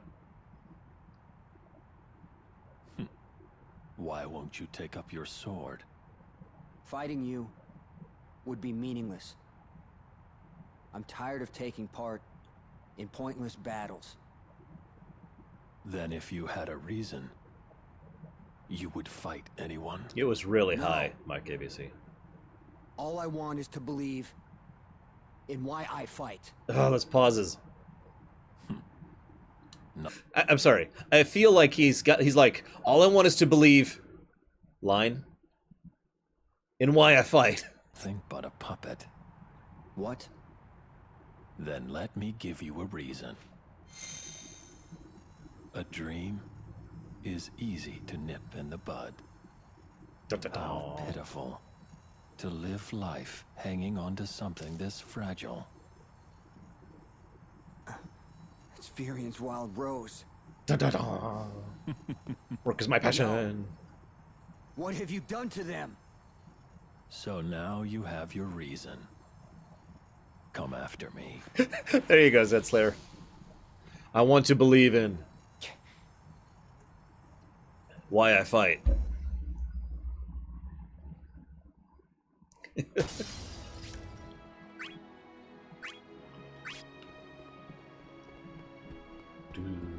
By the way, who's hyped for FF7? Yeah! What? I have been super in the mood to play FF7 lately. I am really excited to play that. I'm gonna stop acting like a kid. Look, I'm enthusiastic. What do you want from me? You want me to not be enthusiastic? Okay. With great enthusiasm, I am looking forward to playing FF7. The voice actors of this game or Dissidia Duodecim? Because that's a really different thing. See you around, Joludo.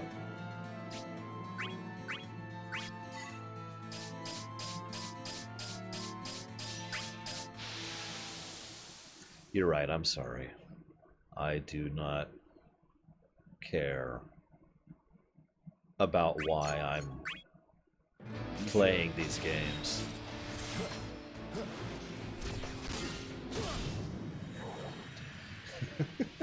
Of course, Lex. I went to the future and picked it up. No, yeah, I wasn't actually exaggerating, Necro. It is a non-stop thing. And a lot of them do it, not just Cloud. Not all of them do. I need to hear Zidane voice again, because someone mentioned that his voice is actually pretty decent. And I feel like Squall was okay in this one, too. So, we'll need to hear those as well. Really bad Fallout. I knew you'd come. I'd say a -3 on the scale. You always do as you're told, don't you? What? You look for a reason. Because you don't want to be Oh, swept. someone asked about FF12. Take a drink. But all you do is look. You do nothing to follow that desire. That is why you are so eager to make someone else's reason your own. What's your point? Your companions could get hurt, yet they'd still have the will to continue their search. But what about you? You're nothing but a puppet that gets swept away, unable to make any decisions on its own. You're wrong. I just... So, I'll continue to provide you with a reason. Every time you need one. Shut up! I've had enough of being told what to fight for. I came here of my own will. All you've ever wanted was to cling to old memories. You're the one who can't let go. That's a tough question, Lex. I'll have to answer that later. It ends here. Oh yeah, pre-intro cinematic.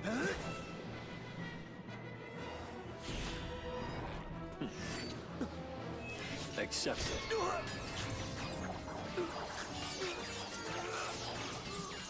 I am the one who guides you forever.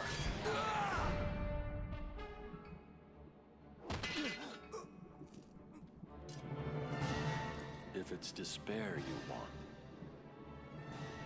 then I shall provide.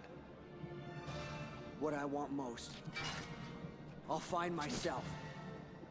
You're nothing but a puppet.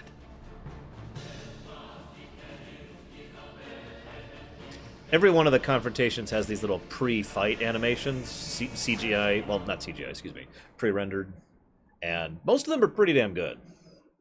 I like a lot of these. 8 is one that comes to mind immediately as one I like. Squall versus You fight, not Ultimecia. the truth. Enough talk. Let's go. I'll fall into the shadows.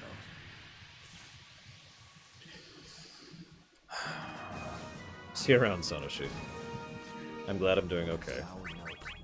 Also, because... because... Furian Ember, that's another good one. So, of course, Cloud's crystal is a materia. Materia. This is it.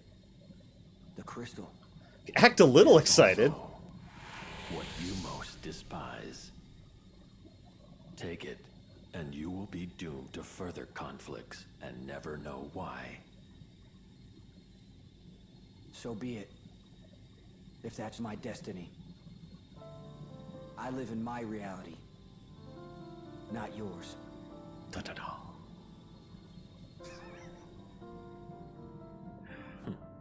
Very well. Every time your eyes gaze upon it, remember, you were only able to obtain it with my guidance. And I will continue to pull your strings. You know, I honestly feel like a lot of the writers for Sephiroth in other games that are not FF7 forget that Cloud was just another puppet to him.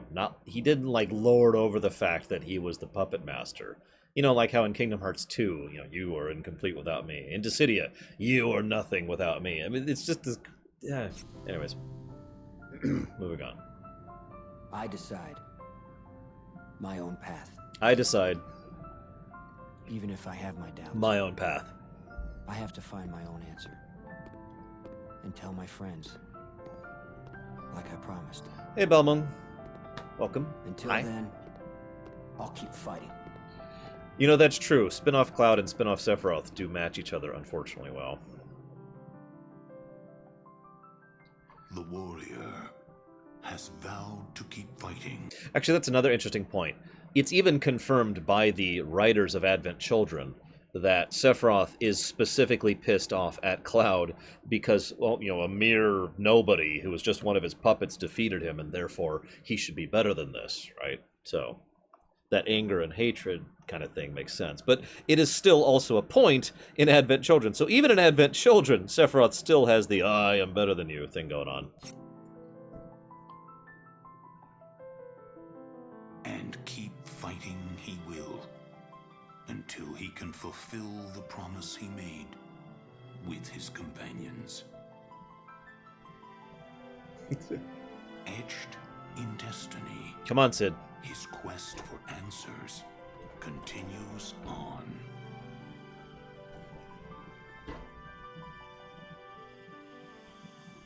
Okay. Oh god, there's more. Wait, this isn't supposed to play till later, I think.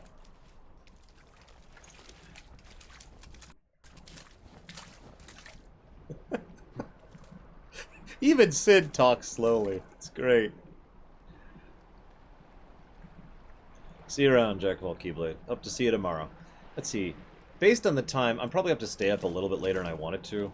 Normally I wouldn't be streaming this late today, but I think we will just to finish up Dissidia today.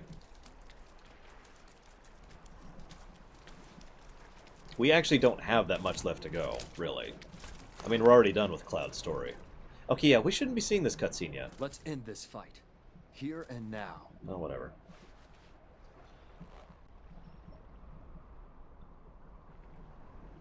No.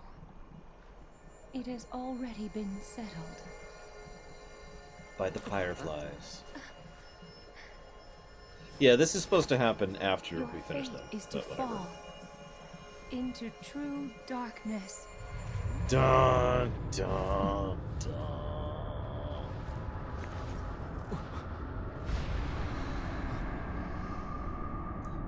That's probably right, Maximus. Well, no, I mean, this is a... Actually, I don't have any real cheats for this. This is just a save that had everything unlocked. Hey, Chaos. It is worth noting, by the way, I mentioned how Cosmos, Chaos, and Sid all had the same goal. Over time, and the previous journal thing kind of emphasized this, Chaos gets to the point where he just starts getting a little bit more cuckoo as the story goes on. And so by the 13th cycle, Chaos has probably gotten a little bit more insane. But then again, so has Garland. Keep in mind, Garland was stuck in a cycle back in FF1, and now he's stuck in a cycle here in Dissidia as well. But I'll get to that when we get to them. Also, hey, Keith David.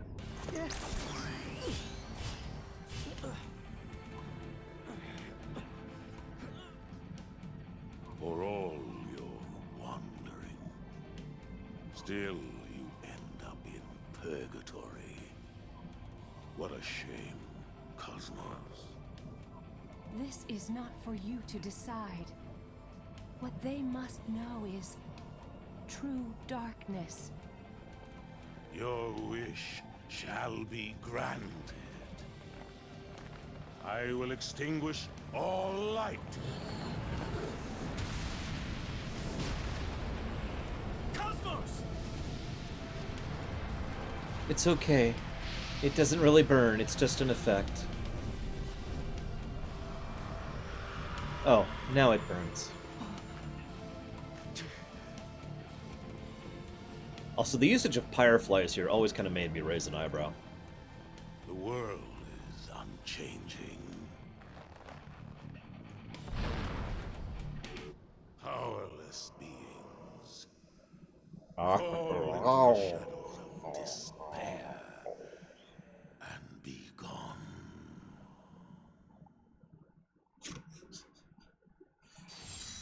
Cleared! Yeah! GG! So anyways, that's the first one. Now we do Onion Knight. Probably my least favorite of the originals.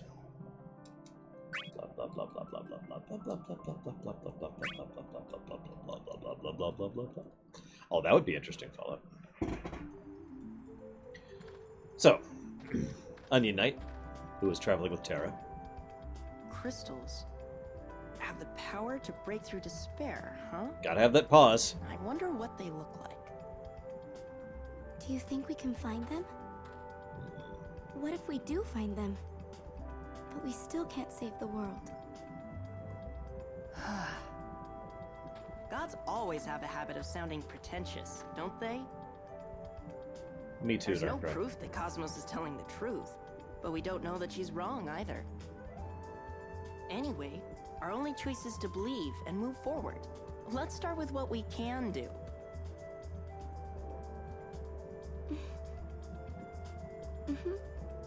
You're right. Standing around here isn't going to give us any answers. Come on, let's get moving. You don't need to worry. I'm going to figure this all out. So they decided to use the Onion Knight, probably because they were trying to adhere to the original FF3, the NES version, as much as possible, which makes absolutely no sense to me, since they have no problem referencing the modern FFs, you know, the modern versions of FFs, I should say, when it comes to the other ones, but whatever. This is Duodecim, although the first game is in Duodecim, so you get both games in one, but we are playing specifically the cart, the disc of Duodecim album. So, so they're going off of the Onion Knight, which I feel like reminding you has literally no personality. There is no character of the Onion Knight. The Onion Knight is like the Warrior of Light back in FF1. It's a player character, nothing more. So they decided to make him a arrogant, I'm trying to think how to put this, figure out things guy. Like, the whole point is that he's some child genius, and that he can, let's see, if I just think about this, think his way through a situation thing. But you'll see why I feel that was kind of, as we go through this. Honestly, Frieza, it wouldn't surprise me that much. Who is the strongest main character of the FFs in terms of raw power? Terra. I don't have to think about that. The boy is known by the legendary title of Onion Knight. In a world that was slowly decaying around them, the boy traveled with Terra, a girl with magical powers, in search of their crystals. With the conviction that his brilliance will lead him to answers about the future. He is brilliant! Sorry. I'm going to be making fun this whole run through, just as a heads up. If that bothers you, I apologize. I still like this game. You can tell because I'm having fun with it, rather than actually, being negative this entire time. But, of course, I am the toxic lore, as everyone knows. Here's how to play as the Onion Knight.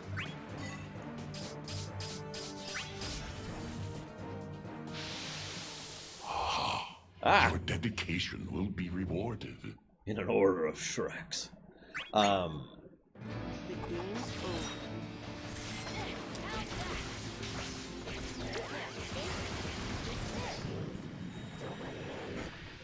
Hang on, who just donated? Who dares donate during this? Excuse me, who dares donate during this? Okay, so it's from Dissidia to rename, one of our remaining Kefkas. Let's see, so that's going to be down here.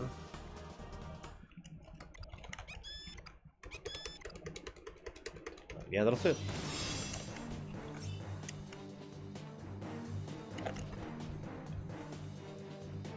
So this is the name that has been donated for Dude 3 in Final Fantasy Tactics.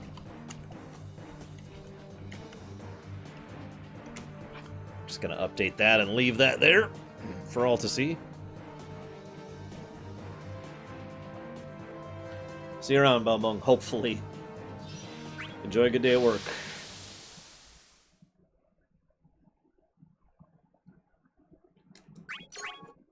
I guess that kind of makes sense, since Onion Knight is the default terrible job in FF3, the original, the NES version.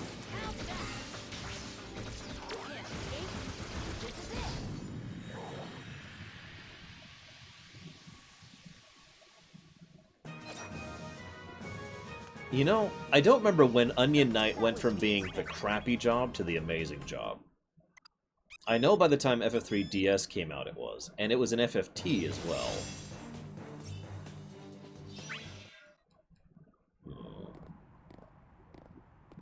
Wait a minute. No, Red Maid was in FF1, Foo Dogs. What? I feel something. Something very powerful. From that direction. Do you think it's a crystal? I can't tell. It's just a strong presence. Let's check it out. What's wrong? Was it Onion Kid? Something about this doesn't feel right. God, it's been a long time I since don't I think played we should get FF3 on any the NES. closer. I've actually only beaten FF3 on the NES once. Terra, even if it isn't a crystal, we might find some clues. Come on, It's Terra. all right. I can handle any enemy that comes our way. But I just feel like pointing out the irony that Terra, without question one of the strongest characters in FF lore, in general, not just among the protagonists, and the Onion Knight, and Onion Knight's like, don't worry, I got your back, Terra. I'll protect you. Chaos's puppets may be strong, but they're just big lunkheads. And I've got something they don't. Right here, if you know what I mean. He's supposed to be tapping his head there. Come on, let's keep going. Hey, Leighton Soul. Yes, this is Kingdom Hearts 3. Hope you like it. As you can see, we're in the Tangled world. I don't know. I've got something they don't. Hair! You obviously have not seen Sephiroth, sir. Or Emperor Mateus. Or, well, a lot of people, actually.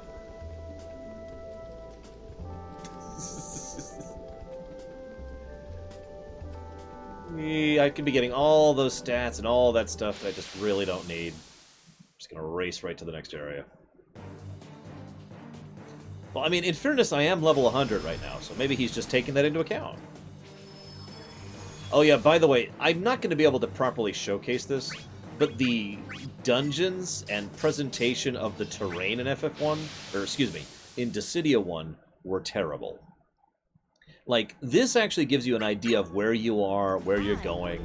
Like, with the actual overworld map, it feels like you're actually advancing. And when characters reference, like, oh, we lost what's-his-face in this other area, it makes a degree of sense. Oh my god, seriously?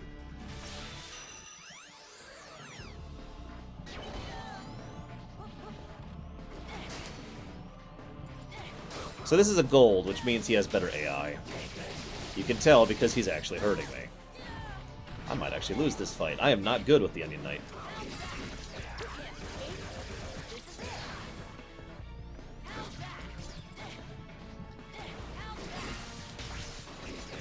There we go. We're good.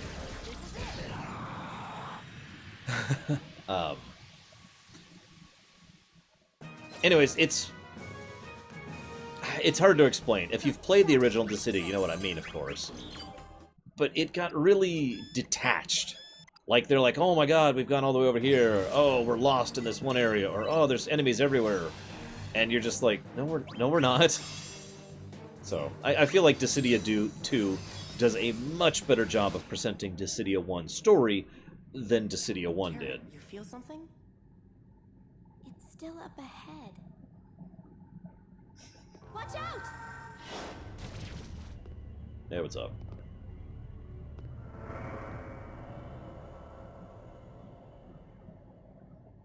Pawns of Cosmos, I presume. Whoa. What is with this guy? I've never felt such an intimidating aura. Yeah, what Fu says. I come out here to kill the time. And what do I find but a woman and child? No way I can look after Terra while fighting him. I've got an idea.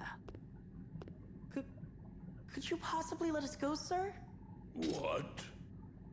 Our strength is no match to yours. We're hardly worth your time. I think you'd be much better off finding a stronger opponent to fight. Unless you're the cowardly type who only picks on those weaker than yourself. I suppose there is no point in sending harmless insects to the void. Oh yeah, he's gonna say the word void a lot in this, by the way. Very well. I will let you go. But keep this in mind, little worm. The crystals shun the unworthy hands of those without valor. Yep, that totally worked. Well, against X-Death of all even if he characters. I would have run. I don't fight against anyone unless I know I can win. Hey, Indiana Joe. But wasn't it a bit strange? What do you mean by that? It seemed like he let us go on purpose. Nah, the villains aren't planning anything. Sort of even gave you advice when you wouldn't fight him. You mean the those without valor line? Fighting against someone you can't beat isn't a sign of valor. It's simply being reckless. I'm sorry. I just... Then I'll prove it to you by getting the crystal. That'll show you I'm not without valor. Let's go. Do you still feel the presence? It's up ahead. Right. Oh yeah, by the way, for those of you not aware, Emperor Mateus's plot is for the heroes to get the crystals, which, if you remember, is also Cosmos's plot, which is also Golbez's plot. Literally all three of them want the same thing for different reasons. Oh yeah, these are new, if I'm not mistaken, these little text bits they added into Duodecim. Also, you notice how Terra picked up on things better than the supposed smart kid? Just pointing that out, too. I'm totally not biased for FF6, guys. I swear it's not the best game ever. Oh god, I can't deny it. FF6 is the best game ever. Sorry. This way, maybe? No. Well, there's Cornelia. Oh, no, that is the wrong area. I've got to be going. Oh, there it is, there it is. I see it, I see it. Oh! Ah! Come, pay close attention. Hopefully you'll learn something. Hang on. Oh! Never mind. I guess we'll do this first.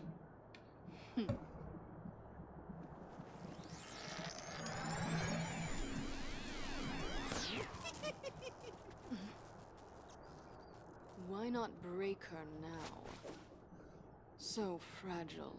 It would be simple. I wanna have some fun! After all, she's a good old friend of mine.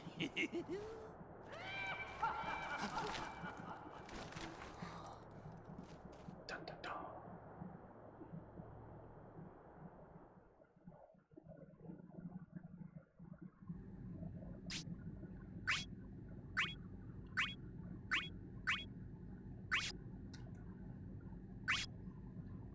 And there, Kefka straight up references Dissidia Duodecim. Okay. You know, that would make a lot of sense, Kay. And by a lot of sense, I mean, yes, absolutely, of course that's true. Like, I'm not even sure. Who would win in a scheme-off, Golbez or Edgar? Ooh, that's actually a tough one. I'm gonna have to go... Oh, that's... I don't know. So Darkrai donates for Ramza! Really? Darkrai? Okay. So we shall rename Ramza.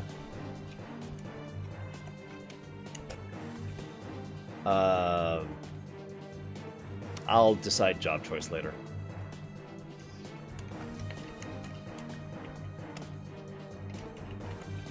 There we go. Ramza has been renamed. Thank you, Darkrai.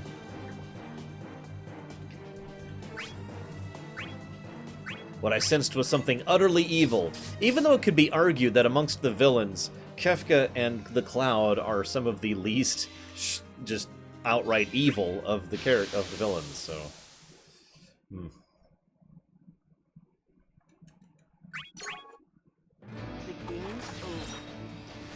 This particular Golbez is acting on his own initiative.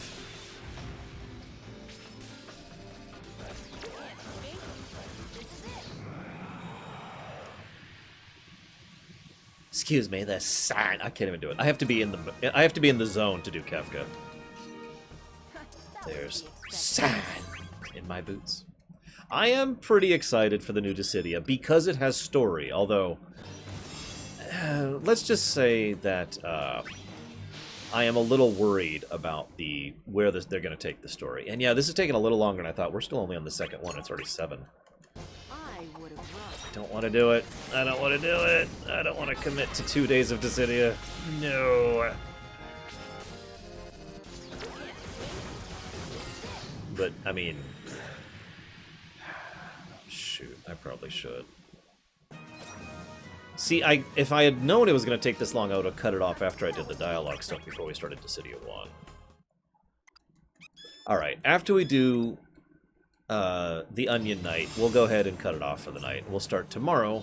No lore week. Nothing really worth talking about. I mean, I could talk about Star Trek and how stupid it is, but that's it. Something powerful is close by. I don't see anything unusual. Let me go take a look around and...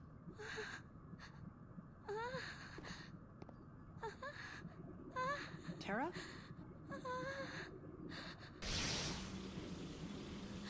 What is this voice in my head? No! What is this? Terra! What's going on? So now we fight Terra.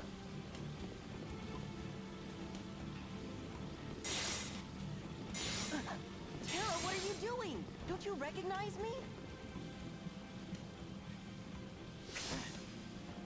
It's like I have no choice but to fight. Dun, dun, dun. Well, hopefully the first day has been enjoyable for all of you. Destroy. Must destroy. I'm sure I can help if I... Beat the crap out of you! Oh, crap. Oh, God, I didn't realize I was on the edge.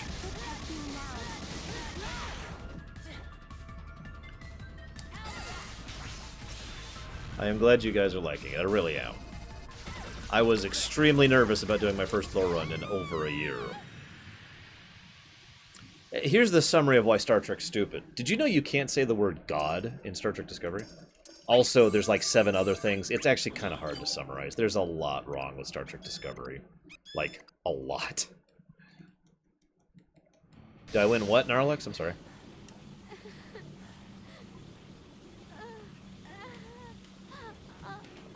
Terra! Terra! It's me! Are you alright?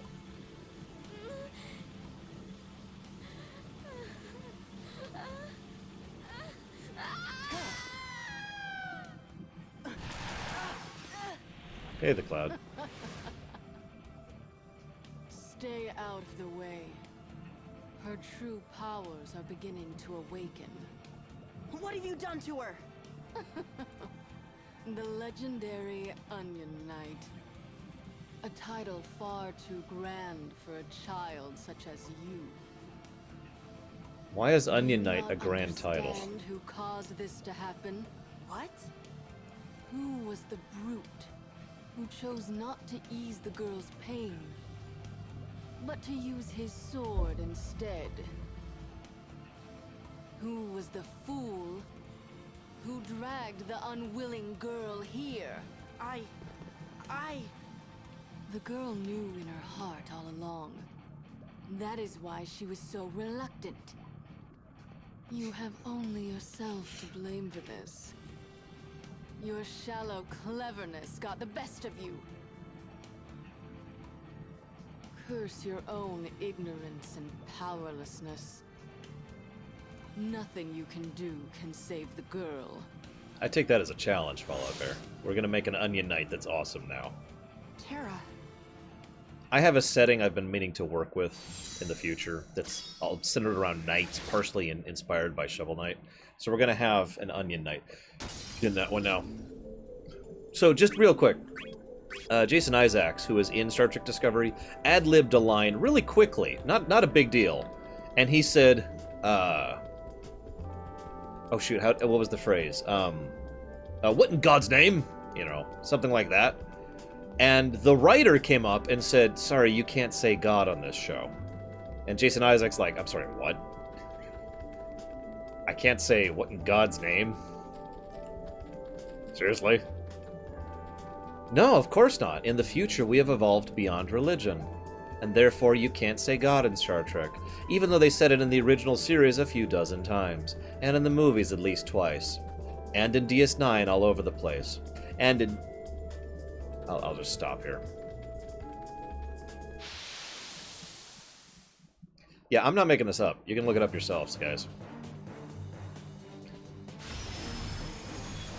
There's actually a line that I looked up to quote. It paraphrased. It's when Kirk is talking to Apollo, and pretty much flat out says, "We don't need gods. We do just fine with the one," and that's the quote. I'm sorry, but there's no real other way to interpret that one.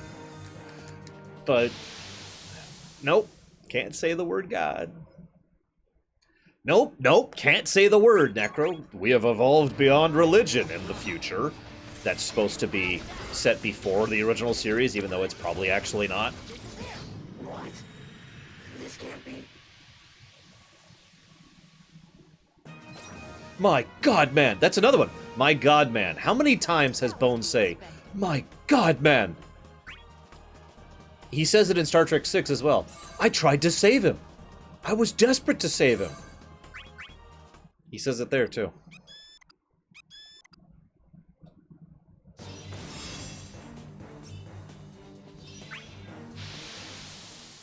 But nope, can't say it.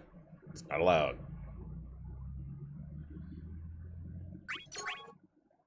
I would have run. Whoops. Wasn't paying attention. Why does she have War Mech?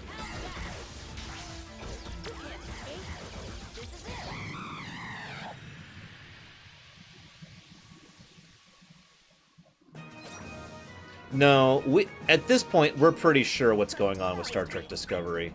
And it's really bad. It's really bad, guys. It's not looking good at all. And you know what? I don't want that. I know you're probably thinking, oh, you just want to say I told you so. No, God, I was hoping so much that I was going to be wrong about this one. I felt the fear in Terra's cry. It's just going to be bad. Pain. The cloud of darkness has taken hold of her with her curse. Pop quiz. Do you think this is Cosmos? Yes. Because you were overconfident of your powers. Cosmos, you know how to save Terra, don't you? Honestly, worse, Sigil You Breaker. must defeat the cloud of darkness. Her? But I can't fight her. I don't fight against anyone I can't beat. Oh, right. The crystal. I should be able to save Terra if I can get my hands on the crystal. It has the power to save the world, right? Then I won't have to fight anybody. Please, Just tell me where I should go find the crystal. Avoiding conflict is certainly a choice. Few would say it is wrong. But is that truly what is in your heart? What's in my heart? The crystal lights the way to what you seek. It is yours if you look inside your heart and follow what is most important to you. I'm afraid that is all I can tell you. I don't know, she seems pretty useless, so maybe she is actually Cosmos. Such a pity. Hey, Golbez. Chaos's minion. Terra was her name, was it not? Unless the curse is lifted, she will live only to fight for the cloud of darkness. When at last her strength fails her, she will fall to some faceless foe. You cannot defeat the cloud of darkness. You'd show wisdom in choosing to avoid her. Why do you hesitate? You do not trust what your mind knows to be true?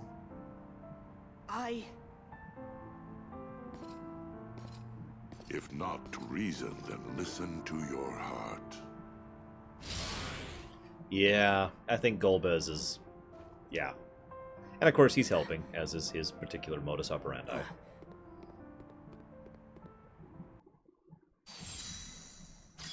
Actually, Valvedrix, that's not 100% confirmed. And I and a couple other people have debated which one of the Cosmos is her and which ones are not. Because it's kind of debatable in a few scenes. Anyways, I agree with the Kingdom Hearts vibes from Dissidia. In fact, I think that might be one of the reasons I like it. For all of Kingdom Hearts' flaws, I enjoy the thematic cores of Kingdom Hearts and some of the things that they consider integral to the series. And a lot of those are very much here in Dissidia. For better or for worse. Yeah, I wish I had Golbez's power. I could live without the rest. I want to be able to withstand a Meteo to the face. Let's see. Unfortunately, there's, I think, only 2 scenes we know definitively it's Ultimecia. One in Squall Scenario, and one in Squall Scenario. Yeah, that's right, guys. All I play is hacky-slashy games. I made her tell you that. Oh, crap. Yep.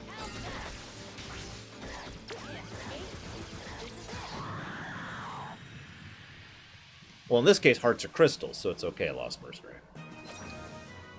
May your crystal be your guiding key.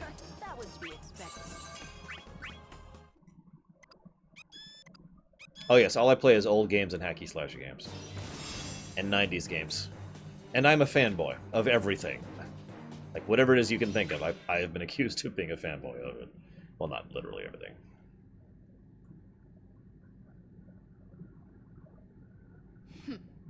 Unconscious already.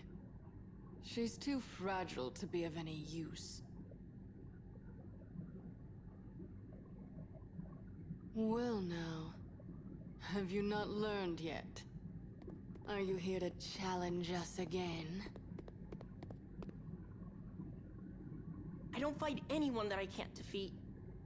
I will do whatever you want. So please, spare Terra's life.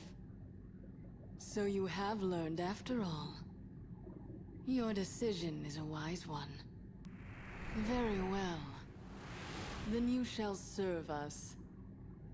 Prove yourself more useful than the girl. I didn't think you'd be so gullible. It was worth the deception to get a single hit on you. Foolish child. You should know better by now than to deceive us. It's arguable that that's actually her skin sigil. By my heart, just to bind myself to reason. I will protect Terra with my own strength. That's what's most important to me. Don't get me wrong. I still won't fight against anyone I can't beat. But I've decided in my heart to fight. I have actually played Type 0. In fact, I beat Type 0 6 days ago for the first time. So, intro cutscene where she's gonna actually be cool. You have already taken such a beating. And you still want to save her? Gotcha!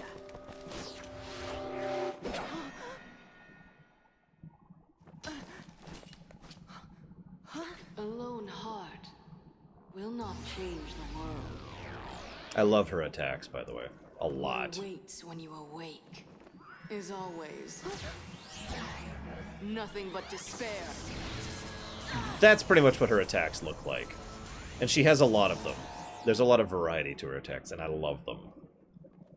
The Cloud of Darkness relies a lot on HP attacks and doesn't have a lot of really good Brave attacks. Not even you can destroy this. What I found is strength. Yeah, you see what I meant, Fallout? But can you use it?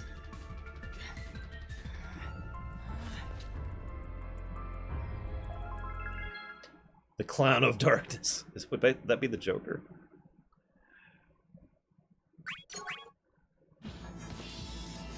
What can a mere child do? I don't even know what that is, Joe Neutrino. Let's let her show off for a bit. By beating the crap out of her.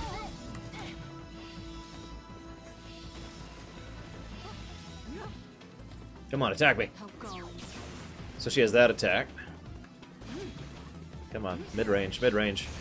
That attack, which actually homes in on you, which is great if you know what you're doing. And then when you're farther away... Oh, she's probably not going to do the other one. My favorite is the one where she basically creates a wall in front of her of death, and then just shoves it towards you.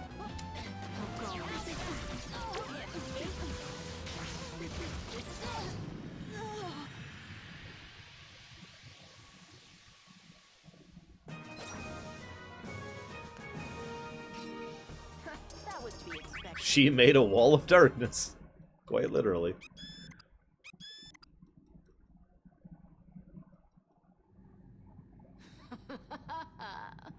We have been defeated by a child.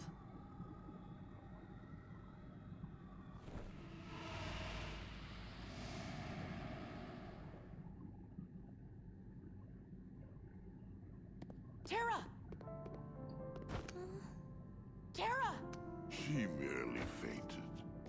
She's the girl drew too fine. deeply upon her powers. You again. You're not getting near Terra. I admire your resolve. You should protect her. What? For all the awesome power she wields, the girl fears what she is. Because it's amusing, Corwin. You must be her shield, her pillar of support. I don't need you to tell me that. I suppose not. You know the path that lies before you. And the crystal lights the way to that which you seek. So his, of course, looks like FF3's crystals. Crystal?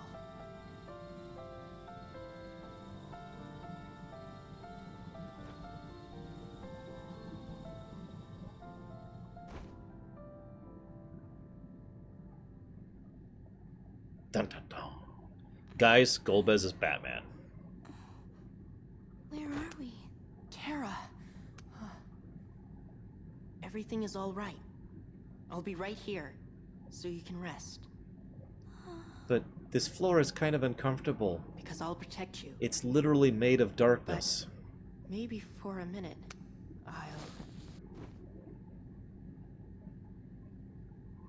Maybe you shouldn't rest on a floor made of literally darkness either. No? Oh god, hi Sid. The light has banished the darkness, and a momentary calm has returned to the world. The crystal shines like the light of dawn, and softly envelops the pair's peaceful slumber. Damn it, Lex.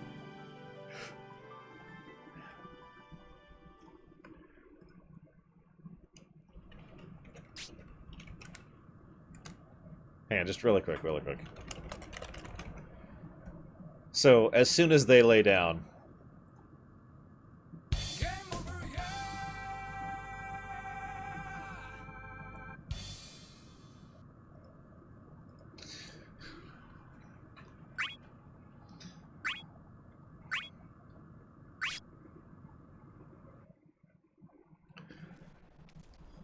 Hey, it's the same cutscene!